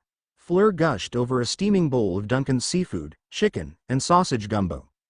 Her mother and sister enjoyed the spicy dish as well, but other than them, only Harry could stand the heat. Oui. Très bon. Apolline added, swirling some bread in her bowl. To think such magnifique flavors were born from the mixing colonial French, American, and native cultures of Louisiana. Très bon. You are too kind, my ladies. Duncan bowed as everyone enjoyed the lunch spread. Along with the gumbo was tropical fruit salad, chicken salad sandwiches plus various chips and crunchy vegetables. I do confess I make my gumbo and my chili for that matter with Caribbean Quetzalcoatl chili peppers. The hottest in the world. I grow them myself here on the island. Chuckle. They keep all the animals out of the veggie gardens and cultivated fruits. Ah geez. How many people did you almost kill with those things this time, bro? A voice called out from the direction of the beach. Kenny. Duncan exclaimed, seeing the familiar figure of his no-mage foster brother and rushed over to hug him, as did Margaret. And I warned everyone just like I warned you. It's your own fault if you didn't listen to me. How y'all doin'? I thought you were on assignment for the holidays? Kenny began soberly, but we got an emergency call from the American Office of International Magical Law Enforcement. The dark-haired middle-aged man with Kenny said. We were recalled immediately to contact you, since you've got flow, owl post, and direct travel here restricted to family and invited guests. Harry Dresden. Margaret said, identifying the man for the others. Magical private investigator and freelance agent for the American DMLE. Also Kenny's mentor. This had better not be about me putting my in her place last time, Uncle Harry, Duncan huffed. She was way out of line and needed to be taken down a few pegs. We're on vacation here. I wish it was that simple, Duncan, Dresden replied solemnly. But we were the only way to get a message to all of you from Dumbledore. Dumbledore? Hermione asked as Harry tensed beside her. What's happened? Margaret asked. He said to tell you that someone named Hagrid was attacked, Kenny said, getting shocked gasps from many present. He's in the hospital wing at Hogwarts, and it doesn't look good. The healer says he might not survive. Author's notes. What the hell happened to Hagrid? He's half giant. What could almost kill him? Find out next chapter. There's gonna be hell to pay, lol. Anyone who can guess what I'm hinting at with Hannah Abbott gets a cyber kaiju cookie and can ask a spoiler question in a PM. I also hid in small Easter egg, if any of you can find it, lol. Caribbean Quetzalcoatl chili peppers are my own made thing for the story. I love hot and spicy food. I even mix my own hot sauce, so I had to create a pepper that was hotter than any in the real world for Duncan and decided to name it after the feathered serpent, god of the Central South Americas who resembles a dragon. Long reviews and suggestions are always welcome. Flames will be used to bake meat lovers pizza with pineapple. Chapter 18. Hey, everyone, looks like no one found my Easter egg last chapter. Dudley fainting, then Belloc saying, "Was it something I said?" was a call back to Chronicles of Narnia, Voyage of the Dawn Treader. This chapter, needless to say, Duncan is enraged over the near-fatal attack on his friend Hagrid. This is gonna be a looning chapter, containing events that I've planned from the start, many inspired by the Transformers Prime episodes, Toxicity, and Hurt, so hang on for a wild ride. Chapter 18. Wrath of a Prince. Madame Pomfrey was exhausted. She had been working tirelessly for 2 days to save the life of Rubeus Hagrid ever since a portkey had dropped him in the Great Hall of Hogwarts. She removed several huge, venomous stingers from his back and used every healing spell and potion in her arsenal to help him. Unfortunately, his half-giant physiology was making magical treatment difficult. However, that same physiology had likely kept him alive thus far. But Hagrid was barely hanging on. One of the stingers had pierced dangerously close to his spine. Since Bezoars were useless against manticore venom, Severus had just delivered some freshly brewed potions infused with phoenix tears from Fawkes, the school phoenix, when Poppy heard a pained groan from the oversized bed specially transfigured to hold Hagrid's large frame comfortably. Ironically, it was right next to the bed most often occupied by Harry Potter. So often in fact that the Weasley twins had somehow magically affixed a brass plaque upon it that read, "Reserved for Harry Potter." A plaque that she could not find any way to remove. "Easy, old friend," she told him softly. "You're safe. You're in Hogwarts, the hospital wing." "That you, Poppy?" he asked weakly. I could use some rock cakes and a fire whiskey." "Yes, it's me. I'm doing all I can, but you need rest. Drink this," she ordered, setting a large vial to his lips. He drank as she ordered. The pain he felt throughout his body eased somewhat, and he relaxed. "I'll see about one of the school elves to bring you some food." "Where's Professor Dumbledore?" "Here, my old friend," the headmaster said as he entered with Minerva and Duncan. "I have been here to check on you hourly since you arrived so suddenly in the Great Hall. I'm relieved to see you responding to treatment." "Never mind that," Duncan growled, rushing over to his friend's side. "I just got here by flow, Hagrid. How are you feeling?" "Sore and hurtin', like I got fire burnin' through me," he said weakly, grunting in pain. "Weak. I can't even lift me arm. Barely move me fingers." "That would be the venom," Poppy said seriously. "Your system is fighting it, and Severus and I are trying every anti-poison potion we know and enhancing them with phoenix tears, but it's the best anyone can do. I can't finish treating your wounds and injuries until the venom is gone." Duncan saw Pomfrey's treatment trolley nearby. "These are manticore stingers," he snarled, picking one up. "What happened, Hagrid?" "Professor Rosenblatt. Hagrid needs rest," Poppy chided, as Dottie, her house elf assistant, began to gently feed small pieces toast and jam to Hagrid. "Oh, I's all right, Poppy," Hagrid said between bites. "I should give Dumbledore me report before I pass out again anyway." Flashback. Hagrid's trek across Europe to meet with the clans of giants in hope of recruiting them to their side against Voldemort had been problematic to say the least. Most were isolationists and preferred to remain so. The others simply did not want to get involved in a magical war. However, upon hearing that Voldemort was seeking the crown of King Eric, any clans with clues to its location shared them with the British half-giant when he informed them that he intended to destroy it so it could never be used to control giant kind again. The trail of clan meetings and clues had led from Norway all the way to Italy. While disappointing on the one hand, it had been enlightening on another. He learned so much about the lore and history of his giant heritage that he didn't know before, and he met several other half-giants like himself and Madame Maxime. And yet, often he felt as though he were being watched, that someone or something was following him. The feeling made him uneasy as he crossed the ruins of Herculaneum, one of the ancient Roman cities that had been buried by the same eruption of Mt. Vesuvius that buried Pompeii. However, the feeling was gone by the time he found what he was searching for beyond the ruins. A cave. so cleverly concealed by nature that it would be no surprise that it would go undiscovered for centuries. And inside, an ancient temple of Hercules. Like the Greeks, the ancient Romans had worshipped Hercules, the god of strength. The irony was not lost on Hagrid that centuries later during the Middle Ages, an artifact that could control giants would be hidden in a temple to a legendary hero known for slaying giants. Accio Crown. He cast with his oak and unicorn hair wand. A small chest near the back of the temple fell over and broke open, a crown with square crenelles flew from it into Hagrid's hand. There ya are, me beauty. Now what ta do with ya? He thought out loud as he left the cave. He had given his word to destroy it, but it was a centuries-old magical artifact, so how? He gazed over and up to the top of Mount Vesuvius. The volcano was still active. He smiled. He might not have the power to destroy the crown, but the mountain did. Just toss it into the molten lava in the caldera and be done with it. Then portkey home to Hogwarts. He began the long trek. Hours later, Hagrid reached the summit, and the edge of the caldera of Mount Vesuvius. While an active volcano, it was currently rather quiet. The crater was mostly covered by a thin crust of volcanic rock with a pool of bubbling, churning molten lava about 35 feet in diameter in the center. He slid down to the edge of the crust, and tap-tested it with his wand. Yes, it would hold his weight for him to get close enough. Pulling the crown from his pocket, he stepped forward carefully. A loud, ferocious roar rang out and a monstrous shadow loomed from above him just before he was struck from behind, sending him tumbling forward. His wand and the crown clattered away from him in opposite directions.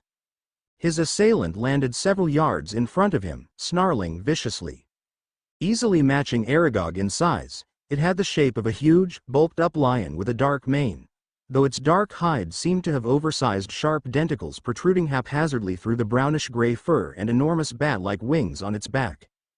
Despite the razor-sharp claws, the front paws appeared dexterous enough to be used as hands while the leonine face was nearly as expressive as a human. But worst of all was the tail. A 20-foot-long dark red-tinted scorpion-like tail with one huge curved stinger in the center of the tip surrounded by dozens of smaller stingers which Hagrid knew could be launched like venomous arrows. "Surrender the crown, oaf, and I will make your death quick and mostly painless," snarled the manticore. "Who are ya then?" Hagrid scowled as he stood. "Just lookin' fair treasure or ya? Or are ya on someone's leash?" "I am Doomclaw," the beast replied with pride. "I have tracked you across half the continent, half-breed. That crown, and the giants, will now belong to the Dark Lord." Squared off with the beast, Hagrid spared quick glances at his wand to the left, and the crown to his right. His opponent was highly resistant to magic, so his best chance was to fight Doomclaw barehanded. He held no illusions. He had heard of the manticore called Doomclaw. This fight will require no less than all of his not insubstantial half-giant strength to match this beast. Thus, he began to edge toward the crown. He still needed to destroy it to keep his word to the clans. With a savage roar that could drown out a freight train, Doomclaw lunged forward. Hagrid just barely caught the wrists of the massive hand-like paws and their razor-sharp talons, before he was tackled to the ground by the impact of the pounce. Then he just barely moved his head aside to avoid a strike from the huge, scorpion stingtail. Hagrid brought his feet up to Doomclaw's torso to shove the manticore up, off, and away from him. The beast grunted as his back slammed into the rock rim of the caldera. He snarled as he focused on Hagrid, stalking forward, preparing for the next charge. Their next grapple had them tumbling closer to the churning pool of lava. Hagrid chanced releasing his grip on one clawed paw to punch the monster in the face, distracting it long enough for him to gain the upper hand. Hagrid was pushing Doomclaw's face uncomfortably close to the lava. "You want a taste, oh this? Well, do ya?" Hagrid taunted as some of Doomclaw's whiskers and dark mane began to singe. However, the claws of one wing managed to catch Hagrid's clothes enough to pull him off and hurl him away, giving the manticore a breather. They circled each other again, though Doomclaw's eyes narrowed in anger when he saw Hagrid was holding the crown again. "Half-blood scum. I would have made your death quick and honorable, now I shall drop your mangled, half-human body at the gates of Hogwarts." "Was all this half-blood, codswallop?" Hagrid questioned. "I thought only so-called pureblood wizards spouted that nonsense." Pride of purity is not exclusive to wizards, oaf. Doomclaw snarled viciously. Magical creatures disgrace themselves and weaken us all when they mix blood. Especially with filthy humans. Humans are prey. Nothing more. Daft is what you are. Hagrid laughed wholeheartedly, much to Doomclaw's fury and confusion. Ta hate hybrid creatures. Ya might as well just go ahead and hate yourself. So many magical creatures already are hybrids born of magic and nature. Even you. Look at yourself. A bloody manticore. And what a marvelous creature ya are. Part lion, bat, scorpion, and human. You're more hybrid than me. How dare you? I was born of a long line of my kind. And yet those like you, and the chimeras, the griffins, the hippogriffs, the merfolk and others were all born of magic long ago, tinkering with bits and bobs of mundane creatures. Even humans. Can't ya see da? Enough. Die. Doomclaw roared, charging forward in a blind rage. Claw swipes, right ducked, left dodged, barely then deadly thrust of the scorpion tail, going for a killing blow. Hagrid just managed to twist aside and forward, then seized the next stingerless segment of that tail in an iron grip. The half-giant spun around, gaining momentum and speed with each rotation, his bestial opponent snarling curses at him the whole time, until he released his hold. Doomclaw, caught by surprise, flew uncontrollably to crash heavily into the rock rim of the caldera. Breathing heavily, and still a bit dizzy from that last move, Hagrid staggered toward the lava pool, retrieving his wand on the way. When he was close enough, he threw the accursed crown of King Eric into the boiling lava. He smiled a bit when it finally melted away into nothing. It could never be used to enslave giants again. He reached into his pocket for his feasting fork, from the great hall that Dumbledore had turned into a special portkey. Great man, that Dumbledore. Meanwhile, behind him Doomclaw was recovering, and he saw the half-breed near the lava reaching for something in his pocket. He already destroyed the crown. He growled to himself, aiming his tail at Hagrid's back, a target he could hardly miss. But it shall be the last thing he ever does for Dumbledore. Doomclaw shot his stingers just as Hagrid tapped the portkey with his wand, and he disappeared as they struck him. With a roar of victory, the Manticore used his powerful stabbing stinger to cast Voldemort's dark mark over the summit of Mt. Vesuvius.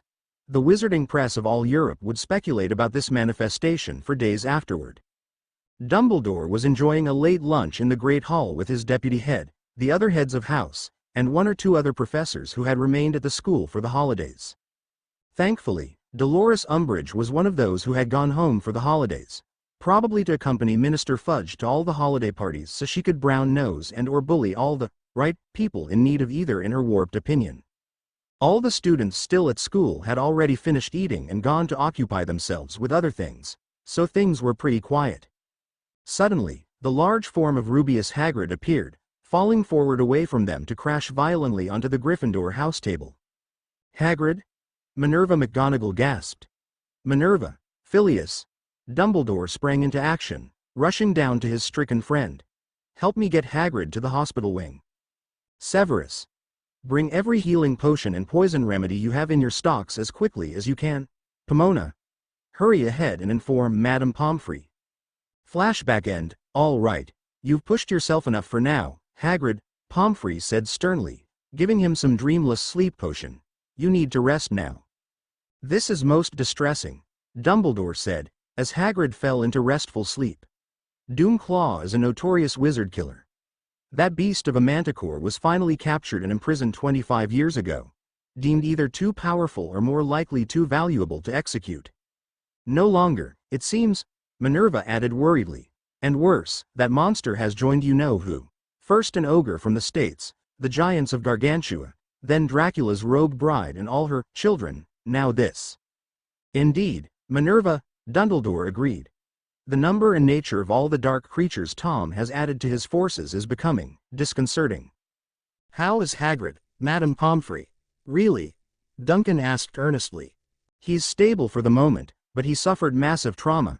If he were fully human, he would have been dead on arrival, she replied seriously. I've healed his wounds and injuries as best I can, and his half-giant constitution is fighting the venom, but Duncan prompted impatiently. due to the number of stingers that struck him, one almost on his spinal cord, and the sheer amount of venom. Even with potions he'll be lucky to survive, and even then he might never fully recover. Duncan snarled and started to storm out. "Duncan!" Dumbledore called. The young man whirled, a hard look in his eyes. "At the moment, I believe it is better to focus on Hagrid's recovery, rather than revenge." Duncan looked over at his sedated friend, then back at the headmaster. "You do that," he said, then marched out of the hospital wing with grim purpose. "Duncan will most likely do something rash," Minerva sighed, having gotten to know the young man well over the past several months.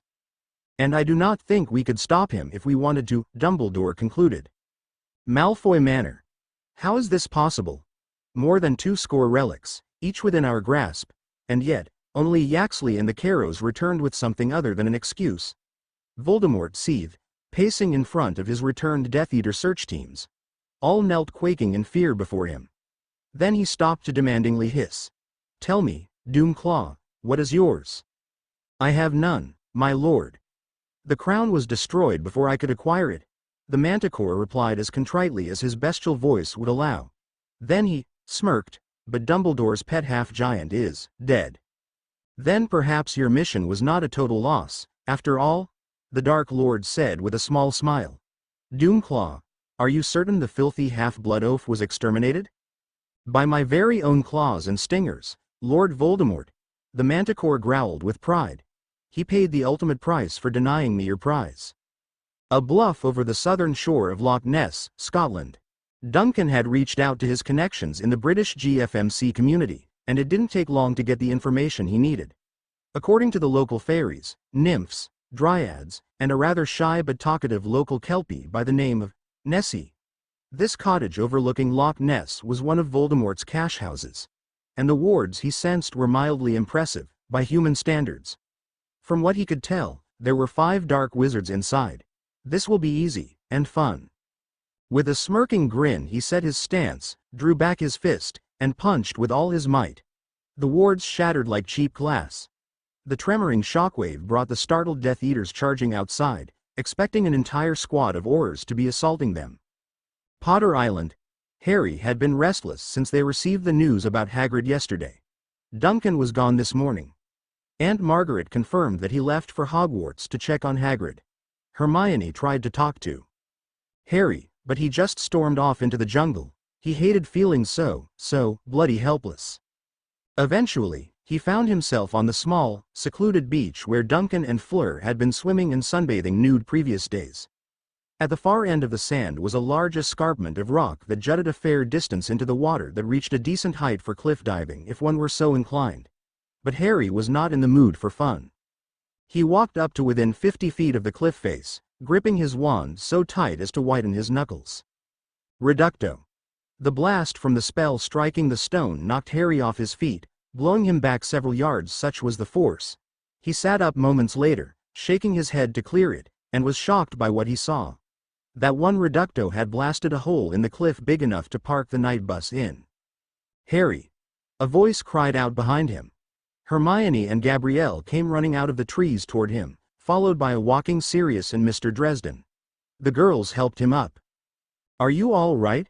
Hermione asked with concern, matched by the young Vila. "Yeah, I'm fine," he said. "I just didn't expect."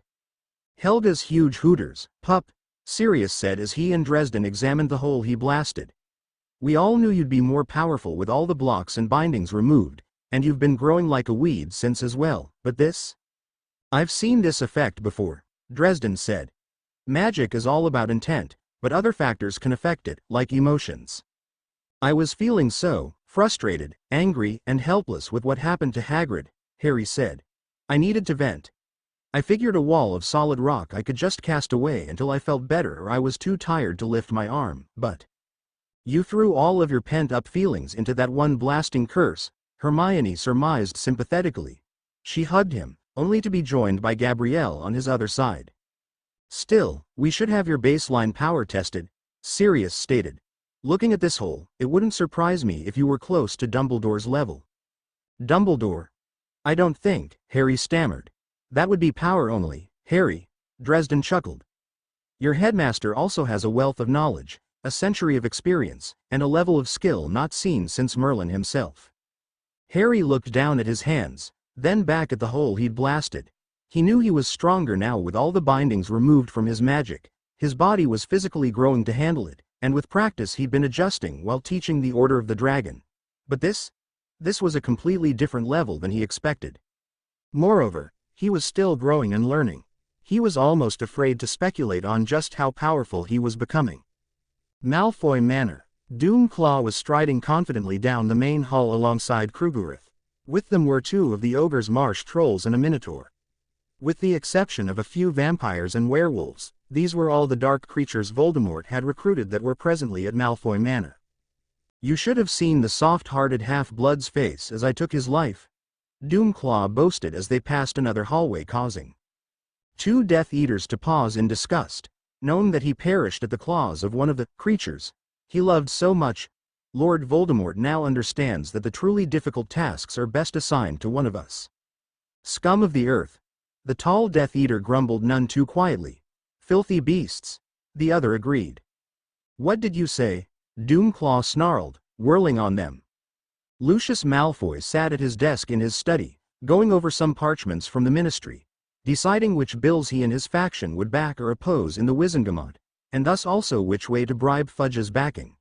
This, truth will out, bill would be disastrous indeed if it passed, however, with the Potter seat and the votes it controls active once again and now proxied by James Potter's hot-headed older sister. If the Great Alliance reforms around the Potter seat again. Behind him was a bay of windows overlooking the west garden of the manor. The two side walls had shelves of books, trophies, and a small bar for drinks.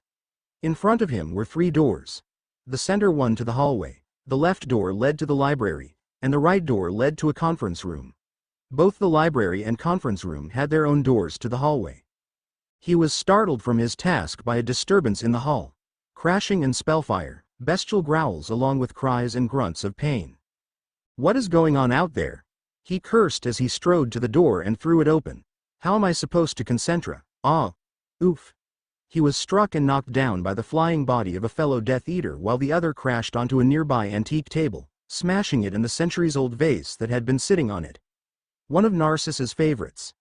He shoved the unconscious body of his fellow off of himself to glare at the monsters. You clumsy brainless brutes. This is my home, not SOMEFIGHTING arena in a filthy nocturne alley pub. Spare me your dramatics, Lucius, Voldemort drawled, bored, as Malfoy paced before him in front of the assembled Death Eaters and dark creatures. 'Tis a mere few moments repair magic for your house elves. This isn't about me, my lord, Lucius urged, stopping in front of Doomclaw and his fellow beasts. The bestial brutes are creating dissension in the ranks. These savages are a threat to our more civilized forces. They should be confined, restrained even. Fag. You could not craft restraints strong enough to hold us, Doomclaw scoffed confidently. The others growled in agreement. Enough. As amusing as the Dark Lord found this at first, it was beginning wear on his patience when. My lord? Pettigrew asked his attention, breaking the tension. We have an urgent flow call from the Loch Ness cash house. Though not vital, that cash house could be important for the eventual assault and takeover of Hogwarts, and was currently guarded only by a few relatively low-level Death Eater recruits, relying mostly on secrecy for security, if something was wrong. What seems to be the problem, Wormtail? He asked calmly. Unknown, my lord. The rat-faced little man gulped and scurried aside as his master approached. The caller will speak only to you. Voldemort scoffed with irritation and strode to the nearby fireplace aglow with the green flames of flow. What is it? He hissed. A smirking unfamiliar face appeared in the flames. Nice operation you've got here, Moldy Shorts. Although technically you might say it's under new management. Don't worry, the wimps you left here are fine. Just a little tied up in some trees outside. Well, except for some hot-headed local who thought he was in charge here. McBludgeon, was it? He got mouthy, so I snapped his wand and sent him for a swim in the loch to cool off. A wave of outrage went through the gathered Death Eaters at the blatant insult to their lord, and while rage surged within him, Voldemort retained his calm demeanor. Duncan Rosenblatt. The filthy half-blood who enjoys disrespecting his betters. What can I say, your lordship? I'm an uncouth American, the young man snarked. And right now, I'm standing inside one of your big, juicy, secret, treasure troves. By the way, the donation of all the bags of galleons and sickles stashed here will be greatly appreciated, funding the magical preschool for Muggle-borns. 2 years of magical prep will really help them for when they get to Hogwarts. Wouldn't want them starting with a clearly unfair disadvantage, now would we? The loss of one asset is hardly a blow to the pureblood cause, Voldemort scoffed dismissively, despite the shouts of outrage from the purebloods behind him. First, this filthy half-blood dares to attack their fellow Death Eaters, even daring to snap the wand of a pureblood. Then all that money they had acquired from their victims stolen to support a magical preschool, so the filthy mudbloods wouldn't be so rightfully clueless and far behind their pureblood betters when they start Hogwarts. Outrageous. Maybe, Duncan grinned through the green flames. But you see, I didn't find this place by accident. Your network of cache and safe houses might be completely hidden from your wizarding enemies, but not my sources. And I'm gonna keep hitting them. One by one, until you give me what I want. And what, pray tell, would that be? Voldemort hissed haughtily. The mangy manticore that tried to kill Hagrid. Tried? Are you saying that the oaf still lives? He hissed angrily, rounding on Doomclaw, eyes burning red with fury. He is lying. The manticore snarled in desperation. Don't bet on it. Duncan chuckled through the flow. So here's the deal. I'm hitting the ruins of Castle Wyvern next. If Doomclaw cares to meet me there, maybe he can save you from another loss. Oh, and Dork Lord. Just in case you've ever wondered what 5 tons of wands and potions sounds like being blown to smithereens. Duncan's smirking face disappeared, but the connection remained open, until Voldemort saw a powerful jet of fire streak across the view on the other side and a massive chain reaction of explosions detonated, severing it. You allowed Dumbledore's half-giant cretin to live? Voldemort roared furiously, pulling the stinger that gave him power over Doomclaw from his sleeve. *HMMPH** beasts. Not all they're cracked up to be, Lucius muttered with a snide, haughty satisfaction. Lord Voldemort. I swear by the abyss, the half-blood oaf could not have survived his wounds. The monster pleaded as he backed away from his enraged master. His fellow beasts parted like the Red Sea behind him, praying to escape the Dark Lord's wrathful notice. Crucio. The manticore writhed with an inhuman screech of agony beyond any he has ever known on the floor for several moments before the Dark Lord released him. Damn, that stinger soaked in his own blood. Like all his kind, he was nearly as resistant to magic as a dragon, but that accursed stinger was like a wand that was effective only on him. It seems you owe me a corpse. Voldemort sneered as Doomclaw regained his feet, and if it isn't Hagrid's, it had better be Rosenblatt's. Wyvern Hill, west coast of Scotland. Duncan arrived outside the main gates of the Castle Wyvern ruins via Portkey. Though a bit disappointed by the lack of a moat, he was still impressed by the old Scottish castle crowning the stony hill over the crashing surf. Still standing after over a millennia, and an American multi-billionaire buying one of the towers from the keep complete with gargoyles to move stone by stone to his skyscraper in New York a couple decades before, it was still beautiful and solid, despite some damage to the surrounding outer walls of battlements holding the gates he passed through into the vast courtyard. He opened up his senses, which confirmed what his spies had told him. The witches and wizards that had been here evacuated about 20 minutes earlier, taking what gold and silver they could carry as they had not the time nor manpower for anything else stored there. But he knew he was not alone there. I know you're here, ugly, come on out. Are you a coward? An ear-splitting roar snapped his attention upward to see a massive manticore diving toward him from the roof of the castle keep. Duncan leapt into an aerial backflip away a split second before the monster slammed to earth where he'd just been standing. Doomclaw snarled angrily at the smirking half-blood before him. Sniff sniff, no fear.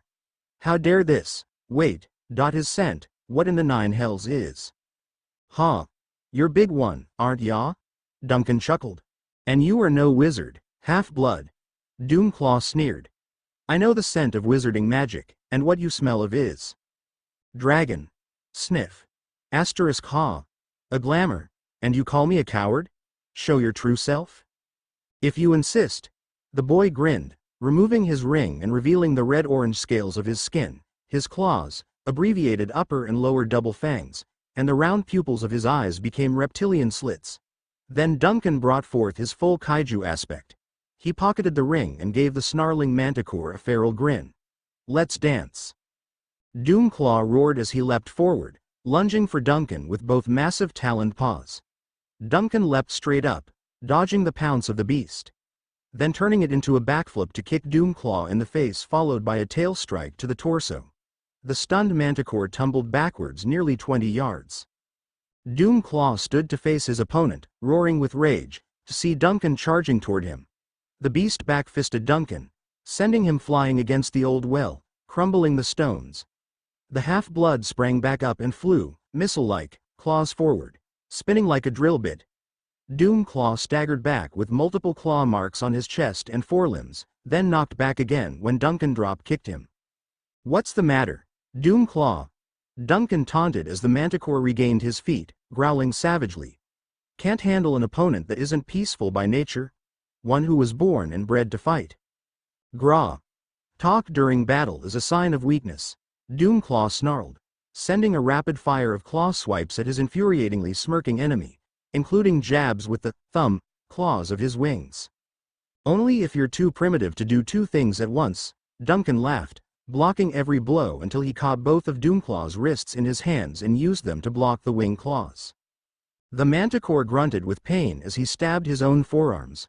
Glaring hatefully in Duncan's eyes, he raised his tail to sting the impertinent half-blood, only for the boy to blast him in the face with a fireball. "Is that the best you can do?"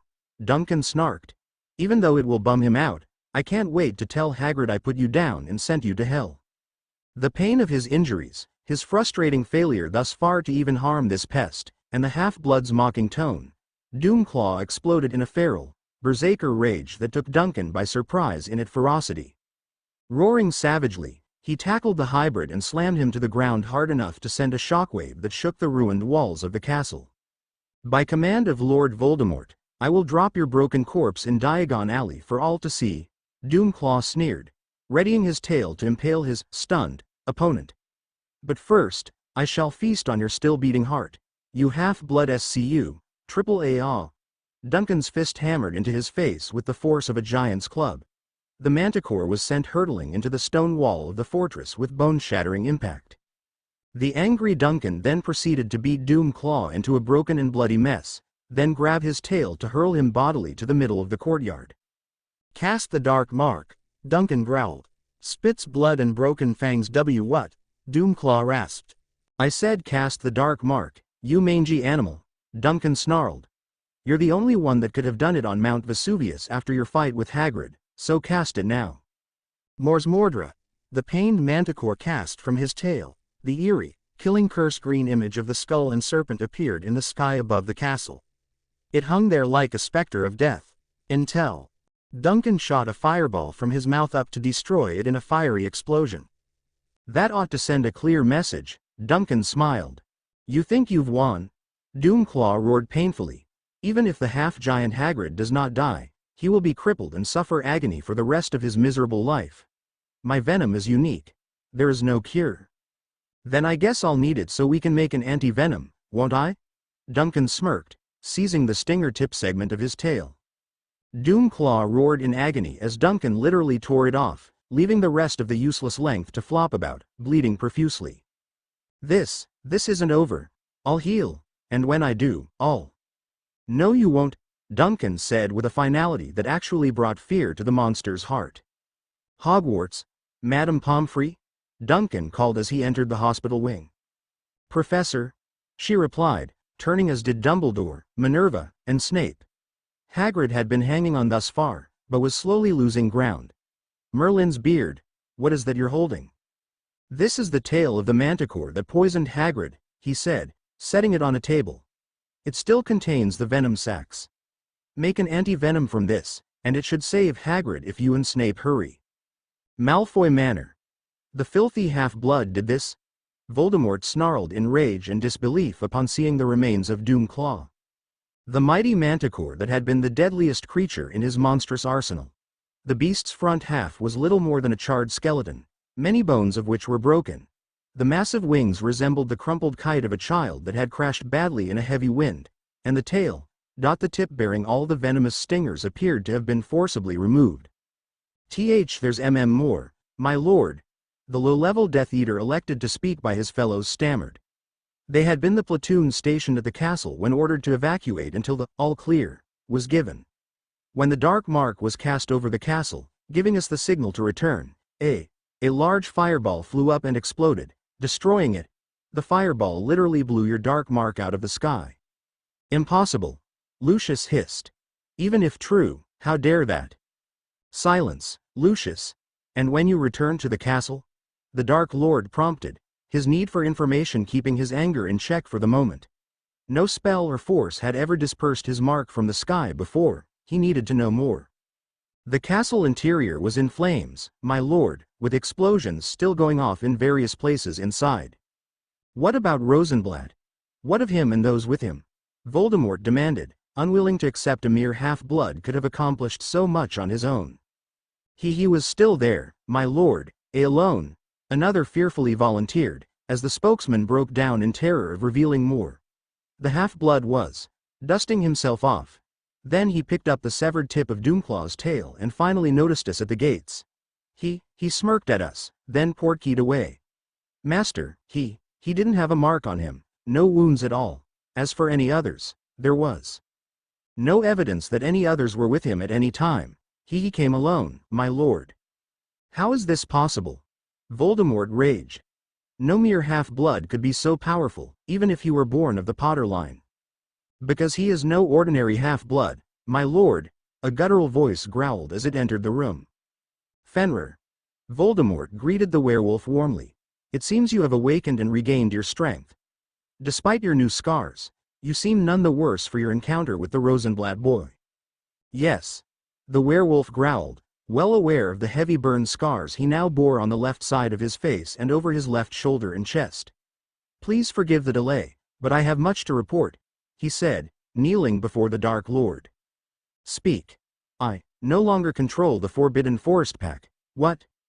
We encountered and cornered Rosenblatt in the forest just before the rise of the full moon, Greyback continued.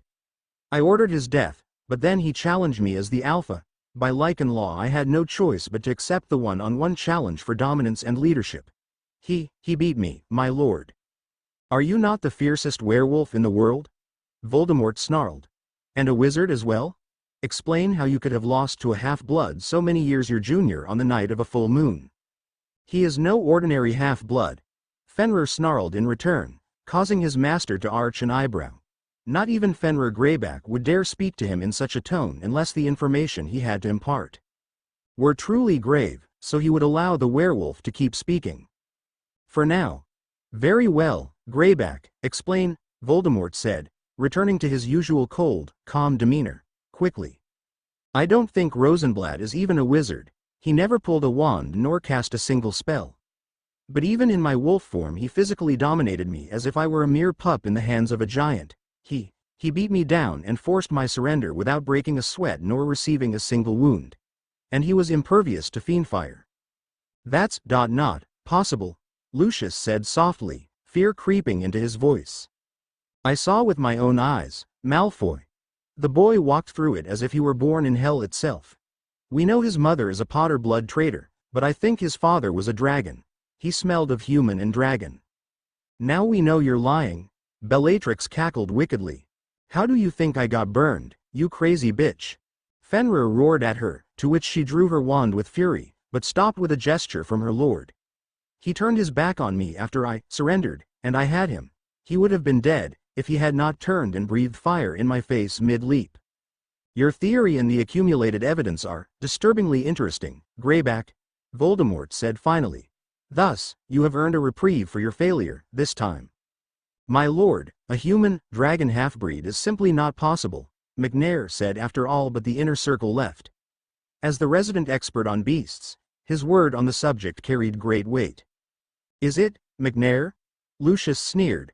There was a time when the same was said of giants, merfolk, centaurs, and vampires, in the dark ages it was discovered that ogres of both genders often raped humans to breed, which was how they eventually grew smarter than their troll cousins. And though very rare, day-walking dhampirs often proved the bane to their vampire forebears. Bottori smirked slightly at this last comment. The Potter family does have a small dragon preserve on their estate, left over from when they bred the beasts as steads for the Dragon Knights. Peter Pettigrew put in, trying to gain more credit and importance. It's the last privately owned preserve in Britain.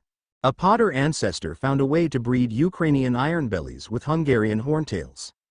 They named it the Nightbreed Dragon, as they became favored among dragon riders, until King Richard the Lionhearted disbanded the Dragon Knights. Legend has it that Robin of Locksley was the last Dragon Knight knighted by King Richard before they were disbanded. I saw a few during my visits there growing up. Powerful, terrifying creatures. The Potters also bred terrible terrors. Obnoxious little pests. Always got into everything. So for all we know, Margaret Potter whored herself to one of her family pets, and Duncan was the result. Voldemort huffed in disgust. And a thing like that is teaching at Hogwarts? Lucius sneered. Not for much longer. I think the Hogwarts Board of Governors should hear of this, as should High Inquisitor Umbridge. Watching from the shadows, the vampire queen Bottori was intrigued.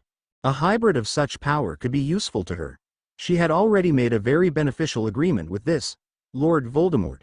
The hatred of mudbloods among his followers gave her free rein to turn all the Muggle-borns they please into new, magical children in her own army. Plus, the recent stories of the boy who lived roused a desire she had not felt in centuries. One the Dark Lord agreed to let her indulge before he killed the boy. She planned to breed Harry Potter, force him to sire an heir with her, then drain him nearly unto death for his power before handing him over to Voldemort to finish. But perhaps this, Duncan, could make for a powerful and delightful thrall. Author's notes. This chapter concludes the holidays arc. Next time we see the new year beginning for the students, staff, and the ministry. Suggestions and long reviews are always welcome. Flames will be used to thaw the frozen wasteland that is New England. Chapter 19. Hey, everyone, sorry for the delay, but for a while there I tried to make as many of you happy as I could by trying force myself to update my various works, which led to writer's block. I've now realized I can only write and update as inspiration comes, so please no more pressure to update certain works, okay? I promise that I will never abandon a story, no matter how long it takes. Plus, the recent need to replace my laptop was suddenly eclipsed by the sad passing of my beloved cat Shadow, for whom I wrote and posted a memorial one-shot here titled, The Temple. This chapter marks the return to school after the rather eventful holidays. Chapter 19. The new semester begins. The Daily Prophet. Death Eater's Challenge by Editorial Magical Britain is still scratching their collective heads at the sudden appearance, and subsequent near-instant destruction by fireball, of the dark mark over the ruins of Castle Wyvern just days ago. This reporter had been contacted anonymously earlier that day and told that location might be newsworthy to watch surreptitiously with extreme caution, as risk to my life would be great. As reported in my earlier article, this reporter arrived to a hidden vantage point in time to see several figures dressed and masked like Death Eaters hurriedly clearing out with what they could carry. The wards prevented this reporter from getting any closer, but another figure shortly arrived who forced his way in rather easily. GFMC liaison Duncan Rosenblatt. Moments later were the chaotic sounds of a major battle of some kind within, far beyond a normal wizarding duel, including explosions and shattering stone. The dark mark was cast, then quickly destroyed by a fireball, as if to send a message to all those that follow the ideology of he who must not be named. The cloaked ones returned quickly thereafter, the wards falling, and the ruins burning. Mr. Rosenblatt had apparently set fire to whatever they had left there. Venturing closer, at great risk to my life, I saw the dark figures stunned at the sight of a half-incinerated manticore and Mr. Rosenblatt grinning as he port-keyed away with the stingtail of the beast. Orders then began to arrive, and the cloaked ones fled quickly by apparition or portkey, taking the burned corpse of the monster with them. This reporter can now reveal that the DMLE investigation of the castle has revealed that it was being used as a cash house, storing potions, potion ingredients, wands, and possibly monies for ready use by these mystery witches and wizards. Although, The casting of the Dark Mark has this reporter suspecting that they were, in fact, Death Eaters, and their guard beast the infamous escaped manticore known as Doomclaw, paid the ultimate price for somehow incurring the wrath of Mr. Rosenblatt. More on the GFMC, PG. 3. More on Doomclaw, PG. 4. More on Duncan Rosenblatt and the most ancient and noble house of Potter, PG. 5. Harry couldn't help but smile as he read the headlining article again while he, Hermione, and Ron rode the train back to Hogwarts after the holidays. He almost pitied the Death Eaters that had to give Voldemort the bad news. When Harry and the others returned to Potter Manor, Duncan was there with the good news that Hagrid would fully recover thanks to the anti-venom potion brewed from Doomclaw's own venom. He then regaled them with the whole story, from finding, robbing, and burning the first cash house, including his little chat via Flow with the Dark Lord, to the first-hand account of his battle in the ruins with the brutal Manticore. Now they were all headed back for the second half of the term. So what happened with your Muggle cousin, mate? Ron asked. Aunt Margaret is seeing him off to the military boarding school. Harry replied.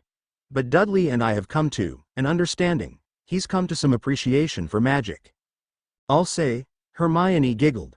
He rather happily surrendered his virginity to one of the mermaids a few days before we left the island. What? You must be joking. Ron choked, then facepalmed at their confirmation. How? Why? How can a guy like him get lucky, but I can't get my V-card punched? Really, Ron? Hermione huffed with exasperation with her friend. Just then the compartment door opened. Seamus and Neville stepped in, closing the door behind them. Hello, Neville. Seamus, is that a walking stick or a club? It's an Irish shillelagh, the wild Irish lad replied, but it only looks like this right now, and that's only part of it. Look at this. He took a small stone figurine from his pocket that reminded Hermione and Harry a little of the demon hounds from the first Ghostbusters movie and placed it on the floor. A quick spell restored it to full size, taking up most of the compartment. Oi, Seamus. Ron griped. What gives? Just watch, Seamus grinned looking out the window as the sun finished setting. A series of cracks spread across the surface of the statue. Then the gar beast burst free with a growl. It then chuffed happily and licked Seamus' face. Friends, meet Shamrock, he said. Shamrock, these are my friends Harry, Ron, Hermione, and Neville. Whoa, he's a real gargoyle, Ron gushed. A beast type. I thought living gargoyles were extinct? Hermione said in amazement. Not quite, Neville said. They're still around, just really rare. Where did you find him? It's a long story, Seamus said. I'll tell you in the common room. Too many unfriendly ears about around here. I'll say, Neville said. Death Eaters dug their way into my house to try to steal something. But Gran and I drove them off. My Gran was actually proud of me. Flashback, wow. I bet the grimoire is chock full of lost secrets like that, Neville said, impressed. All the more reason to return it as soon as possible, the Dowager Longbottom said. Those Death Eaters exploited a weak point in our wards, just to make an attempt on this book. It will be safer back in the Bones Vault. Amelia can share any spells within with allies as she sees fit. But come here, Neville. He walked over to her to stand next to the armor of Sir Percival Longbottom. You showed great courage today, worthy of your family name, and so, as regent, I think it is time for you to take up a weapon of your greatest ancestor. Take your wand, and tap the one that calls to you. Taken aback, Neville did as he was told and drew his wand.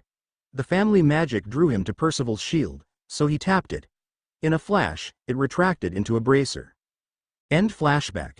And here it is, he said, pulling up his left sleeve to show the shiny, goblin steel bracer. It seems a few of us had developments over the holidays, Hermione said dryly. We'll all talk later in the common room. What the bloody hell is this beast?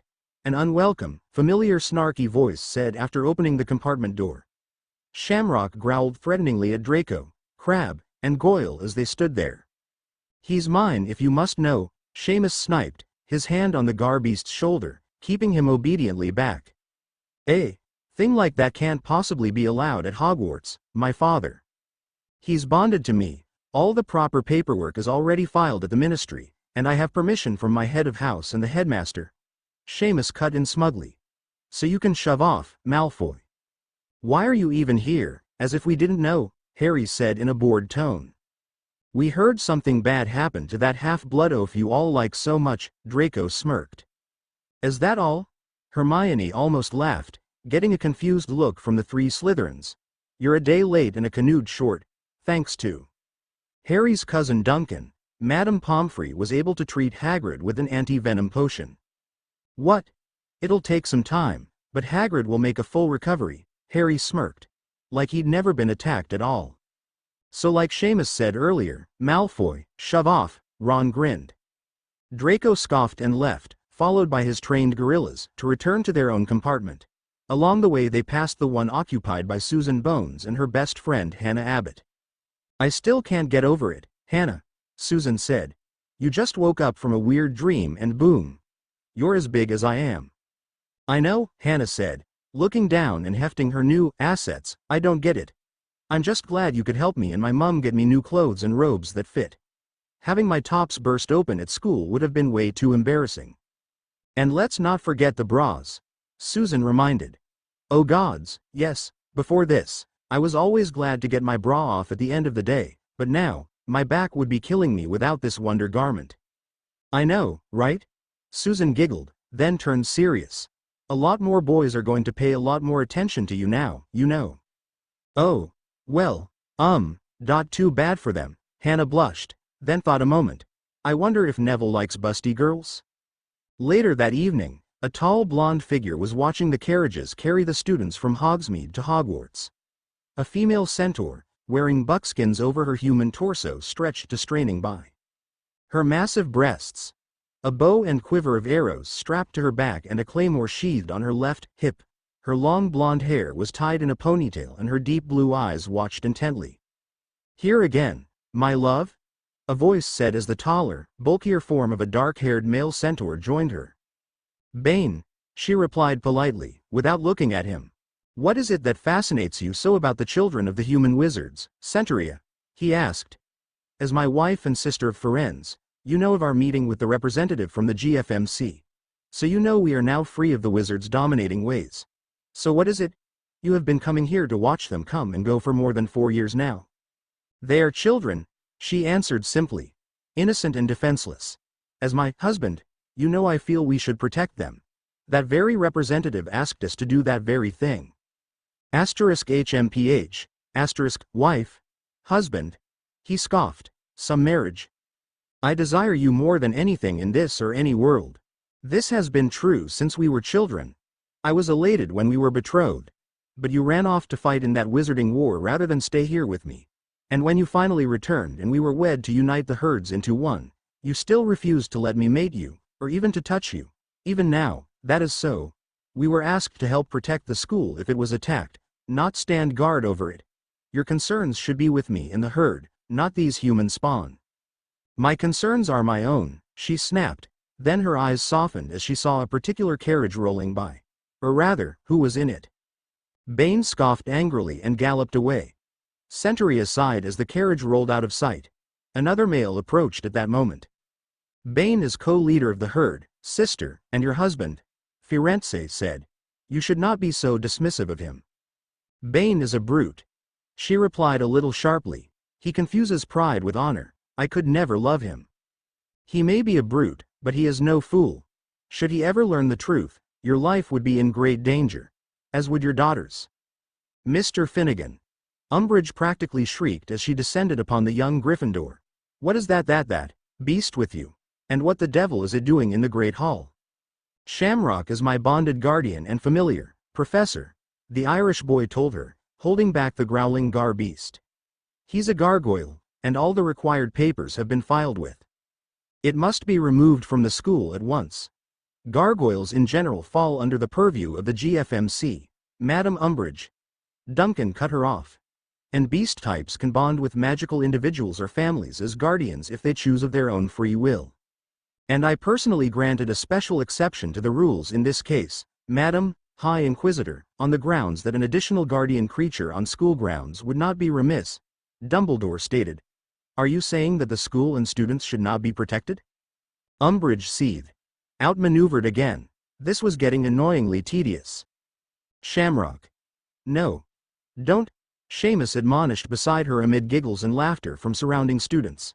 Her curiosity was answered by the warm moisture that she suddenly felt flow down her leg from her knee. She looked in horror to see the beast lower its hind leg, chuffing in a manner rather like it was chuckling. You filthy animal. How dare you? Umbridge screamed and began to chase the gar beast around the hall with her wand, trying to hex the creature, while herself being chased by Seamus trying to stop her. The rest of the hall, staff included, was roaring with laughter. Well done, Shamrock! The Weasley twins shouted, then pulled from their robes an enchanted saxophone and trumpet they had received for Christmas and began to play a perfect rendition of Yakety Sax, which magically caused the chase to become even more zany and hilarious. Snape was added to the chase when he entered the Great Hall just in time for Umbridge to crash into him and knock him down. The students were rolling in the aisles.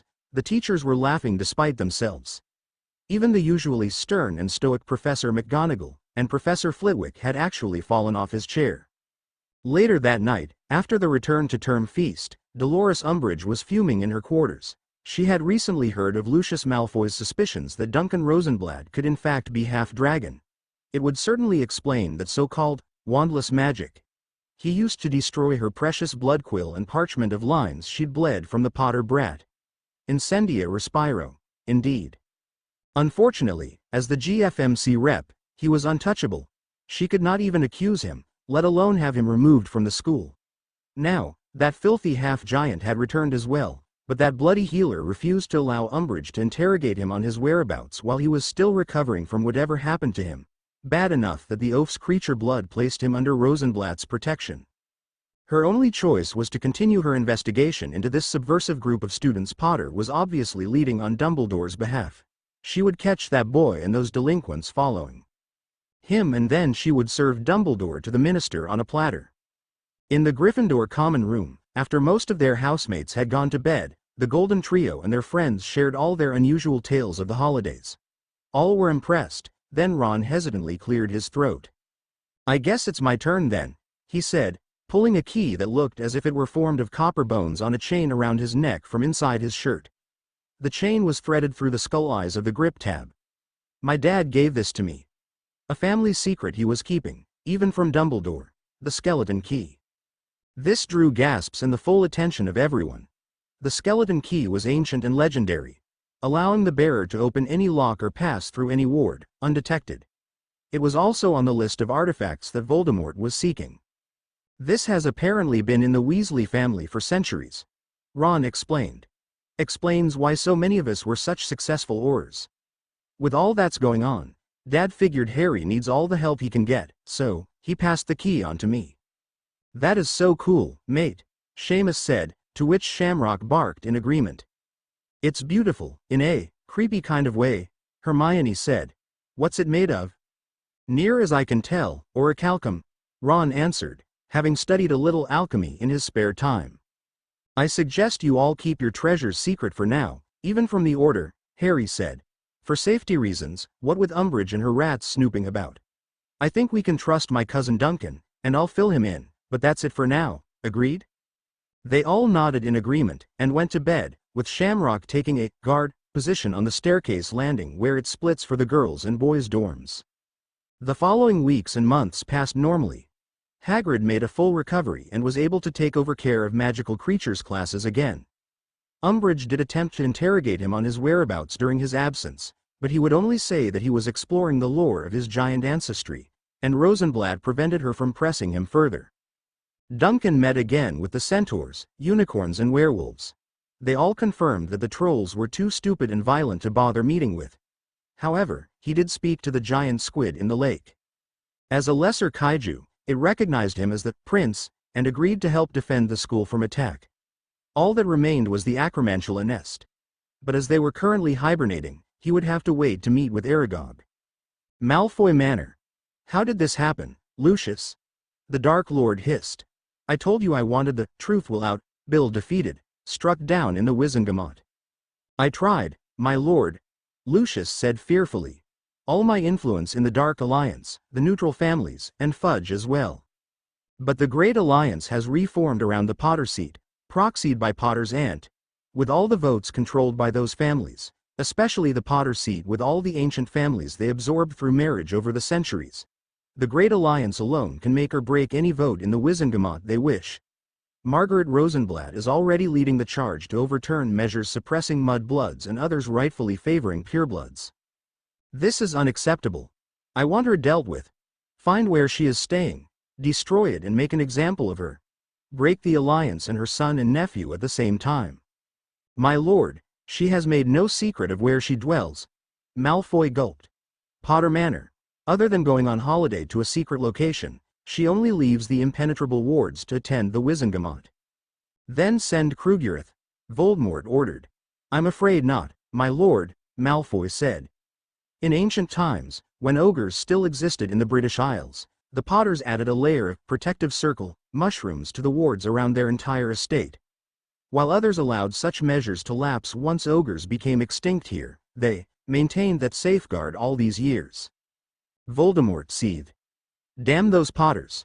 Just then there was a commotion and ungodly shrieking from the atrium. As Lucius rushed to see what it was, he heard Narcissa scream, urging him faster. He arrived and his wife hid her face in his shoulder.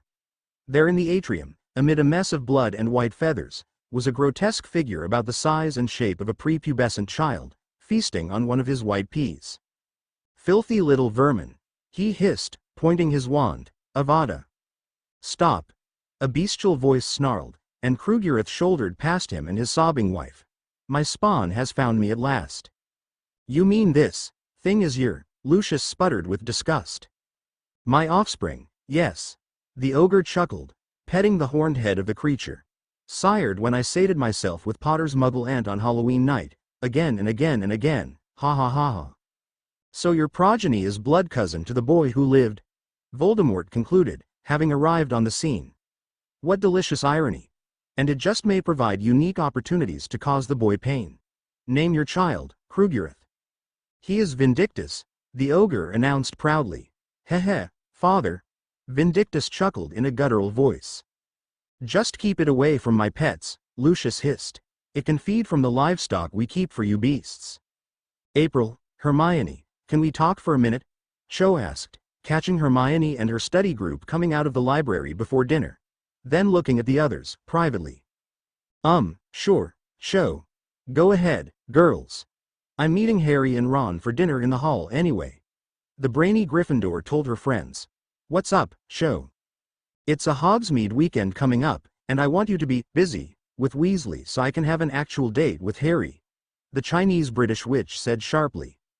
Come again, Hermione said, a bit confused by her attitude. We're always hanging out with you too, she complained. I want some alone time with my boyfriend, damn it. What Harry does or doesn't do is his choice, Cho, not mine, Hermione reminded her. Oh, please. You practically sleep in his hip pocket. Cho sniped. I'm surprised he goes to the lavatory without checking with you first. And I'm sick of you making doe eyes at him all the time. Excuse me? Hermione practically growled, getting defensive. Don't even try to give me that. The whole school knows you have a crush on him. Give it up. He'll never see you that way. Hey. What's all the shouting? Harry said as he arrived with Ron. Hermione. Cho. What's going on? Harry, I want to go to Hogsmeade with you this weekend, Cho said sweetly, her whole demeanor completely shifting gears. Just the two of us. A real date. And you're shouting at Hermione about it, why? Harry asked leadingly. Nothing, I was just making it clear to her that I would appreciate it if she kept Ron busy away from us for the day, she replied. Cho, Ron and Hermione have been my best friends since first year, Harry reminded her. Not only that, they were my first friends ever, you know that. I do know that, Harry, she said. But I'm your girlfriend, sometimes you have to put me first. We're always doing things with them. We do enough with them here at school. Other than that, I want you to myself from now on. Please don't make me choose, Cho, Harry asked, shaking his head. I'm sorry, Harry, but I have to, Cho said firmly.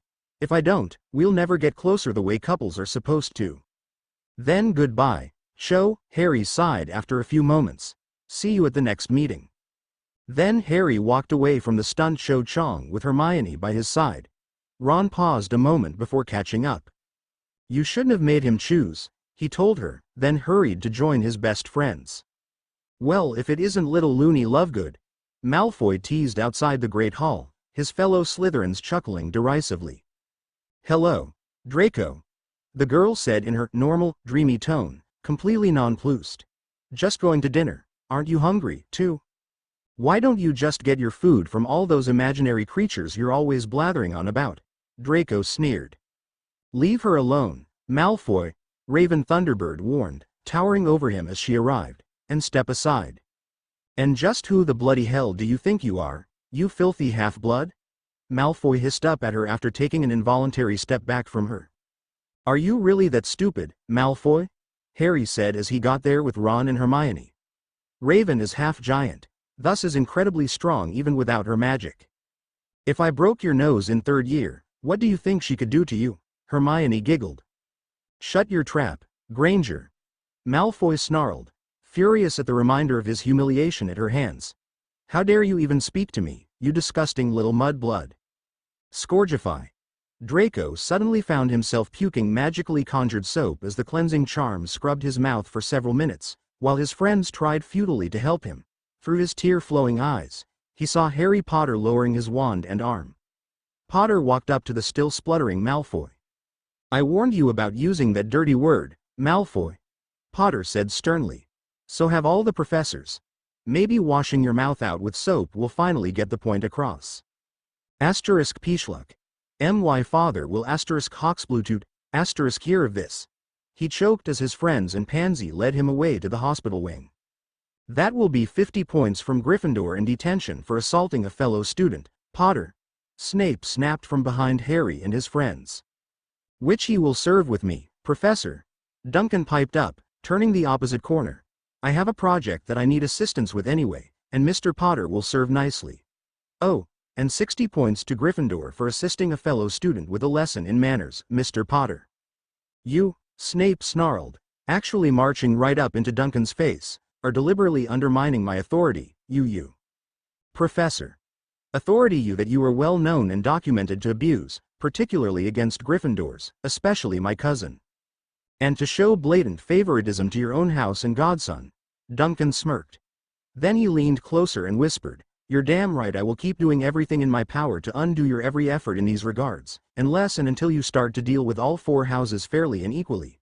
Especially my cousin and his friends. Harry is not his father. It's about goddamn time you realized that." Snape scoffed angrily and stomped away, his robes billowing impressively. "And for God's sake, it's been way more than 3,000 miles. Change the damn oil in your hair," Duncan called out, getting a laugh out of all the non-Slytherin students in the hallway. "You asked to see me, Headmaster?" Duncan asked as required by protocol upon entering Dumbledore's office an hour later, not surprised to see Snape or Minerva, but rolled his eyes upon seeing Umbridge. "Yes, Professor Rosenblatt," Albus said calmly. "Professor Snape claims that you are showing favoritism to your cousin Mr. Potter by essentially negating a point deduction and punishment given by him a short time ago. I would like to hear your side of it." "I see," Duncan smiled. "I'm certain that if you check the point tally record yourself, Headmaster, you'll see that I did not overstep my authority by trying to reverse any point deductions at any time. As for the detention he gave Mr. Potter, I simply took it over, as Professor Snape often does for members of his own house when he has need of their assistance. He has his point on both counts, Severus." Minerva practically smirked, looking up from the records. "Duncan did not try to overturn your point deduction. And you do frequently take over detentions given to students of Slytherin House." Dumbledore smiled, the twinkle in his eyes a bit more pronounced. Hep. "That is beside the point," Umbridge huffed. "You did this to help your cousin Potter out of trouble. That is blatant favoritism." Snort. "Hardly. I've done the same for several students this year, including Luna Lovegood and Justin Finch-Fletchley." Duncan laughed. "Granted, most have been from Gryffindor House, but that has more to do with Snape's prejudices than with me. Now see here," Snape started to snipe. "Any fool can see that you make a practice of abusing your authority to favor your own house over the others and go out of your way to be as hard and unfair as possible to Gryffindor House. Duncan called him out straight to his face. And any brainless dunderhead can see that you are triply so on Harry in particular. Just because you can't let go of the past with his long-dead father. Snape scoffed angrily. You are still interfering in discipline being dispensed by another professor. Umbridge squawked like a harpy. All to benefit your cousin. Why are you even here, Professor Umbridge? Duncan asked derisively. I am the High Inquisitor of the school, and I am full hot air and self-importance due to a made-up rank and position that, in reality, means diddly squat. Duncan cut her off. Now why don't you go back to that pink nightmare you call an office and finish planning your next visit under Fudge's desk while we talk about things that are actually important? How dare you? Umbridge screamed, and started to storm out. The minister will hear of this. Could she be related to Draco Malfoy? Duncan asked Snape after the door slammed shut behind her, and Dumbledore lost it. Laughing so hard his chair fell backwards over with him in it. And even Snape, angry as he was moments earlier, had to struggle not to chuckle, a struggle he lost moments later, which then turned into full laughter as well. Author's notes. As anyone who has watched Benny Hill videos knows, yakety sax can make any chase funny, so I just had to use it. Lol. Our heroes have compared notes on all the gifts they got by destiny or design that will help them in their struggle. More clues on what's going on with Hannah Abbott. Any new guesses now?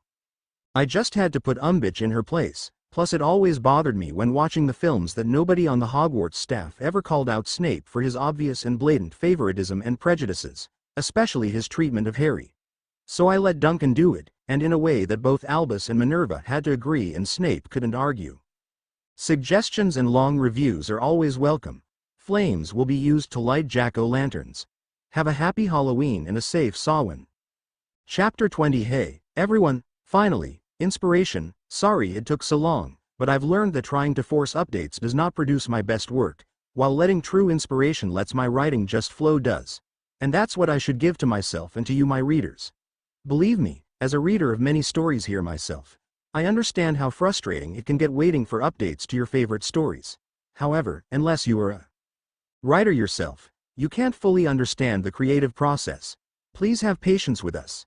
The end result is SSSSO much better when it flows freely rather than when we try to force it. Chapter 20. Here there be monsters. Lady Bottiori, the rogue vampire queen, strode confidently through Diagon Alley that evening. She wore her cape over an elegant gray, almost silvery dress that, while displaying less cleavage, still showed off her impressive curves. Her red-tinted dark hair, while maintaining an elegant fall down her back, much of it was tucked up into the wide-brimmed hat that she wore on a slight slant to hide her blood-red eyes. Her full, ruby-hued lips were pulled into a smile that seemed equal parts demure and promising of sinful pleasure. She was hunting. Muggle-born Joe Reagan was irritated.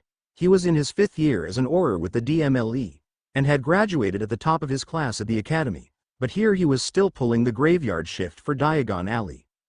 Meanwhile, still green rookies are getting the prestigious ministry assignments, the plum event assignments, or the easy day shifts that let them have an actual social life.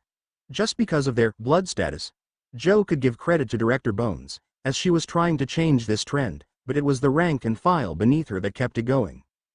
Thankfully, the alley has been relatively quiet lately, especially at this hour. Only the occasional denizen more suited to nocturne alley skulking about for scraps or opportunity. An unaccompanied lady of obvious quality?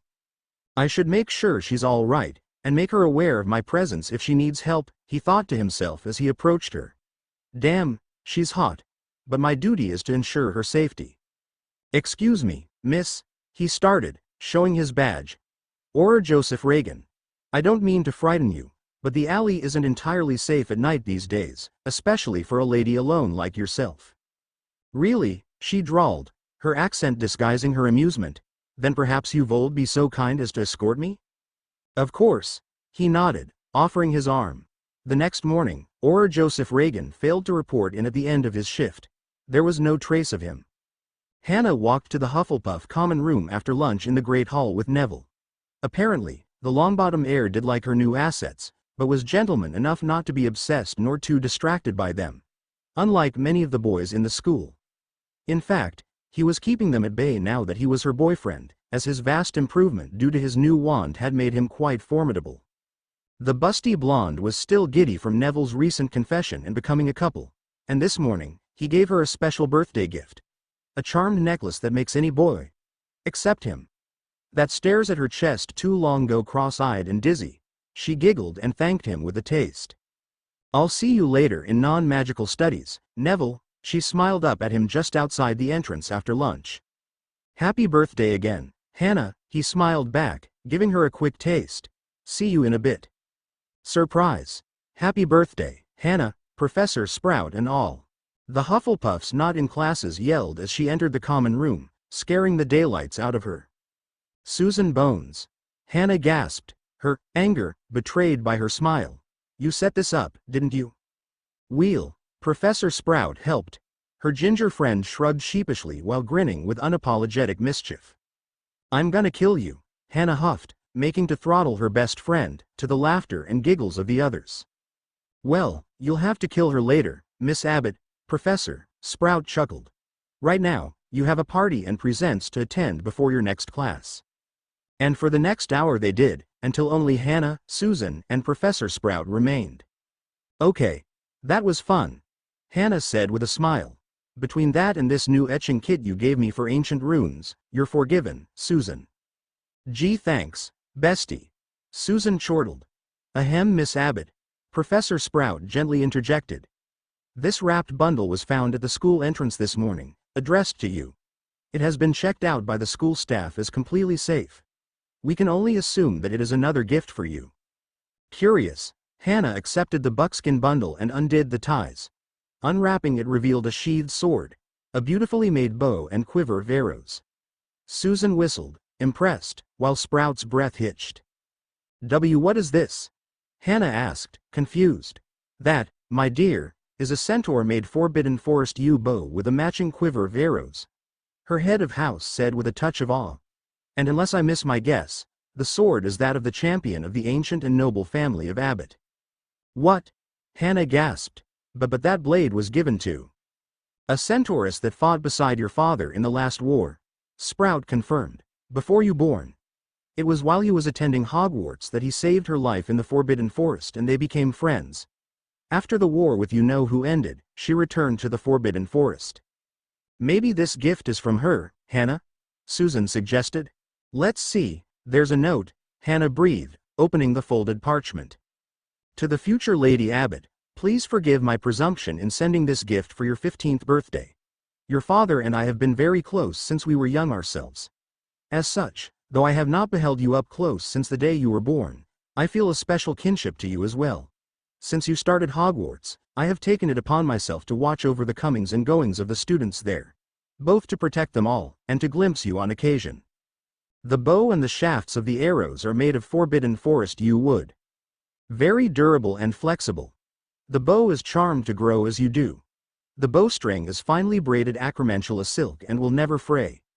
The arrowheads are ancient dwarven steel left over from the goblin, dwarf wars and runed to never dull. The arrows are charmed to return to the quiver after hitting their target, so you need never fear losing them. Be careful. The blackened arrowheads are dipped in acromantula venom strong enough to weaken and paralyze, but not kill, an enemy. The fletchings are made of phoenix feathers which enable the arrows, both normal and poison, to flash teleport to the other side of shields they hit without losing momentum. A trick I found very useful in the last war. It gave many a Death Eater a nasty surprise. The sword, as you likely realize, is your family champion sword. It was given to me by your father when he named me champion to fight by his side. It is time it was returned to you. Use these weapons well, as I fear you will need them soon. Yours with great affection. Centuria Shionis of the Forbidden Forest herd. Do you think she knew you had a talent for archery since you were a kid? Susan asked. It's possible, if my parents stayed in contact with her, I suppose, Hannah speculated. You think Harry will let me practice with these at the meetings as well? The fifth years filed into the non-magical studies classroom to find a copy of a new book on each of their desks. Today I will be covering something a little different, class, Professor Rosenblatt stated from the front with a smile. The non-magical study of the supernatural world. showing that despite being cut off from the magical world for the most part for centuries, they are not ignorant. In fact, some have learned a great deal through non-magical science. Many of you already know this from one of this year's Care of Magical Creatures texts. Field Guide to the Fantastical World Around You, by Arthur Spiderwick. Now, look at the books on your desks. Tobin's Spirit Guide, 1995 updated 2nd edition written by Eric Burnham. Updated by Dr. Ray Stans and Dr. Egan Spangler, forward by Dr. Peter Venkman. I've heard of this book, Neville Longbottom blurted out, surprising many of his fellow students, and these three who updated it. Doctors Stans, Spangler, and Venkman. They're the Ghostbusters. That's correct, Mr. Longbottom. 10 points to Gryffindor. Duncan smiled, noting the wave of whispered recognition that went through the room at the mention of the heroes of New York. Along with their friend, a former U.S. Air Force pilot and soldier named Winston Zeddemore, they're the Ghostbusters. They track down, capture, and contain malevolent and troublesome ghosts, spiritual entities, and even a few demons. Their exploits have been so prevalent that a docu-dramedy film was made based on the major case of their founding, which was the first time they literally saved the world from the demon Gozer. Another film was made several years later about their second world-saving case, preventing the resurrection of Vigo, a 16th-century Dark Lord of Carpathia. Rubbish. Malfoy scoffed. There's no bloody way any of that could be true. Really? Duncan smirked knowingly. And what makes you say that, Mr. Malfoy? Even if the Makusa were so negligent, the ICW would never allow Muggles to mess around with things that are clearly beyond them or threaten the statute of secrecy. The Ponce sneered. Besides, Muggles would have been completely out of their depth. It had to be wizards who really handled those situations. Actually, both the Makusa and the ICW had no idea how to deal with either situation as it developed, Duncan stated simply, shocking all the students, and causing Malfoy to start sputtering. They were impressed with how the Ghostbusters just stepped in and succeeded with their science and technology, and gave them special dispensation for the statute and the Order of Merlin First Class for their success in stopping Gozer. They received a Second Order of Merlin for stopping Vigo years later. The official stance of the ICW on the Ghostbusters and where, when, and how they do business is, hands off, but don't take my word for it, Mr. Malfoy. By all means, look it up. It's all in the official records. In fact, the Ghostbusters now also consult with MEGTAF. Malfoy sat back, grumbling under his breath. How many times must we have this conversation, Mr. Malfoy? Duncan asked, disappointed. Yet you and others like you still refuse to accept the advancement and accomplishments of non-magical science and technology, despite seeing proof with your own eyes in this very classroom. Have wizards found a way to walk on the moon, even after thousands of years of studying the heavens? No, not even close. Yet no mice did it with technology in less than a century. Who cares about walking on the bloody moon? Malfoy huffed. Aw, shut it, Malfoy. Ron barked. When I told my dad about how Professor Rosenblatt got Muggle stuff to work here at Hogwarts, he contacted him to find out about getting it done for our house. I can't wait to be able to watch telly. Me too, Neville said. It took a little convincing, but I talked my gran into updating Longbottom Manor to use electricity. Several others chimed in with similar statements, much to the shock and disgust of Malfoy and his group. Blood traitors and fools, he muttered. And here's the icing on the cake, Mr. Malfoy. Duncan smirked. The Potter family has been and remains at the forefront of adapting magic and technology, the industry of technomancy, reaping us hundreds of millions of galleons per year in pure profit worldwide. Tell us, what is the most profitable venture the Malfoy family has? Oh wait, that's right. Most of your family fortune comes from your father's marriage to your mother, a daughter of the Black family, meaning most of his money is actually black money. How dare yo, Malfoy squawked indignantly, flushing nearly purple as he stood. Sit down, Duncan ordered firmly, cutting him off and brooking no argument. Shut up, and face reality for the rest of class. 5 points from Slytherin for your argumentative attitude. It was during dinner that an unwelcome and unexpected guest arrived. The doors to the great hall burst open and a stern-looking Lucius Malfoy strode in toward the staff table. Draco smirked smugly as he watched his father. Ah, Lucius, Dumbledore smiled in polite greeting as he stood. What brings you here this fine evening? You know why I'm here, Dumbledore, Malfoy Sr. hissed. I demand to know why proper disciplinary actions have not been taken against the Potter brat for his assault on my son and his arrogant cousin undermining the rightful authority of a real professor? The incident in question was thoroughly investigated by myself and Deputy Head McGonagall, Lucius, and no grounds were found to alter the outcome, Albus stated calmly. Professor Rosenblatt simply exercised the same option to take over the detention of Mr. Potter that Professor Snape quite often does for the students of his own house, as is his right. And any professor can deduct or award house points as they see fit, within justifiable reason. A professor, you say? Lucius sneered, then pointed at Duncan. This filthy half-blood American is no professor. He's a mockery, and making his class mandatory is an insult to pureblood sensibilities. He's not even fully human, he has beast blood. His mother whored herself to one of their family dragons to produce him. A wave of gasps went through the hall. Duncan calmly stood and lifted his left hand wearing the glamour ring to his chin wearing a small smile. That's quite the accusation, Mr. Malfoy, he said. Do you have any proof? Or are these just the rantings of an arrogant man angry that his bully son can't get away with any nonsense anymore? After all, a human-dragon hybrid isn't possible, is it? And even if it was, wouldn't I look half-dragon? How dare you? Lucius hissed. My proof is fiery the death of Doomclaw by your hand, a known wizard killer. No mere half-blood could dispatch such a monster single-handedly. Please, Duncan laughed. Harry is a half-blood, as you say, and he's more powerful than everyone in this room except Dumbledore. You yourself witnessed him stalemate a certain friend of yours just before last summer, remember? As amused by this exchange as Albus was, he was relieved Umbridge was at the Ministry tonight, or this would have turned into a real hullabaloo by now. Bastard. You and your disgusting squib of a mother should have stayed in that cesspit called the United States. That's enough. All eyes turned to Harry at the Gryffindor table. Duel Master Flitwick.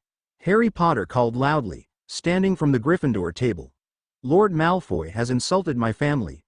I demand an honor duel, here and now. The staff, except for Duncan, was shocked at this challenge.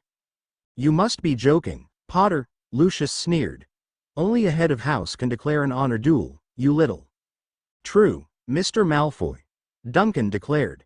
And by his parents' last will, Harry is lord of the most ancient and most noble house of Potter. And while underage to assume his seat in the Wizengamot himself, he is within his rights to defend his house himself or choose a champion from his family. Lucius began to sweat. If the brat chose his cousin, then I'll do it myself, Harry declared, getting gasps from around the hall. Harry, I don't think, Dumbledore began, until Duncan placed a hand on his shoulder and shook his head gently. He can do it, Albus, Duncan smirked. Let him fight. Very well. Lucius' sneer widened. I will deal with this impudent half-blood brat myself. But when you lose, Potter, you must leave Hogwarts forever. And when I win, Mr. Malfoy, you will immediately resign from the Hogwarts Board of Governors, never to return, agreed? Agreed, Lucius hissed, positive of his victory. The terms are agreed, Flitwick announced, clearing the area between the house tables and the staff table for the duel as Harry stepped forward, removing his outer robe. As a former champion and duel master, I shall officiate. This is an honor duel, and thus you shall fight until one of you is unable to continue, or surrenders. Neither deadly force nor the unforgivables will be permitted. Ready. Bow. Begin. Sectum Sempra. Lucius cast venomously, only for the savage slashing curse to fizzle against Harry's quickly erected shield. Expelliarmus. Harry cast his favorite disarming jinx, which the elder Malfoy barely blocked with his own shield. Lucius realized there was entirely too much power behind that spell, and Potter had cast it as easily as a Lumos. Incendio Maxima. Lucius cast at the end of a chain of stunners and paralyzing hexes. Only for Potter to block or dodge them all and catch the fireball on the end of his wand and hurl it back at him in a graceful, flourishing spin as if he were dancing. Caught by surprise, Malfoy had to quickly discard his burning outer robe. The wave of murmurs and a few chuckles and giggles through the assembled students reached Malfoy's ears. He was a pureblood. He was superior. Yet he was being humiliated by this half-blood whelp no older than his own son, not only in front of the children of his pureblood peers, but also mere half-blood spawn and filthy mud-bloods. Enraged, he banished multiple plates from the nearby tables at his young opponent chained to a knockback jinx. Surprised, Harry nonetheless dodged or blocked most of the barrage, but one plate near the end struck his hand, making him drop his wand, just before the flipendo shoved him back away from it several yards. "It's over, Potter," Malfoy sneered. "You lose." "Wrong, Lucy," Harry huffed. "I don't need my wand to fight you." "Defendo." Harry gestured with his finger. Lucius flinched at the cut that suddenly stung his left cheek. Touching his cheek, he saw the blood in shock. "The Potter brat can do wandless magic." "Impactus," Harry yelled, thrusting his fist forward. "Gah!" Lucius doubled over and staggered back as if a battering ram had slammed into his stomach. He raised his wand, but unable to breath, could not verbally cast. Harry then ran forward toward him, and using a move taught to him by Duncan, used his entire body to slam an uppercut into Malfoy Sr.'s face, sending him flying onto his back. "Accio wand," Harry cast, summoning his wand back to his hand. Then he walked over to the downed Lucius and pointed his wand in his face. The look of sheer terror on the face of the high and mighty, superior pureblood, was priceless. "Say it," Harry said, then again, louder and with more venom, "say it, for all of us to hear." Draco could not believe his eyes from the Slytherin table, as his father, the man he most looked up to and wished to emulate, was backed into a corner by his half-blood classmate. "I surrender," Lucius declared through clenched teeth, but heard throughout the Great Hall. "The winner is Harry Potter," Professor Flitwick announced. Then cheers erupted from 3 of the 4 house tables. "And something to tell your master when you report this failure to him," Harry said, leaning down so only Lucius could hear him. "I was holding back a lot to protect everyone else in the room. Now leave Hogwarts and never return. As heir to 2 of the founders, I command it." Raven and Luna found the entrance to Ravenclaw Tower literally crowded by their housemates. Being much taller than them all, the half-giantess could see that the door to the common room was closed. Curiosity, combined with losing patience, saw her push her way toward the front with little Luna in tow. "What's going on?" Raven asked. "It's the riddle of the door knocker," Marietta Edgecombe, Luna's meanest and most persistent tormentor, whined with exasperation. "No one can answer it correctly, so it won't let us in." "Oh, for," Raven huffed. "Door, what is your riddle?" The eagle-shaped iron knocker looked at her and spoke. "If I start at 5 and add 6, I get 11. But if I start at 6 and add 7, I get 1. What am I?" Luna Lovegood giggled knowingly. "Something funny, loony," Marietta sneered. "It's so simple," Luna said dreamily. "The answer is a clock." "Correct, young one. You may enter," the knocker said, and the door swung open as Raven smirked down at the glaring Marietta Edgecombe, and the Ravenclaws began to file into their common room. Once inside, Marietta rounded on Luna. "Don't you dare think you're so smart, loony." That was a trick question that only someone with messed up thinking could possibly answer. "Hey," Raven barked, silencing the older girl. "It was a riddle like all the others the door has asked for as long as it's guarded the tower. You're just pissed that you couldn't figure out something so simple. Or is it just because it was Luna who showed you up?" "Who asked you, you Yankee beanpole?" Edgecombe sniped, tired of the half-giant protecting her favorite victim ever since she arrived that year. "Raven's right, Marietta," Cho Chong piped up, much to the surprise of many. "You were stumped like the rest of us, thinking it was some trick arithmancy equation. We were all overthinking it. Luna figured it out easily by remembering it was a riddle. She just proved she's as much a Ravenclaw as any of us."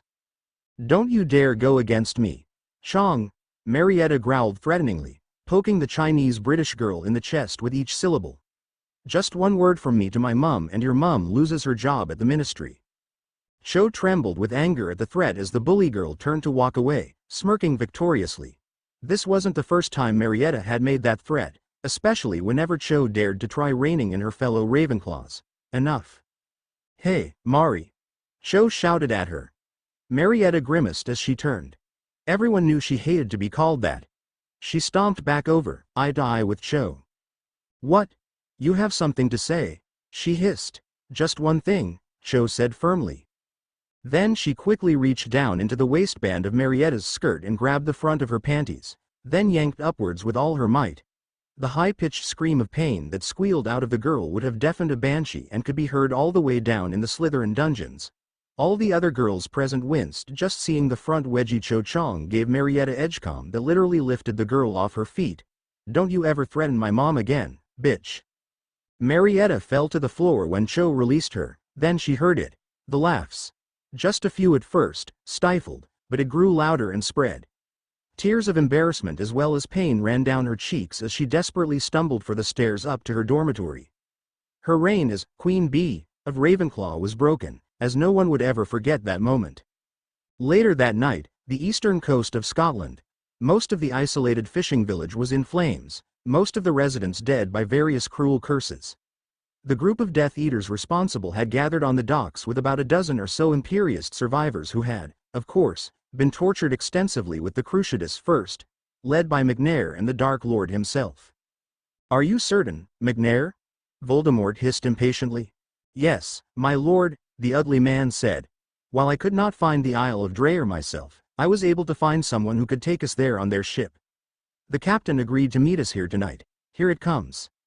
An eerie creaking was heard from the fog as a dark, nearly spectral galleon appeared on approach, a skeletal mermaid carving on the prow. The sails were black and embroidered with crimson lightning, as if they had once been torn asunder and stitched back together with blood-red twine.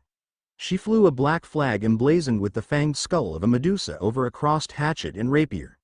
The name carved on the sides and back of the dark ship read, Chimera. Pulling up to the dock, the anchor chain clanked loudly as it dropped into the water, then a gangplank lowered to the dock from the darkness. Huffing in impatience, Voldemort began to step forward. "Please wait, my lord, ship's protocol," McNair pleaded, then called up toward the ship. "Ahoy on the Chimera. Permission to come aboard to parley with the captain?" "Permission granted," a voice called from aboard. The Dark Lord and McNair boarded the ship, to see a crew that would not have looked out of place in the Caribbean during the golden age of piracy. There led to a woman of such dark grace, beauty, and cruelty as to rival Bellatrix, bearing a sheathed rapier on her full hip and a wand up her sleeve. "Captain, I present the Dark Lord," McNair bowed. "My lord, Captain Xena Irons, of the most ancient and noble house of Irons." "Indeed," Voldemort said regally, with a hint of being impressed as he tasted the lady's hand. "Quite an honor, my lady. Especially when one considers that you are supposed to be dead," the captain finished. "Yes. Something I am told we have in common, Lord Voldemort. Welcome aboard the Chimera. You seek the dreaded Isle of Dreyer. I can take you there." "You seem unusually accommodating, Captain Xena," Voldemort said with a hint of suspicion. "Why are you so willing to help? What is it you desire to get in return?" A dark, cold rage flashed in the pirate captain's eyes, born of a centuries-old vendetta. "Your enemy is the last of the Potter line, is that not so?" she asked in cold, quiet fury. "Yes, and he is proving annoyingly resilient. It was a Potter that made my line extinct when he killed me 3 centuries ago," Captain Xena screeched. "It was his fault I could not return home with the riches to enforce my claim on my family inheritance and take my rightful place as Lady Irons. His fault I was cursed to become this." Just then the clouds above parted, allowing the moonlight to shine down, revealing the semi-skeletal true appearances of Captain Xena and her crew to be seen. "So I will do anything, pay any price, to see the Potter line extinguished," Xena hissed as the clouds closed again, restoring her beauty. "I see," Voldemort grinned. "So, board your party, Lord Voldemort," the captain ordered. "We sail with the tide, and we're headin' off the edge of the map, mate. Where we're goin' there be monsters. You keep a tight ship, Captain Xena," Voldemort commented beside her as she stood at the wheel, her first mate on her other side, as they watched the quartermaster order the bustling crew about efficiently as they sailed. "Aye, as one must as a captain of the code, Lord Voldemort," Xena replied. "But I also treat my men well and fairly, thus ensuring their loyalty. Though I do not suffer fools, and failure is punished according to the code. I understand you share these qualities of leadership, though you use an equal measure of fear and intimidation to ensure the loyalty of you followers. Your man McNair was a bit vague as to what you seek on the Isle of Dreyer." There is little of value there, certainly nothing worth the risk. So why? Ah, but there is something of great interest to me and my cause there, he chuckled darkly. I seek to master the most feared beasts in the magical world. Impossible. Xena hissed. The quintupeds cannot be controlled, and they are damned near as hard to kill as dragons and 10 times as savage. They're the reason the isle was cursed to be impossible to be found by the living. I found the writings of a mad genius who postulated a way, the Dark Lord said, by combining the imperious curse with muggle weapons and drugs. Hollow crossbow bolts that inject a powerful hypnotic drug pierce the nigh magic-proof hide of the beasts, then the curse is cast at the bolts, bypassing the resistant hide entirely. Clever, brilliant even, the undead pirate nodded. And all the muggles your men put below? To set a trap requires bait, does it not? Voldemort smiled maliciously. Plus, their bodies will be flooded with more of the drug, ensuring the creatures are highly dosed. And as the quintupeds only feed upon the living, your undead crew is ideal to wield the crossbows while my Death Eaters wait safely above on brooms to cast the imperious when the time is right. You presume much of me and my crew, mate, Captain Xena said with an arched brow. What was your original plan before ye learned of us? For my followers to simply use the crossbows from their brooms themselves. Voldemort shrugged. From a height and range less likely to be safe to ensure hitting their targets. However, your men solve this problem nicely. Indeed, though they will have to act quickly and fire while the beasts are completely distracted by their grisly feast. Xena concluded. They may not try to eat my men, but a wounded beast will still attack an enemy. Land HOOO. The man high in the crow's nest called. Captain Xena took out her enchanted spyglass and looked through it. There, mate, she grinned, handing the glass to Voldemort and pointing ahead. The Isle of Dreyer. The Dark Lord raised the spyglass to his eye and saw the dark, foreboding island he sought. He smiled darkly. He still seethed at the loss of Doomclaw. Monstrous minions of his and Krugerith's level of power and intelligence were rare, as they could take his dark mark, enabling them to cast his mark. Granted, the quintupeds were far too savage and bestial for that, but they would be useful as living weapons of terror and their numbers would make up for the loss. Mors Mordra. The dark mark of Lord Voldemort burst into existence in the overcast sky above the clearing, glowing eerily green. Savage, inhuman howls came from the misty hills and tree lines beyond sight until a veritable stampede of monstrosities came into view and fell upon the imperious muggles in the clearing in a grisly feast. They were a grotesque mockery of a great ape in the shape of a starfish, each carried on 5 clawed, muscular arms attached to a central body topped with a gorilla-like head with a baboon-like snout and fangs. Their shaggy fur ranged from reddish-brown to nearly black. And the largest specimen had a scar across its left eye and cheek.